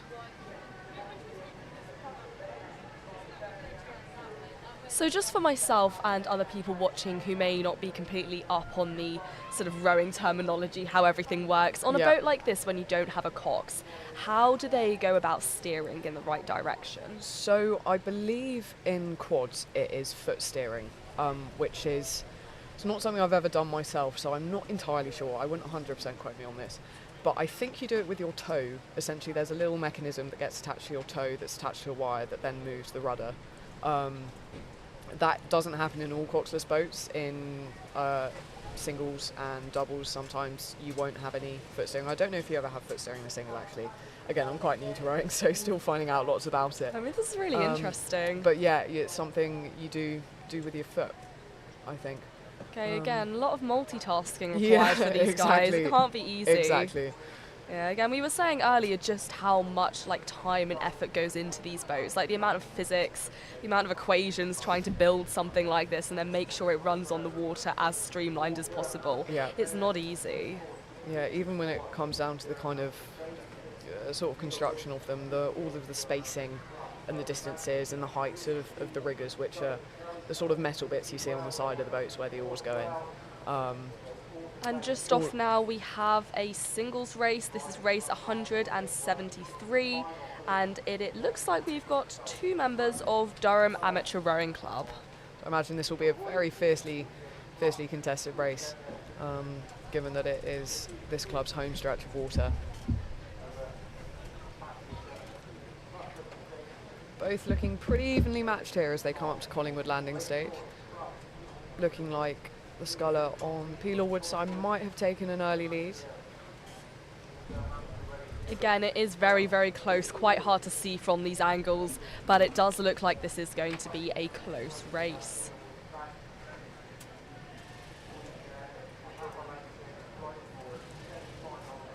Looking like that sculler on the Peel Orwood side is managing to hold on to that lead he had maintained earlier. But both looking very, very strong as they approach Hillbead landing stage.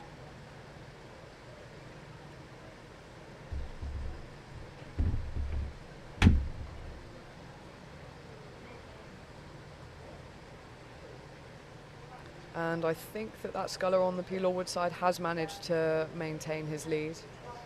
Just coming past Hillbead landing stage now. It's a very popular spot to watch all of the races that go on this part of the river from.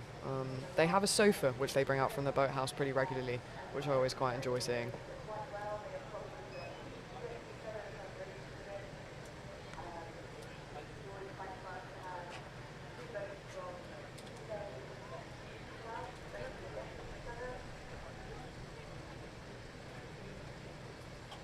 And we see the sculler on Peel Orwood side is now rating slightly lower, looking very relaxed in his rowing.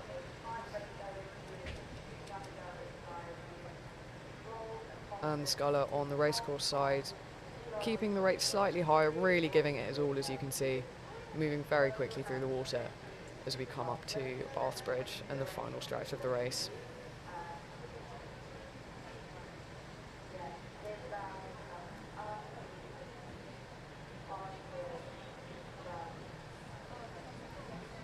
Coming under Bath's Bridge now.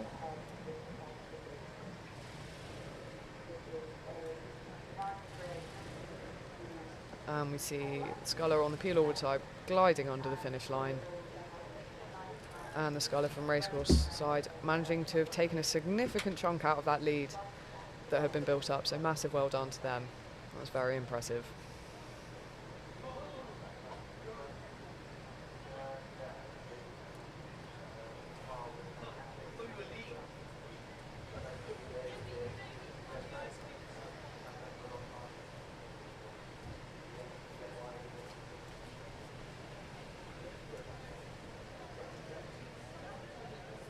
Seeing the crews after the finish line there.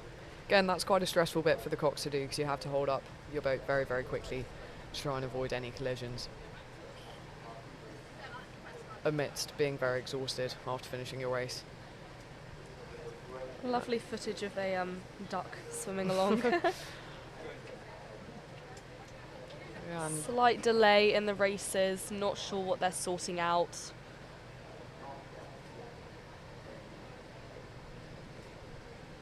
A nice shot of the crowd there, showing just how many supporters we still have out despite the very windy weather. Yeah, it's lovely to see, gorgeous cinematic shots. Again, for those of you watching at home, if you are able to make it out to the regatta next year, I would highly recommend. It is a really great occasion, lovely atmosphere, we've got lots of fun sort of events on.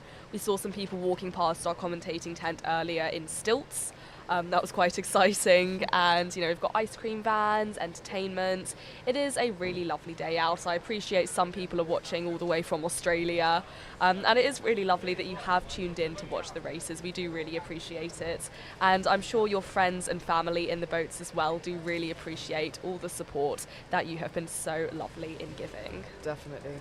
Quite a good shot of the field behind Dark there, showing all of the different boats lined up and ready to go. Some of them on their trailers, some of them not. We currently have race 176 lining up. This is Durham School versus Leeds University. Over on the racecourse side, we have Durham School, and Leeds University will be over on the Peel Wood side. Looks like they're just getting ready to go, attaching themselves to the stake boats.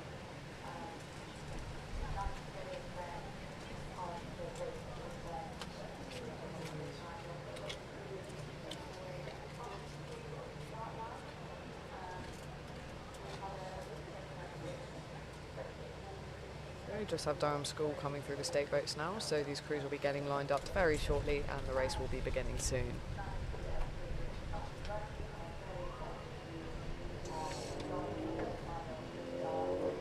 While we're waiting, it would be lovely to hear from everyone watching where you are currently sitting. Are you in your living room? What country are you in? I want to sort of start a challenge, see if we can find our furthest away viewer. Yeah. I think yesterday we did have someone from sort of Australia. I know we've had people from Wow. Switzerland today. Again, like I was saying earlier, there is a very big dedication. It would be nice to see whereabouts in the world all of our viewers are watching from.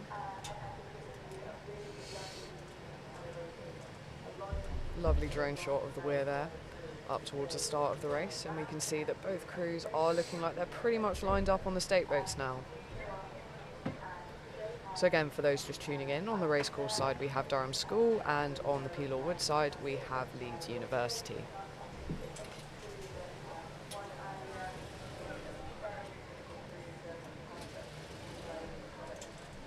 And we are off. Strong start from both boats. Durham School looking like they were slightly quicker off the start there, but Leeds really not letting them get away at all.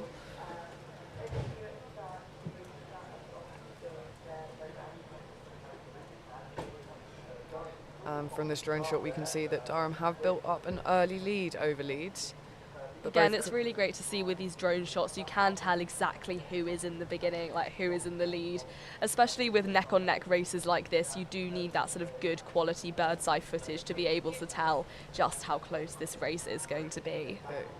Both crews storming past Collingwood landing stage here. Durham still maintaining that lead they built up in the start, but Leeds looking very, very strong as well.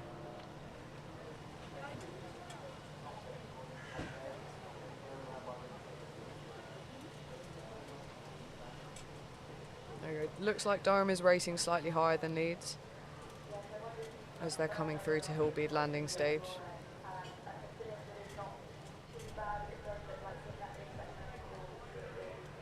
Hearing lots of support from the banks as the crews are coming down. Looking like Leeds may have managed to take back some of that lead that Durham had built up earlier. Looking like it's a very, very close race and it's difficult to call.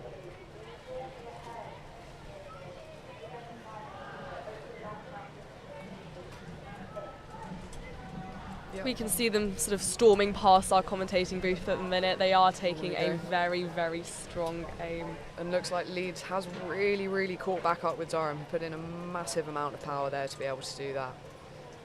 Both blades getting quite close now as the crews are coming through to Bath's Bridge. Oh, and that is a crab from Durham. Oh, in the final few strokes of the race. Not great. That's the last thing you want at the final moments. Exactly. Everything is in these final bits. We have had races today where it's looked like one team is really on the road to winning, and then just at the last moment they've been overtaken. So this is a really vital moment of the race. Yeah, you never know what's going to happen. But Durham managed to recover very well from that, but ultimately Leeds taking the win.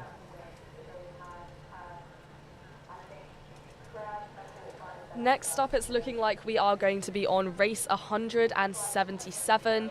This is Josephine Butler College versus Durham School. Josephine Butler over on the racecourse side and Durham School over on the wood side. And this is the Women's Non-Championships Coxed Fours. Looking like Durham School have taken the lead early on in the race. Butler not far behind though.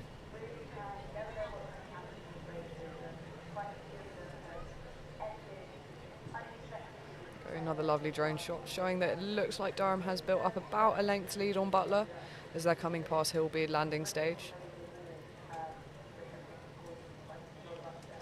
Durham looking very nice and in time there. Butler also looking very strong as they're coming through.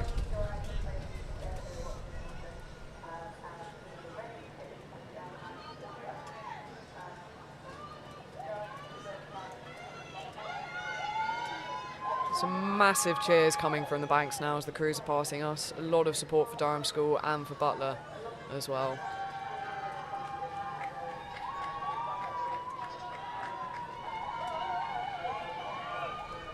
Durham School looking like they've managed to hold on to that lead, perhaps even build on it. Quite difficult to tell from this angle.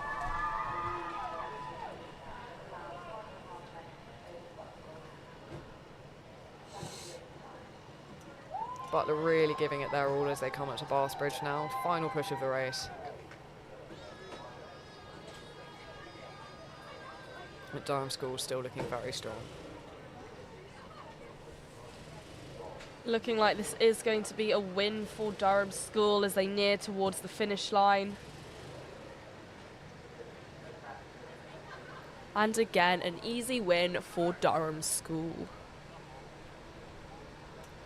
And Butler crossing the finish line now as well, looking very strong in the final few strokes of the race. So big well done to them.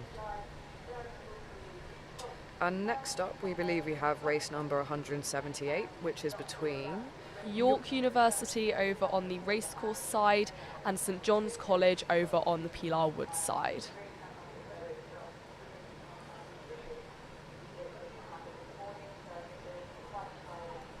Both crews look like they're lined up, just waiting for some boats to get through marshalling by the looks of it. Again, that is one of the big issues with regattas like this. The river can get very congested with all of the boats, and so it is really important to maintain this sort of clear area so that we don't have any collisions, as obviously this is the last thing that anybody would want. Exactly, collisions are not fun, they're quite scary as well, so something that everyone wants to avoid.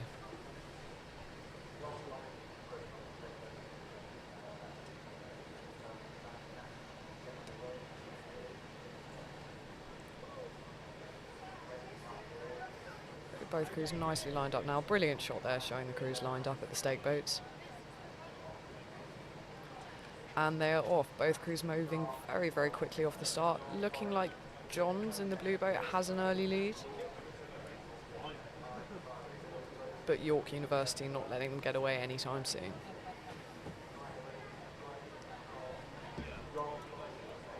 Looking like this is going to be a close race. I think Johns have ever so slightly maintained their lead, but again, it is very, very neck on neck. Johns looks like they have about a foot or two on York at the moment as they come across Collingwood landing stage. Let's see if York can put all their strength in and overtake the lead that Johns currently have. Exactly. Very, very little in this race, so all still to play for. Coming up to about the halfway point now, that lead is looking about the same, but it looked like York might be making a move on Johns. Perhaps the Cox has called a power 10 to try and get them to pass through.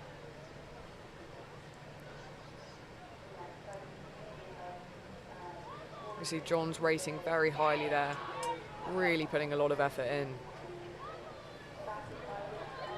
Again, difficult to tell, but it looks really neck and neck. Looks like York might have ever so slightly taken the lead on Johns as we come into the final few hundred metres of the race.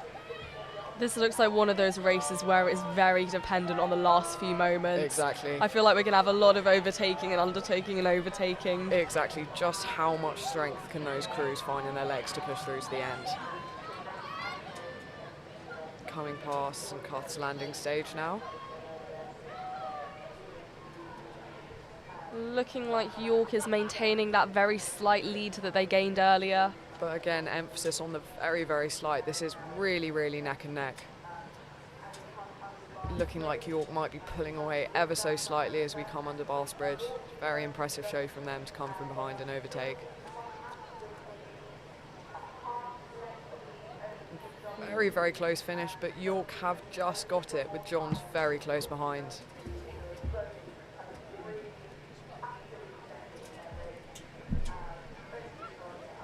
That was a good race. I do love these sort of high intense races. They're good fun to watch, aren't they? Always a lot of adrenaline. I imagine like the feeling of being in that boat. Yeah, so at the races I was involved in at Durham last year, and that is a story we will have later as we are now cutting to an ad break.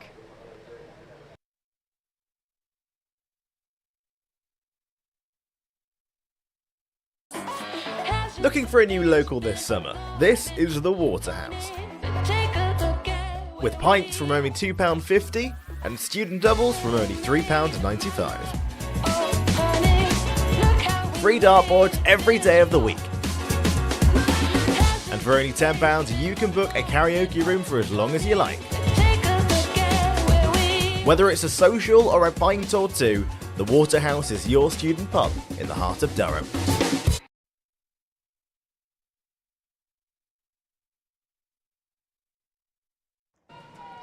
So after that short break, I think we are currently on race 179.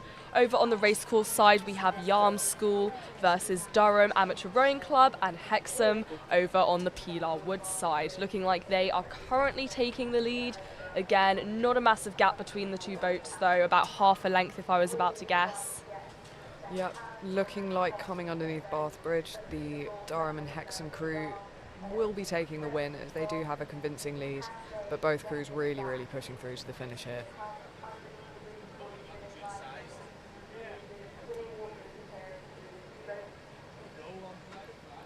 And there we go, we have Durham and Hexham win by about a length. Great race.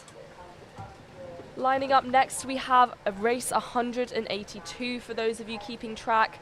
We have Trevelyan over on the racecourse side and Hatfield over on the wood side. Again, Hatfield very notable by their blue boats, very easy to spot over on the river. We were saying earlier, it's always really great when we have these brightly coloured boats. It's great for us to be able to keep track of who's on the river. It does get a bit mixed up sometimes, and it's always easier for the spectators as well.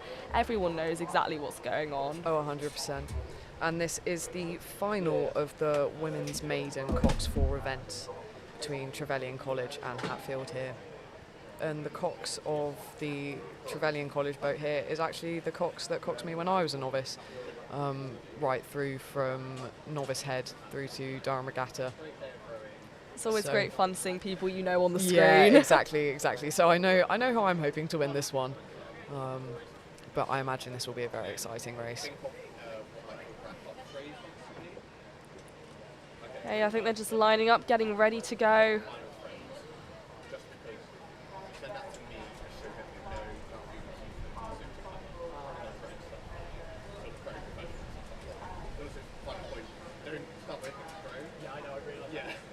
Both crews still just waiting up front. Well, it looks like they're just trying to line up properly. Yeah. Again, the wind does not make this easy. Exactly. It has been very extreme Exactly. temperatures today. Yeah, no, that's a very good shot there, showing what an effect the wind just has, given how nicely lined up those boats were earlier. But Trev's moving nicely back into position there, getting ready to go for the final of this event.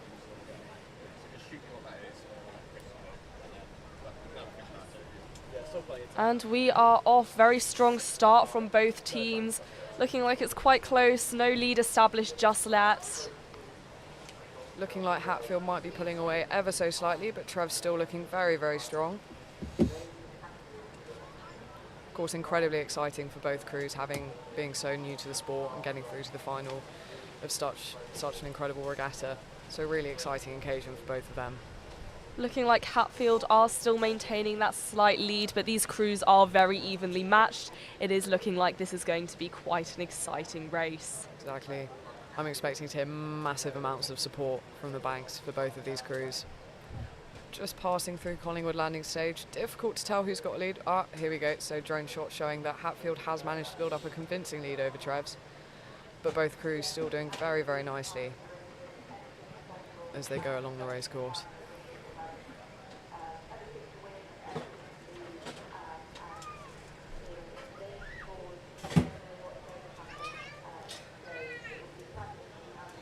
Looking like Hatfield is managing to hang on to this lead that they had established earlier. Trev's really looking like they're giving it their all in the back though.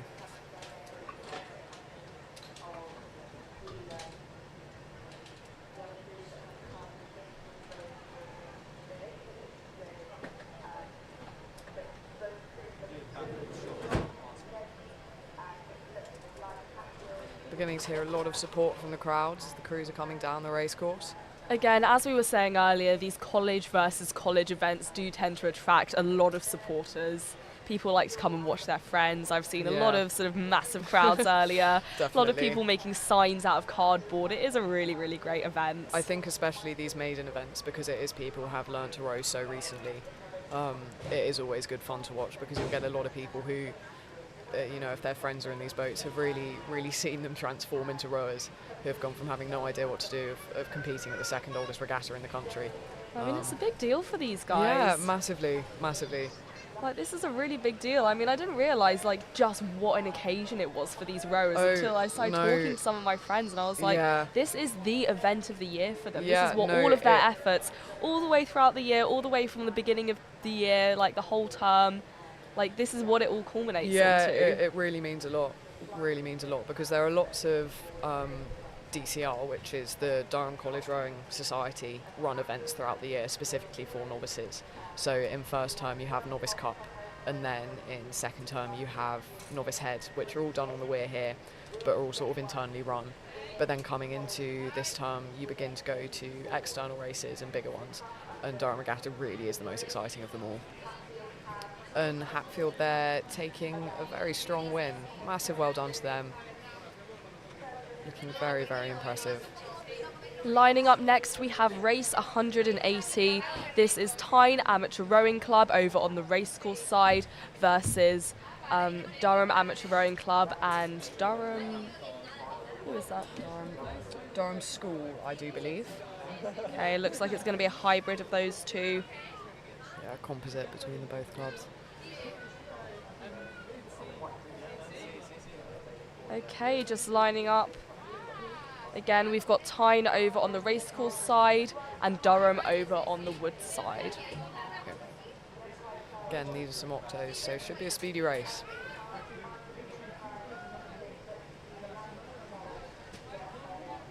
I think the coordination it must take to row in these boats is insanely impressive, because there are a lot of moving parts there that all have to be controlled and perfectly in time.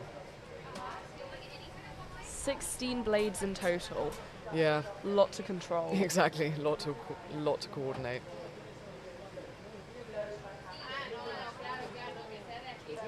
Again, we haven't seen many of these octo races yet today.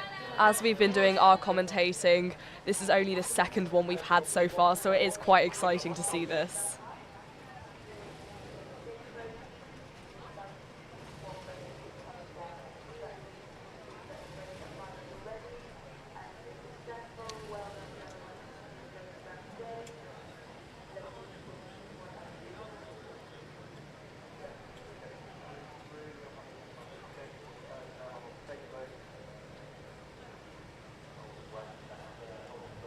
And I believe there is a slight pause here just as some of the other crews are marshalling through. Back to the start line. Again, as we were saying earlier, the number one priority is making sure that the river isn't too congested. Again, the number one thing that we don't want is boats colliding, and so that is why we are having time for a couple of delays and just getting everything sorted. Not much fun when you're on the start line though and you're all hyped up for your race. And then you get there and you have to wait for a few more minutes. I know, it's very stressful, and those minutes are going to feel like hours as well. Yeah, they really do. It's a lot of time sitting with that anticipation, that kind of nervous energy. But it's all adrenaline, so it all helps, you know.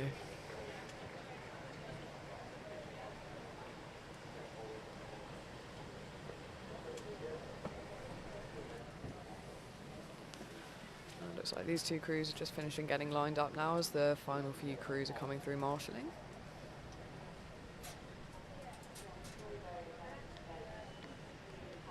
And this is the final of this event between these two crews, so this should be a very fiercely contested race.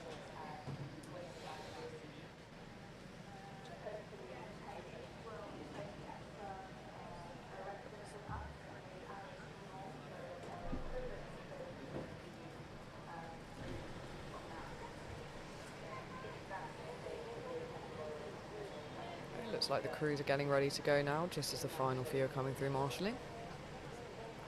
I believe that's York just passing through on the bottom of your screen right now.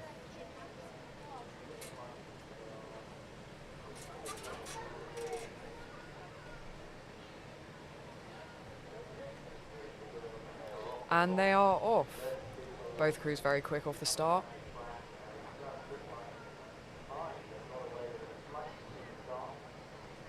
So just a reminder, over on the racecourse side, we have got Tyne Amateur Rowing Club, and then over on the wood side, we have got Durham Amateur Rowing Club and Durham School.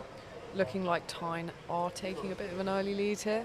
Difficult to tell from this angle. Both crews looking very, very speedy off the start.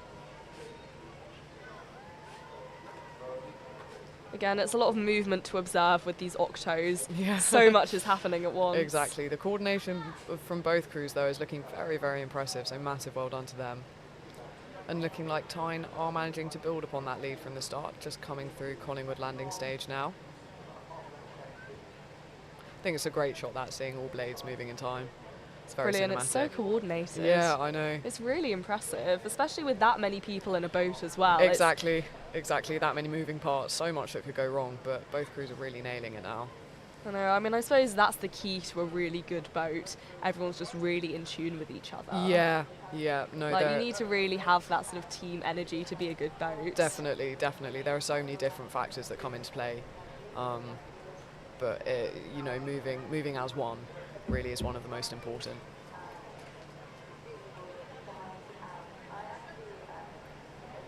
There we go. Very difficult to tell from this angle, but looking like it's a close race. And from this new one, looking like Tyne has managed to open up on that lead. Just over half a length between it at the moment. Oh, and that looks like it is a crab from bow. Oh, not good. The Peel or Wood side. Tyne still looking very, very strong as they're moving through, though. Not great for Durham. They do look like they're struggling. Yeah, difficult one to recover, unfortunately. But the rest of the crew doing really, really well and continuing on rowing. Tyne really taking advantage of that, speeding ahead. Durham doing their absolute best to get back on track. They are doing a good job. They are not letting them get away, though, considering, that they have caught crab. They're doing very well in managing to stay on track. Val particularly doing very, very well, managing to row on with her other arm here. So huge well done to them. That's no easy thing.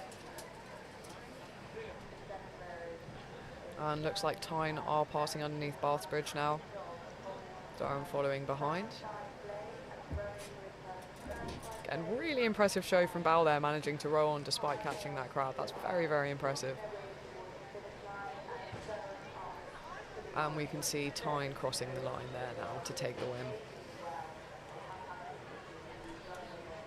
Great boat, great effort from both teams, especially after the crab earlier. They did make a good recovery, honestly. Shout out to Durham.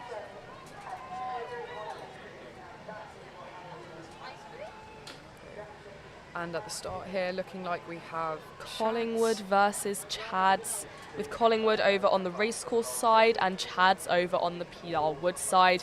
Again, for those of you keeping track, this is race 184. And this is the final of the Open Maidens Cox 4 band.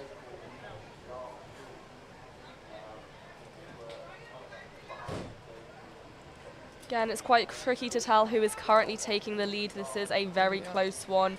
I think it might be going to Collingwood at the moment, but again, that's not to say that this can't change. Looked like Chads did have the lead at the beginning, but Collingwood seemed to have taken some of that back. So it looks like it's going to be a fiercely contested race.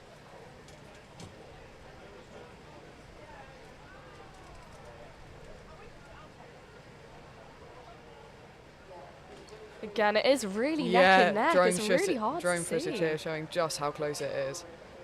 You can really appreciate just like what a competition it is with this bird's eye view angle. Yeah, definitely, and showing that Collingwood is pulling away ever so slightly, but Chad's still very, very hot on their heels, really not letting them get away at all. There's only about a foot in it, all slightly pulling away now.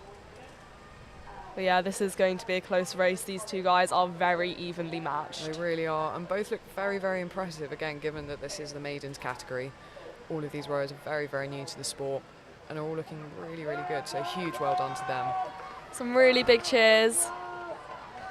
We have a lot of Collingwood supporters over near by our commentating tent. So massive rules of support coming from there, but hearing a lot for Chads as well.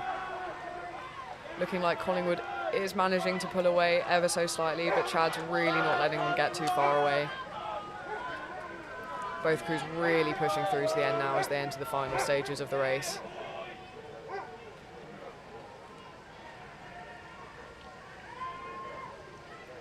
Still looking very neck and neck from this angle. So massive well done to both of these crews.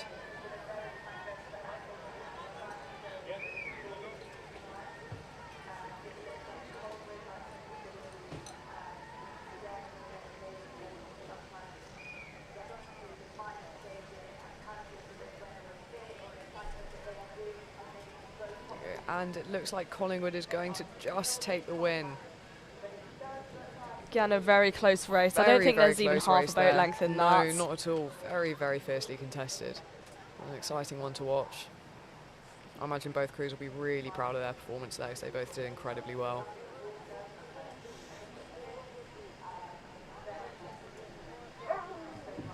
Got some doubles just lining up. Oh, not sure what's going on there. I think perhaps switching stations. Ah, makes sense. Would be my guess. Looks like they're trying to switch over. This is race 188, again for those of you keeping track, and we have Yarm School versus Tees Rowing Club. And looking like Yarm are going to be on the racecourse side and Tees on Peel or Wood side.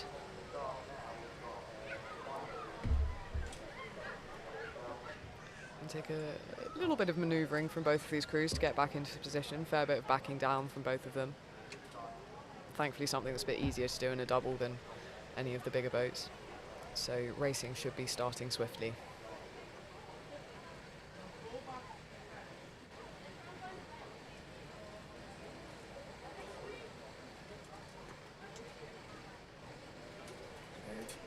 Drone shot there showing both crews getting lined up very nicely.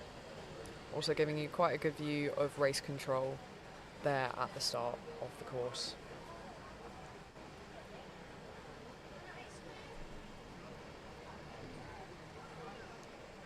We're into the finals now, making this a very exciting, very high intense event. Yeah, all races from now on are in fact finals, so it should all be very exciting to watch. This is the good stuff, and we are off. Yarm looking like they're taking an early lead off the start, but Tees moving very quickly as well.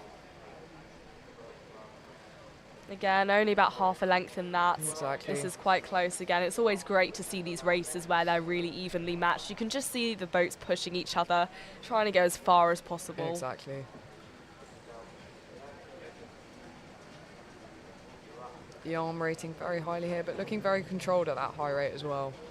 Tees also looking very strong as they cruise past Collingwood landing stage. Yarm looking like they are building on that lead they established off the start. Tees still pushing through.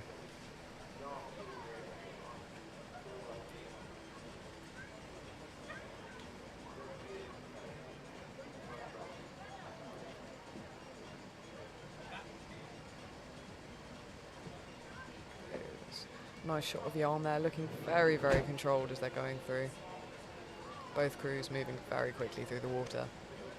Yeah, especially with shots like this, it's really good to appreciate just how in sync both rows are with each other. Definitely, definitely. Not an easy challenge.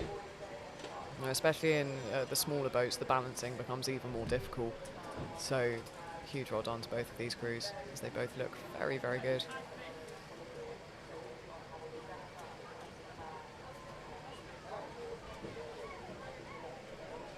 Yarm looking like they're managing to hang on to that lead that they had from the beginning.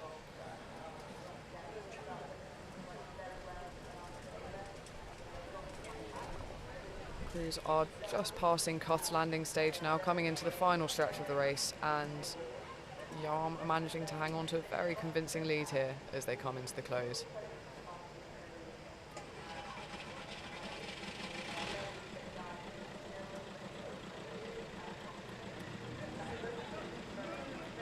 Crews just passing under Bath's Bridge now. Yarm, say with about 2 lengths on Tees, coming into the final stretch.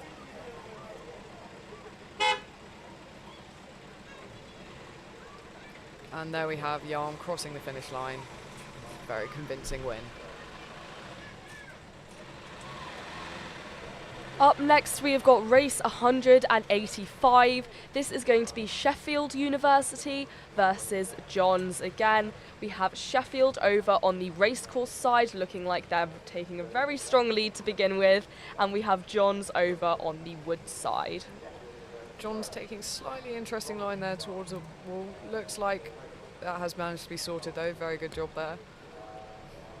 I think there were a couple of close calls yesterday with that particular stretch of wall, so nice bit of steering there from Johns to avoid such a collision. And looking like Sheffield is doing a good job of maintaining this lead that was built off the start. Johns perhaps catching up slightly. as we come through Collingwood landing stage.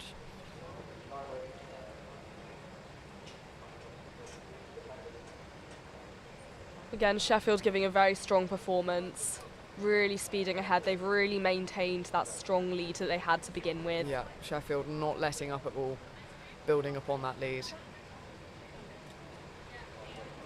Quite difficult to see the Sheffield boat actually, given its colour in this kind of shot. It's really just the blades that are pointing out where that rower is.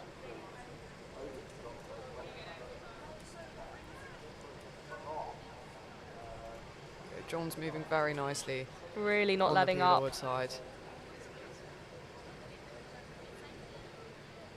Very close to the bank over there. Just coming up to Hillbeard landing stage now, so I imagine there'll be a lot of cheers coming for this rower. And there we go. There we go. I've just heard a wave of them come across. Sheffield managing to hang on to that lead, looking very calm and very controlled out in front. Some massive cheers coming for the Johns rower, heard all the way from the other side of the racecourse from us.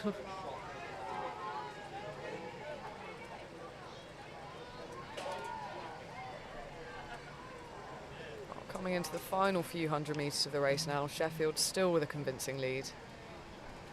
Looking very relaxed coming into the final bit of the race.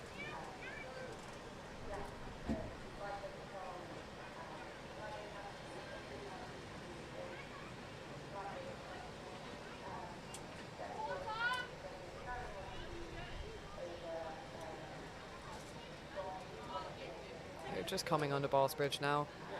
Sheffield still with a convincing lead, coming up to the final finishing line. And there we have a strong win for Sheffield. Coming up next, we have race 189. This is going to be Berwick and Lambton over on the racecourse side, and then Durham Amateur Rowing Club on the wood side. And this is the final of the Open J13 Cox Quads.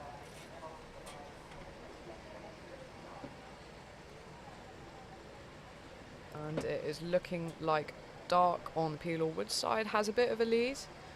Coming up to Hillbeard landing stage. Still all to play for though.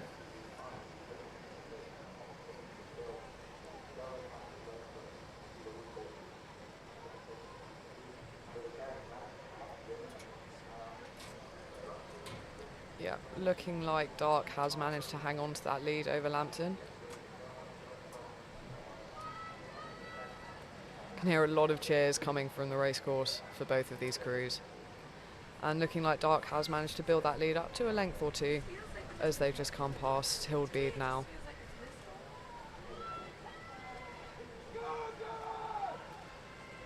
Some very passionate supporters. Yeah, some huge cheers coming for these crews as they pass us now.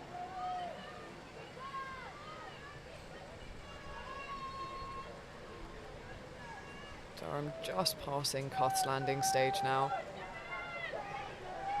Still keeping their strong lead, really pushing, giving it their all. Yeah, both crews doing a really good job here, aren't letting up at the end of the race at all. I really appreciate the efforts being made from these angles. Yeah.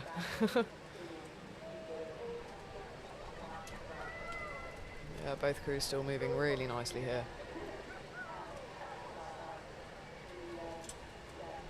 And looks like Dark is just coming under Bath Bridge now into the final few metres of the race. Great close-up shot of the Berwick and Lambton crew there.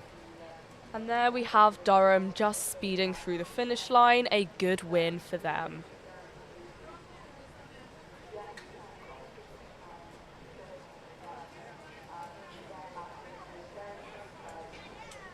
And it looks like we're going to have a little bit of break in racing action for the moment, just as some of the crews are marshalled up. Some big cheers there as Lambton and Berwick cross the line.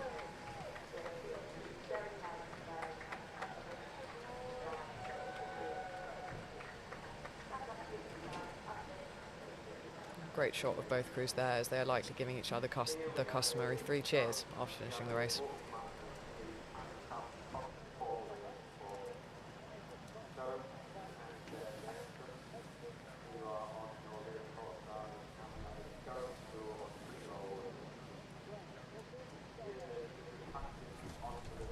Some nice shots here of all the crews marshalling back up towards the start line.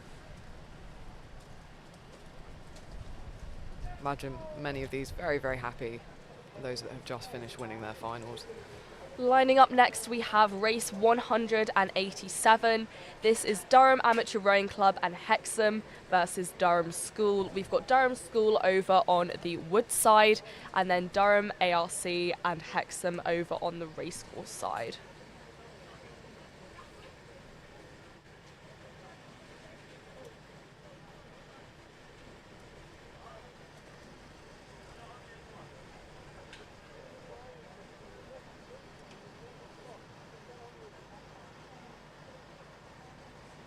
Looking like Durham School have some quite funky hats on there. I'm liking the coordination between the crew. I know, it's always great to see a lot of different colours over on the water. Yeah. Again, these are the finals, so these are the big exciting events of the day.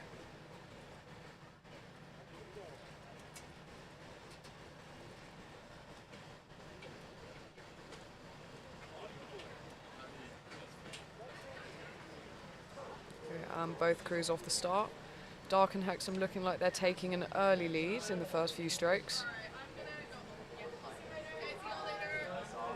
Drone shot here looking like it's built that lead up to about a length. Very commanding start there from Dark and Hexham.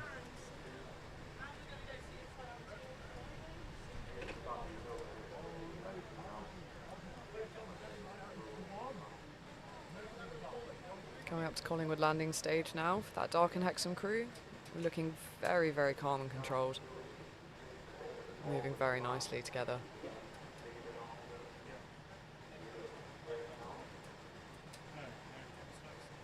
Durham School coming up swiftly behind though, not letting up anytime soon. Looking like Dark and Hexham have a lead of about a length or two now. Looking like they will be able to comfortably maintain that.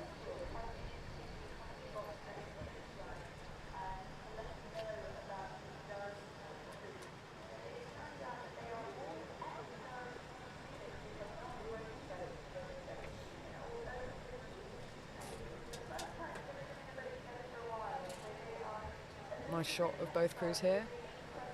Durham and Hexham still looking very calm and controlled. From this angle, Durham School looking like they might be veering ever so slightly into the bank, but it looks like the Cox has managed to correct that very nicely. And they're back on track.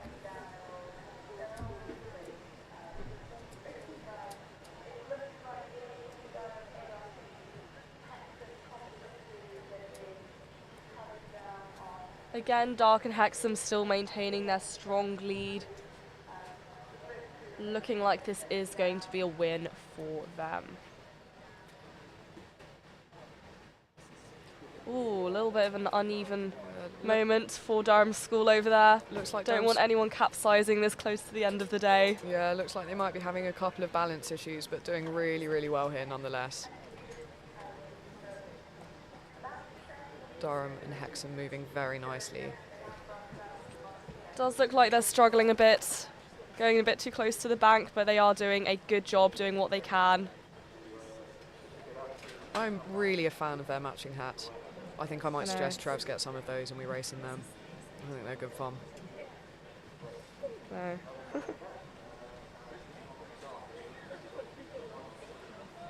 Again, they're really doing their best to try and keep back on track. And now we can see Durham and Hexham crossing the finish line, looking nice and relaxed as they're doing so.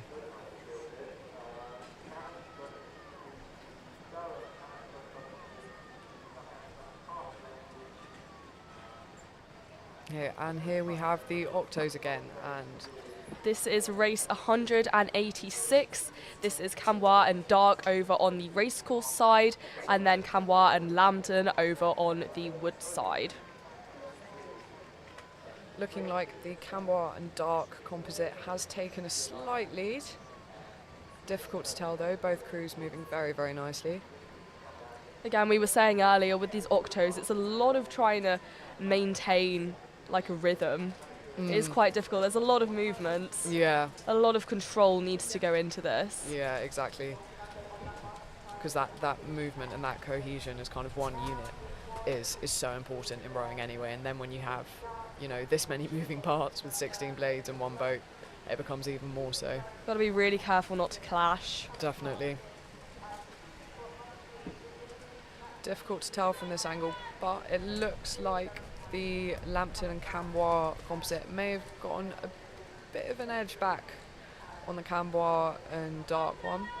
Looks like they've got a very slight lead. But again, it is very close. This angle is slightly tricky to tell. Definitely. A lot of cheers coming from the banks now as these crews are moving down the racecourse.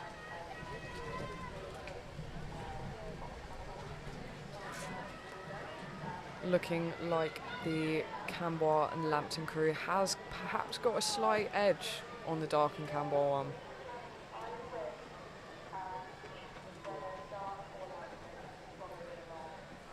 However, Dark and Cambois are looking very nice and in time together.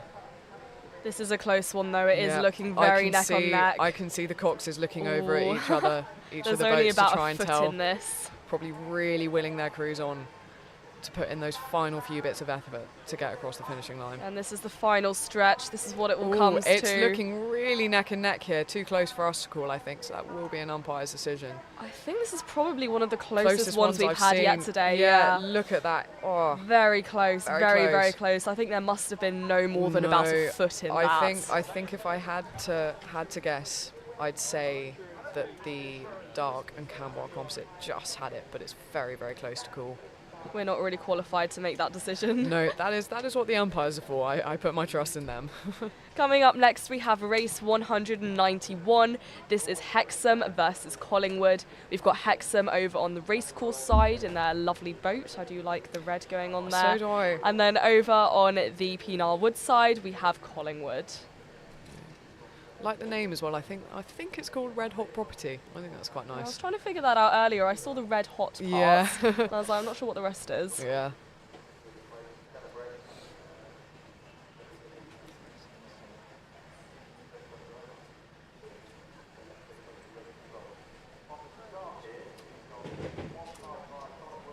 And we are off. Strong start from both teams. Looking like Hexham may be taking a very slight lead. Yeah, both moving very, very strongly off of the start line though, so difficult to tell. Oh, I think I spoke too soon. Oh, yeah, no, I think Collingwood have got a little bit of an edge now. Ever so slightly though. Again, this is very close. They are neck on neck at the moment. Yeah, really great shot here to show how close these two boats are. Again, very evenly matched. Yeah, and it is difficult to call. Although it's a mostly straight course, there are slight bends in it, so that racing line is quite important. They have both done a very good job at maintaining their line. Looking like Collingwood are able to build slightly on that lead here, keeping ever so slightly ahead of Hexham. Again, I'd say there's about 2 feet in this, if that. This is a very close race, this one. Both crews looking incredibly clean here, though. Very impressive rowing. Looks like Collingwood might just have it if they're able to keep this up. You can really appreciate just how beautiful a sport it is from this angle. Yeah, when it's good, it does look stunning. I mean, I'm sure the people in the boat wouldn't exactly say the same thing. I imagine they're not having a very elegant time right now. I think that in many ways the more beautiful it looks, the more beautiful, or rather the more it's going to hurt. Very inspirational statement.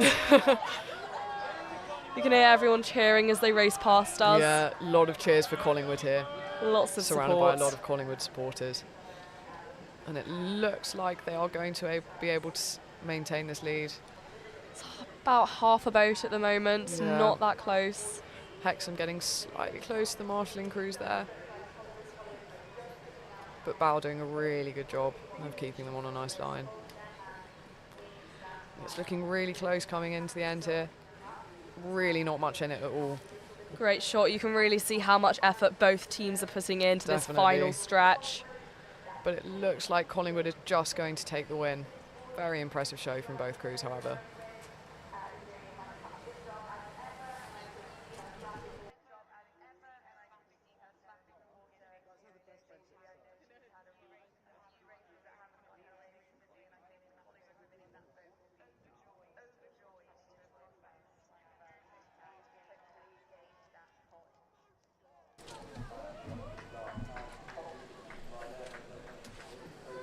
Hello everyone, if you hear a change of voice, it's because it's Lydia here, replacing Harriet.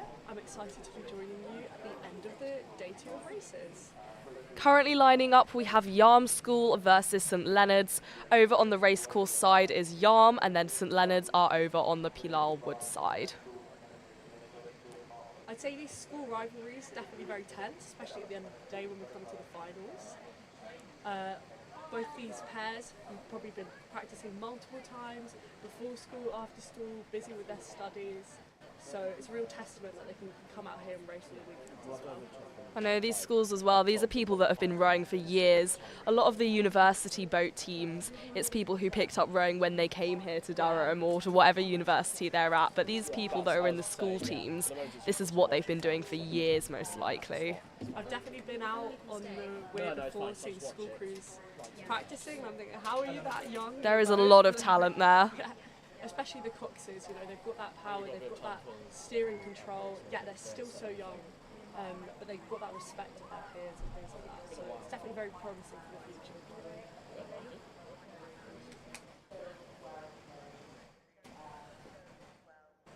Again, we've got our next race just lining up. Nice clean start from both crews there. You can see the oars in the water at the same time, which is sometimes quite challenging during a race start. As the strokes you take have to be a little bit shorter, sharper, and it can sort of throw you off balance. But no, we've got nice starts from both crews. A lot of coordination is needed for this. And again, for those of you keeping track, this is race 190. Lovely footage there of both crews. Again, not much in it at the minute, but as we know from before, it is deceptively long. I'd say there's about half a boat, nearing a boat in terms of length in between this. Again, I'm not sure about you, but I'd say sculling is probably the bigger workout, using both sides of your body, both arms. Looking like Yarm is still maintaining that lead. They are pulling ahead. We can see St Leonard's putting a lot of effort in. There is a lot of dedication going on here today. Yarm very strong there. Very in time, clean oars. You can really appreciate it from this angle. Just how much balance and force needs to go into this. And although some people might think the force comes from your arms, it's really about that push in the legs. So a lot of times the Coxes will be calling for big push in the legs. They might call for a power 10. It depends kind of what coxing style they go for. And I know in my case, the Cox asks, you know, what would you guys like? Encouragement? Would you like me to be harsh with you?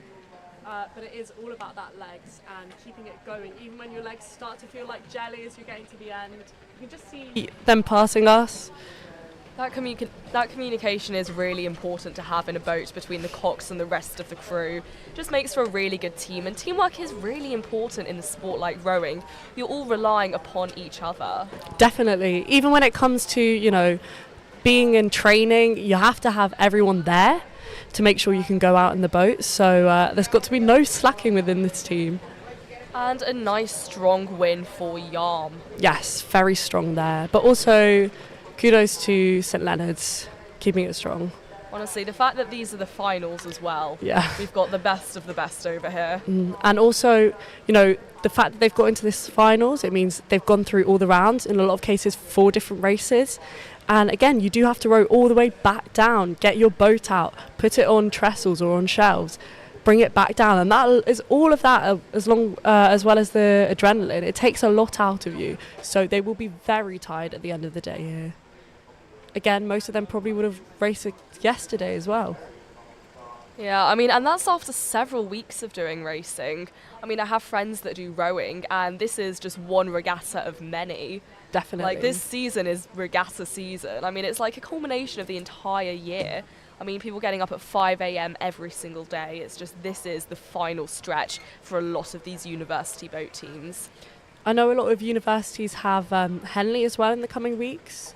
So again, lots of training in for that. At the minute, I am pretty sure this is race 193, according to my information. This is York City versus Durham Amateur Rowing Club. Over on the racecourse side, we have York, and then Dark is on the wood side.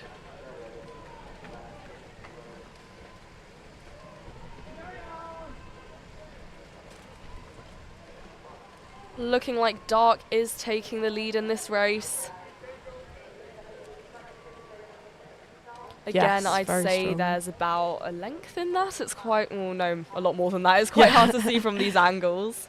No, definitely more than a length. But again, the rate must be very high. Probably not as high as what we've seen before, but I guess as it's a final, you know in your head this is the last push till the end. So you're really putting your all into that. Yeah, especially when you've got teams that are very evenly matched and they're really just sort of egging each other on.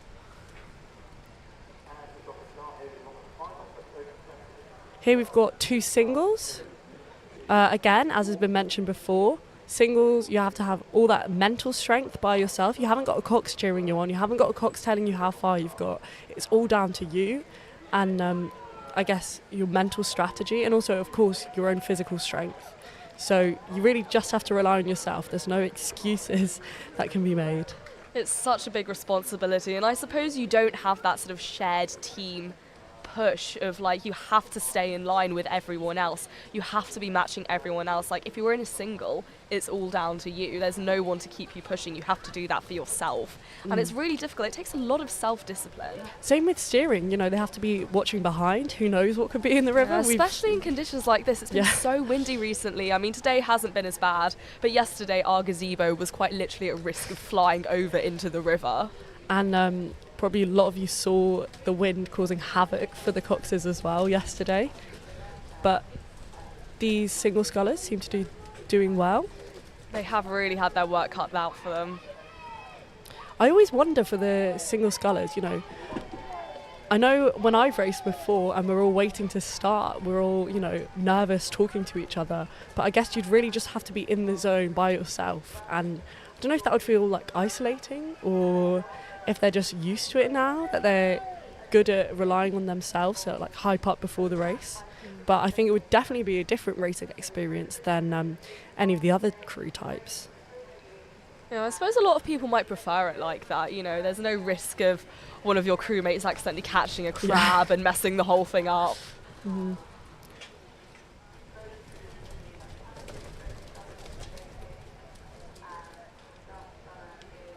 Okay, just lining up, it looks like we have race number 194. We are nearing the end here. This is Durham University Boat Club versus Durham School. We've got Durham University over on the racecourse side and then Durham School over on the Pilar Wood side. Now, the Durham University team will definitely be looking for a victory, especially after the mishaps of this weekend, shall we say. I know that they have lost to Trevs and Collingwood this weekend, so I'm sure they'll want to have a win in the bag. This is going to be their final push. Definitely. Really going for it. Also, a lot of them, with the training, the amount of training they do, I don't know if any of you were watching when we played our interview before, you know, up to 14 sessions a week, that's a lot. It's intense. So you really want to make sure that it's worth it. You want to see the fruit of your labour with a win.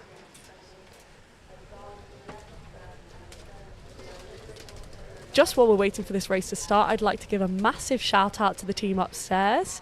Thanks to Karis, Matt, Sam, Chris, Dylan, Estelle, Jasmine, Apologies if I missed anyone else out, but I know you've all been toiling away upstairs and for the many months before.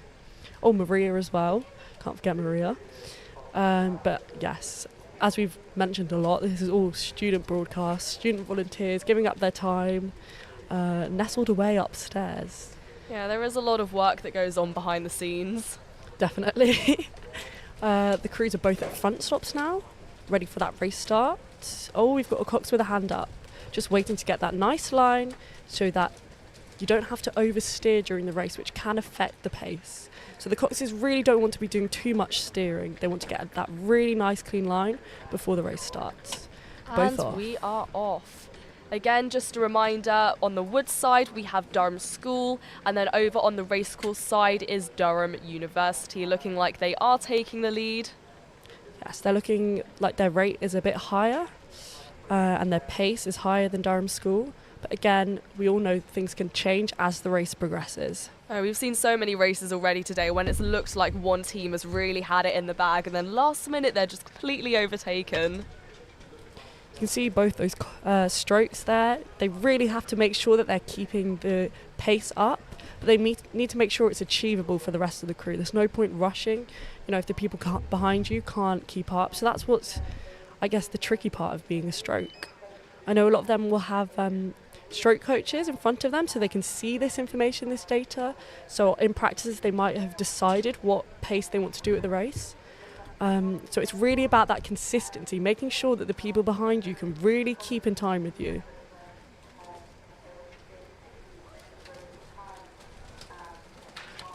From this angle, I think we can probably still tell that it's Durham University in the lead. We'll wait for them to go past us. Yeah, and I mean, it's quite hard for us to see from our commentator's booth. We don't have a very great view from here, so we're watching the exact same footage you are. Oh, there's two single scullers that have to move out the way there. Yeah, it's definitely gets very congested at the end. You have to turn round, you have to marshal your way through, back down. You're probably quite tired. You're either happy that you've won, or you're a bit sad that you've lost out. But you do have to always be on your toes, making sure you're not in the way of the two crews that are racing.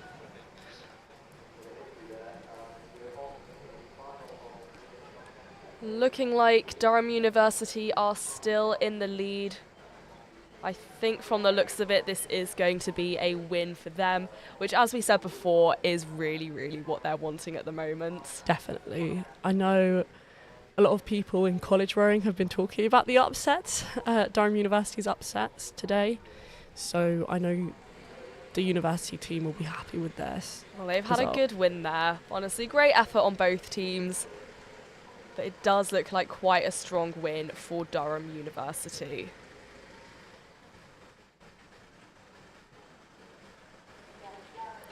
And normally at the end, both crews will do a hip hip hooray for each other, which I think shows the good sporting environment between rowers. It's a lovely culture. Definitely. I know on the water, teams are always willing to help out, if you're getting a bit of a kerfuffle in the bushes and you need some assistance, there'll always be someone there to help.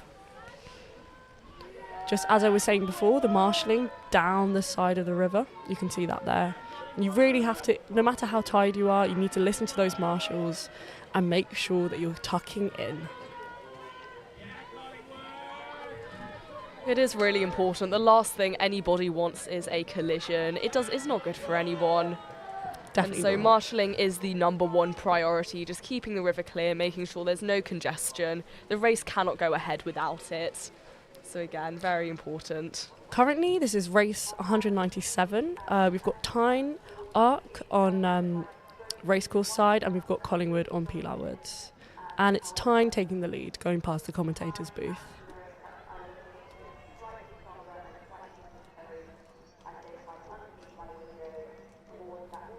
Looking like it is a win for Tyne. Quite a close one, but Tyne does take this one home. I wonder what a lot of the rowers have planned for their celebrations this evening. I don't know if they're tired. They probably will be. I think there's quite a lot of dinners going on. Yes. I know my University College Boat Club, that's my college, they have a big dinner planned. It's one of their I can't remember the year, but it's a big anniversary for the boat club. Oh, nice. So that will be going on tonight, and cool. I'm sure a lot of other colleges and other crews have similar events planned. So just lining up now, we've got race 198, one of the very last ones. Over on the racecourse side is York University, and then over on the wood side is Leeds University, so two of the big unis. Yes, definitely competing exciting. neck on neck. As they're the universities, as well as DU, they will have had a lot of training go into this, and they are the best of the best. This is the university boat team. Yeah, they'll want to see how they match up to these other universities, because they'll be seeing them, I guess, on all the regatta circuits and things like that. So this is a good way of seeing where you stand for things like Henley. Yeah, it's interesting. I mean, in this regatta, Durham does have an advantage because this is the river that they normally train on. But I'm not sure how different it is in York or Leeds or all the other universities here. Yes, I know Durham, I guess, because the DU team, they train out on the Tyne, but then they obviously can train here for preparation for this regatta. So they do have that advantage. It's not looking like much in it at the minute. Looking like York is currently taking the lead. They are over on the racecourse side. Not much in it, but I think that is definitely a lead there. I know I love watching the eights go past. You can just hear that click of the blades when they've got that power, that speed with all 8 people in the boat. Well, 9 plus the clocks. But it's quite satisfying as they power through the water. I can just imagine how tired they must feel after today. But yeah, looking forward to those events after the evening. I guess these crews will have a travel home, so maybe a nap on the boat, on the bus, and then going out.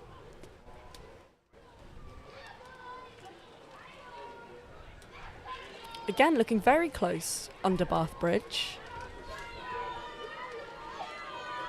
You can hear a lot of cheering going on. Even late in the day when everyone is starting to disperse, you still have a lot of people showing up to support their friends. It's really lovely, a lovely atmosphere. I'm sure you can hear in the background of our commentary, there are people shouting and supporting. Definitely lovely atmosphere. People with their dogs, their children, people with face paint. It's very It's a brilliant summery. event. People have flocked into Durham from all over, even the city itself, not just over here by the racecourse. It has been really busy and it's really lovely. Could be slightly better weather, but it's still been a lovely event. Compared to Durham over the last week, I think we've been quite to be lucky. fair, standards for Durham weather are practically on the floor anyway, so...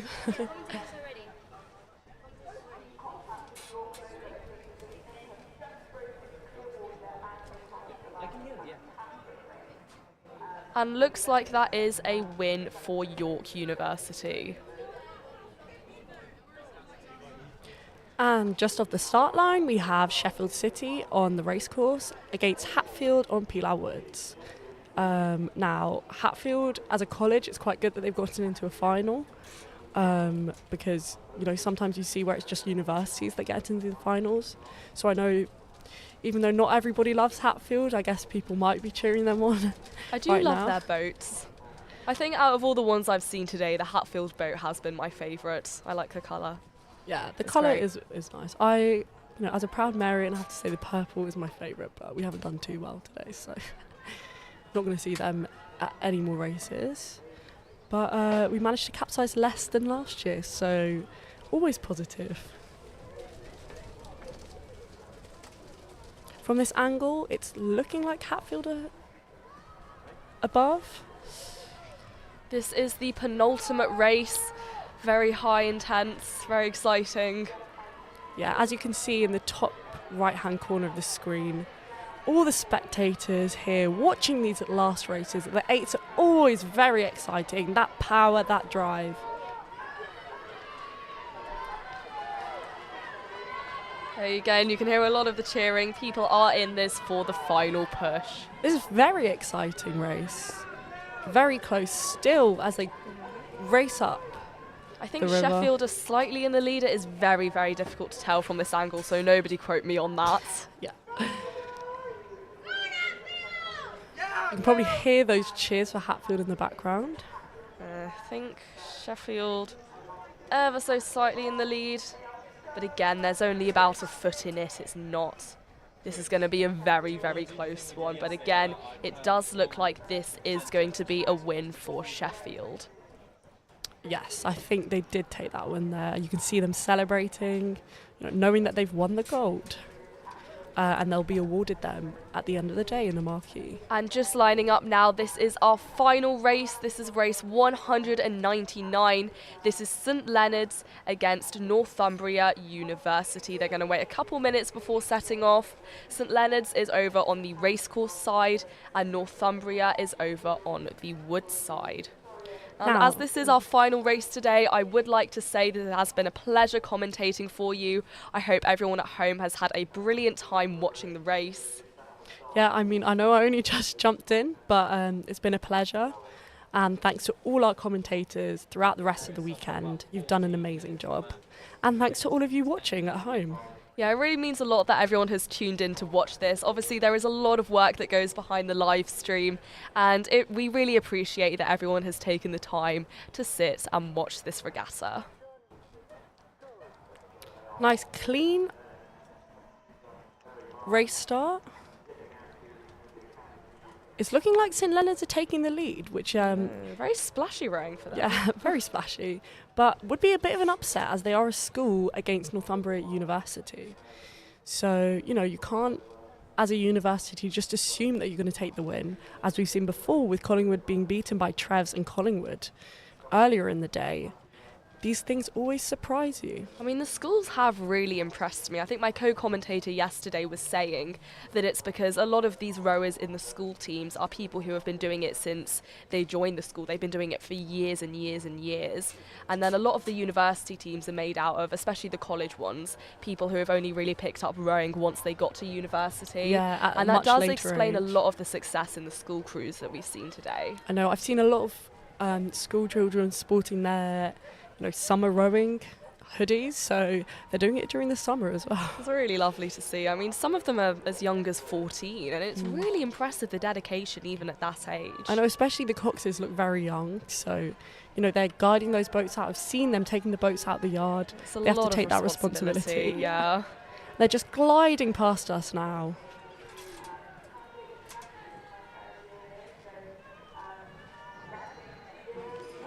And I'm not sure if you can hear it as well, but we can really hear that smooth click of the oars as you go to the catch. And you really want to make sure as a rower that sound, you're all in unison. So that's when you know you're getting the most power out of the boat. Well, I can't quite believe we're at our final race. We're nearly at the end of our final race. What an exciting weekend. It's been an amazing experience seeing this. I've never been one to really watch rowing that much, and so I feel like I've learnt quite a lot about it over this weekend and over the whole process of commentating. Yeah, so I think that's Northumbria Uni taking the win there. So that's the end. That is it for the Durham Regatta. It has been a wonderful experience to bring this to you, and I hope everyone has had an amazing time watching the events unfold from their home. Wow, we've been blessed by some amazing finals there, as well as just amazing racing all weekend round. Any highlights from you? Well, my personal favourite race was the singles race between Durham ARC and Durham ARC, where surprisingly, Durham ARC won. I don't think I can top that. It's been a great weekend. Thank you very much for watching along with us. We hope you have enjoyed our coverage. That's all from us this year at the racecourse. Goodbye.